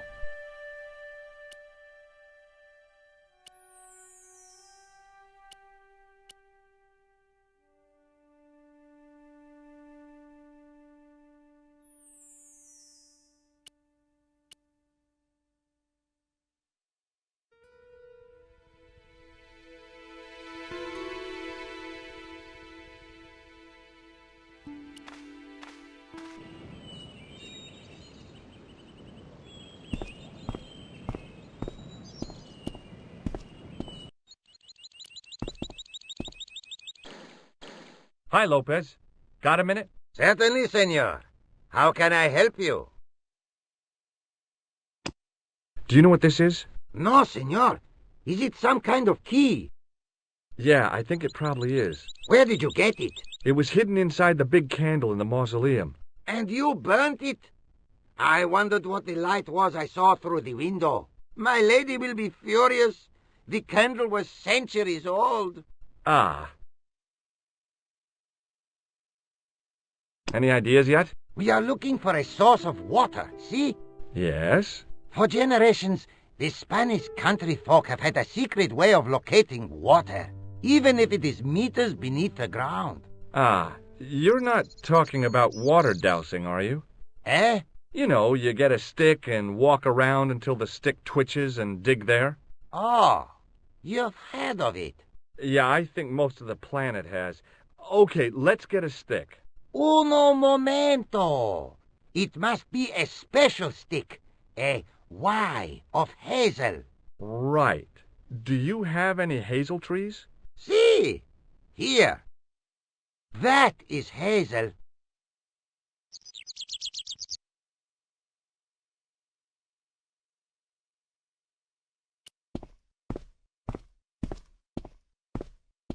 I went over to find a suitable stick. I don't believe it. There wasn't a single usable Y-shaped branch on the whole damn thing. So that was what a hazel tree looks like.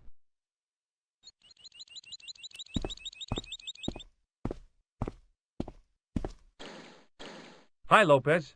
Got a minute? Certainly, senor. How can I help you? Catch you later, Lopez. Adios, Senor Stobart.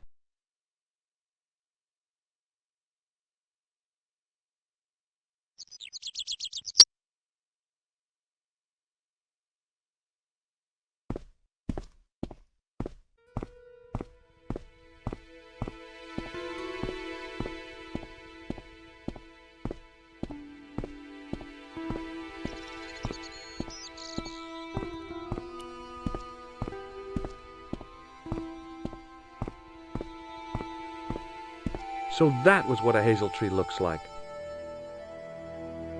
I went over to find a suitable stick. Aha!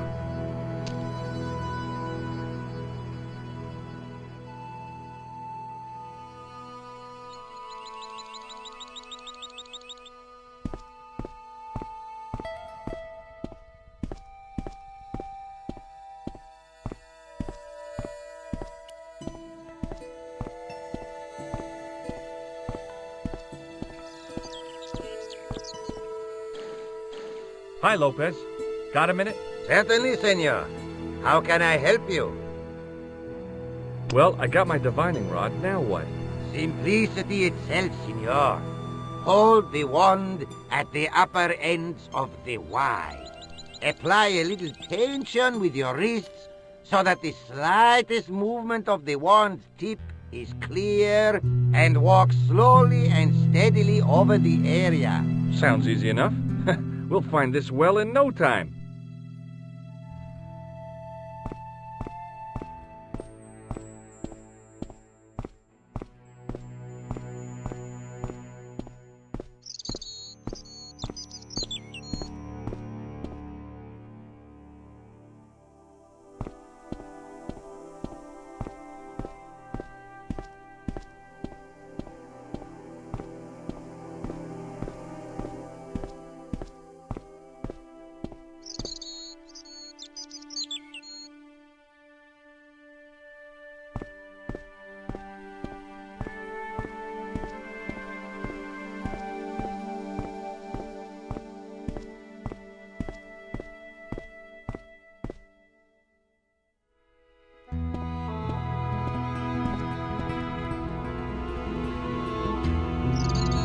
Senor Stobart, you found something. This is it. This is where we find the secret of the Templars. Hidden here for hundreds of years. Lost from the sight of man until now. The mystery is revealed. It's a tin can. I've been walking up and down with a twig in my hands, looking for a tin can. It had water in it. That's what the dowsing stick must have detected. I'd have to check with an archaeologist, but I don't think the Templars left that. In truth, Senor Stobart, the loan was laid many, many years ago. This can could date back to the Napoleonic Wars. Get rid of it and I'll try it again. Lopez threw the can away. It seemed to fall an awfully long way. The splash at the end confirmed what we both suspected. Well, I'll be a monkey's uncle. It has been here all the time. All those years and nobody found it. Stood in awe for a moment, marveling at the secrets all around us. I could have fallen down that.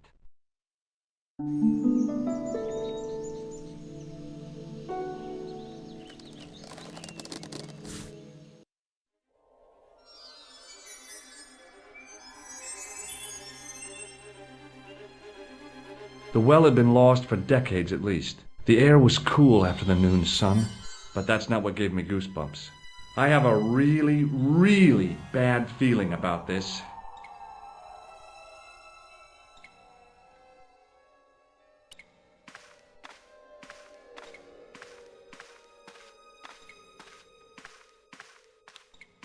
From a distance, the lion's head had been impressive. Close up, it was frightening. Hey! One of the fangs is a separate piece.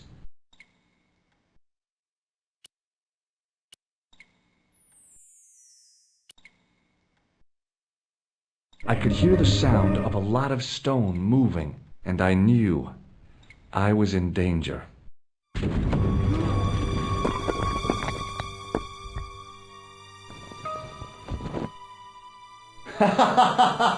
Oh, very funny, you psychos!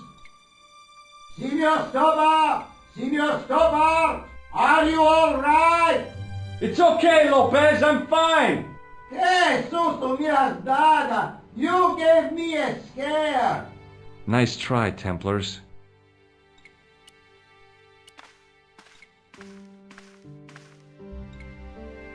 I wished that I had Leary's flashlight now. It was too dark to see, and I had to rely on touch. It just felt like a pitted stone wall. I'd almost been killed for the sake of a red herring.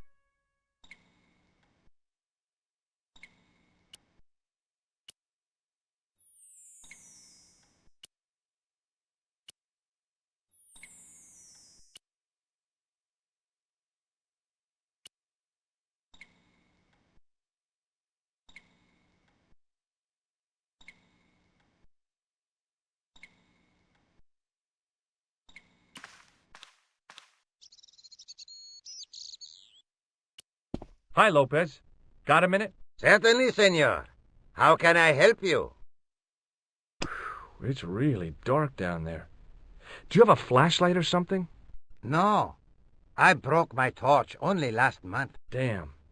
It's so bright up here, but the light's just not getting into the corners. See, the light, it goes in straight lines. Catch you later, Lopez. Adios, Senor Stobart.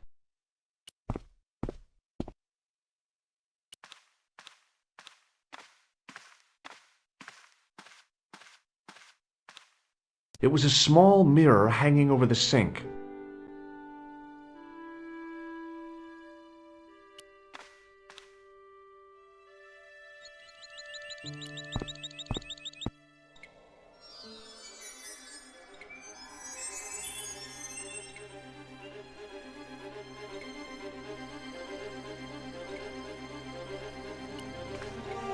It was a long way down. The brilliant midday sun shone almost directly down the shaft, and I still couldn't see the water.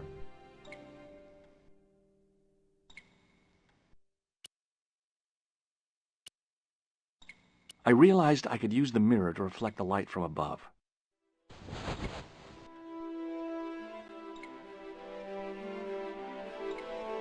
There, in the middle of the door, I could see some kind of socket. It looked like this wasn't quite the dead end it had seemed.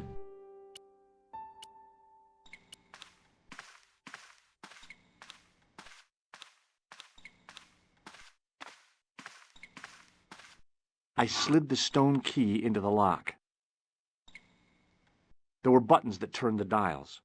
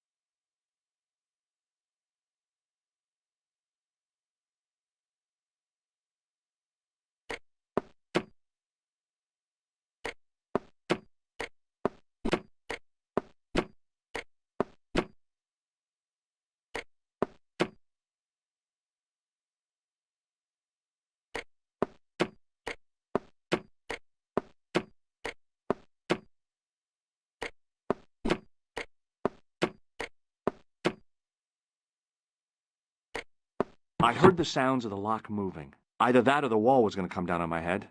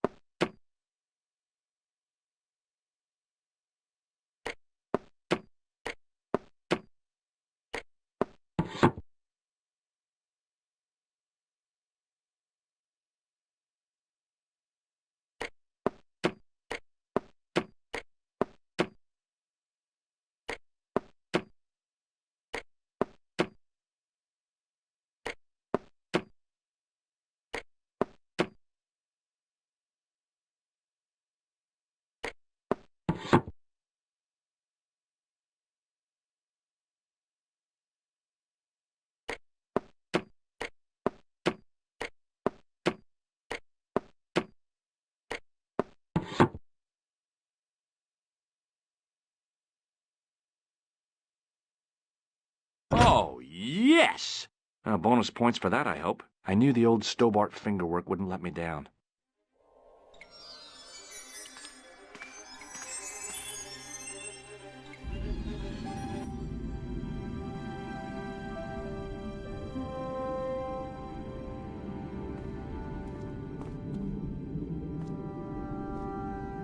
Before I left, though, there was one last thing to do. You won't be needing that replacement piece anymore, Countess.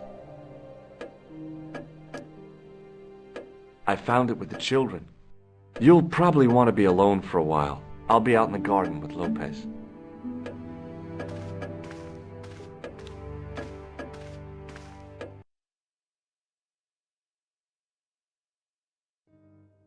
George, welcome back. Come in, George. It's good to see you again. Is it?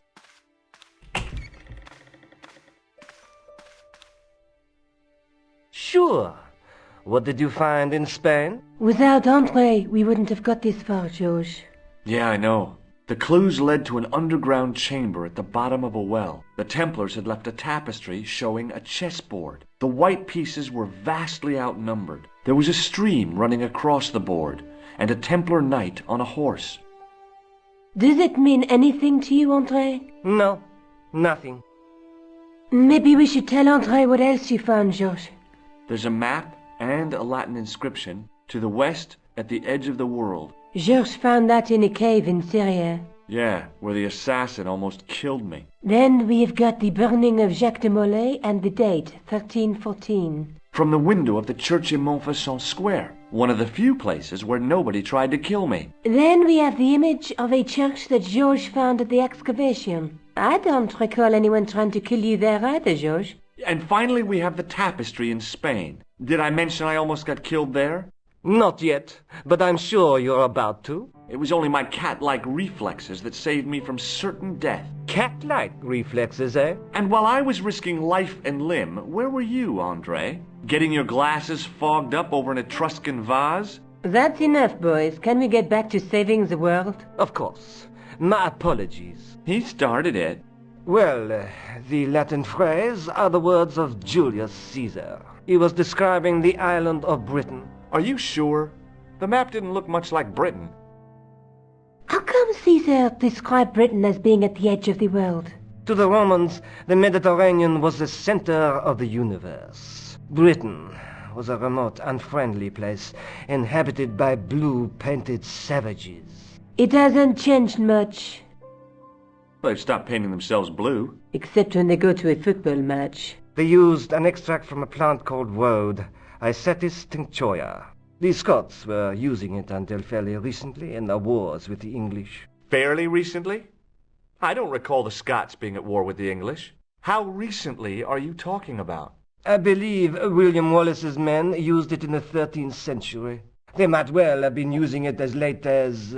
You can't remember, can you? 1314. Ah, we're back onto that, are we? Andre, what is it? What do you mean? 1314 in Scotland. The Battle of Bannockburn. That would explain the stream on the chessboard. That's what a burn is. Right, Andre? As in Bannockburn? Right, George. And it gets better. Tradition has it that the Scots were helped by a shock force of, well, can't you guess? Knights Templar? Yes, a group of outlawed Templars. They are said to have turned the tide for the Scots. And it all ends at a church in the Isle of Britain at Bannockburn in a church. What are we waiting for? I'll call a cab. I can't go. Andre, you've been loads of help, but... What George is trying to say is that you shouldn't feel guilty. I was? We understand you've got commitments. Oh, listen, we have to hurry. Let's go, George. We'll see it through. Oh, and, don't worry about us.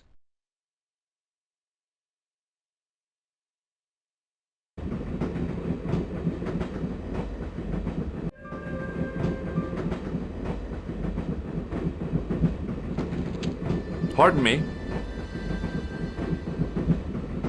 She must be deaf. Yes, my dear. Do you know what time we're due in Stirling? 6:15, but we're running 8 minutes late. You know Stirling well? Yes, I do. Is that where you two lovebirds about? Yeah, It's one of the places we thought we'd stay on our holiday.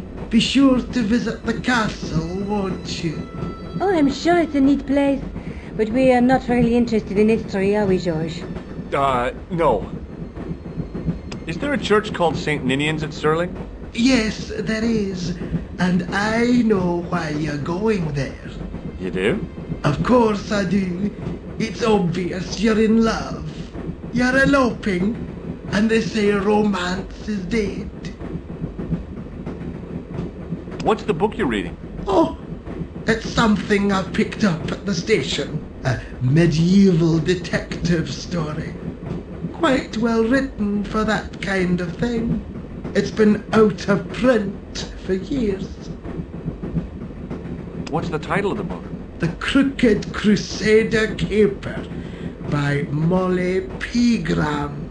I assumed the author was a woman, but apparently not. His real name is... Professor Nigel Pegram. That's right. Do you know him? No, I never met him.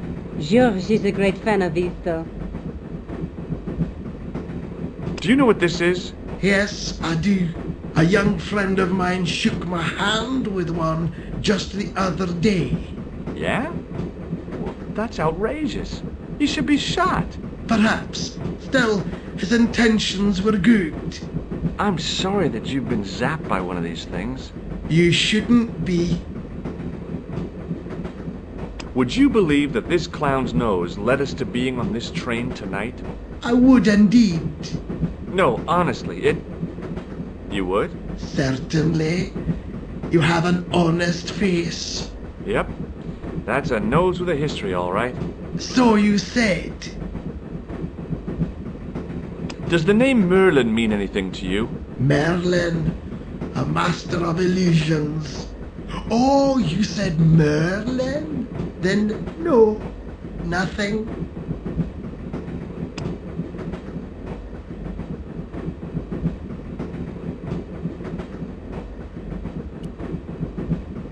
Where are you going, George? Do I need to spell it out? Don't snap at me. If you're going to take a leak, why don't you say so? Okay, I'm going to take a leak. L-E-A-K. Tickets, please. Oh, hi.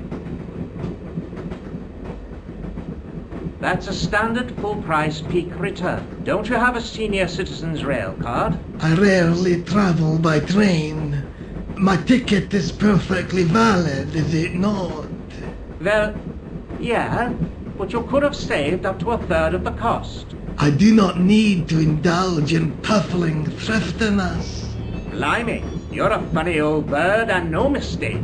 Tickets, please, sir. Here.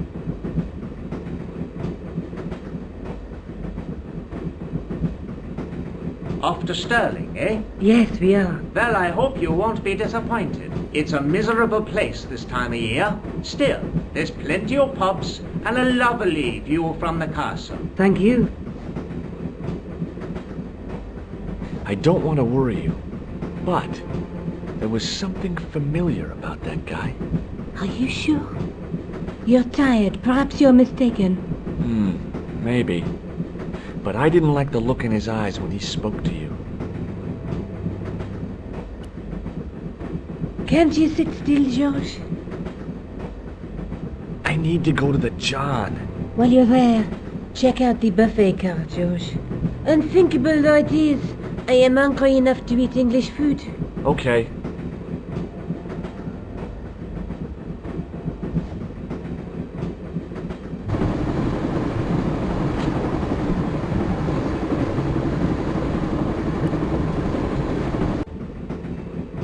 Hi. Having a party? No, this is breakfast. Come on, join us, man. Away, Basha, wake up, man. What's company? His breath was like the outlet from a chemical factory. Excuse me, mate, he's taking a nap. Sleeping like a bobby. I'll wake him up when we get to Newcastle. We passed through Newcastle half an hour ago.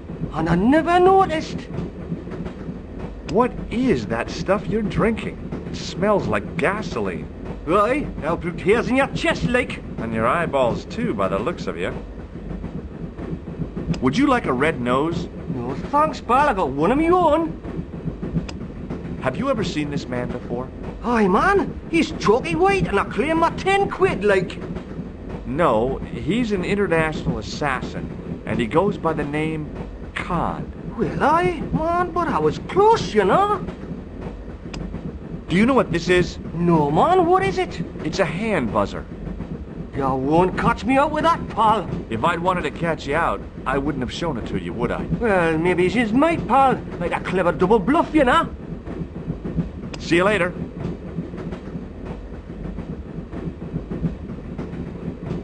I didn't want to wake him. To be frank, without a cold water hose, I didn't think I could wake him. The window seemed to have been sprayed with tiny flecks of froth. You haven't opened that window, pal. Why not? It's freezing out there.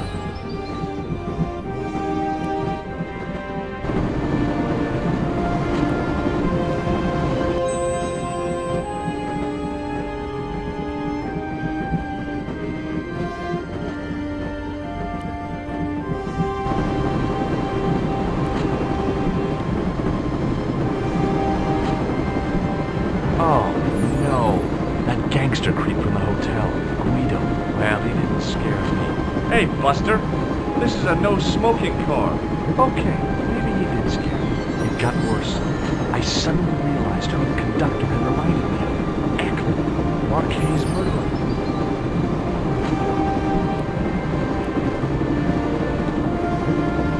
The door was locked. The door was locked. I really didn't want to shoot the breeze with this guy.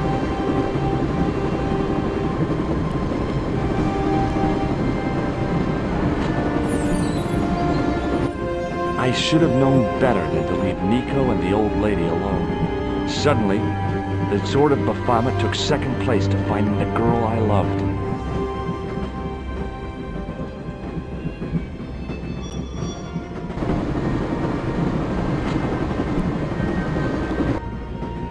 Hey, buddy. Listen, I need your help. What's the matter? There's a guy on this train who's trying to kill me. Relax, man. You wouldn't try nothing with us in Basharia. We are veterans like. Slow action at Brightlingsea. I don't recall the British Army being involved in a conflict in anywhere called Brightlingsea. Well, you just take it from me, pal. You're in safe hands. Did you see what happened to the young woman in the next compartment? No, pal, I didn't. Have you lost her, like? She's disappeared. The old lady, too. I think they're in trouble. Oh, wait, man. An old lady, too? Yeah. You gotta help me. Maybe they went to the toilet, like?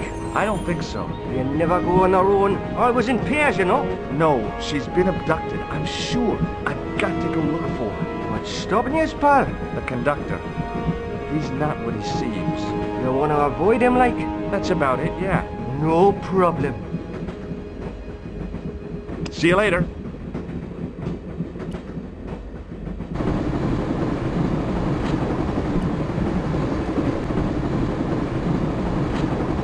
I really didn't...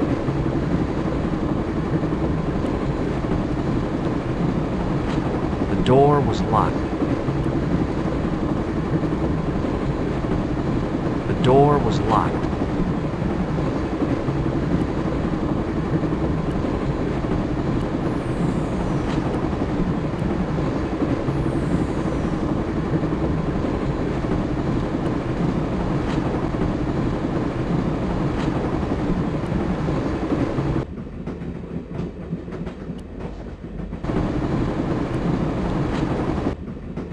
The windows seem to have been sprayed.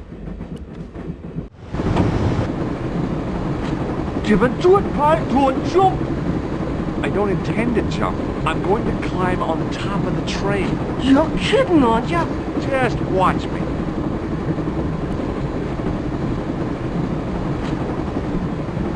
Hold on there, pal. I'll give you a hand, like.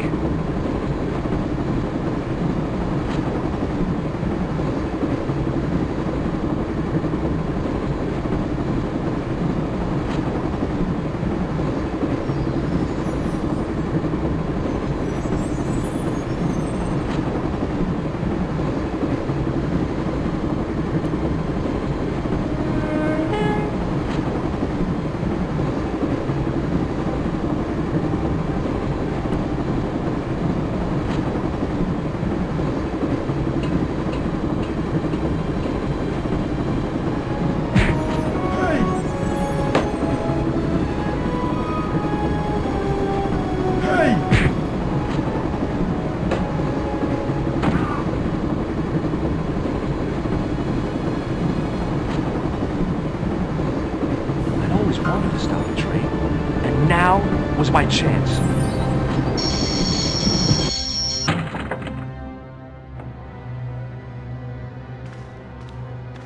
You saved our lives, but why? We were always on the same side, Stobart. Different causes, but a common enemy. The Knights Templar? Don't call them that. The real Templars were a noble foe. These barbarians have no right to that name. These men are no better than dogs. What are the Neo-Templars after? What is the Sword of Baphomet? Not what you think, my friend. It is a weapon, yes, but one which our enemies will find difficult to wield. A double-edged sword.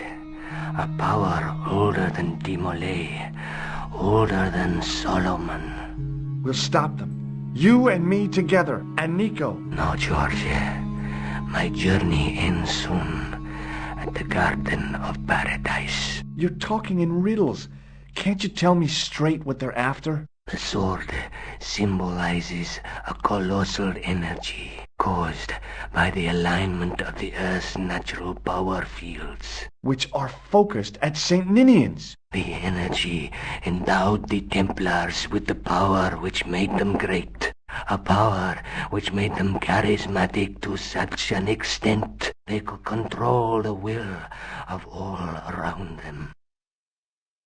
How did you escape from the Bull's Head? It is a long walk from the cliff of the Bull to the village, Stobart. Fortunately, I know the ways of the wilderness.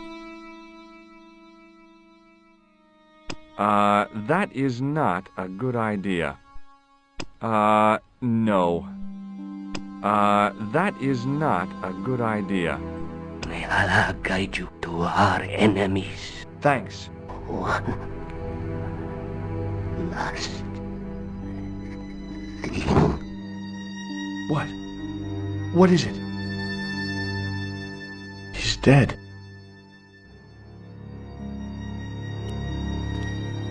Don't worry, I hadn't forgotten about you. Untie me this instant, George Stobart. I will, when I'm ready. That's not fair, George. No. You took advantage while my hands were tied. When Eklund pointed that gun at me, I thought I was gonna die. I thought of all the things I'd never get to do, and kissing you was at the top of my list. George? Uh-huh. George, we've got to get off the train. Eklund could recover at any time. So what are we waiting for?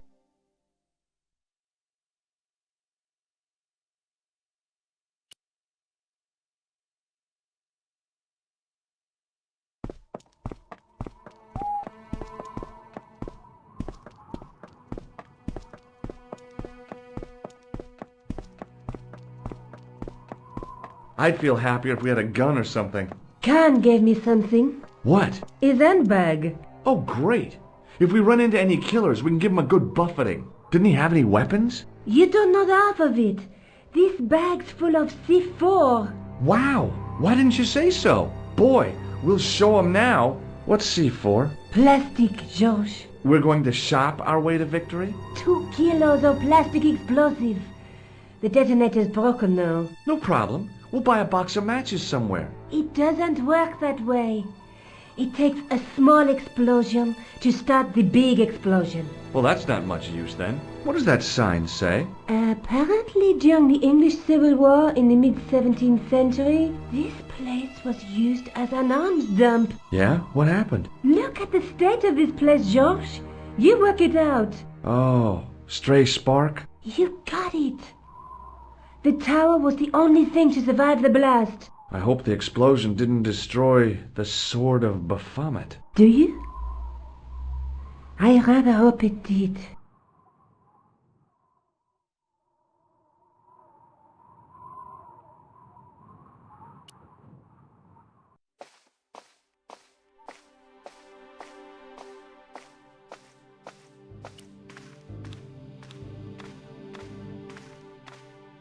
The handle turned easily, and the larger wheel began to revolve.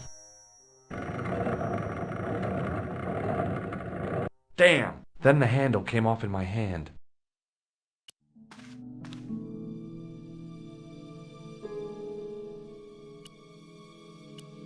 I pushed the handle into the demon's mouth.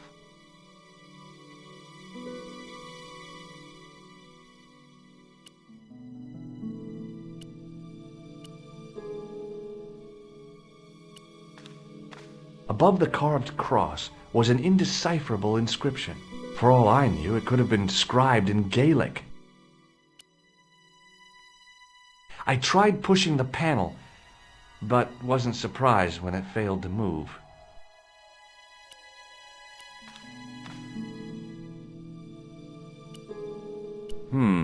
No way.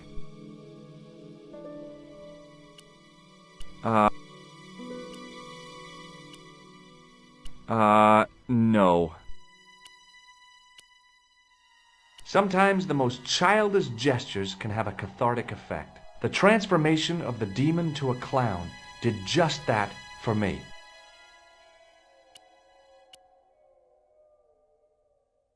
Nico? Uh-huh. What are you doing? Committing this inscription to memory. Can you read it? No.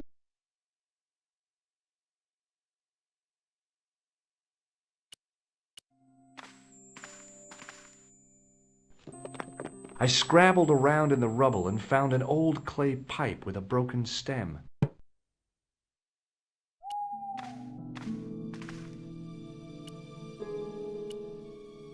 I was sure the clay pipe wasn't meant to fit in there.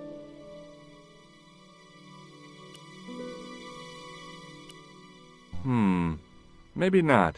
The pipe could have been anything from 50 to several hundred years old.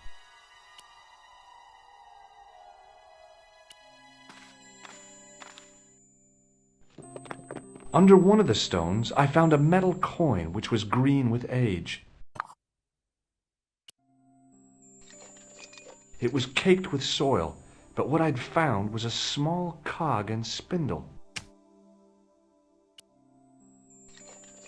With mounting excitement, I felt something between my fingers. It was short, hard, and black. Something I hadn't expected to find here. It was a plastic pen top. I didn't find anything.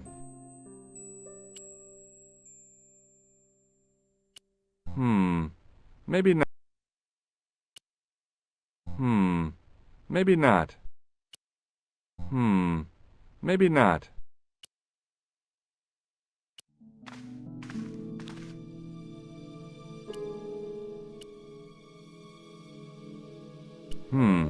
No way. No.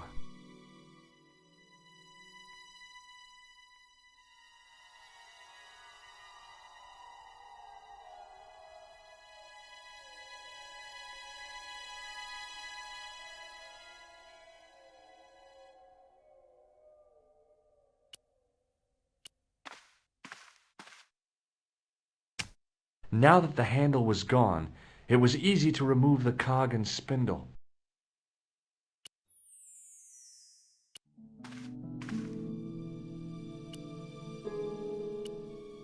The cog wouldn't fit that hole. The cog slipped neatly into the eye socket.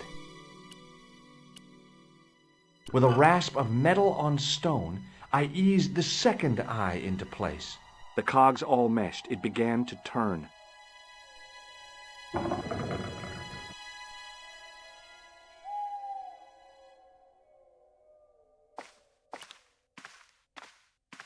As soon as I saw the flickering torches, I realized the bogus Templars had beaten us to the sword.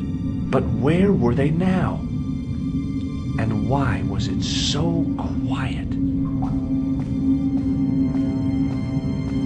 No, Georges! What? Leave the torch right where it is. In case you haven't noticed, the crypt is full of gunpowder. So what? Don't you trust me? It's not a question of trust. No? You think I'm a jerk, don't you? Don't be silly, Georges. And keep your voice down. I thought I heard something. Like chanting.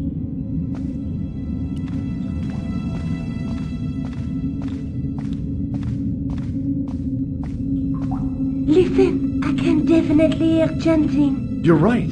I hear it too. What do you suppose they're doing? It wouldn't surprise me if they were holding some kind of satanic sex ritual. So, what are we waiting for?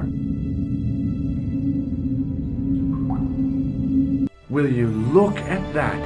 Baphomet. Lavino was right. This place was ancient even to the Templars. This whole place? This is Baphomet? Finally, the truth. The Templars had never worshipped this graven image, no more than they'd worship a rainbow. But, like a rainbow, they regarded it as a symbol of a covenant with God, who'd revealed this place to them. Rosso! Why, the double-dealing treacherous? On the contrary, Inspector Rosso has been the model of obedience, an important quality in a true Templar. Now be quiet and watch, if you wish to live much longer. Brothers and sisters, we are gathered here to witness the reforging of the sword that was broken. Here before God's sentinel, Baphomet. Grand Master and Knight of Baphomet, we salute and pledge our obedience to you. I salute you, gatekeeper of the temple. 7 centuries ago, our greatest weapon, the sword of Baphomet, was lost to us. Now we prepare to reforge it, to wield against new enemies. We shall lead the people to a new order, wherein all borders will dissolve. All will be united under the red cross of the Templars.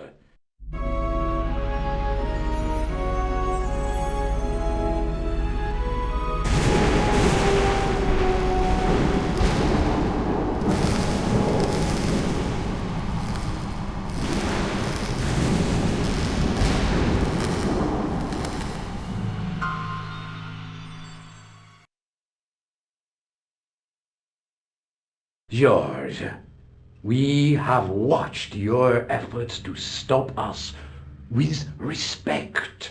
But surely you realize that you have been misled by our enemies.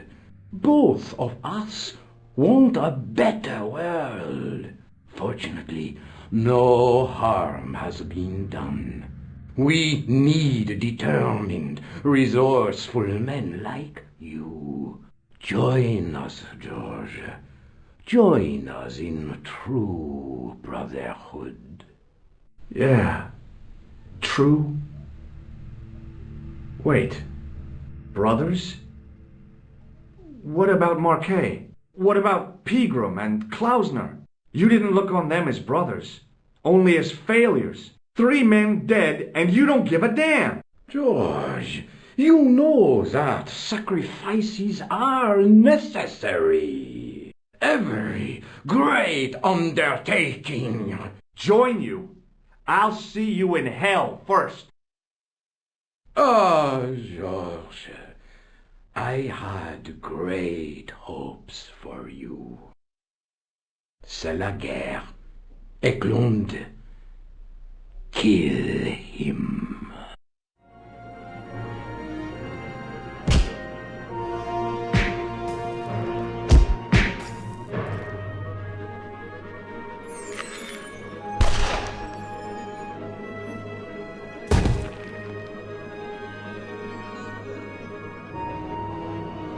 I swear, I just wanted things to be right. Take them. Kill them.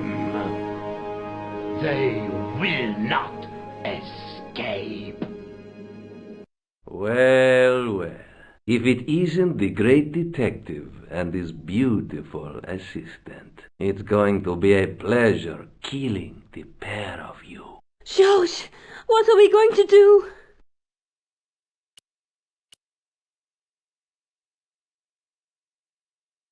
Come on, Nico. We're leaving. You fools! You cannot escape us. Guido! Stop them. But master, the powder! That powder is from the English Civil War. You fool. It's over 300 years old. How explosive do you think it can be? I thought it was all over, but Nico had one last trick up her sleeve. Or in her handbag, to be exact. A handbag full of plastic explosives. Maybe, but this stuff is brand new.